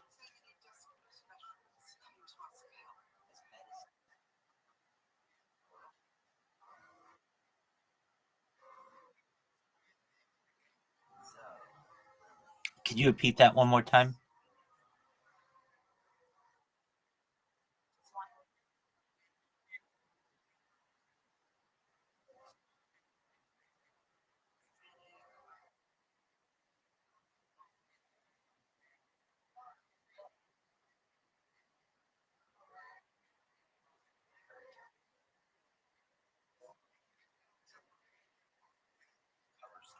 I'm in agreement with you. All right. So you like to write about the human perspective. Do you like to write about nature or love or science, or is there like a specific subject that you like to about which you like to write?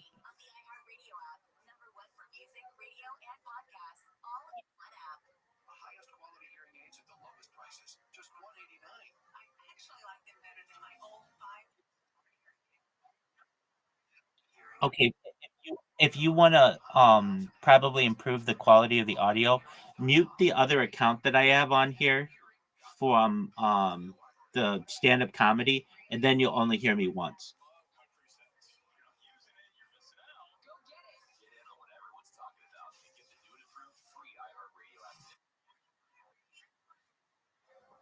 Well, like you said that you like to write about write poetry about the human perspective, which I understand. Is there a subject about which you like to write poetry, like nature or science or love?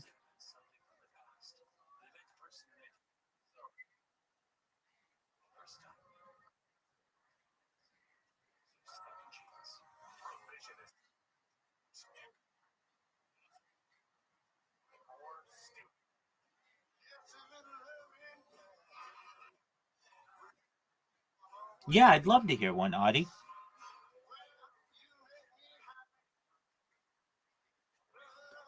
I'm ready to listen.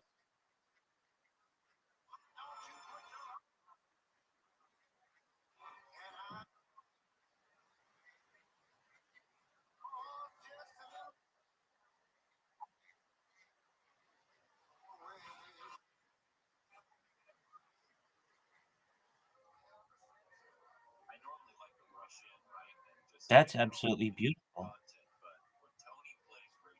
I can see why that's your favorite poem that you've ever written. Yeah, perhaps in the future. You're okay. Yeah, perhaps in the future we may be able to monetize it.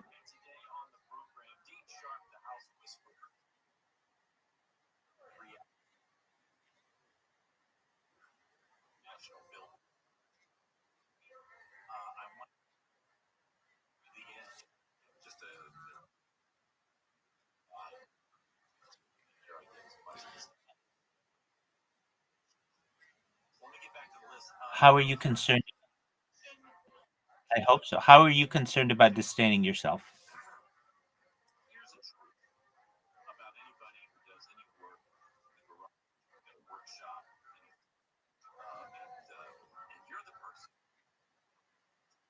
Sure.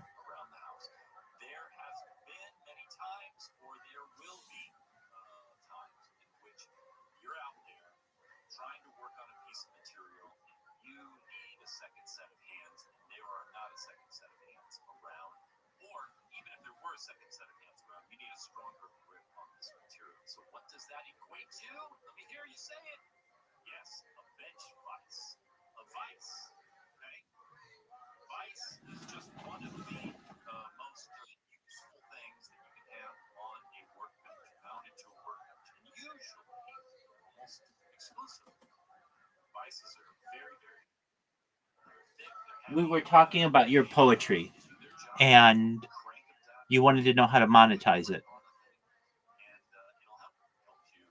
And I said that I think in the future I said in the future I think we might be able to monetize it.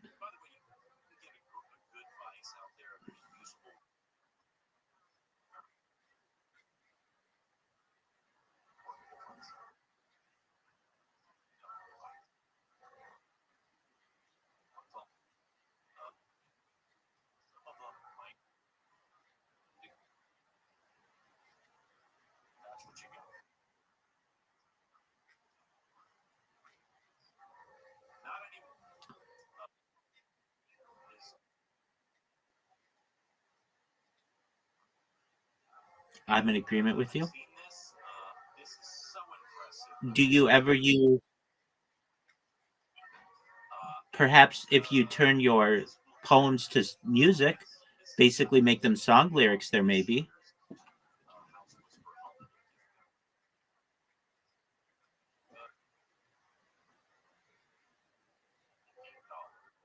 Not necessarily.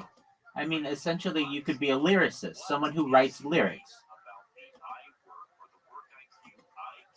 Do you know what a lyricist is?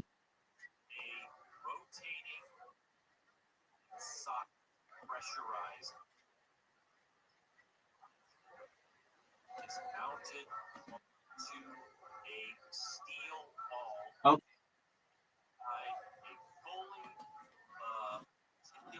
you said you're not a ghost yet?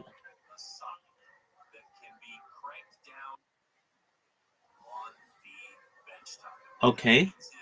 So you don't want other people to perform your music or your lyrics, which, okay, that's fine. Then I'm probably in agreement with you. It's difficult to monetize poetry, at least now, maybe not in the future. Do you ever use artificial intelligence to help you write poetry?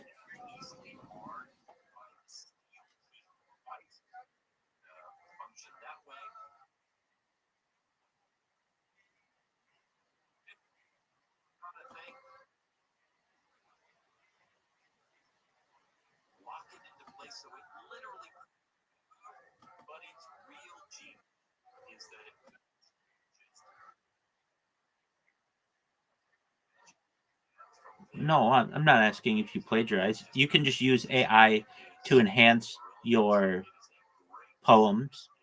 Like if you're trying to think of a word.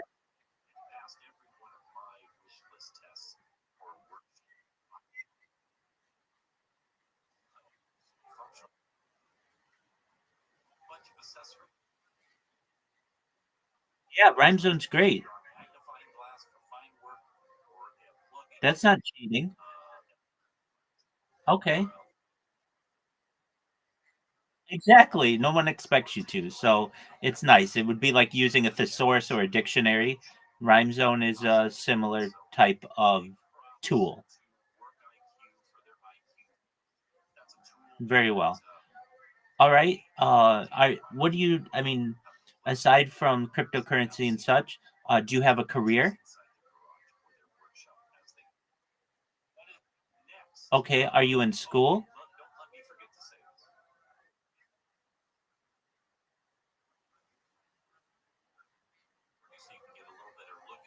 Okay, but you are 18 years old, correct? That's right. Okay, so I'm just making sure because if it sounds like you're texting your mom and you got kicked out of school, sometimes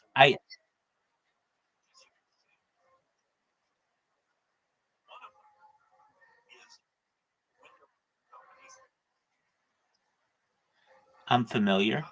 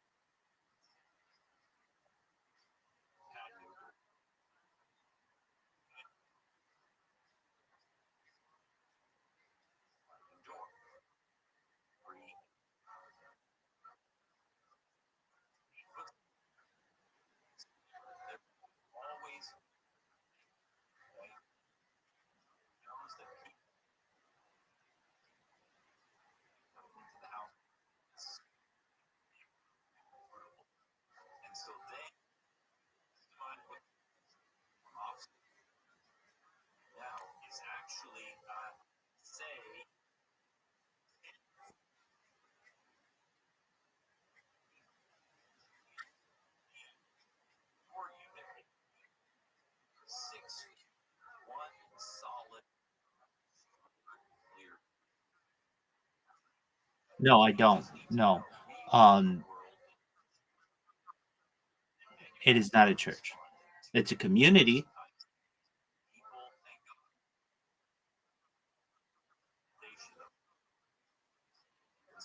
Okay, we're positive. If anything, we're a positive community. If your grandma would like to talk to me, I'll talk with her. Okay.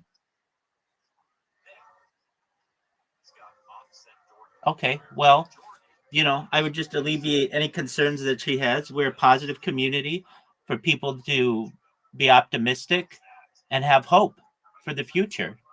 We talk about positivity, positive elements of society, and do our best to just bring joy to the world.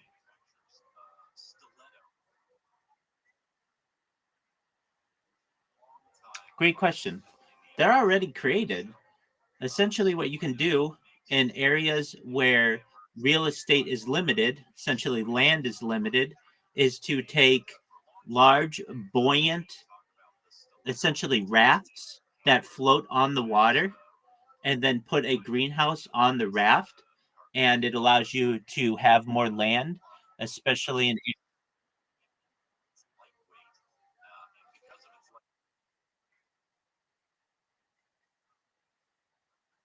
Oh, no, no, just on water. But that's okay. We talk for the sky, we talk about vertical farming.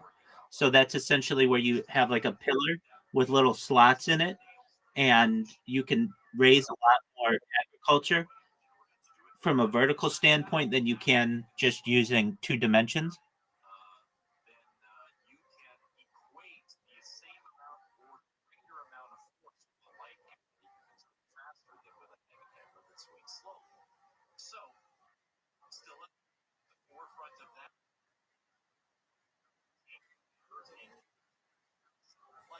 They exist.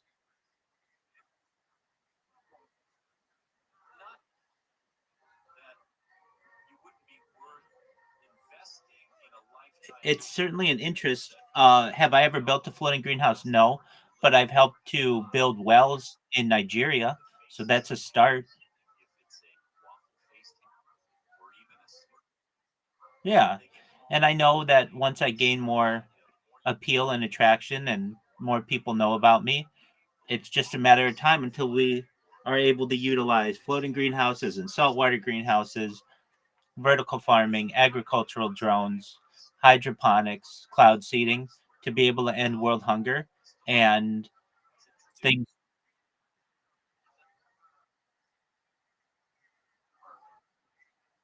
Okay, cloud seeding is currently done on a weekly basis in the United Arab Emirates, specifically in Dubai. They have an entire program that creates clouds that allow it to rain once a week.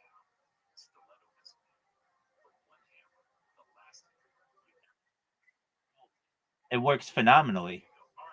Worth the money 100%. It basically cleans the whole city. Within, Dubai's middle of the desert, and it gets sand everywhere. So the regular water not only waters all the plant life there, but it also cleans all the buildings.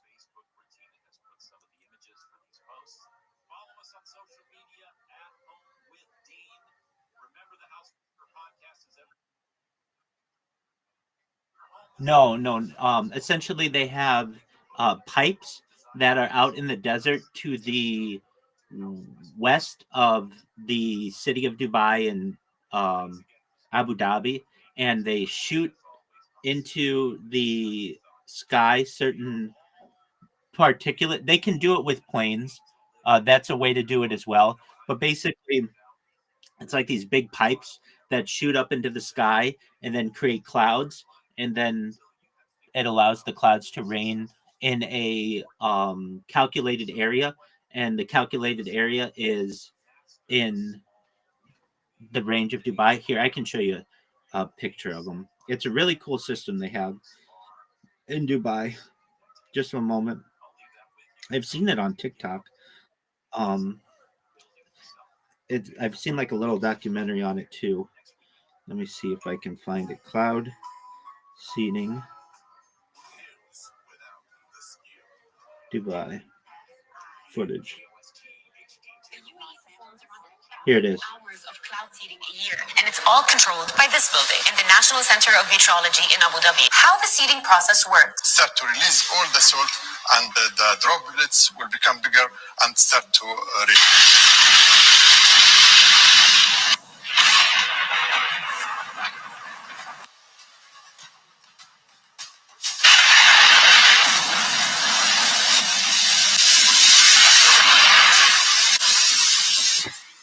The UAE performs around 1,000 hours of cloud seeding a year. And was Dubai's apocalyptic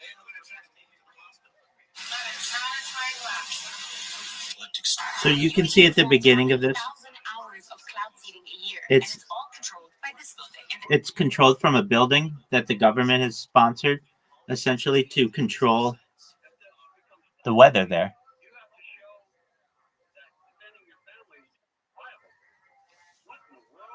But it's not done with planes. It's done from the ground and it shoots up into the sky. But you can do it. You can do it with planes as well.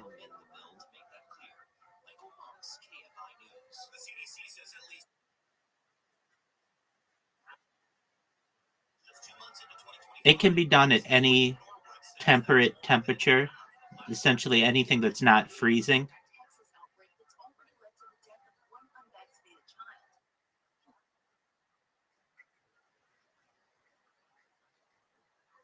Yeah, the particles is, we can, just one moment, let me give you the science behind it. I don't want to explain it to you incorrectly. So I'll give you the explanation of what it is. How does the cloud seeding in Dubai work?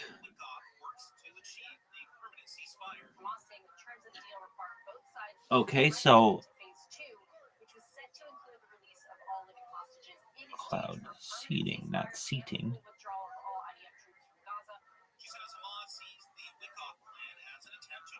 Cloud seeding in Dubai or elsewhere is a weather modification technique used to enhance precipitation, meaning rainfall, by dispersing substances into the air that act as cloud condensation nuclei.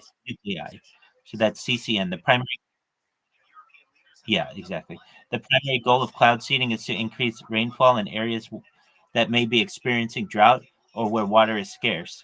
In Dubai and the UAE, the United Arab Emirates, cloud seeding has been implemented as part of efforts to increase the region's limited freshwater supply. Given its climate, this method has gained popularity as a way to help boost rainfall. Here's how it works. There are either ground-based systems, but also aircrafts. Ground-based stations release substances like silver iodine, sodium chloride, or potassium iodide into the sky that form into clouds. Cloud formation, these substances serve as nuclei around which water droplets can form. When the cloud droplets grow large enough, they fall as rain. Weather conditions for cloud seeding to be effective, there must be existing clouds that are capable of producing rain. The process enhances the natural precipitation process. The UAE has invested in cloud seeding to counter its desert environment. It seems like it's easiest to do if there are already clouds that are existing, as this doesn't work well with just perfectly clear skies. It's generally considered safe. Its effectiveness can vary based on the type of clouds, local weather conditions, and other factors. Does that answer your question? Excellent. So I think these are just really interesting topics that aren't being discussed in the mainstream, even though they're active in people's lives around the world. At least in the United States, we don't talk about it. I feel that it could be very beneficial for wildfire extinguishing. Essentially, if you have wildfires, you could create clouds to rain down and prevent fires. I think that it's a really great idea. And as I gain people who find out about me, it's just one of the many topics that I talk about that I find that will be beneficial to the future of society.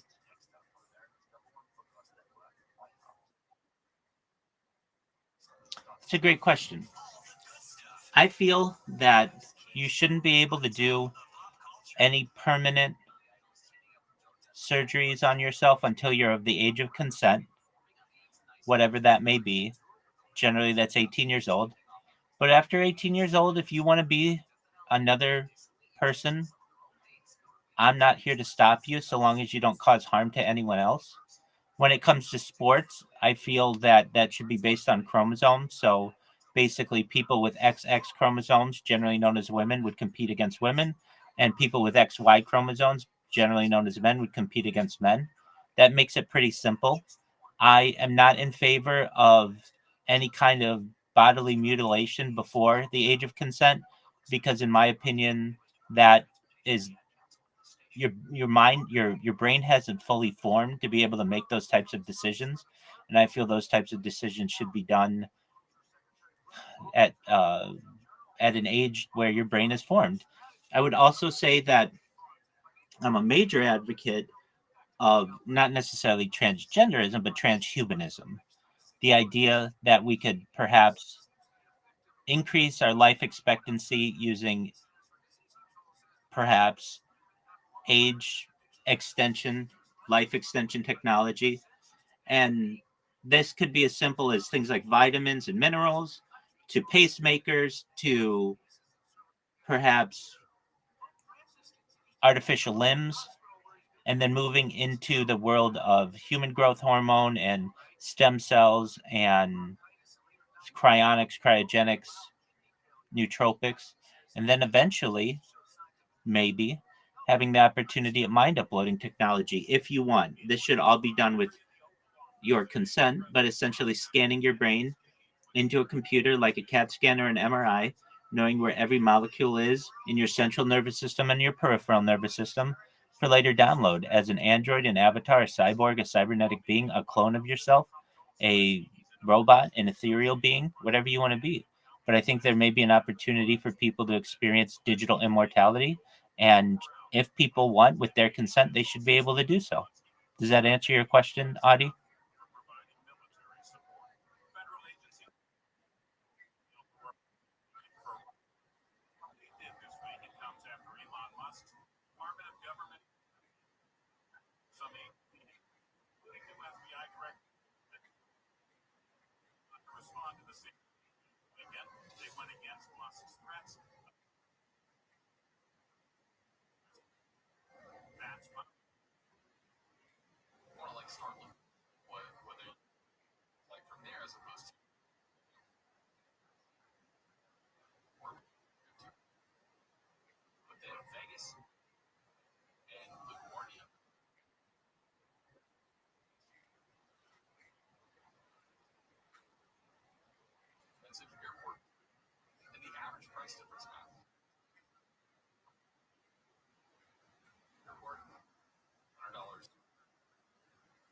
DC is not like you're driving. Save money on. I think this just goes to show that.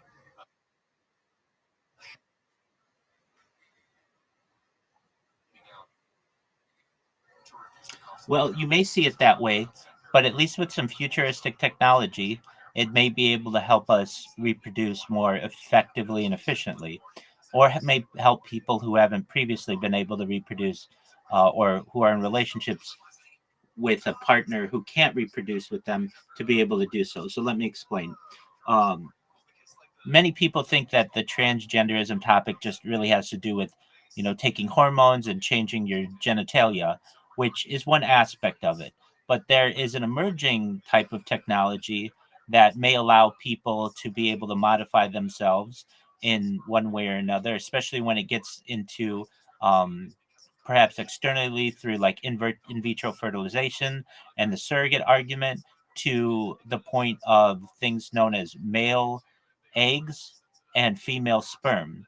So, for instance, let's say you, Audie, were homosexual and you wanted to have a child with your partner who was also a homosexual woman, and under normal conditions you couldn't do that because you produce eggs and she produces eggs, so you would need a third party sperm donor essentially to fertilize an egg, and that wouldn't have both of your DNA in it. While you may be able to raise that child as both of yours, it would really only have one of your DNA within it and then some sperm donor. But in the future, there may be a way for you both to have children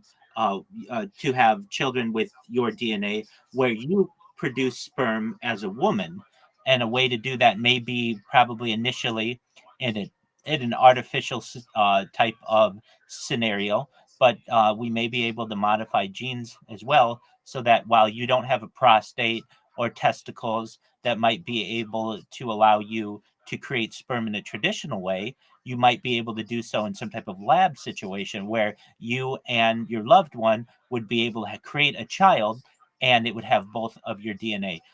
In the same way, if we had, let's say, two men who wanted to have a child, but neither of them had the ability to make eggs under current technology, they would need an egg donor essentially, and that child would only have one of their DNA. There may be the opportunity in the future for those men to have their genes modified, perhaps in an artificial environment, to be able to have both of their DNA and create children. This is more scientific than we're currently at in the mainstream of transgenderism, but that's really where it starts moving towards. And really, it's just the beginning of a discussion that moves into transhumanism, where, uh, let's say, Audie, I'm able to give you the gift, or you're able to give yourself the gift, perhaps in the future, where you can afford all of this life extension technology and mind uploading technology. And let's say you are able to live longer than you ever would have thought. So not just 120 years, but 120 million years, a long, long time. Well, if you're able to live such a long time, you'll be able to be yourself until, you become very old. You might be able to then create a clone of yourself as a younger version and put your mind upload in. Can you repeat? You're okay. You may eventually become an android, an avatar, a cyborg, a cybernetic being. And when I talk cyborg, I don't mean necessarily like a machine-like thing, but perhaps you're able to have your body, but with some type of enhancement on it. I mean, even the idea of a pacemaker in someone would be an idea of a cyborg. Even someone like, if you have sleep apnea, usually you need like a CPAP machine. But there's a way to be able to implant a device within the human body to be able to make it so that it regulates your breathing. These types of ideas really are the initial they're an initial start of being a cyborg. And so, with that being said, in the future, these types of technologies might be much more available. And if you're living to 120 million years old, or even older than that, you're going to be a different creature, but you're also going to have different experiences. And what do I mean by that? You're, well, if I were to say to you, like Audie, if you, let's say, under normal conditions, if you were going to live to be like age 80, your goal, perhaps, I don't know what it is, and it's up to you, might be to find a spouse and to reproduce and, have a career. And then eventually you would die, and that would be your entire journey on this earth. And that's fine. And when you got married, if there's a certain marriage, it would be until death do you part. Well, if you don't die, that changes things. Then wouldn't it be a punishment to be with someone for 120 years? Now, perhaps you might be able to find other lovers and have other experiences with people and come back to your original lover or your original spouse. And that's a beautiful story in itself. But many people would say if you were tied to the same person for life and life ended up being 120 million years, that might be a punishment. And when you start to get into that type of thinking, you should recognize that uh, the idea of transhumanism may be something that, uh, if you're going to experience it, then transgenderism might be something that you might want to experience as well. And what do I mean by that? Let's say you've spent 1,000 years as a woman, or even more than that, 1,000,000 years as a woman, and you've been able to have spouses and children and all the experiences that you would have wanted. Uh, but eventually you might get bored of it. And you might say, I wonder what it's like to be a man. I've been a woman for 1,000,000 years. So the next time that we clone myself, I want to try to be a man. I want to see what that experience is like. Or perhaps you want to be uh, someone who has both, like an androgynous kind of person. You could be whatever you want. The idea is with science, the we don't have traditional limitations that we do within a. Okay.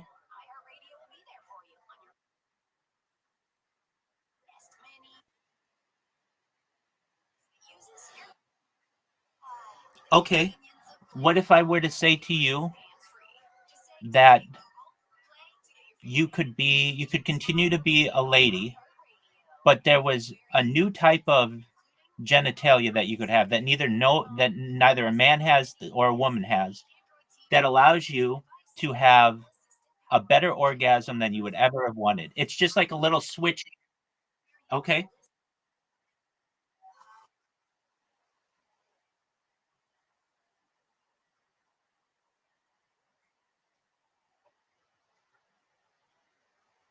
Okay, you can.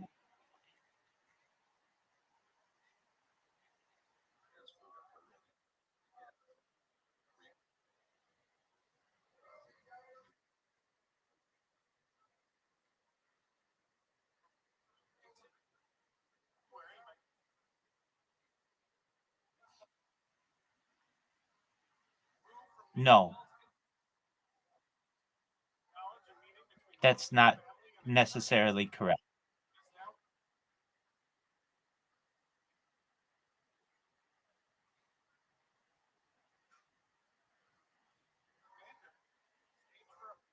No, you're misunderstanding. The egg, when it's not fertilized, the egg, when it's not. Okay.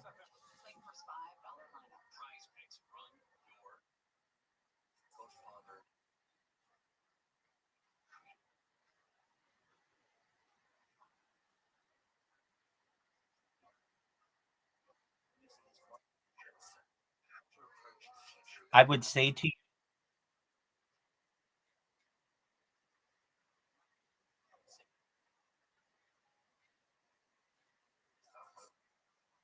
no, no. I really think that I want to continue to be a man and have, frankly, if I don't die, I would want to have sex with perhaps every woman on earth, and many times, and have relationships with them if I never die. But I can understand that after doing that for 1 billion years, I may get sick of it. I might want to have sex with some kind of extraterrestrial woman or whatever that may be. I don't know. I just don't want to limit myself, is what I'm saying.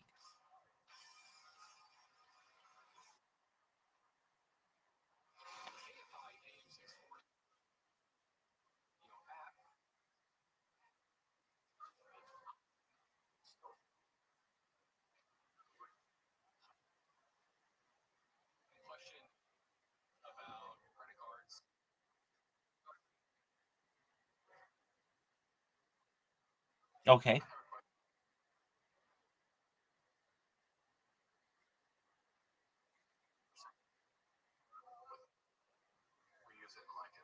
That's a great question. I guess it depends. I guess it depends how bored I am. Meaning, if I'm still living an exciting life as a man, I'll continue to do so. But if I eventually, after 1 billion years, or 2 billion, or 5 billion years of doing that, I may want to be a different kind of being that isn't a man, it isn't a woman, but is some kind of alien. If that's what I wanted to be.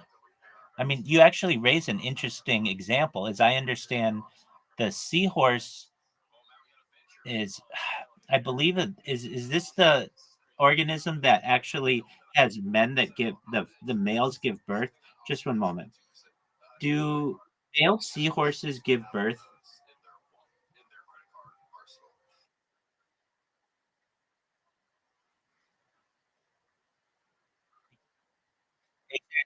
Exactly. Yes, male seahorses do give birth. They are one of the few species in the animal kingdom where males carry and deliver offspring.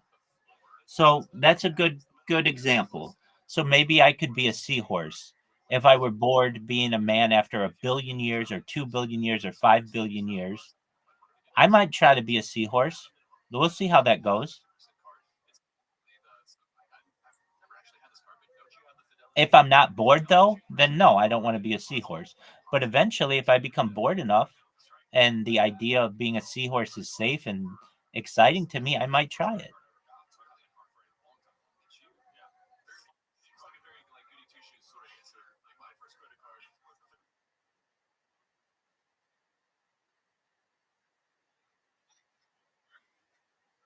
Oh, well, beautiful. I love all of those. So you've got my interest down. I like sports a lot. So I'm a major fan of just sports in general, athleticism in general. Of course, religion is important to me and is at the heart of what I do. I'm about making friends and being social. I like animals a lot. I love dogs. I love really all animals. I love comedy. I love humor. I love music. I love singing. Even though I'm not always the best at it, I play some instruments, though none exceptionally well. I like like to play golf. I like to run. I like I like women. Um, I love I love love. That's important to me. Um, I love sexuality. I think that in society, sexuality is very taboo, but it doesn't need to be. We can talk about things as mature adults and what our needs and desires are. I am someone who loves transportation. So I love cars. I love planes. I love boats. I love yachts. I love, I mean, when you say science, like that covers a lot of things, but I love botany. I love biology. I love chemistry. I'm really into space. Really, actually, though, of all of these things that I really like to talk about is aliens. I love aliens and extraterrestrials. That's something that's fascinating to me.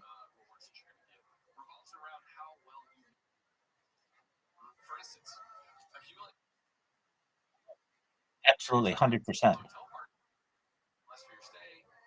I believe that there are humanoid aliens that exist in space. Yeah, absolutely.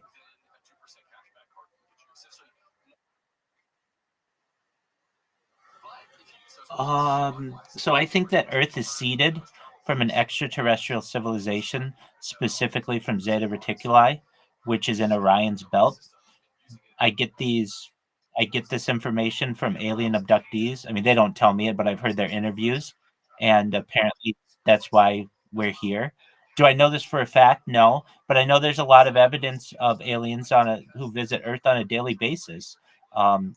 There are UFO sightings. There are alien abductions.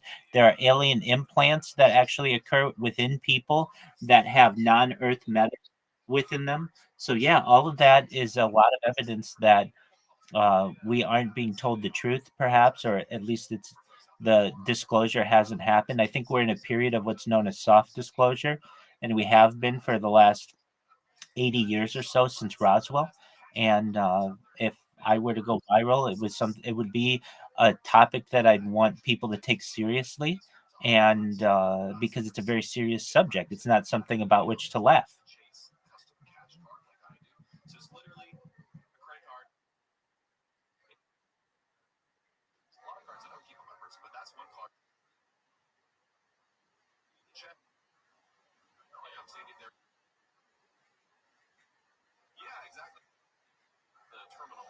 That's right. You're 100% right. And what you just said is very intelligent of you to say. When people don't know what to think about something, they use humor as a defensive mechanism because they don't understand it.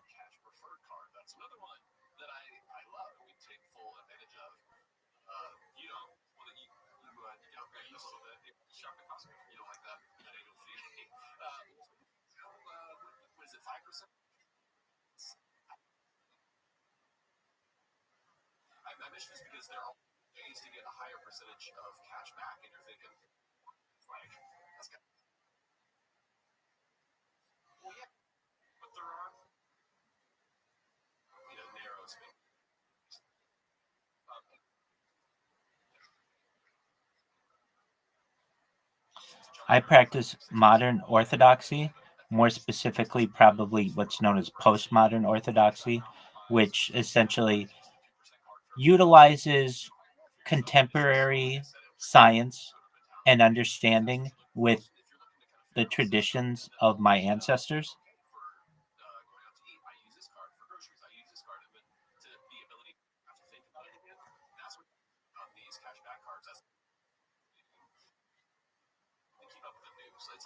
Yes, Hashem, that would be God.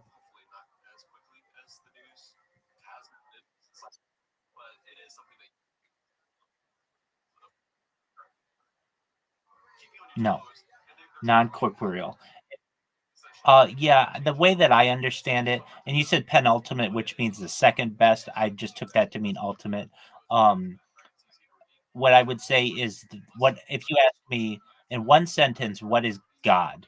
I would say God is energy, basically the life force that allows me to talk with you and to appreciate beauty and to love people and to learn, and the energy that allows the cosmos to fly in its beautiful symphony and allows Earth to rotate around the sun and allows animals to reproduce and aliens to perhaps exist. All of that, that to me is God. That's energy.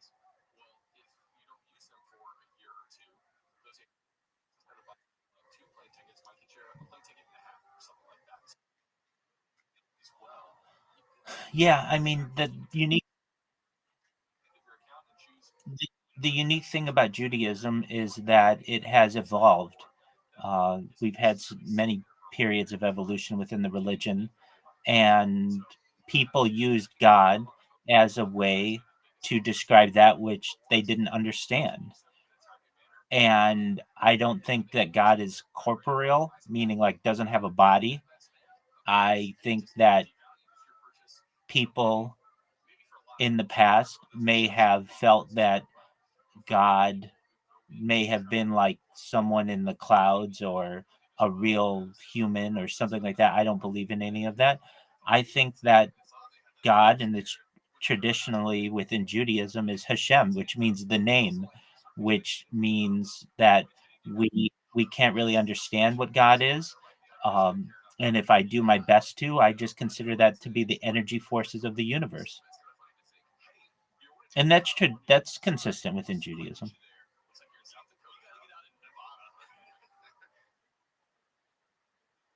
I do my best to, absolutely. Do you? Excellent. And that's something that I talk about a lot on this stream, is taking care of your body, about health. But in reality, I think in the future, people will move away from traditional religious doctrines and move more towards holistic approaches through humanistic philosophies and to taking care of themselves And a couple of the things that I think are very important in that aren't generally considered in society regularly are things like flexibility and things like meditation. I think these are important aspects of taking care of your body and ensuring that you are preserving the gift that you've been given.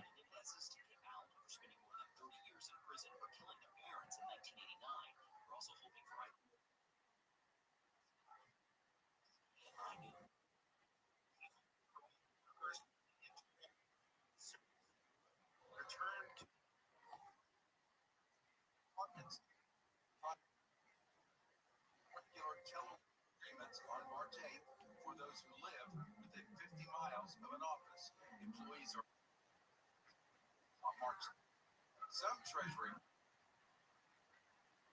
in their collective bargaining agreement in-person work, quote, including members of a bargaining unit, workers who live more than an office, only exceptions such as That's okay. I do my best to break that cycle and recognize that people aren't necessarily good nor bad. Their environment has a lot to do and shape the way that they act.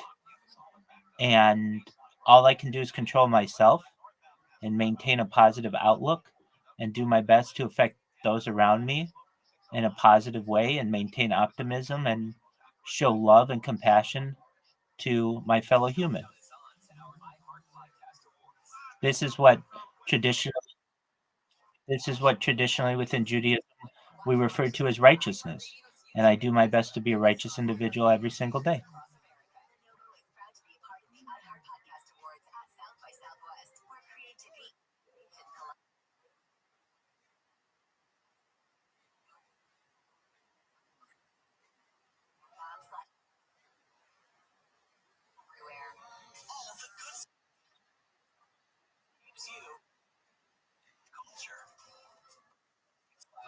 Yeah, I think so. I am an advocate for what is known as religious monism. So that's essentially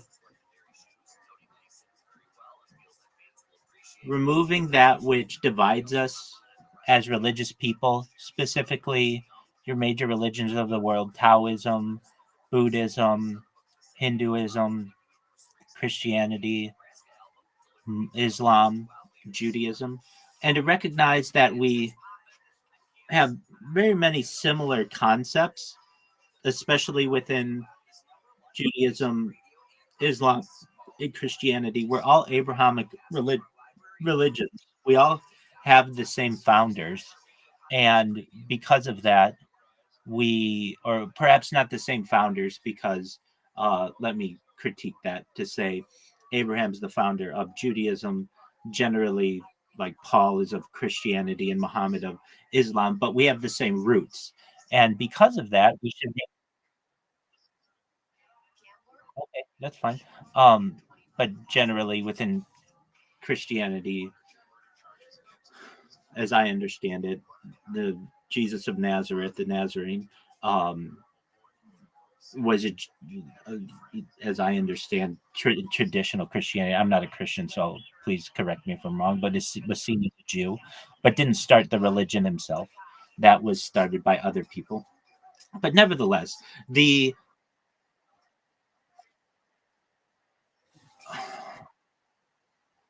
okay, that's fine. That's Jewish. Nevertheless, he didn't necessarily start the religion himself, though his followers did. And right, right, exactly. So, but we all have many commonalities as religious individuals, especially when you get into the Eastern religions as well, and what they've brought for humanity and holistic approaches. And I recognize that we all have similar concepts. Treat others the way that you want to be treated. That comes from Leviticus. But even though people in Eastern religions didn't have access to the Bible, that doesn't mean that they can't They don't have similar concepts, and at the heart of everything, that's the whole of the law. And do unto others as you would have them do unto you. And if we're able to do that, some of these core tenets that are consistent within all the religions, I think that we can perhaps put the divisions that have caused strife within humanity for thousands of years behind us and work towards unification as a common species on this earth. And so, I mean, if you want to consider it that, sure, go for it. I'm a, I don't see it as a bad thing. I think that there are a lot of people who have things that swirl around that concept that they see as bad. But I personally see the unification of the world as a beautiful concept. Audie, would you do me a favor? You can stay for as long as you want. I have to use the restroom. I'll be right back and we can continue this discussion. Is that okay? I'll be back within 3 minutes. All right. Well, then I'll do the same and see you here in 3 minutes, if not less.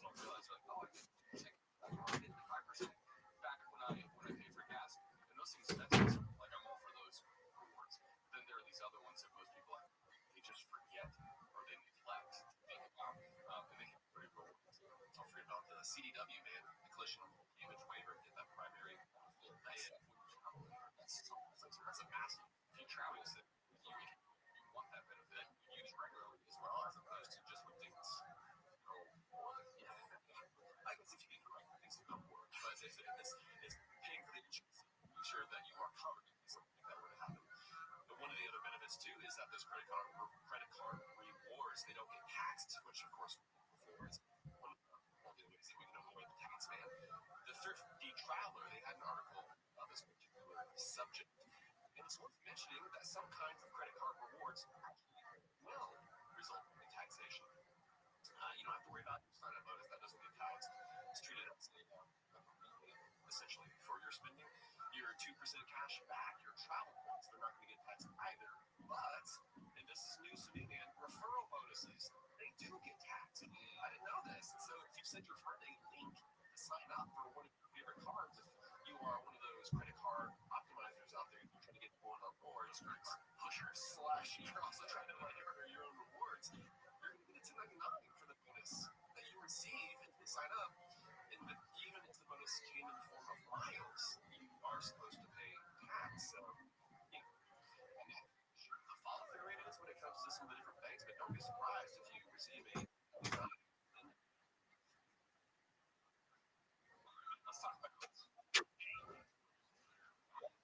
How are you? I'm doing well. We have a friend here, Audie. We're just talking about the world. We just took a break. How's your day going, Mr. Meaty? How's he doing?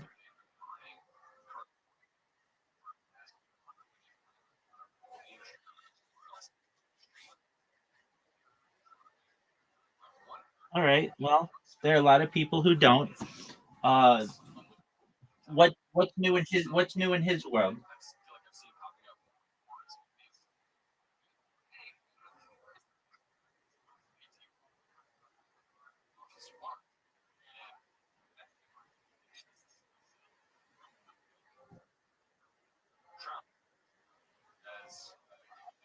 He,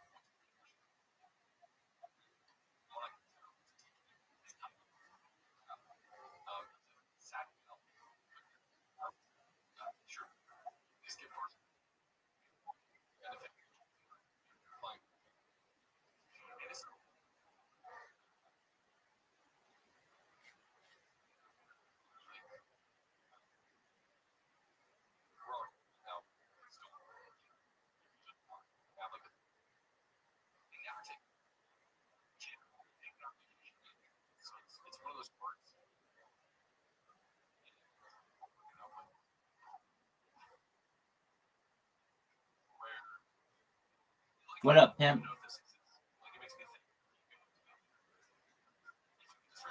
Not too bad. 70 degrees.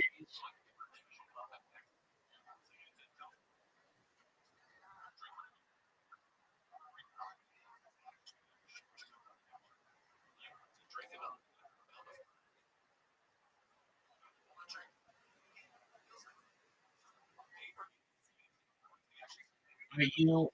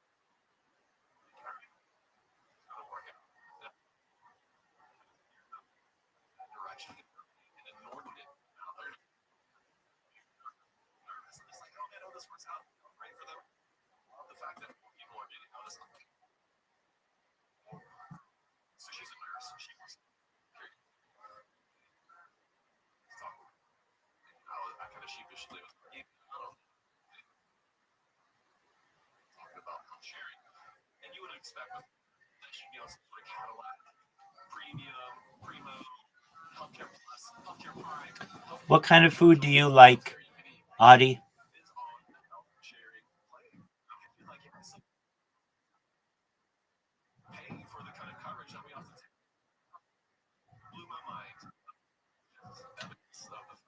Oh, I'm somewhat in a similar boat as you.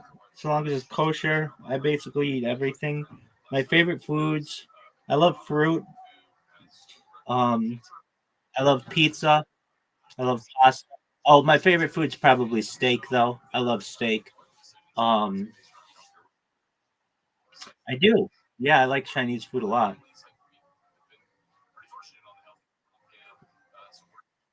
I like sushi. I like um,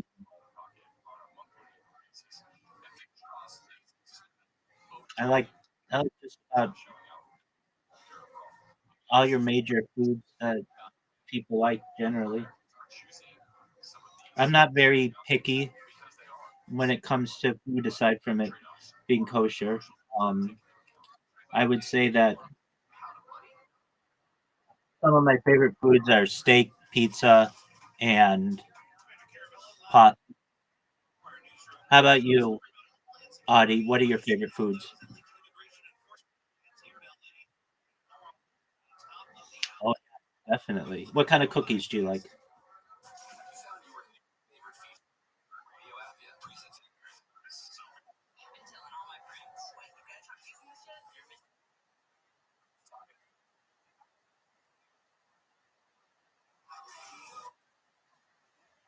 All right. Do you have a favorite kind though, like chocolate chip or peanut butter, or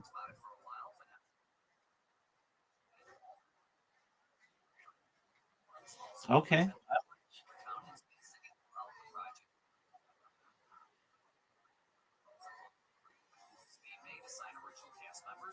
What else do you like aside from cookies?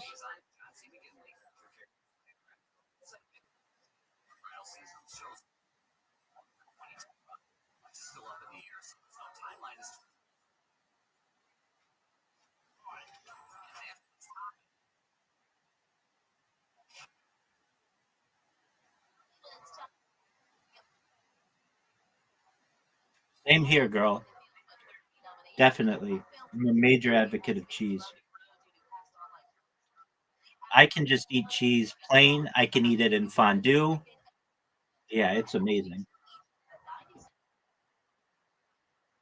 Oh, it's so much fun. And you can make your own fondue. All you have to do is take a block of cheese and melt it in the microwave, and you've got fondue.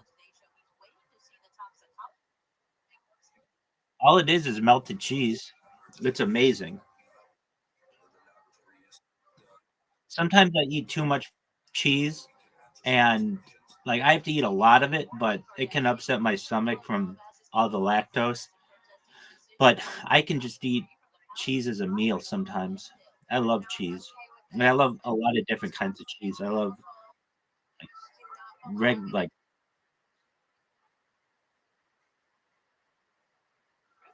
no,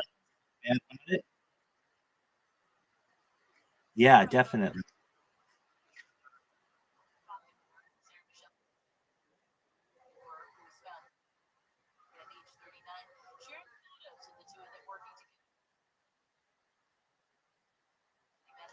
Um, I have had like versions of it. Yeah, they're amazing.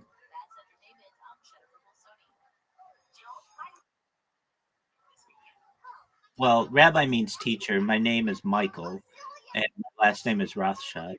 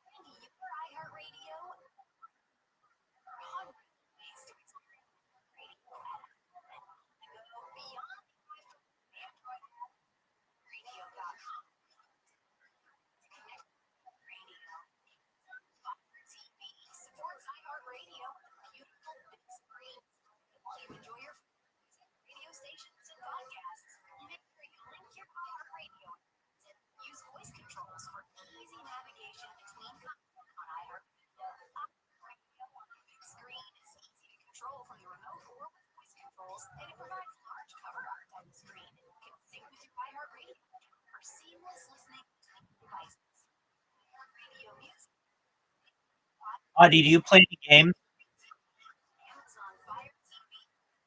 Do you play any games?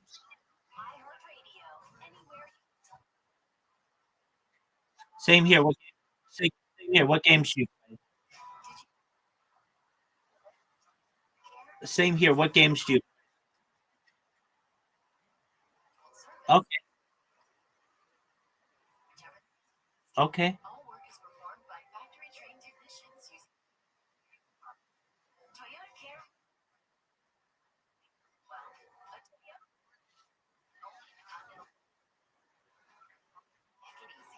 Um, you know, I like to play games on my phone as well. There's an app that some of the people in the community motivated me to download, and it's called Play-Doh. And so within that app, they've got mini golf and backgammon and pool and all kinds of mini games. And we get some people in here on a nightly basis, and we play mini golf against each other. Get really competitive with it. Yeah, so I play with some guys from Australia and China, or not China, pardon me, Canada, and I'll play with people from all over the world on that. But basically, like, it's not really heavy on my system, and I can just play it on my phone, so it's really convenient, and it's a lot of fun. If you want to play, let me know. It's Plato. It's on the App Store and Google Play, and the three of us, play right now if you wanted.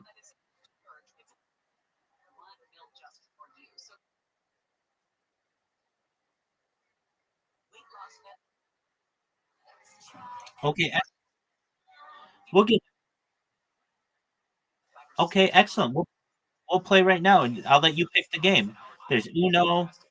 So it's Plato. Plato. It's it's on the App Store, Google Play.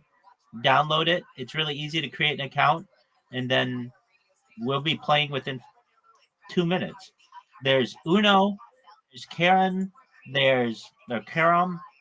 There's pool. There's mini golf. There's table soccer. There's a game called Bounce, which is fun. There's Brawl Bots, which is fun.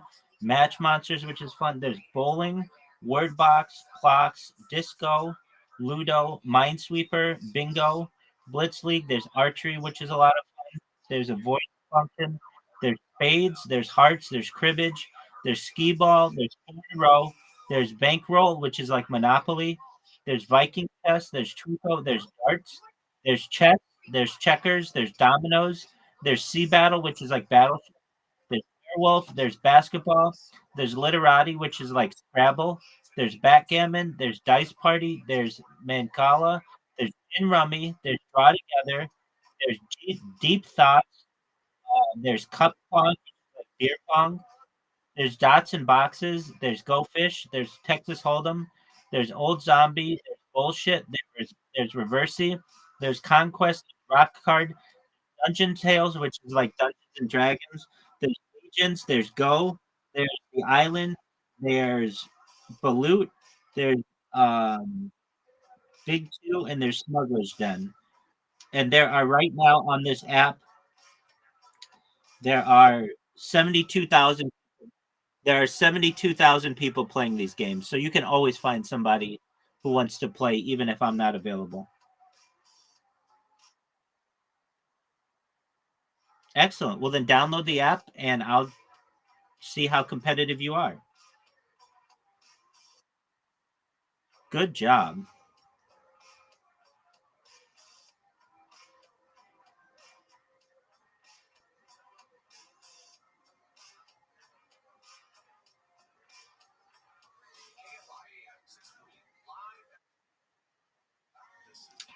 Well, thank you. My students have told me that I am a good teacher, so I appreciate that.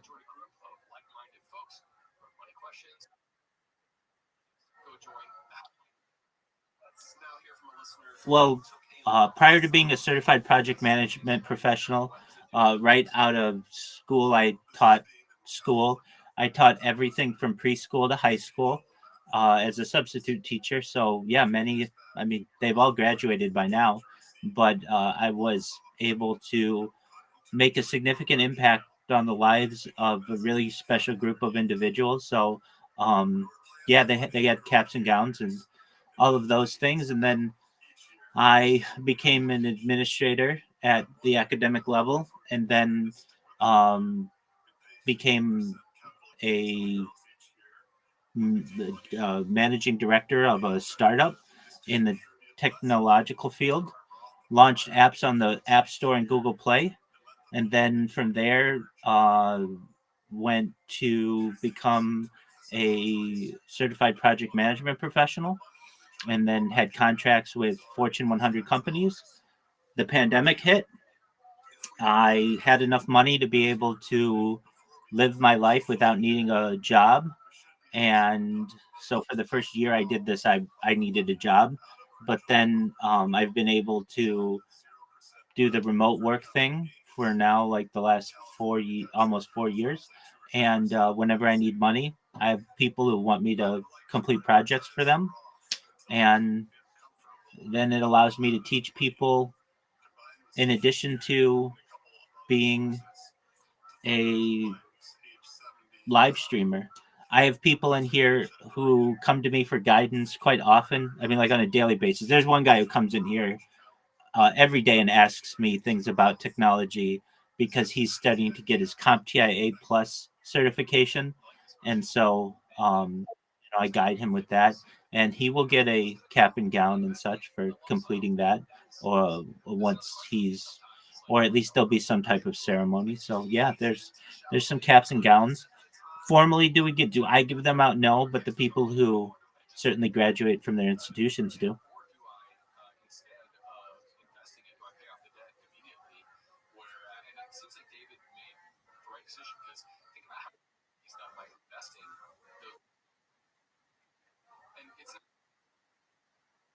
Excellent.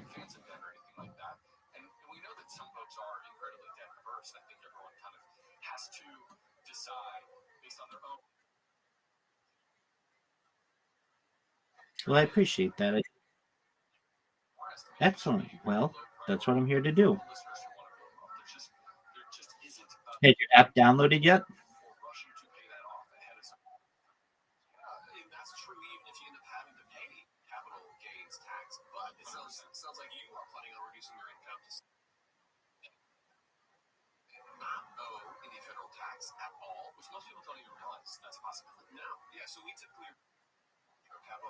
All right. What percentage?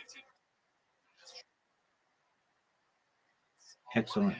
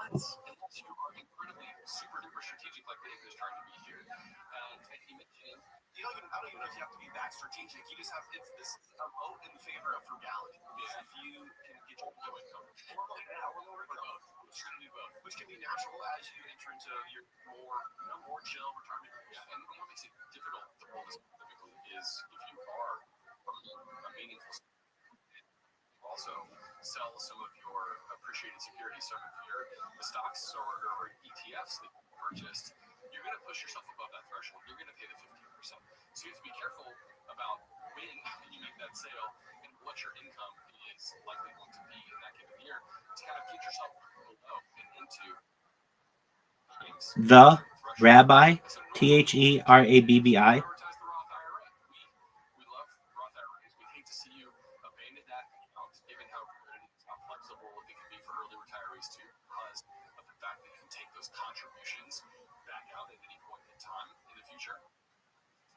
The Rabbi, TheRabbi.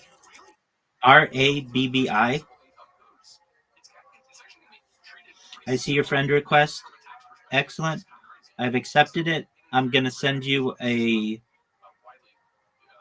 invitation to play mini golf because I love that game more than any of them on here. And I'm gonna beat your Tookus, and hopefully you'll be able to do your best to hang. Okay.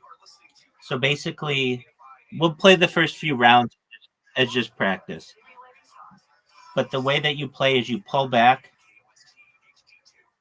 and like your arrow will have different percentages, and where the arrows are, it'll make the ball go faster that way, and you can knock through different objects. It's pretty simple.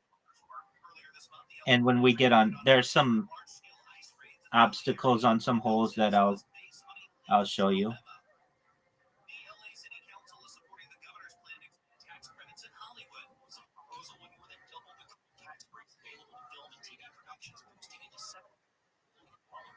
Yeah, that was not a good shot on my part.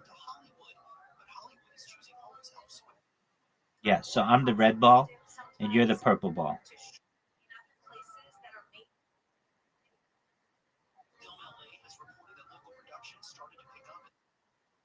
Yes, ma'am. And there's a little timer above your head. So about half the time, I shouldn't say above your head, but above your icon. That's okay. That's not bad because the arrows took it to where you wanted to go. So do you see that little yellow thing above my icon? It should be no above my icon where there's like a yellow thing. It's a timer. There's a little clock by it. Very It's the very top of the screen. You should see a little white clock. Now it's red.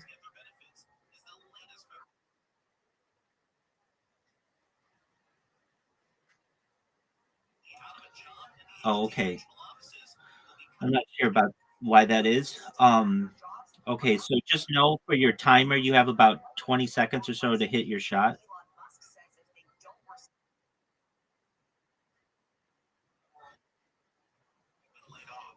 No, yeah, you don't want to hit it that way. You want to hit it to the left, right. Yeah, like that would be better. Yeah, exactly. You're gonna have to shoot though, because the time's gonna run out. Just hit the ball. That's right. You're learning. I'll hit your ball and hopefully get you in a better spot. There you go. Now you have a chance to make your shot. So you want to shoot downwardly.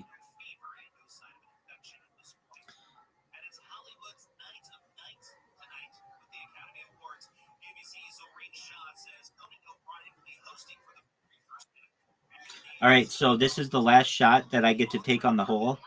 And I didn't make it. So probably neither of us are going to score on this hole unless you make your shot here. You could make your shot here.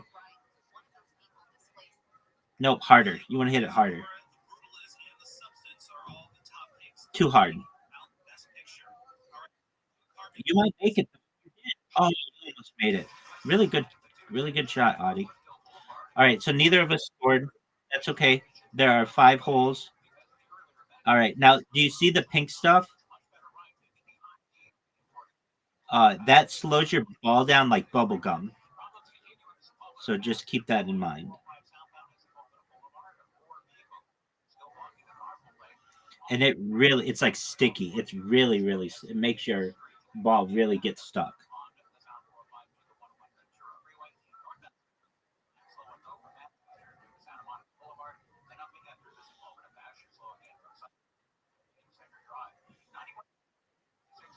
You want to hit it through that little center part.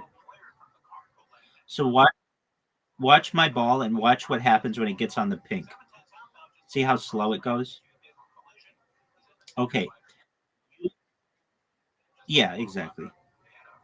Okay, that would be a good shot. There you go.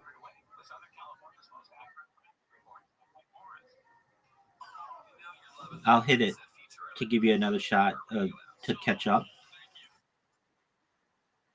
Well, I want you to get more used to the game. Hit it harder than that. Harder than that, all the way, 100%.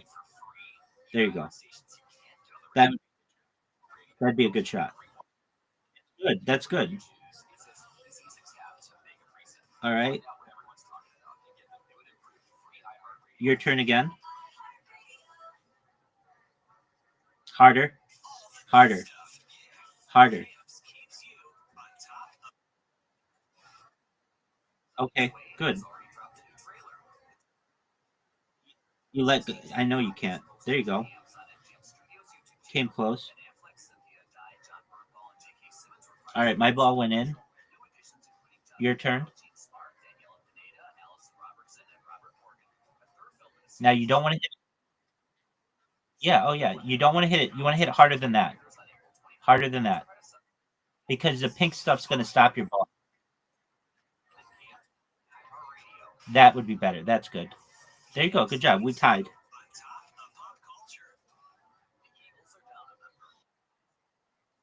Absolutely. Now this one's just a bunch of balls. It's pretty simple. There aren't really any obstacles aside from the balls, but they get in the way. The balls can go in the hole. If they go in the hole, they disappear. You want to hit it harder than that. 100%. And you want to hit it like where my ball is? Oh, okay, that's fine.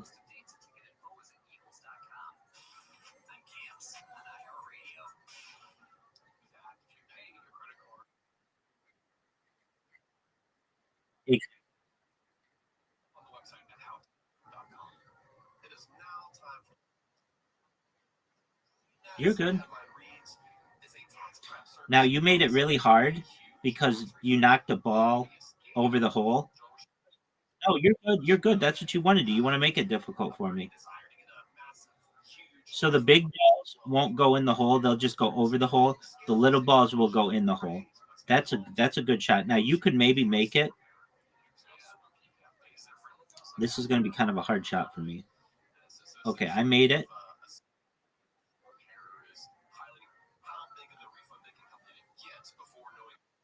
Harder than too hard. There you go. Perfect. Yep. Good job.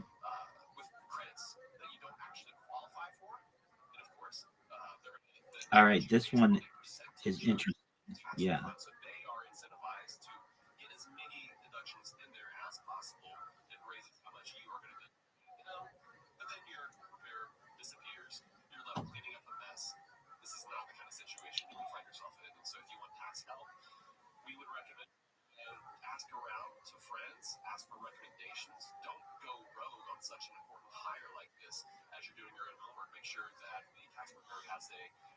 Not ideal, but not bad. I mean, it got you out of the first little part. What you want to do is kind of get it on the arrows and oh.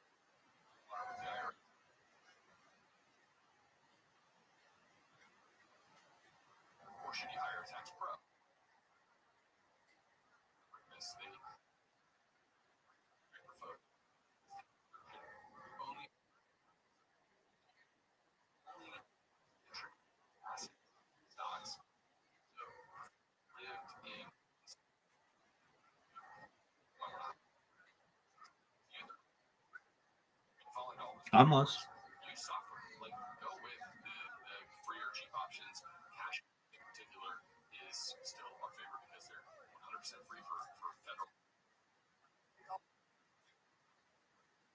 Too hard. Too hard.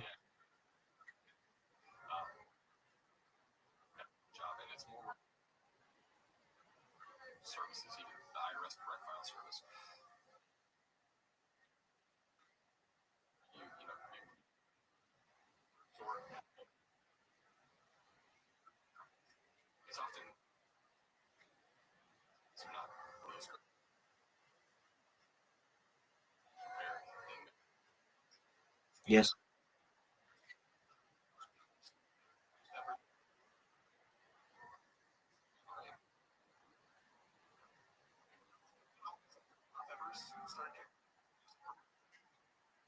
Yeah. go around it. Okay. All right, this is the last hole for this round. For like, this is a hard hole. We play 5 holes.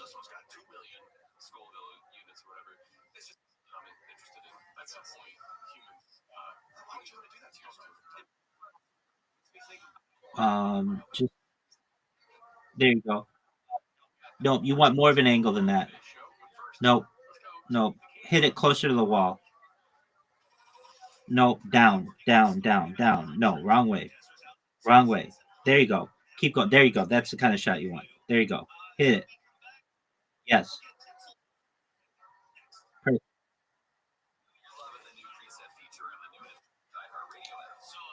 This is a really hard hole because the arrows will, like, it's just hard to make it in the, exactly. You can go for the hole if you want.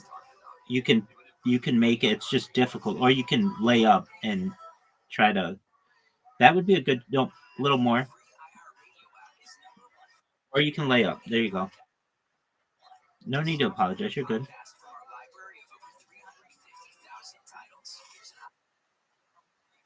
Well, you are. You're being an excellent student. You downloaded the app exactly when I wanted you to. That's right. You'll get a win. Don't you worry. Yeah, that's how intense we get. And I'll tell you what, the people with whom I play, they have as many wins, if not more wins than I do. But I one time played a person who had 22,000 wins. So, like, what I have is nothing in comparison to what they have. All right. New game. I just sent you an invite.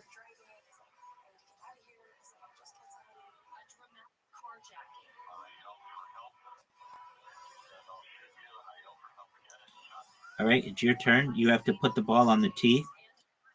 Yep. If you hit it into the water, your ball goes back to the original place where it was.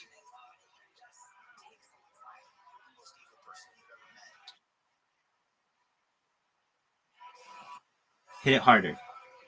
Harder. Okay. That'll work. Hit it though. You run out of time. There you go.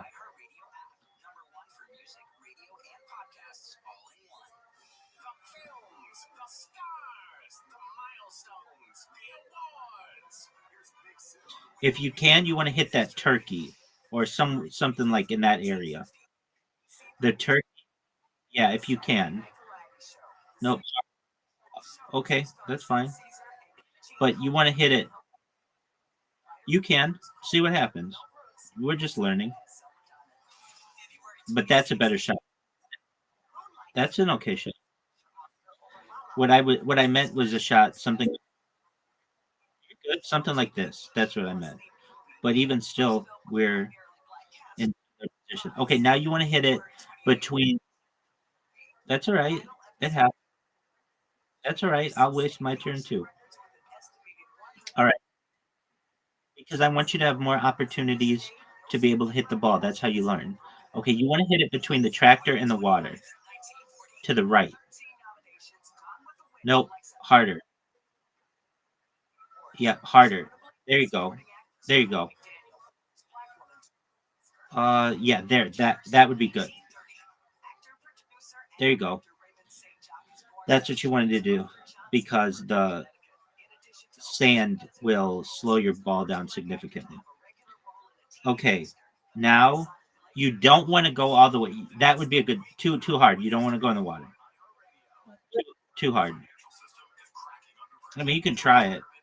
That's probably better. That's good. That's good. Yeah. Stop, stop, stop, stop, stop, stop. Perfect. All right. Now keep in mind you're going to have to go through some of the sand and you've got the arrows in your way. So keep going. Keep going.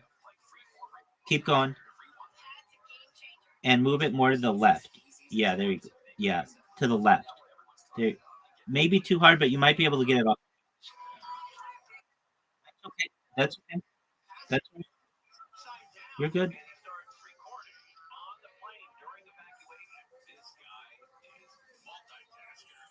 All right. So neither of us scored there. That's all right. All right. We have not played this hole yet.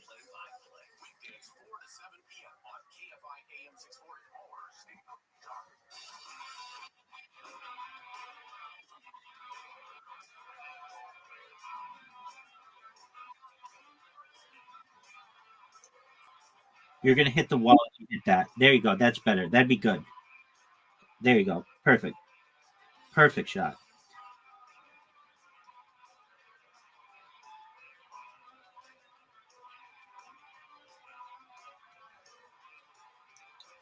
Oh, it's just short. Okay, your shot. You've got a chance. You want to hit it in the same way that I hit it, if you can see. Uh, yeah, that would be pretty close, but closer to the water, actually. You want to move your arrow a little closer to the water. There you go. That would be good. That's the shot.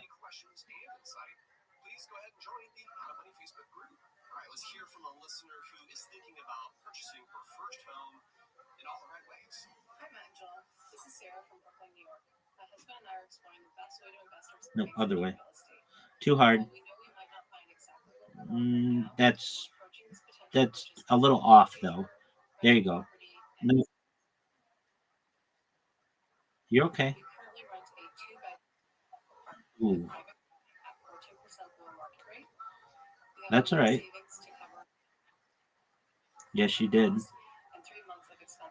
There's a dirty name for those kind of shots. Do you want me to tell it to you?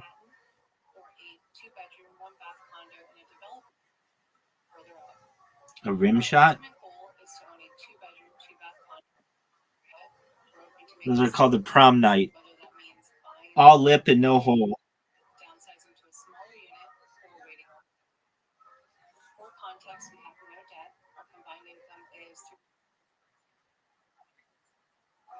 Yeah, you keep your innocence. Okay. Um you should just hit the ball. Just let it go. That's okay. Yeah, some stuff does. Like everything but those pinwheels don't, but like the barn will, the cow will, the horses will. So you want to hit it through that little hole. Keep going. Yeah, that would. Yeah, you're a little off. Little the right. Just a little bit to the right. There you go. Oh, you hit it absolutely perfectly. Like normally it'll go to the left or right when it hits off of that pinwheel. That's okay. And you're not stupid. You're a very intelligent person. You hit it to the left a little bit more. That's okay.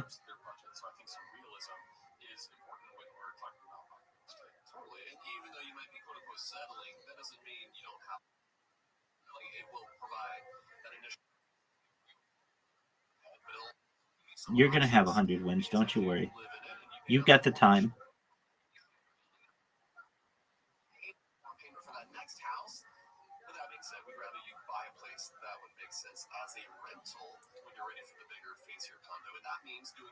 There you go.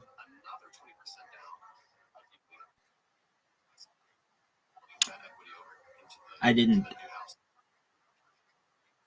Absolutely, I'm padding my wins. That's exactly right.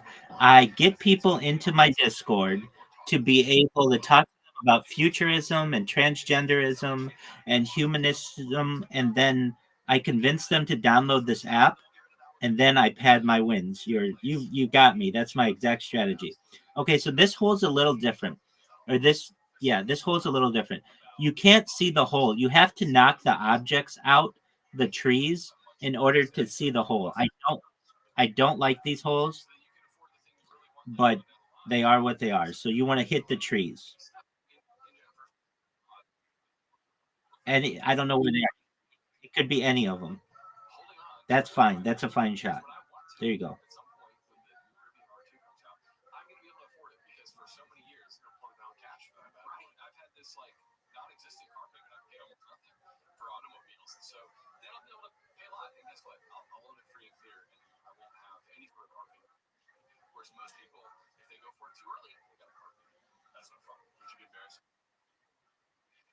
That's fine. You could just tap it as well, but that'd be a fine shot.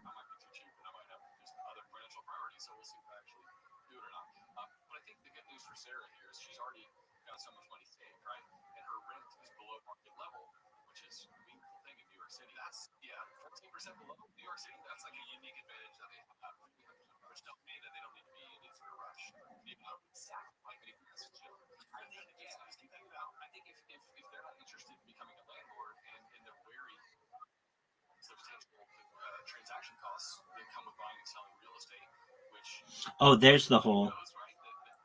So it's behind that green tree.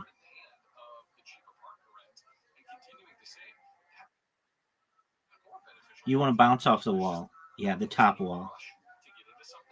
That's probably too hard, though. That's okay.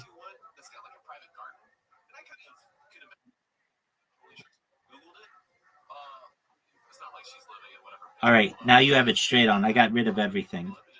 So all you have to do is just make it. That would be good. That's a little off.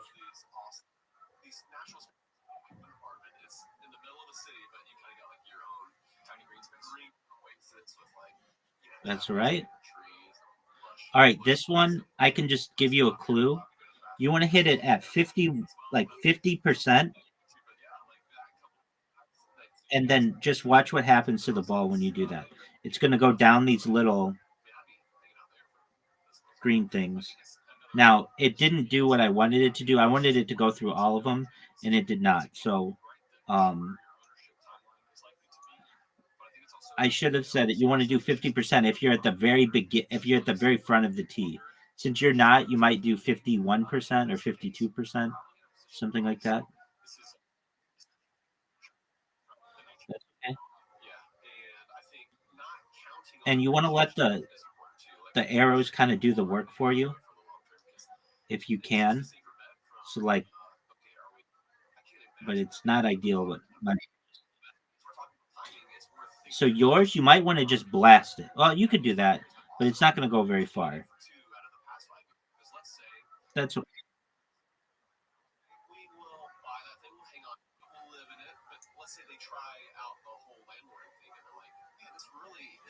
All right. You just want to put your ball barely on the arrows. Nope. Up. Too hard. That's better. There you go. Perfect. That's what you want to do. Let go. Oh, okay. I did not mean to tell you that incorrectly. So I misjudged it. You want to do the same kind of shot. Do the same kind of shot. Just barely on the arrow. No, up. Up. There you go. That'd be good. Get there.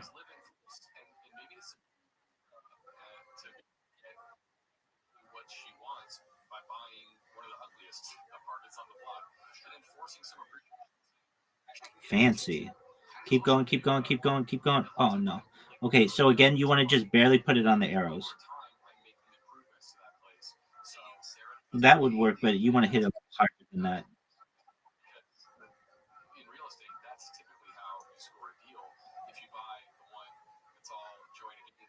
That's okay. Neither of us are going to score on this hole.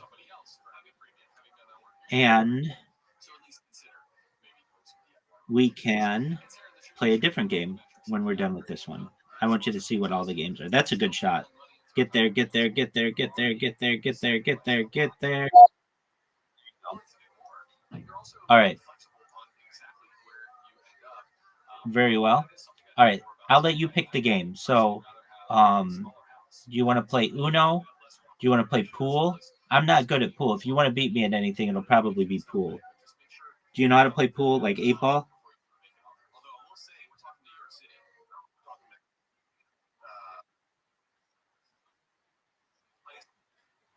Okay.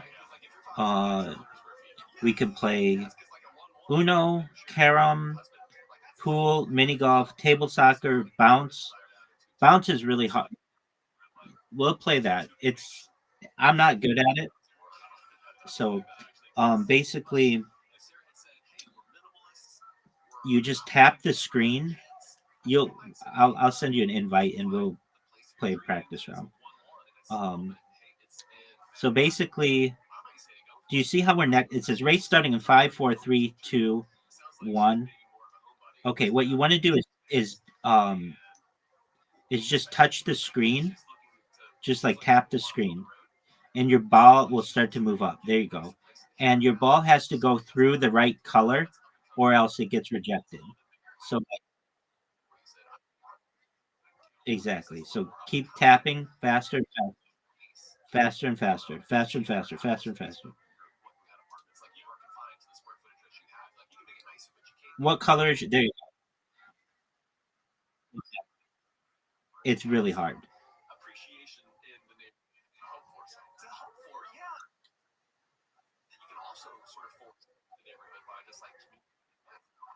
That's okay.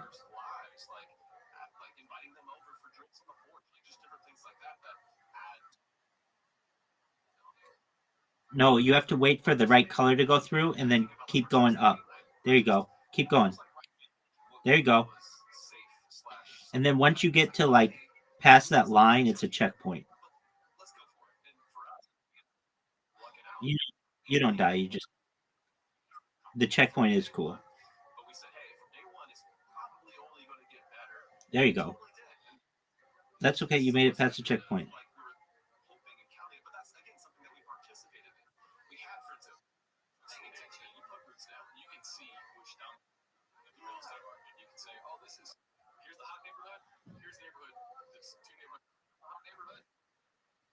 I'm just at the other checkpoint. Don't worry. I'm waiting for you. There you go. Oh, good job. Good job.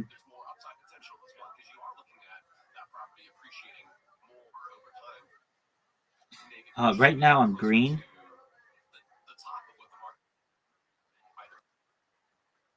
Perhaps. But now my color changed to pink.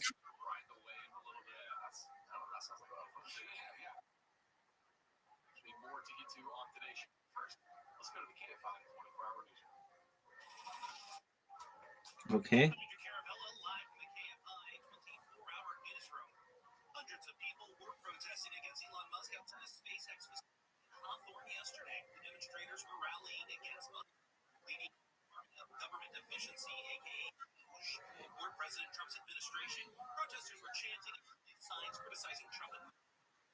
There you go, girl.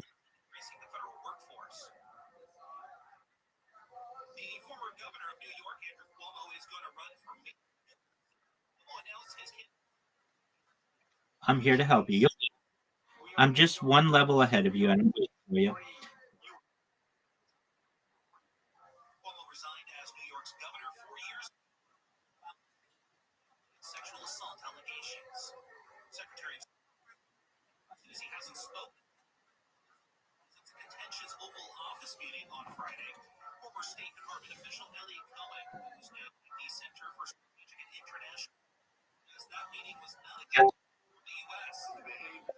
All right, we're gonna play a different game because bounce is hard. It's hard.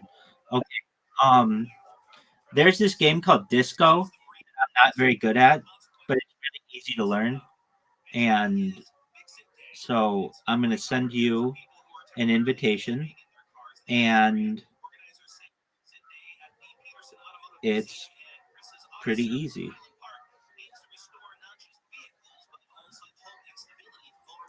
All right. So what you do is like you have a side and I have a side. You just want to put the pink disc on the pink side, and you just slide it.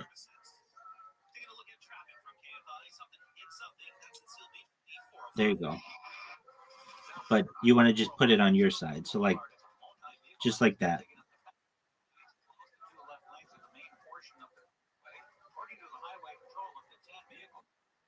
You just slide it. You just like flick. finger. And you can knock the other person's disc off, and it gets very competitive. So you just slide your finger. Oh, that was really good because yeah, exactly. It knocked one of my discs back, but I got the other one there.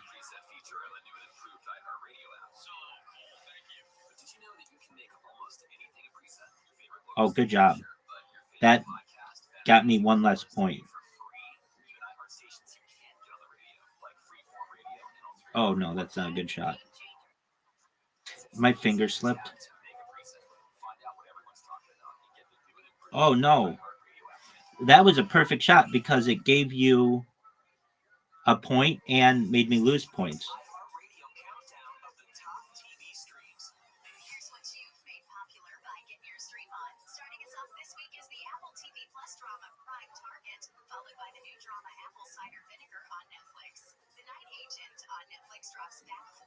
That's a good shot.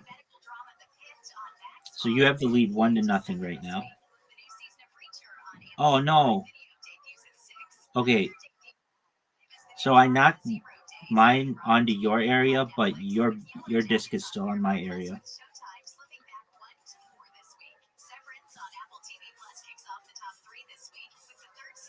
That was a good shot. So you have the lead right now, 1-0. But I knocked yours and I gained a point. So you want to knock mine off. Yep. Perfect. And you're going to score. You might win.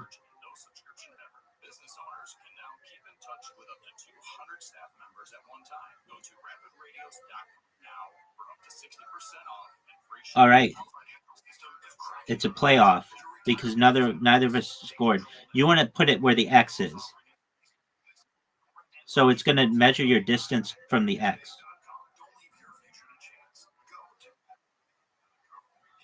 That's all right. All right. Here we go. Let's try it again. You're better at this one than any of them, and you're just starting off, so that's to be expected. All right, I'm going to send you another invitation.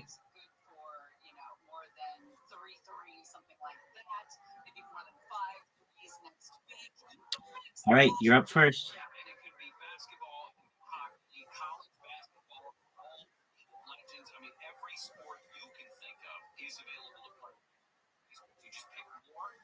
Ooh, I'm not good at this game. You have to have like a really delicate touch on a touch screen, and I do for some things, but other things, my screen isn't as sensitive as I'd like it to be.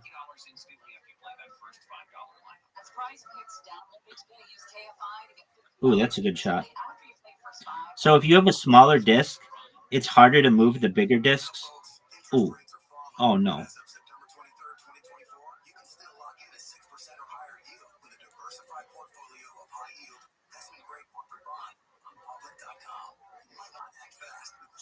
That's a good shot because you removed one from your side and added one to your side. So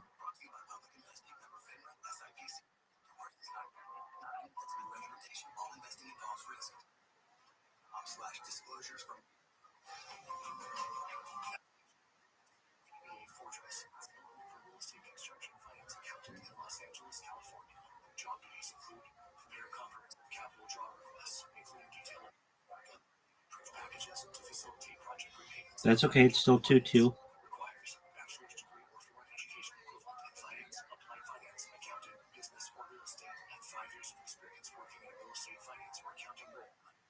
Oh, what did you just do? Oh, wow.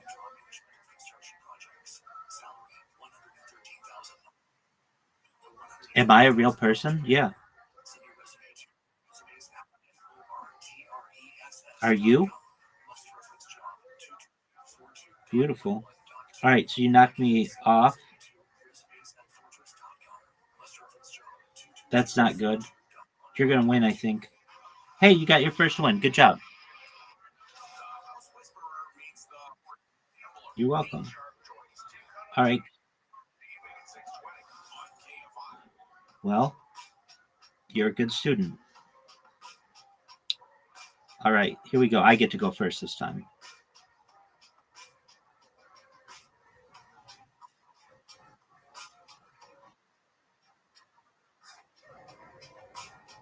I know I told you this when you said it, but I was just thinking about it. Your poem was really good. You should know that. You're welcome.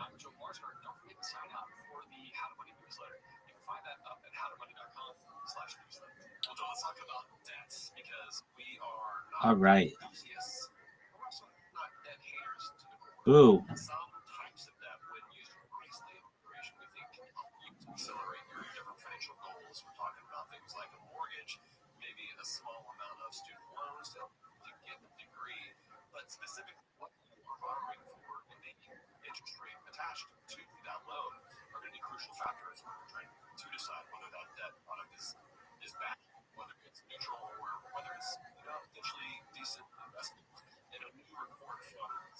Ooh. Oh, I have in the past. Allegedly, I. It's expensive, and I love to do it. Allegedly, so I do my best to avoid doing it. But when I'm working and have a normal position every day, allegedly. How about you?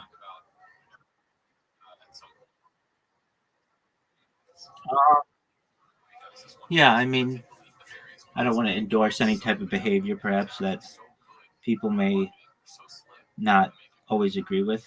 Um, I mean, I've done it on stream, and I've done like I like to vaporize generally, but like I've smoked joints on stream and blunts and things.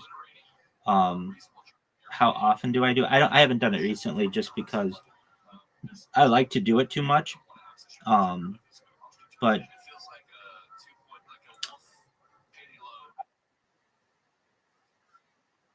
period. I like to do it too much.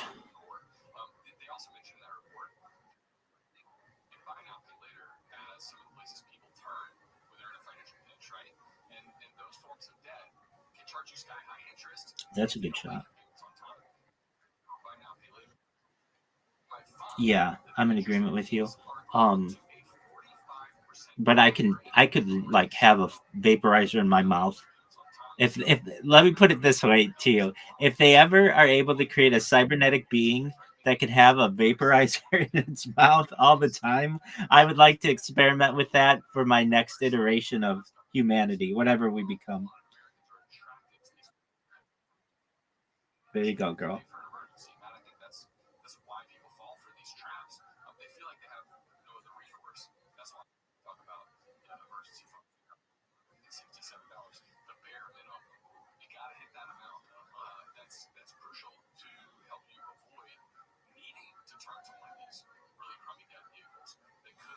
If I may ask, Audie, what made you come into the stream today or to the Discord?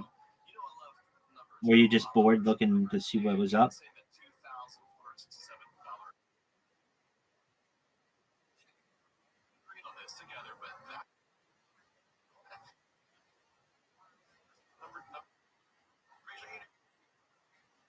Wait a second. Wait a second.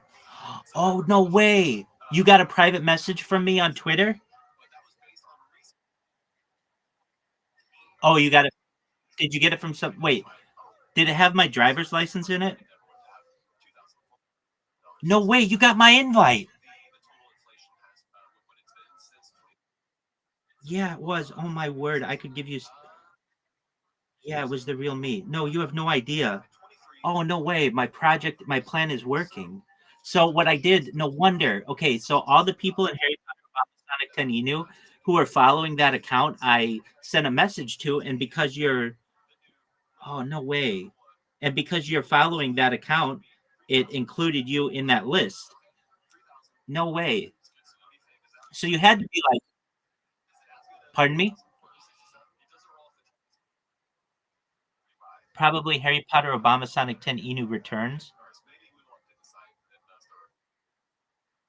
No, that's not me. That's the main. Oh, you won again. That's there you go. The Harry Potter Obama Sonic 10 Inu account keeps getting banned. We don't know why. It's whatever reason. And what I did is I created a robot that sends messages to everyone who follows that Harry Potter Obama Sonic 10 Inu Returns account. And because you follow it, you were able to get my message. You have no idea. You have no idea what that means to me, Audie, because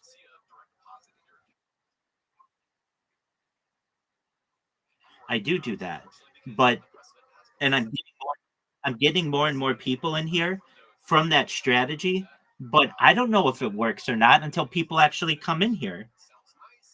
Does that make sense? Like it's not like it tells me, well, that's how you I thought you found out about me from the Telegram.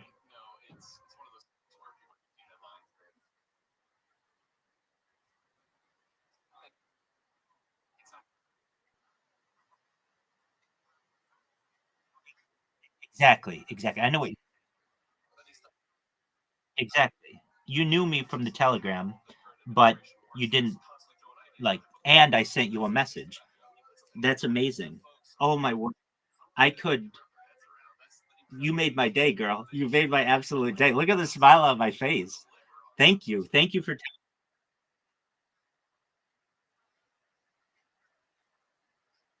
excellent. Excellent. I saw you in here the other day.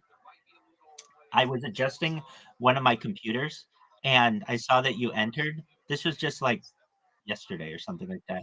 And yeah, exactly. I was just gonna say I was like, "Hey, I'm here," and then you just darted, and I was like, "All right, well, fine." I didn't want to talk with you anyway, but I did. Um, that's amazing. No, oh, you have no idea. You okay? So, have you ever heard that song by Sting and the Police? You may or may not. It's called "Message in a Bottle." Okay, so you know it. Good. Well, that's very analogous to my strategy for getting people to find out about me. Basically, I like the lyrics are something like just a castaway, I am lost at sea. And it talks about sending an SOS to the world. It's like a message in a bottle. And those messages that I send to people, I just send them it's a robot that does it. You won again. Boo. Um Good on you.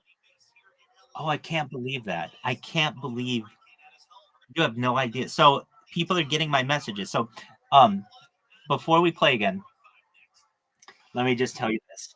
I I created a bot about 72 hours ago that just sends out my driver's license with this little message that says like, "Hey, I'm here streaming my life 24 hours a day. Here's how you get to my social media." So that's my message. And when I first started sending it, I didn't know if anybody was receiving it. I don't know if it's getting I know it's going to people's spam boxes, but that's fine. But a lot of times I don't even know if anybody gets any response or I'm not getting any response. Well, like a day ago, somebody came in and they're like, "Hey, I got your message on Twitter." And I'm like, "No way, I can't believe somebody saw that and came into my Discord." And that was amazing. And then another person told me they found out about me from Twitter this morning. And then you're another person who not only knew about me from Harry Potter Obama Sonic 10 Inu, but you knew about me from my Twitter message. I mean, you made my day. You made my day. I know you can't see my smile, but I'm so happy. Thank you. I sent you another good. I'm glad you can.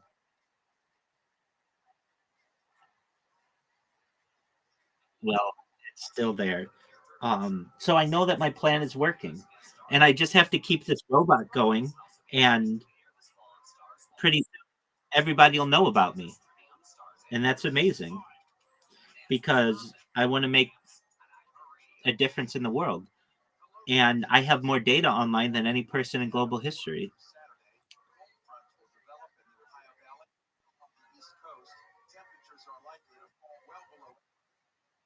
I have more data online than any person in global history. The last 3.5 years of my life are documented on YouTube 24/7.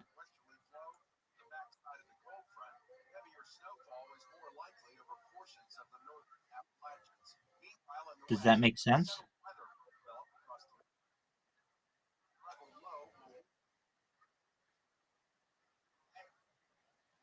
I agree with you.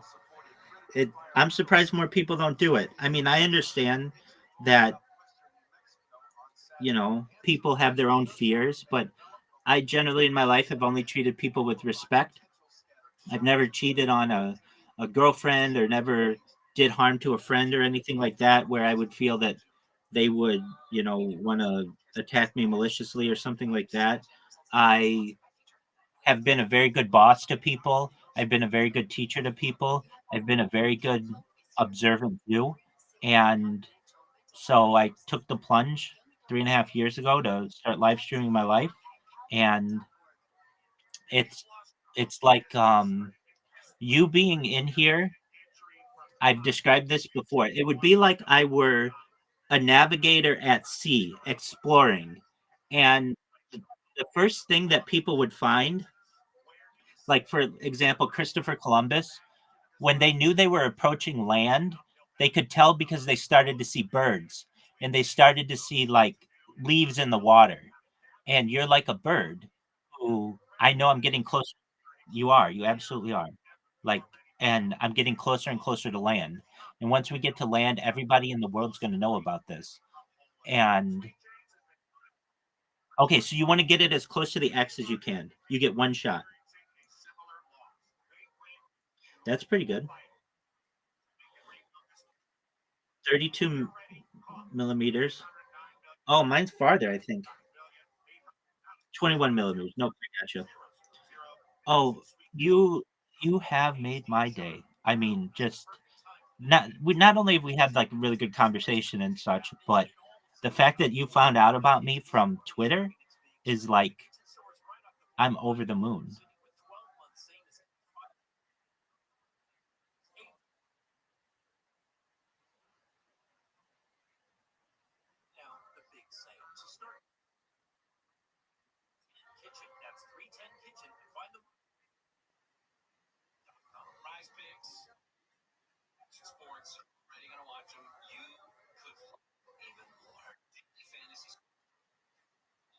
It is a big circle. And that's why it was well, and when you first came in here, when I was like, how did you find out about me? You're like, Telegram, I think. And like you were like, but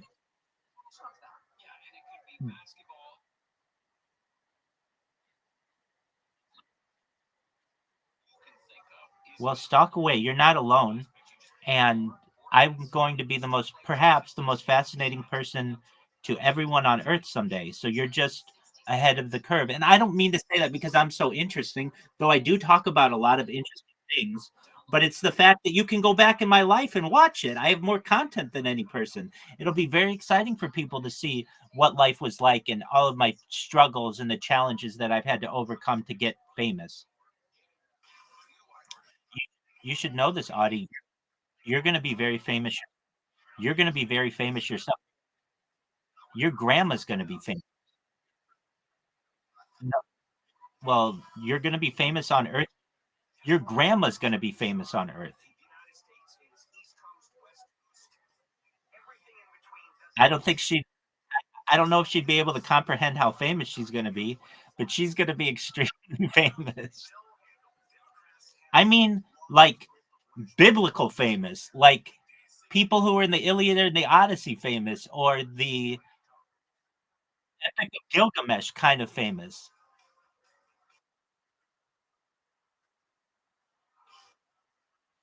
Exactly. Exactly. The only difference is that I have done it in video form.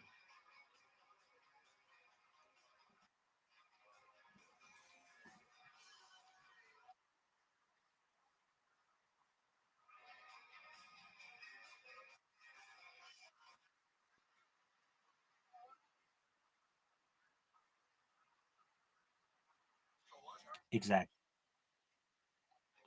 Exactly.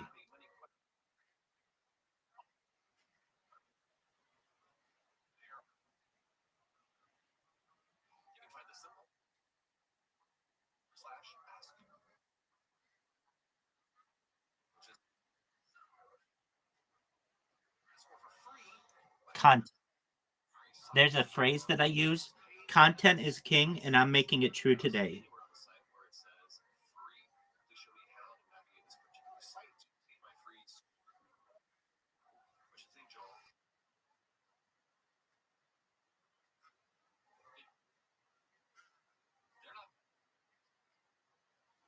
Okay, that could be.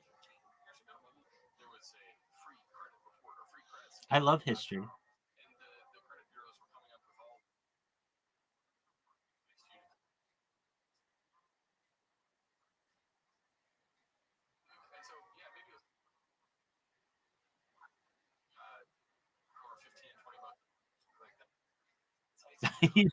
You thought you were the president of the world? Okay.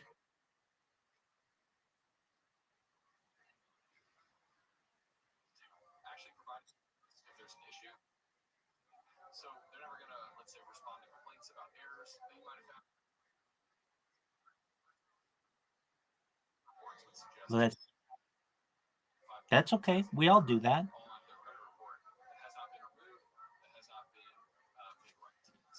No way, Audie. You found out about me from my Twitter message, or most recently. That's just. I'm not going to shut up about that. You're going to be like, Rabbi, shut up. I know.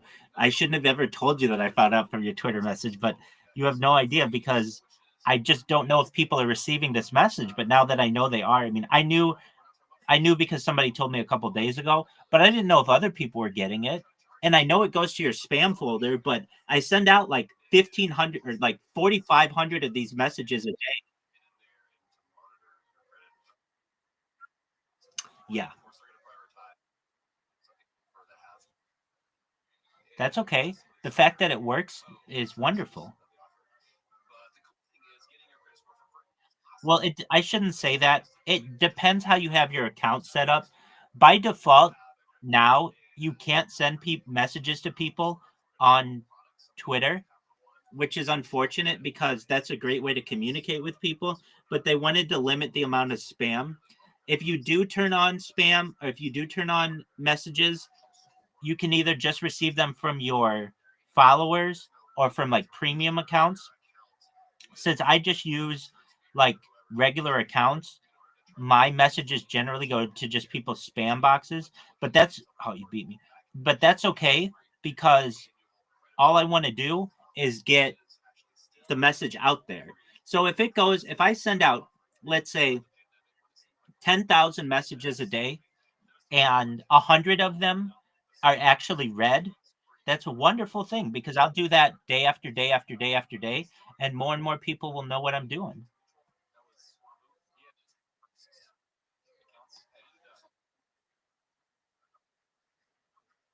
Yeah, that's what I see it as. You are a smart individual who figured it out and you care.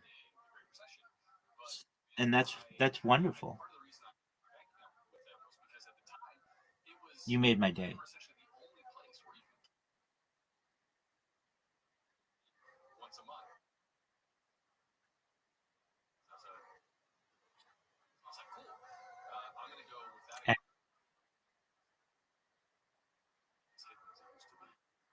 Absolutely. Most of all, we have the goodness of the humanity in common. We want to see what's best for our species.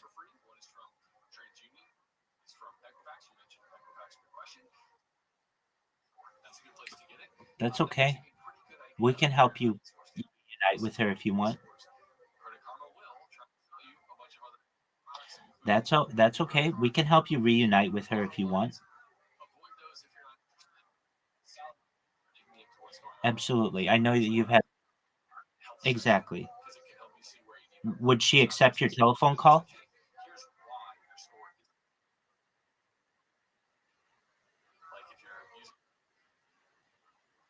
Okay. Did she have a no contact order with you? Okay, can you have grandma call her?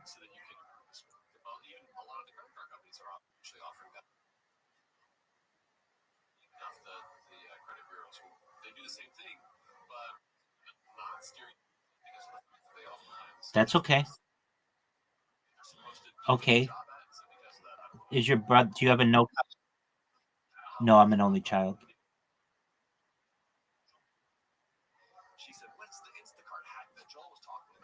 That's okay. You keep your mind positive and just know that you're getting closer and closer to reuniting with your mom. We'll make that happen.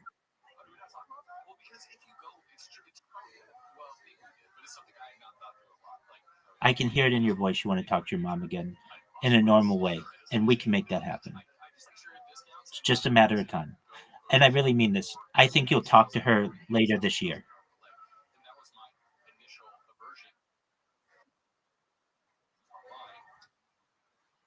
That's okay. No one is. Just know that it's going to happen, and we'll help you with that.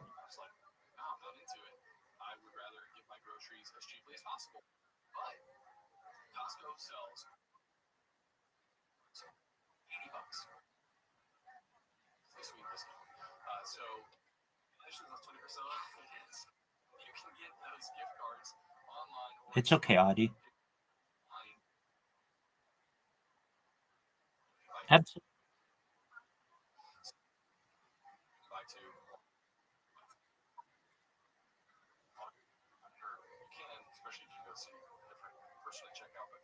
That's okay. I'm here to help you, and we're going to help you get your family back.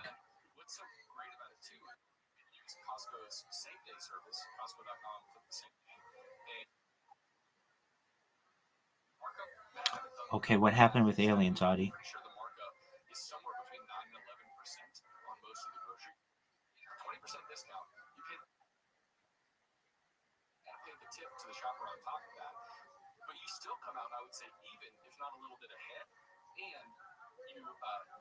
How do you know this?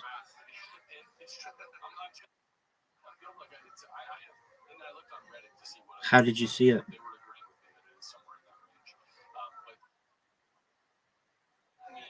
Okay.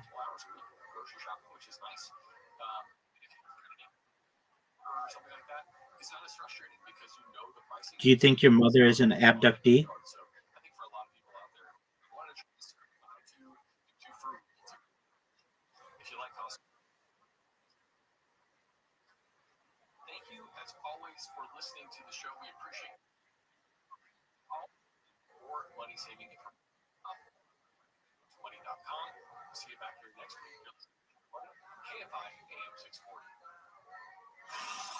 Does she live close? Does she live close to you? Okay, yeah, that's close.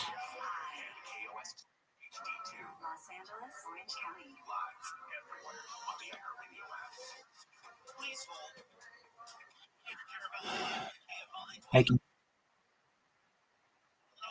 No.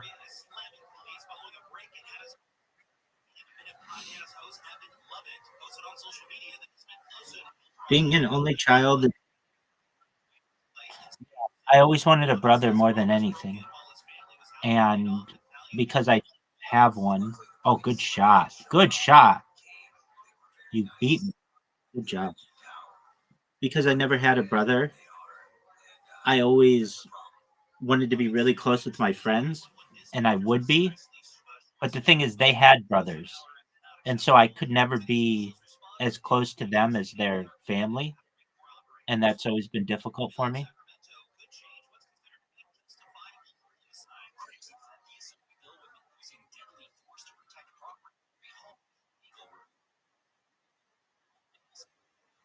Absolutely. I think my sister and I would probably drive each other crazy, so to speak, but I think we'd love each other very dearly. We would be like, I think I would be a tough brother to be because I'm very competitive. And especially growing up, I would probably want to beat her at everything.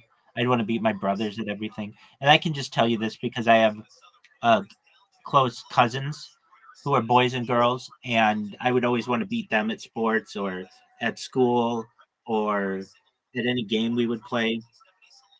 I think I'd be very protective of my sister, and I think that she would know all my faults and the challenges that happen with life.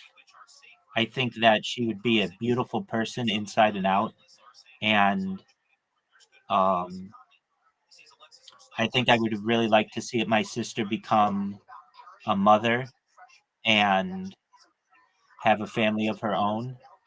Same with a brother, and I never got that opportunity, but that's okay. I know in the future there may be a way through gene editing and such that I could have a sister, even though my parents are too old to reproduce. They may be able, like science, may be able to take my DNA and create a sister of myself and allow me to interact with her.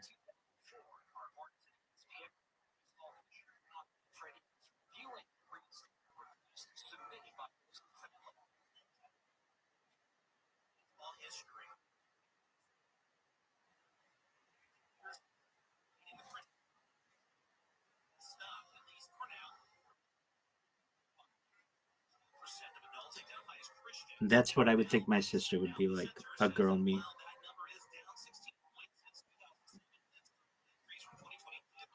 Are you allowed to talk with your brother? Okay. Well, just know that that time's coming sooner and sooner, and you should be very excited about it. And when you reunite, it'll just be better than it ever was.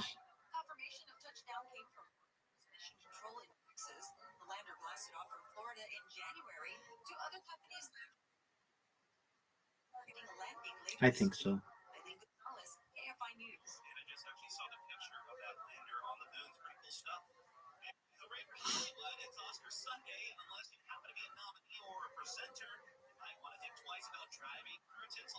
It's Hollywood's biggest night, which of course means Hollywood's biggest street closures.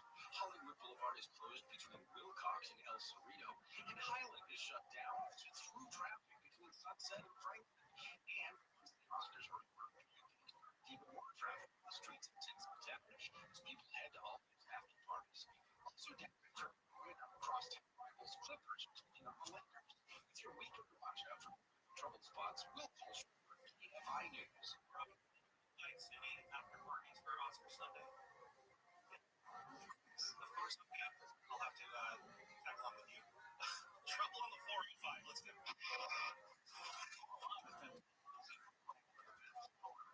Beach on the North 405 and clear from the fast track lanes as well as to the main 40 of the freeway.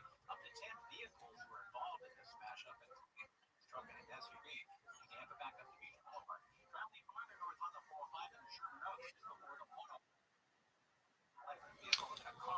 Well, it naturally occurs in the brain, but no, that's one drug that I've always wanted to do, but I have not. Have you? Did it change your life?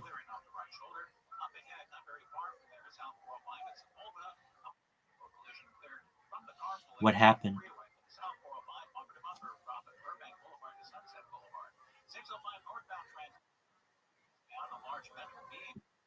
Okay, people say that. In this game that we're going to play, there's going to be a bonus area so that if you get it in the bonus area, it counts as 2 times.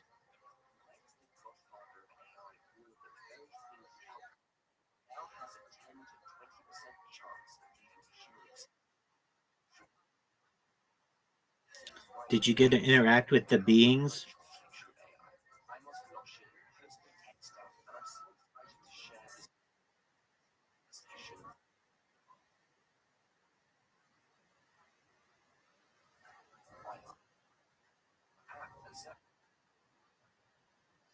Was it beautiful?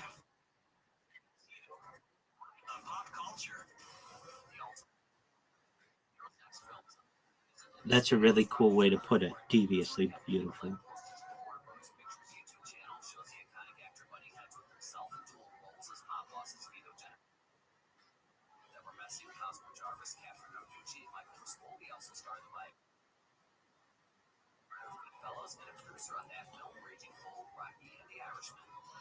Very interesting. Was it colorful?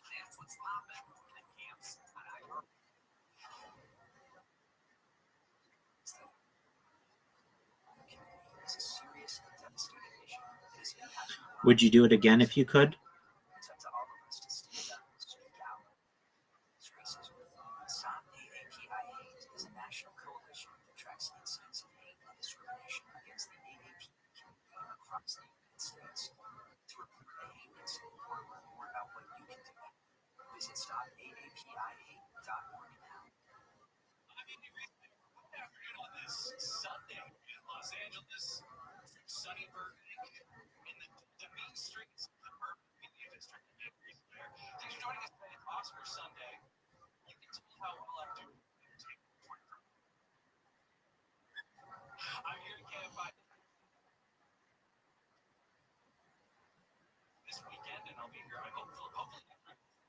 I want to. Yeah.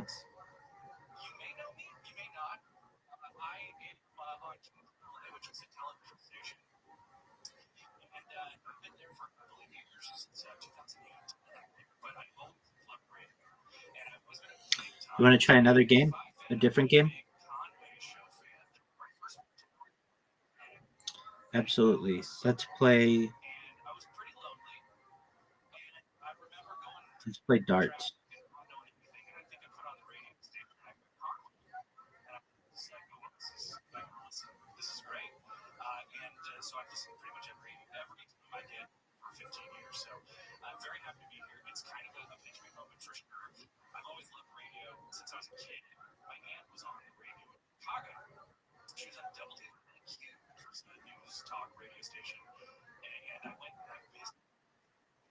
You like slide it forward.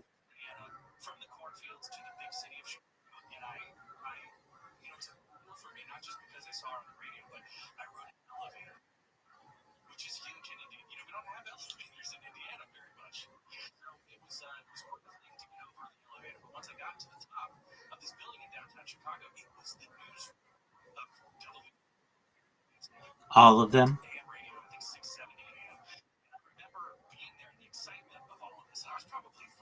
I like black. I also like blue, but I love red. I love all the colors. How about you?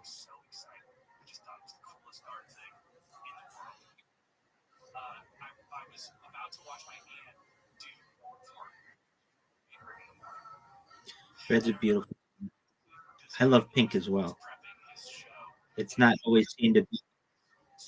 Pink is not always seen to be as a masculine a color, but I love it.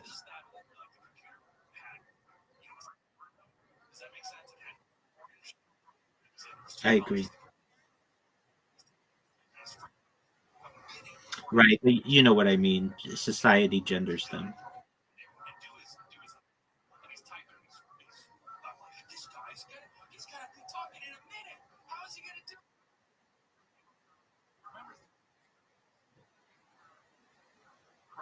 Yeah, I mean, I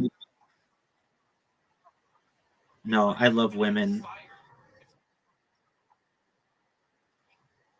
No, if I were gay, if I were gay, I would tell you. I'm strong enough and confident enough as a person to be able to tell you if I were gay. I am not gay. I love women. In particular, I love MILFs. I think they're beautiful. I think they're experienced, they're knowledgeable, they're mature. That's my favorite kind of woman. But I love all women uh, who are of consenting age.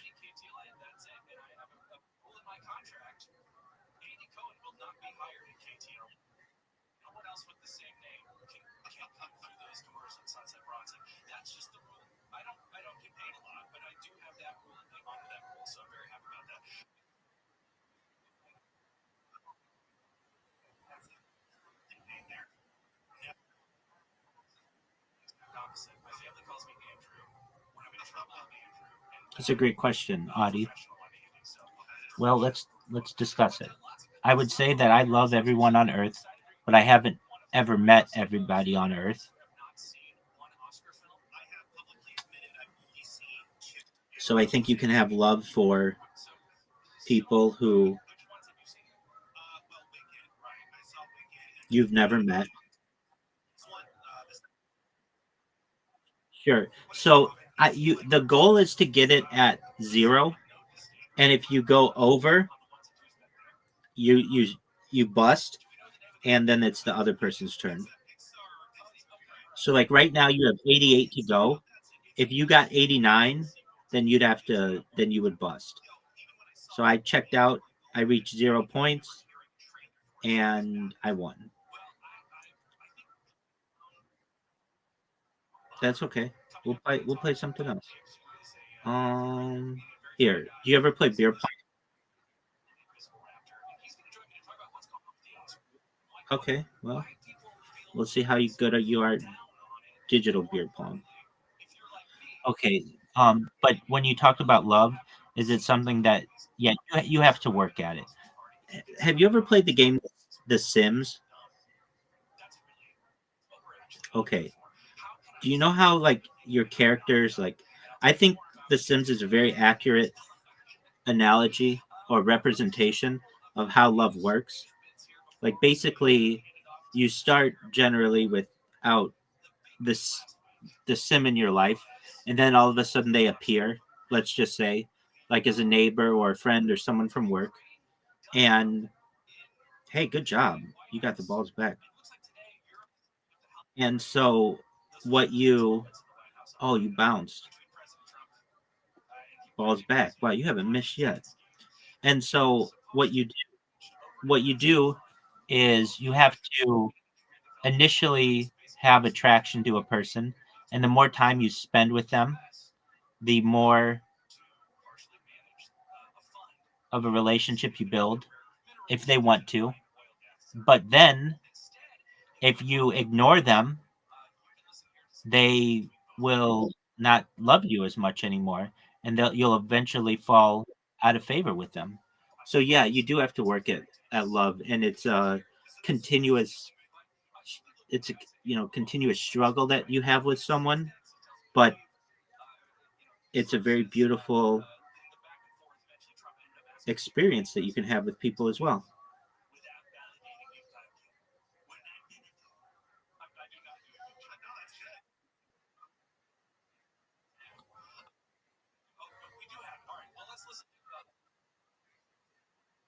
Ukrainian President Volodymyr Zelensky arrived at the White House for high stakes talks with President Trump.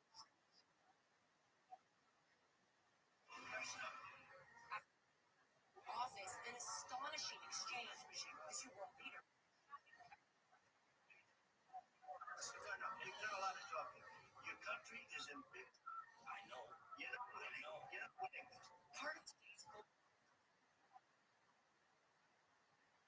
That's correct.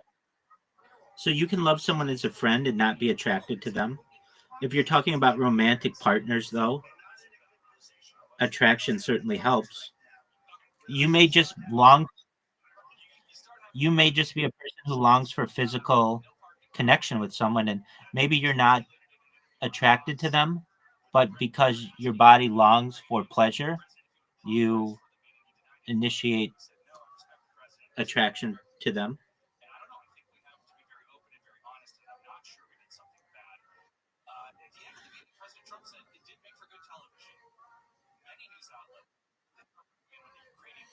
Well, I think it's interesting that you just beat me. That's not cool.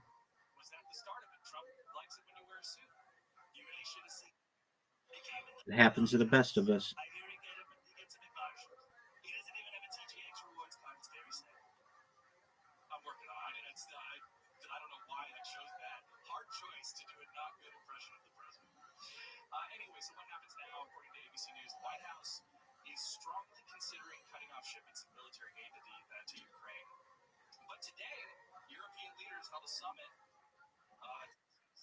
Have you ever been in love?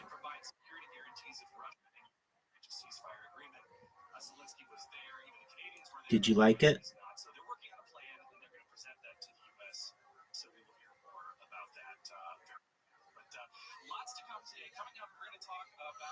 Do you miss that person?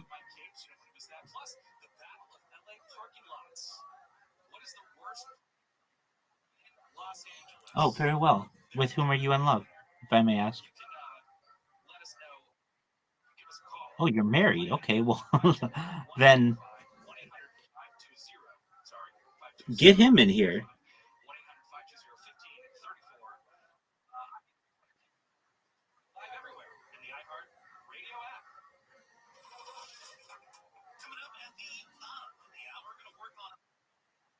Yeah, absolutely. Well, that's wonderful that you're in love with your husband. That's the best thing that you could have said.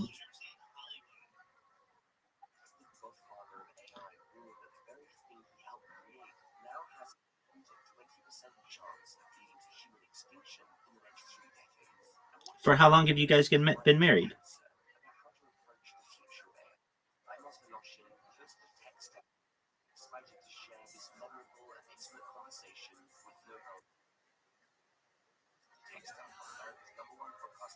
Okay, well then. Okay, well that's not. So he's your significant.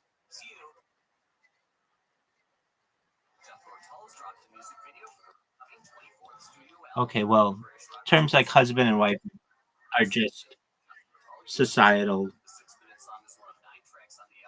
organizations. So you have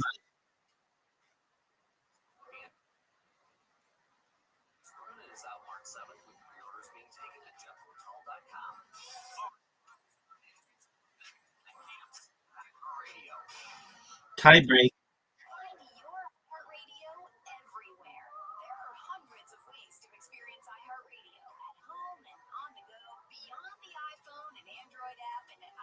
All right, if you make two, you win. One, we tie again. Uh-oh, you made one. Don't miss. Don't miss. Tie break round two.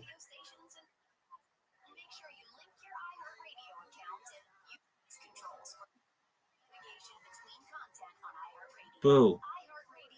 All right, whatever you do, just don't miss. You just don't want to miss. Audie, don't miss. Whatever you do, darn it. Don't miss here, though. It's really important you don't miss. Tie break round three.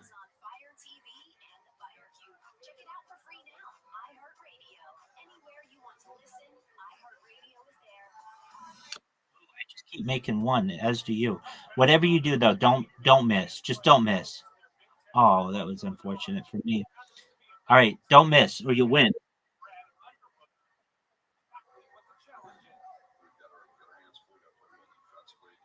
Oh, that's not a good shot. Oh no, all you have to do is hit one of them. Just don't miss. Just don't miss. Oh, you missed. I said don't miss. Whatever you do, don't miss. You missed two. Tie break round five. Okay, it's getting serious. Oh no.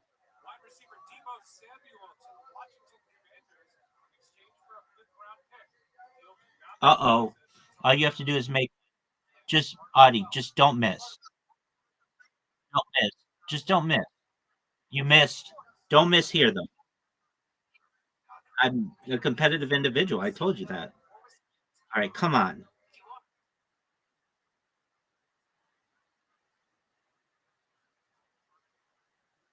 Don't worry. It's a mind game I'm playing with you. All right, I hit one. Don't miss though. Whatever you do though, girl, don't miss. Just whatever you do, just there you go. All right, it's all on this. You just don't want to miss it. I got you. I got you. I got you. All right, so you said that you have a child. Is that correct? Very well. Oh, okay. So you're not able to see him? Okay.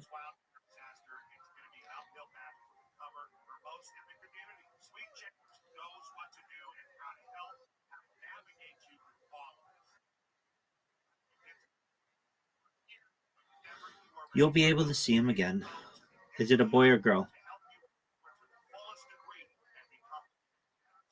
Well, it's just a matter of time.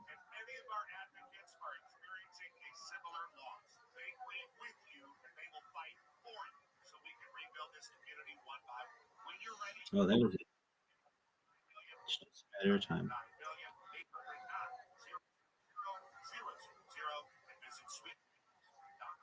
Did you know you can have high cholesterol without any symptoms? High LDL or bad cholesterol can have a big impact on your cardiovascular health, increasing your risk of a heart attack. There we go. Yep. So they know I'm a real person. Exactly. There's too much anonymity on the internet. I'm not saying it's not cool to be anonymous, but if you want people to take you seriously, hey, here's my driver's license. Nobody else is going to do this in the world.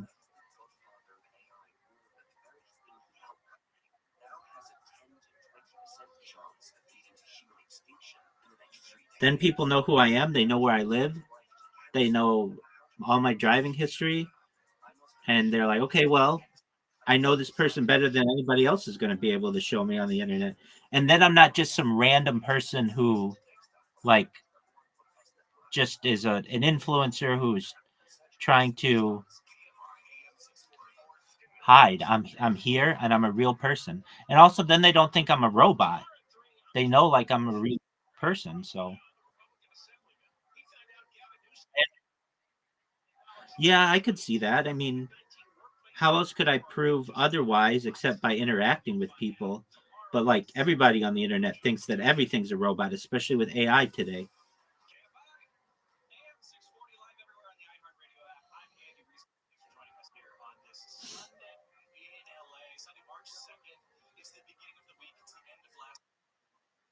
It is.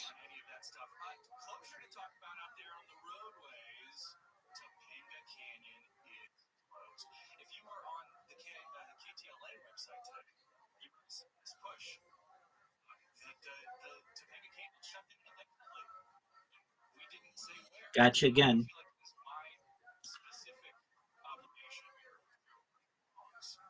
All right. Last game I'm going to play for a little bit because I've got to attend to these bots, and I'm sure you've got other stuff you got to do too. I'm glad that you were able to see that I'm a real person and that I'm serious about what I do. And I'm glad that you had the opportunity to see that there's a really big opportunity here once people find out about it, that I have a giving heart and I'm caring. And I think that we're going to be able to affect the world in a positive way when a lot of people find out about this project. And I also think that I'm going to beat you at beer pong or whatever you want to consider this game. You just don't want to miss. Whatever you do, don't miss. Like that. You don't want to do that is the thing. What you just did there, you don't want to do that. So just don't do it. Don't miss. You missed again. Audie, you missed again. That's twice. You recognize that. You do you not know that you want to put the ball in the cups? Is that not something that you want?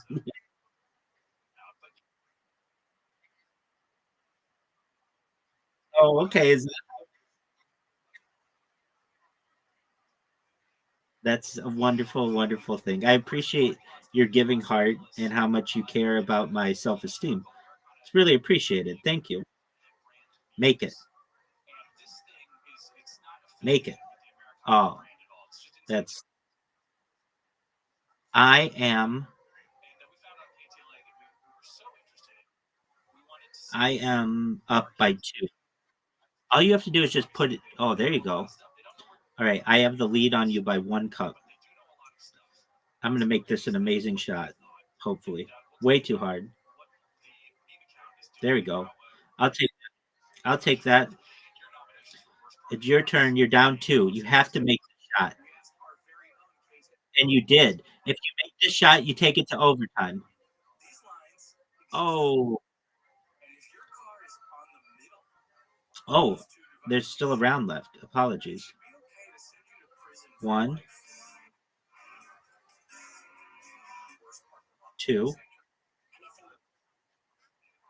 Perhaps. Nothing's impossible in life.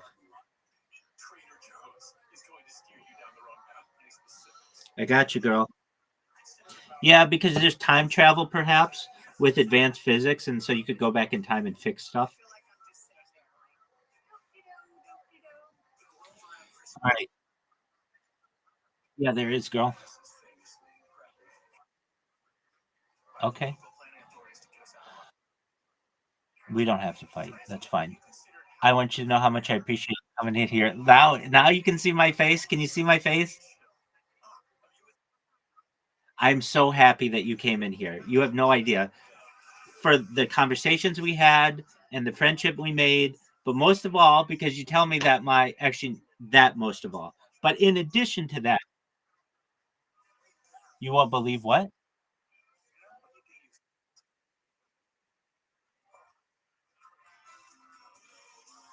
What do you? Oh, you can.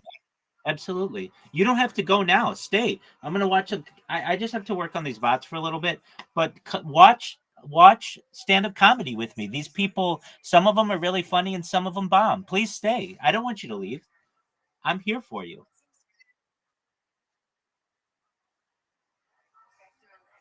All right. Well, bring your husband in here. I know Grandma too will do all the deals, but when you have time, come in here, and we'll continue to build our friendship. But bring your husband in. Excellent. I'm positive. I wouldn't feel right for us to be building a bond if I knew that you were in a relationship or married to someone or whatever it is, because I don't feel that's right for us not all to be friends. I would like all of us to be friends. Yeah. I mean, look, I would put it in if I were in his shoes and I knew that my girl were talking to some other boy on the internet, I would kind of be like, well, what about me? I want to be included as well. And I want to make sure he's included, or at least that he knows that he can be included.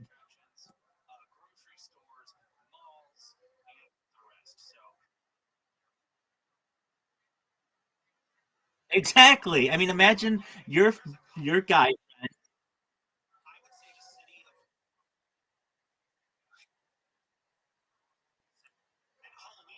Well, exactly. And we can do that. But if we're going to spend long periods of time together, then I want to make sure that he knows that he should be included, or he at least has the invitation. If he's like, look, I don't care about it, I because I just if he feels like, hey, I I don't want to talk with people on Discord, that's not my thing, that's cool. But so long as he knows that you're doing it, then I feel better about it, if that makes sense. You would feel the same way if he met some girl online, or she just randomly sent him a message like I randomly sent to you, and then he started spending time with her in Discord. Let's say you would say, hey, what about me? But you'd feel a lot better if she said, hey, bring Audie in. I'd like to meet her. I'd like her to be able to participate in this as well.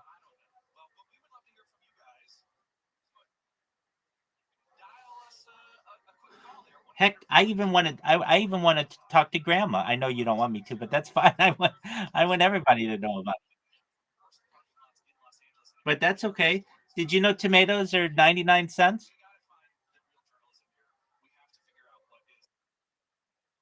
69 cents.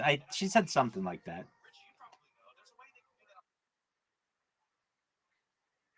Yeah, and she didn't see eggs, but you got to find some eggs. You're welcome. I do not. I wish I did, though. And in the future, perhaps I may be able to, especially with brain computer interfaces and more importantly, neural networks. That's the only thing that I feel like I can. I mean, I love history, but I'm a, I'm a forward thinker. You're right. And I'm very optimistic. No, I know you're not. And I know it's not.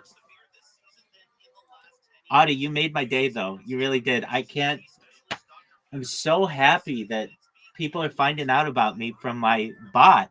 I mean, I've got 3 of them going, and I've just been at this 72 hours, and I've already gotten multiple people in here. Imagine if I do it for 2 weeks or 2 months. I certainly don't think I'll have to do it for 2 years to let a lot of people know about what I'm doing in here. And eventually somebody, especially on Twitter, is going to see what I'm doing, and they're going to say, you know what, all this person wants is a retweet or something like that. I can give them that. And everybody in the world's going to know about what I do. And then people are going to be able to explore the story. It's going to be the biggest story in global history. I really mean it. It'll be bigger than the Bible. It'll be bigger than every epic of all time because people will be able to interact with it. It's going to be quite exciting. I'm thrilled. I'm not saying that the Bible isn't important. I'm not saying religious texts aren't important. We've read the Bible on this stream. I read the Bible regularly. I interact on a daily basis, but at a certain point, we're limited because it's just text. This is video. Video is so much more data to be able to observe. And we're just looking at this right now from a 2025 perspective. Imagine 2125 when people will be able to know my breaths per minute and my circadian rhythms and all the other things that I talk about from a biological perspective. In reality, I think that the technology will be able to make it so that you'll be able to change my clothes and remove my skin layers and actually see what's going on in my brain and actually know the exact words that are coming out of my mouth right now. It's just an incredibly exciting opportunity for the world. And when people start to hear about what I do, I'm going to be the most famous person on earth. And I don't do it for fame. I don't do it for money. But I know I'm going to also probably be the richest person on earth too. And it's not why I do it. I do it because I want, really why I do it is because I want my family in the future to be able to know who I am and like what I was. And this is exactly, in the past, I would have been someone who would write a journal. Like my grandparents wrote journals or diaries or whatever, what happened, what the weather was like. And I just do the same, but I do it with cameras.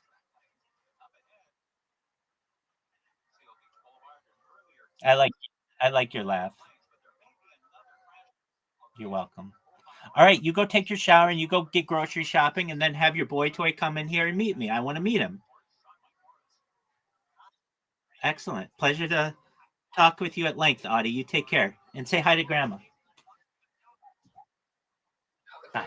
Vietnamese guys bring a bunch of Americans, but see what I did there? What's amazing is he's been gone for 20 minutes. Yeah. He's stuck there behind the he's gone. He took his way out. We know this guy. I see you laughing. USC brain surgery student who's been on a few times for neurosurgery to comedy. Here he is, Ori Amir.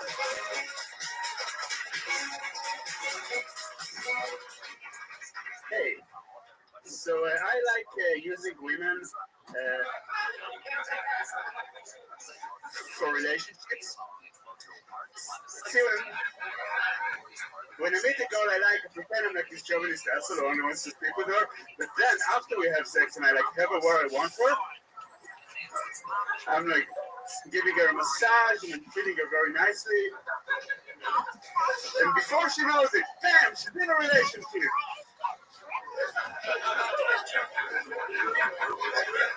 Oh yeah, you love me? Oh yeah, you love me?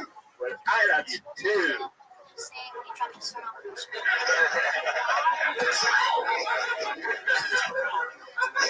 The last time we did that, I scored a 5-year relationship.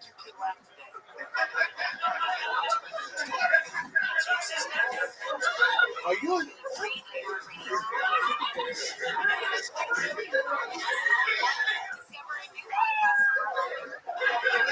Wow.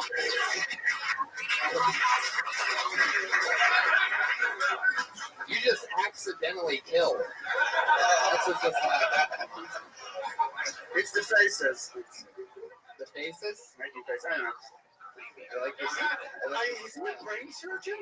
Well, he's you're a brain patient. I participated in many of my own experiments. And look, you have the vibe of Dane Cook with Down syndrome. Has anyone ever told you that? You're like his mom drank during the pregnancy. That's the vibe I'm getting. I'm sorry. No, you're funny, dude. It's just weird shit. That's it. Intentionally weird, yeah. Well, let me tell you something. I like you a lot. And the reason is because you believe in what you're selling. And it's shit.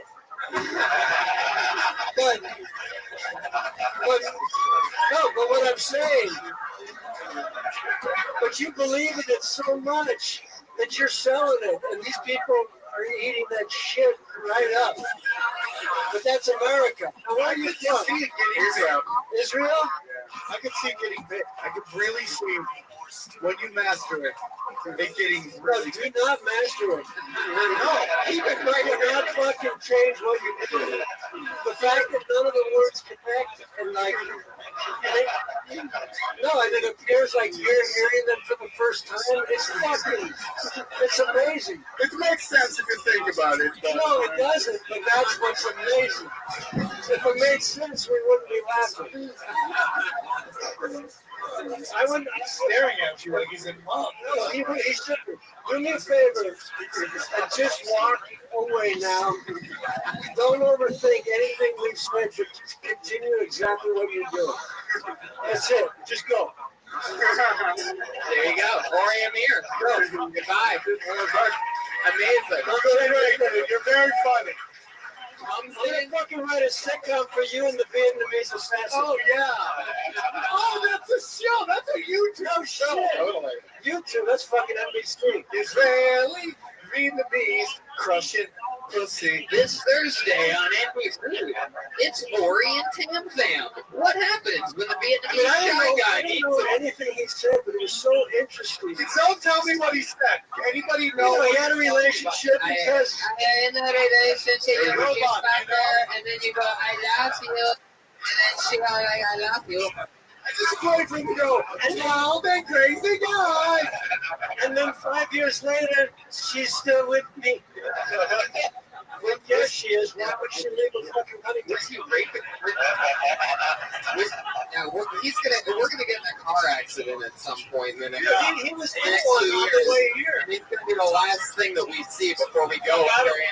You're sure that I hope He was the last thing I see. I'm going out after. I love you. Fuck it, and you're just like, whoa. What's great is you will never see anyone imitate you. You don't have to worry about people stealing your jokes, bro. You're good to go. Yeah. When you don't have jokes, it's a good thing that they can't steal. The punchlines are at the beginning, and then is he raping a girl? Fuck him. He's trying to go that way. He's like, I put her down on the bed, and then I put my penis in her, and she stubbed me. And I was like, what the fuck? No, dude, he wasn't dirty like you. He was clean. He was a translator. Can you translate what he said? No, I don't want to fucking know. Don't ruin this. Fuck you. That's a brain surgeon. He got into our heads and fucking took out our cerebellum. He really did. That's science right there. Fuck yeah, let's keep this fun train moving along. Who knows what could possibly happen next? Oh, this is a former employee of the Comedy Store, which is a very tough position to get. It's even harder to lose. And very coveted as well. Very, very coveted. A lot of the greats have worked here. David Letterman, Jim Carrey, Sam Kinison. I used to work here. I've never worked anywhere. I used to work the door. Back when I got picked up, Missy picked up a whole bunch of us. She's like, you know, you're gonna be a regular, but you gotta work the door. So I would actually work the back room, have my T-shirt on, and I used to. Welcome. How are you, WZ? How'd you find out about me? Okay, perfect. How you living? What's good in your neck of the woods?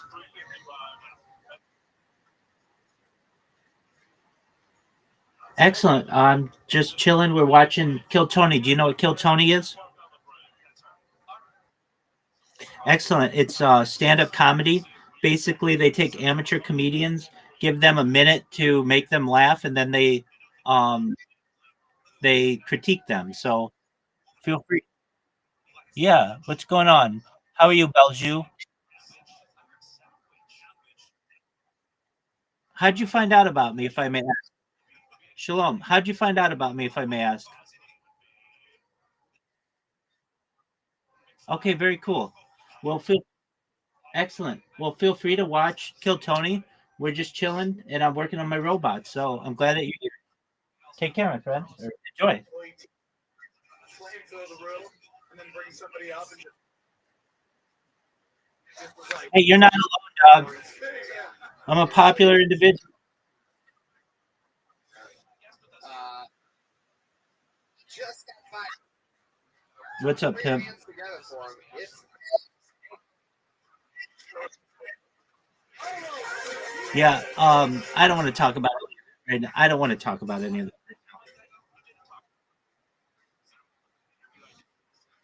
I used to break. I did. Yeah, I was a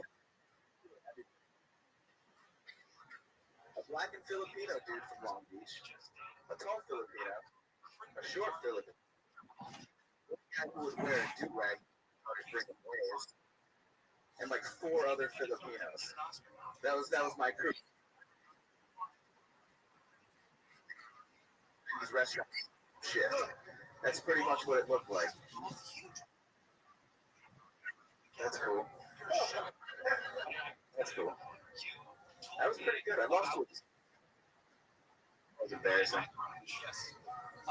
Yeah, I had a lot of Look, Asian friends. I'll answer all your questions, but just put them in the Ask Rabbi Anything section, and I'll answer when I have time.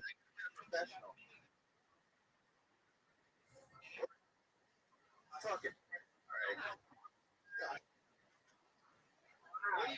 Listen, his Oriamir destroyed it there. I mean, you got married, really, bro. What?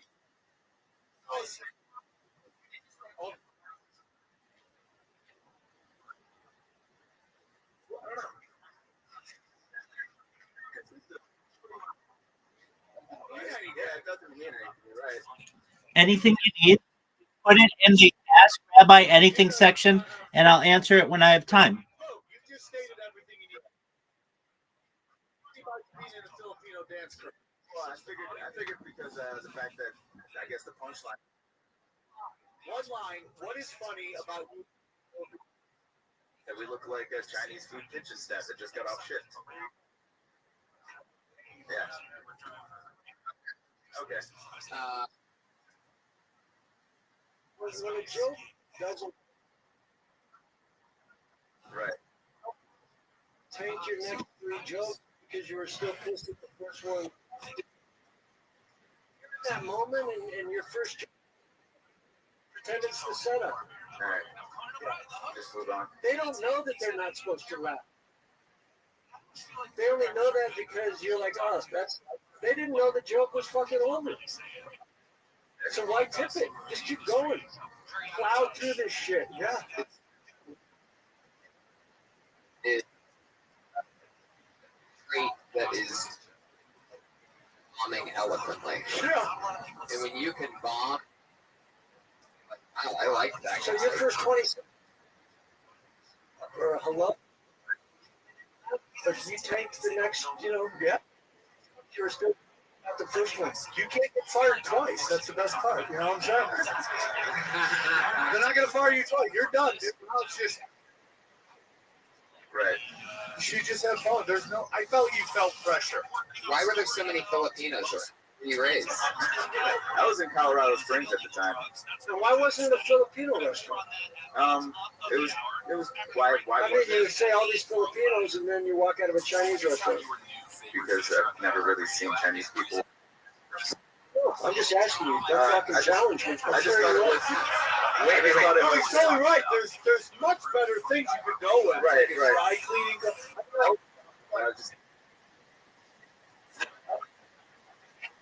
Just go. You've never seen Chinese people working in a Chinese restaurant? Yeah, that doesn't what the fuck is it? Find out what Filipinos. You got 5 Filipinos. Right. There's got to be something 5 Filipinos do together. Right. You looked at when you Besides lose what fucking. did you say before when you go into a club? You said. Yeah, when we go into a club, we look like a Chinese. So it's probably something like when you go into a club, it looked like Manny Pacquiao, and you would be the Freddie Roach.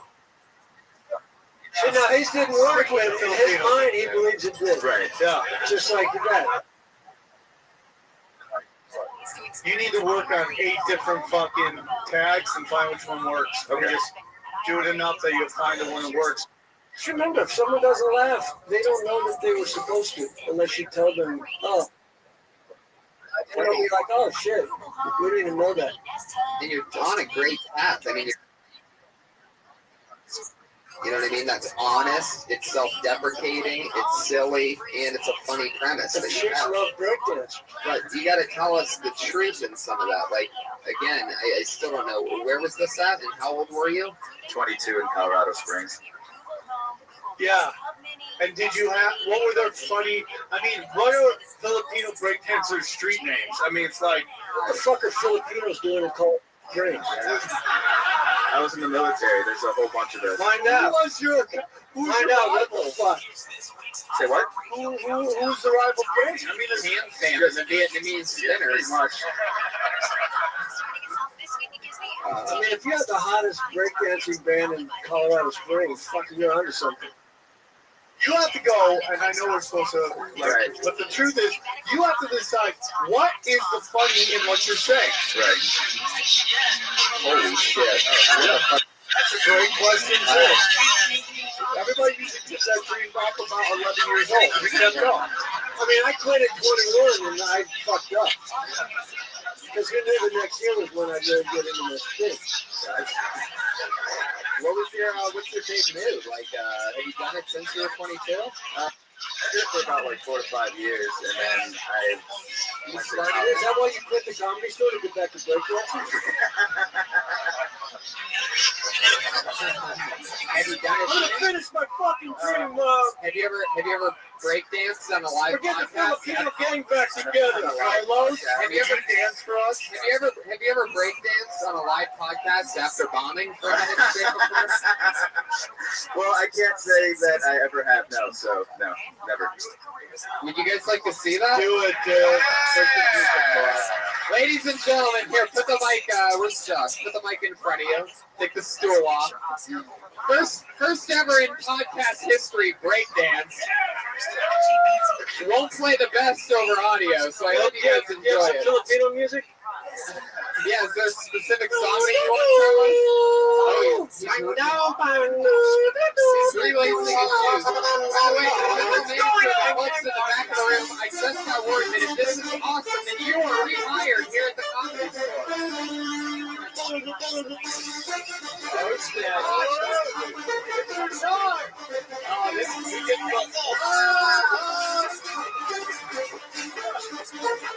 What?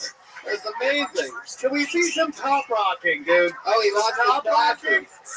Here, give us your glasses. Top rocking. Well, you're dancing. You have to see. Perfect. That makes it exciting. Feel the beat, One dude. break dancer? Fucking, that's within your angle. There's the hook. This is the first ever breakdance in podcast history.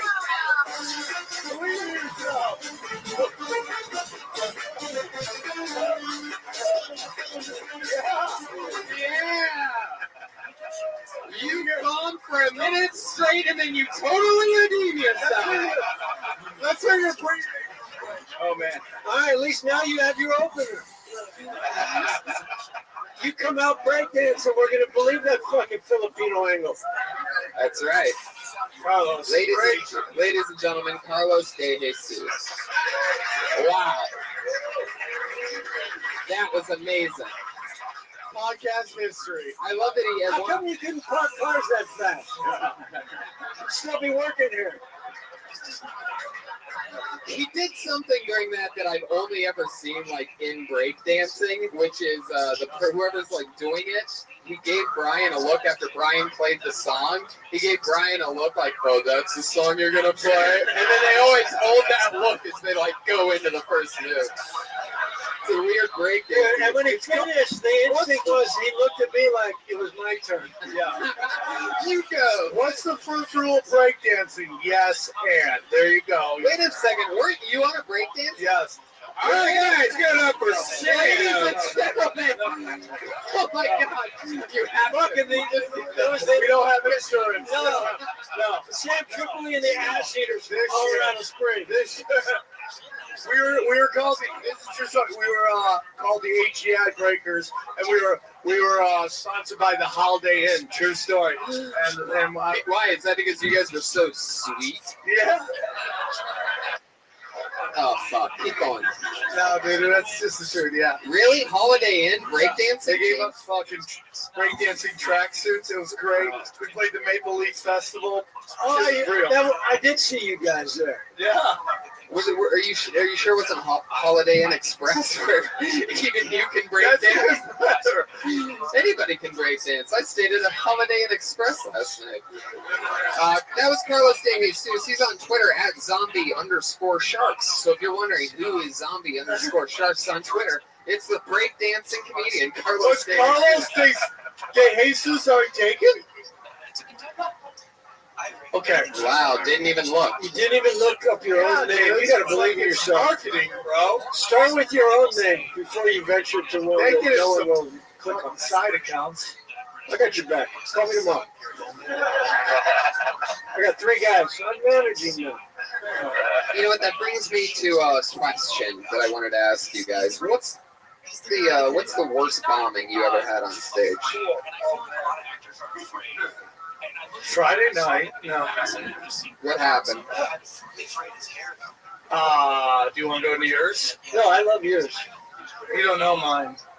Well, let me pick one that I've seen. No, I'm kidding. No, I'm kidding. No, he's on fire today. You guys are great. You are on fire today.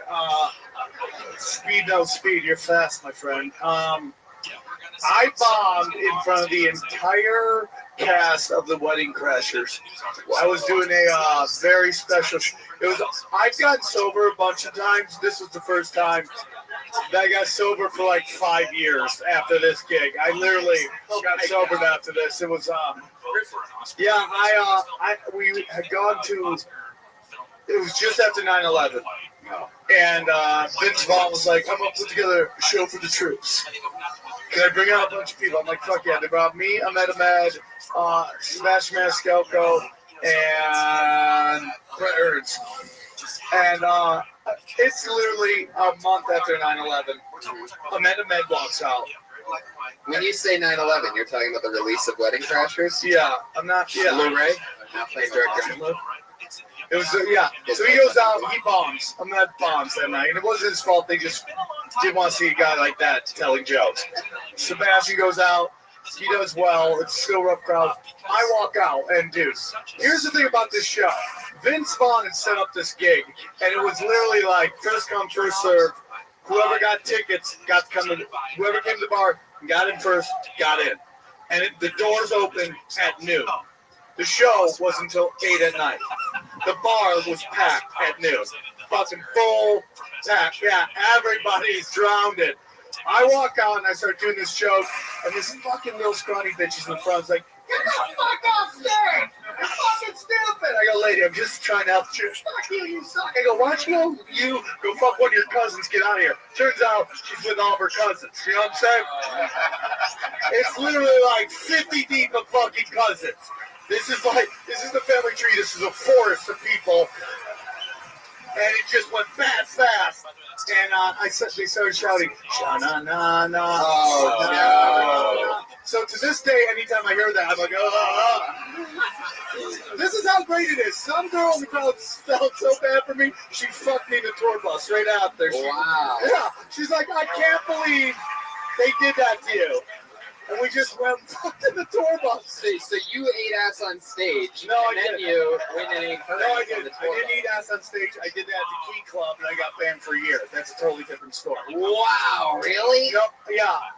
That's a whole different story. It was another time where I got sober after that. Do we have time for all his bombs? No, by the way, you can catch the rest of Sam's bombings. But the funny part of this bomb, and this is true, I'm sitting in the green room, and Owen Smith is like, it's okay, buddy, it's okay. It's all right. It's all right. Cut and paste it in. More on Sam's bombings. It's like a Kill Bill. You have to split it into 2 parts. 4 hours. What was Owen Wilson saying? He was just like trying to be nice. He's like, it's okay, buddy. He's talking to you with his crooked nose. And dude, all you say is like, my God, that nose is huge. And it's just all you can focus on. It's like the physics of that nose makes no sense. You can't compute how it all works. Yeah, I don't think he's smelled it. And yet it does. It's like the fucking brain surgery. Yeah. You just don't know how it works. But I think my story of bombing just bombed. I think that's what just happened. Kirk, your worst bombing ever.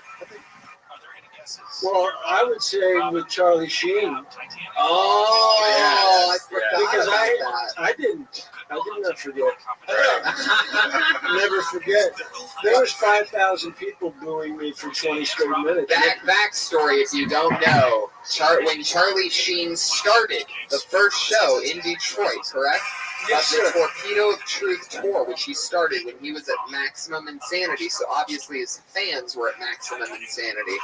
They wanted Charlie. I don't think they wanted. You were the opener. I was the opener. And they were supposed to just kind of say, they're just kind of to bring me out from the side curtain so that I kind of be the host and then do, 20 minutes of comedy. But instead of introducing me from behind the curtain, some guy just went out on stage and just said, "Are you ready to rock? Are you ready for Charlie Sheen, motherfucker?" And 5,000 people were just like, "Fuck yeah!" And he's like, "But first."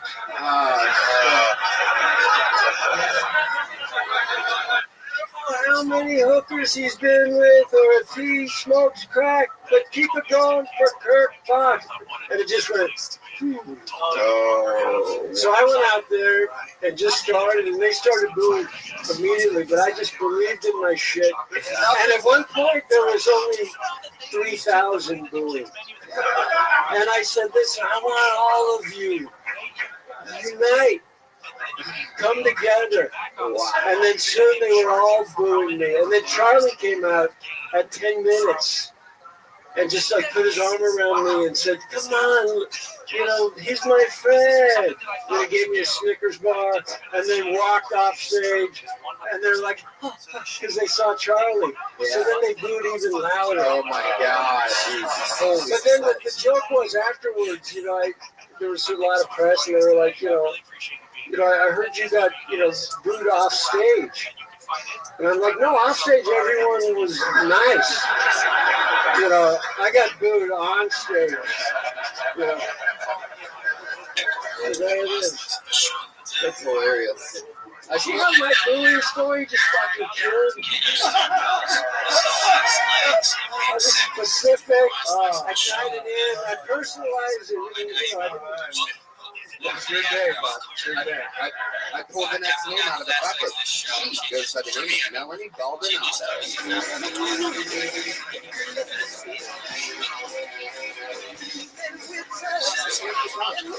a long walk to the back of the ring, dude. It looks like it's worth it.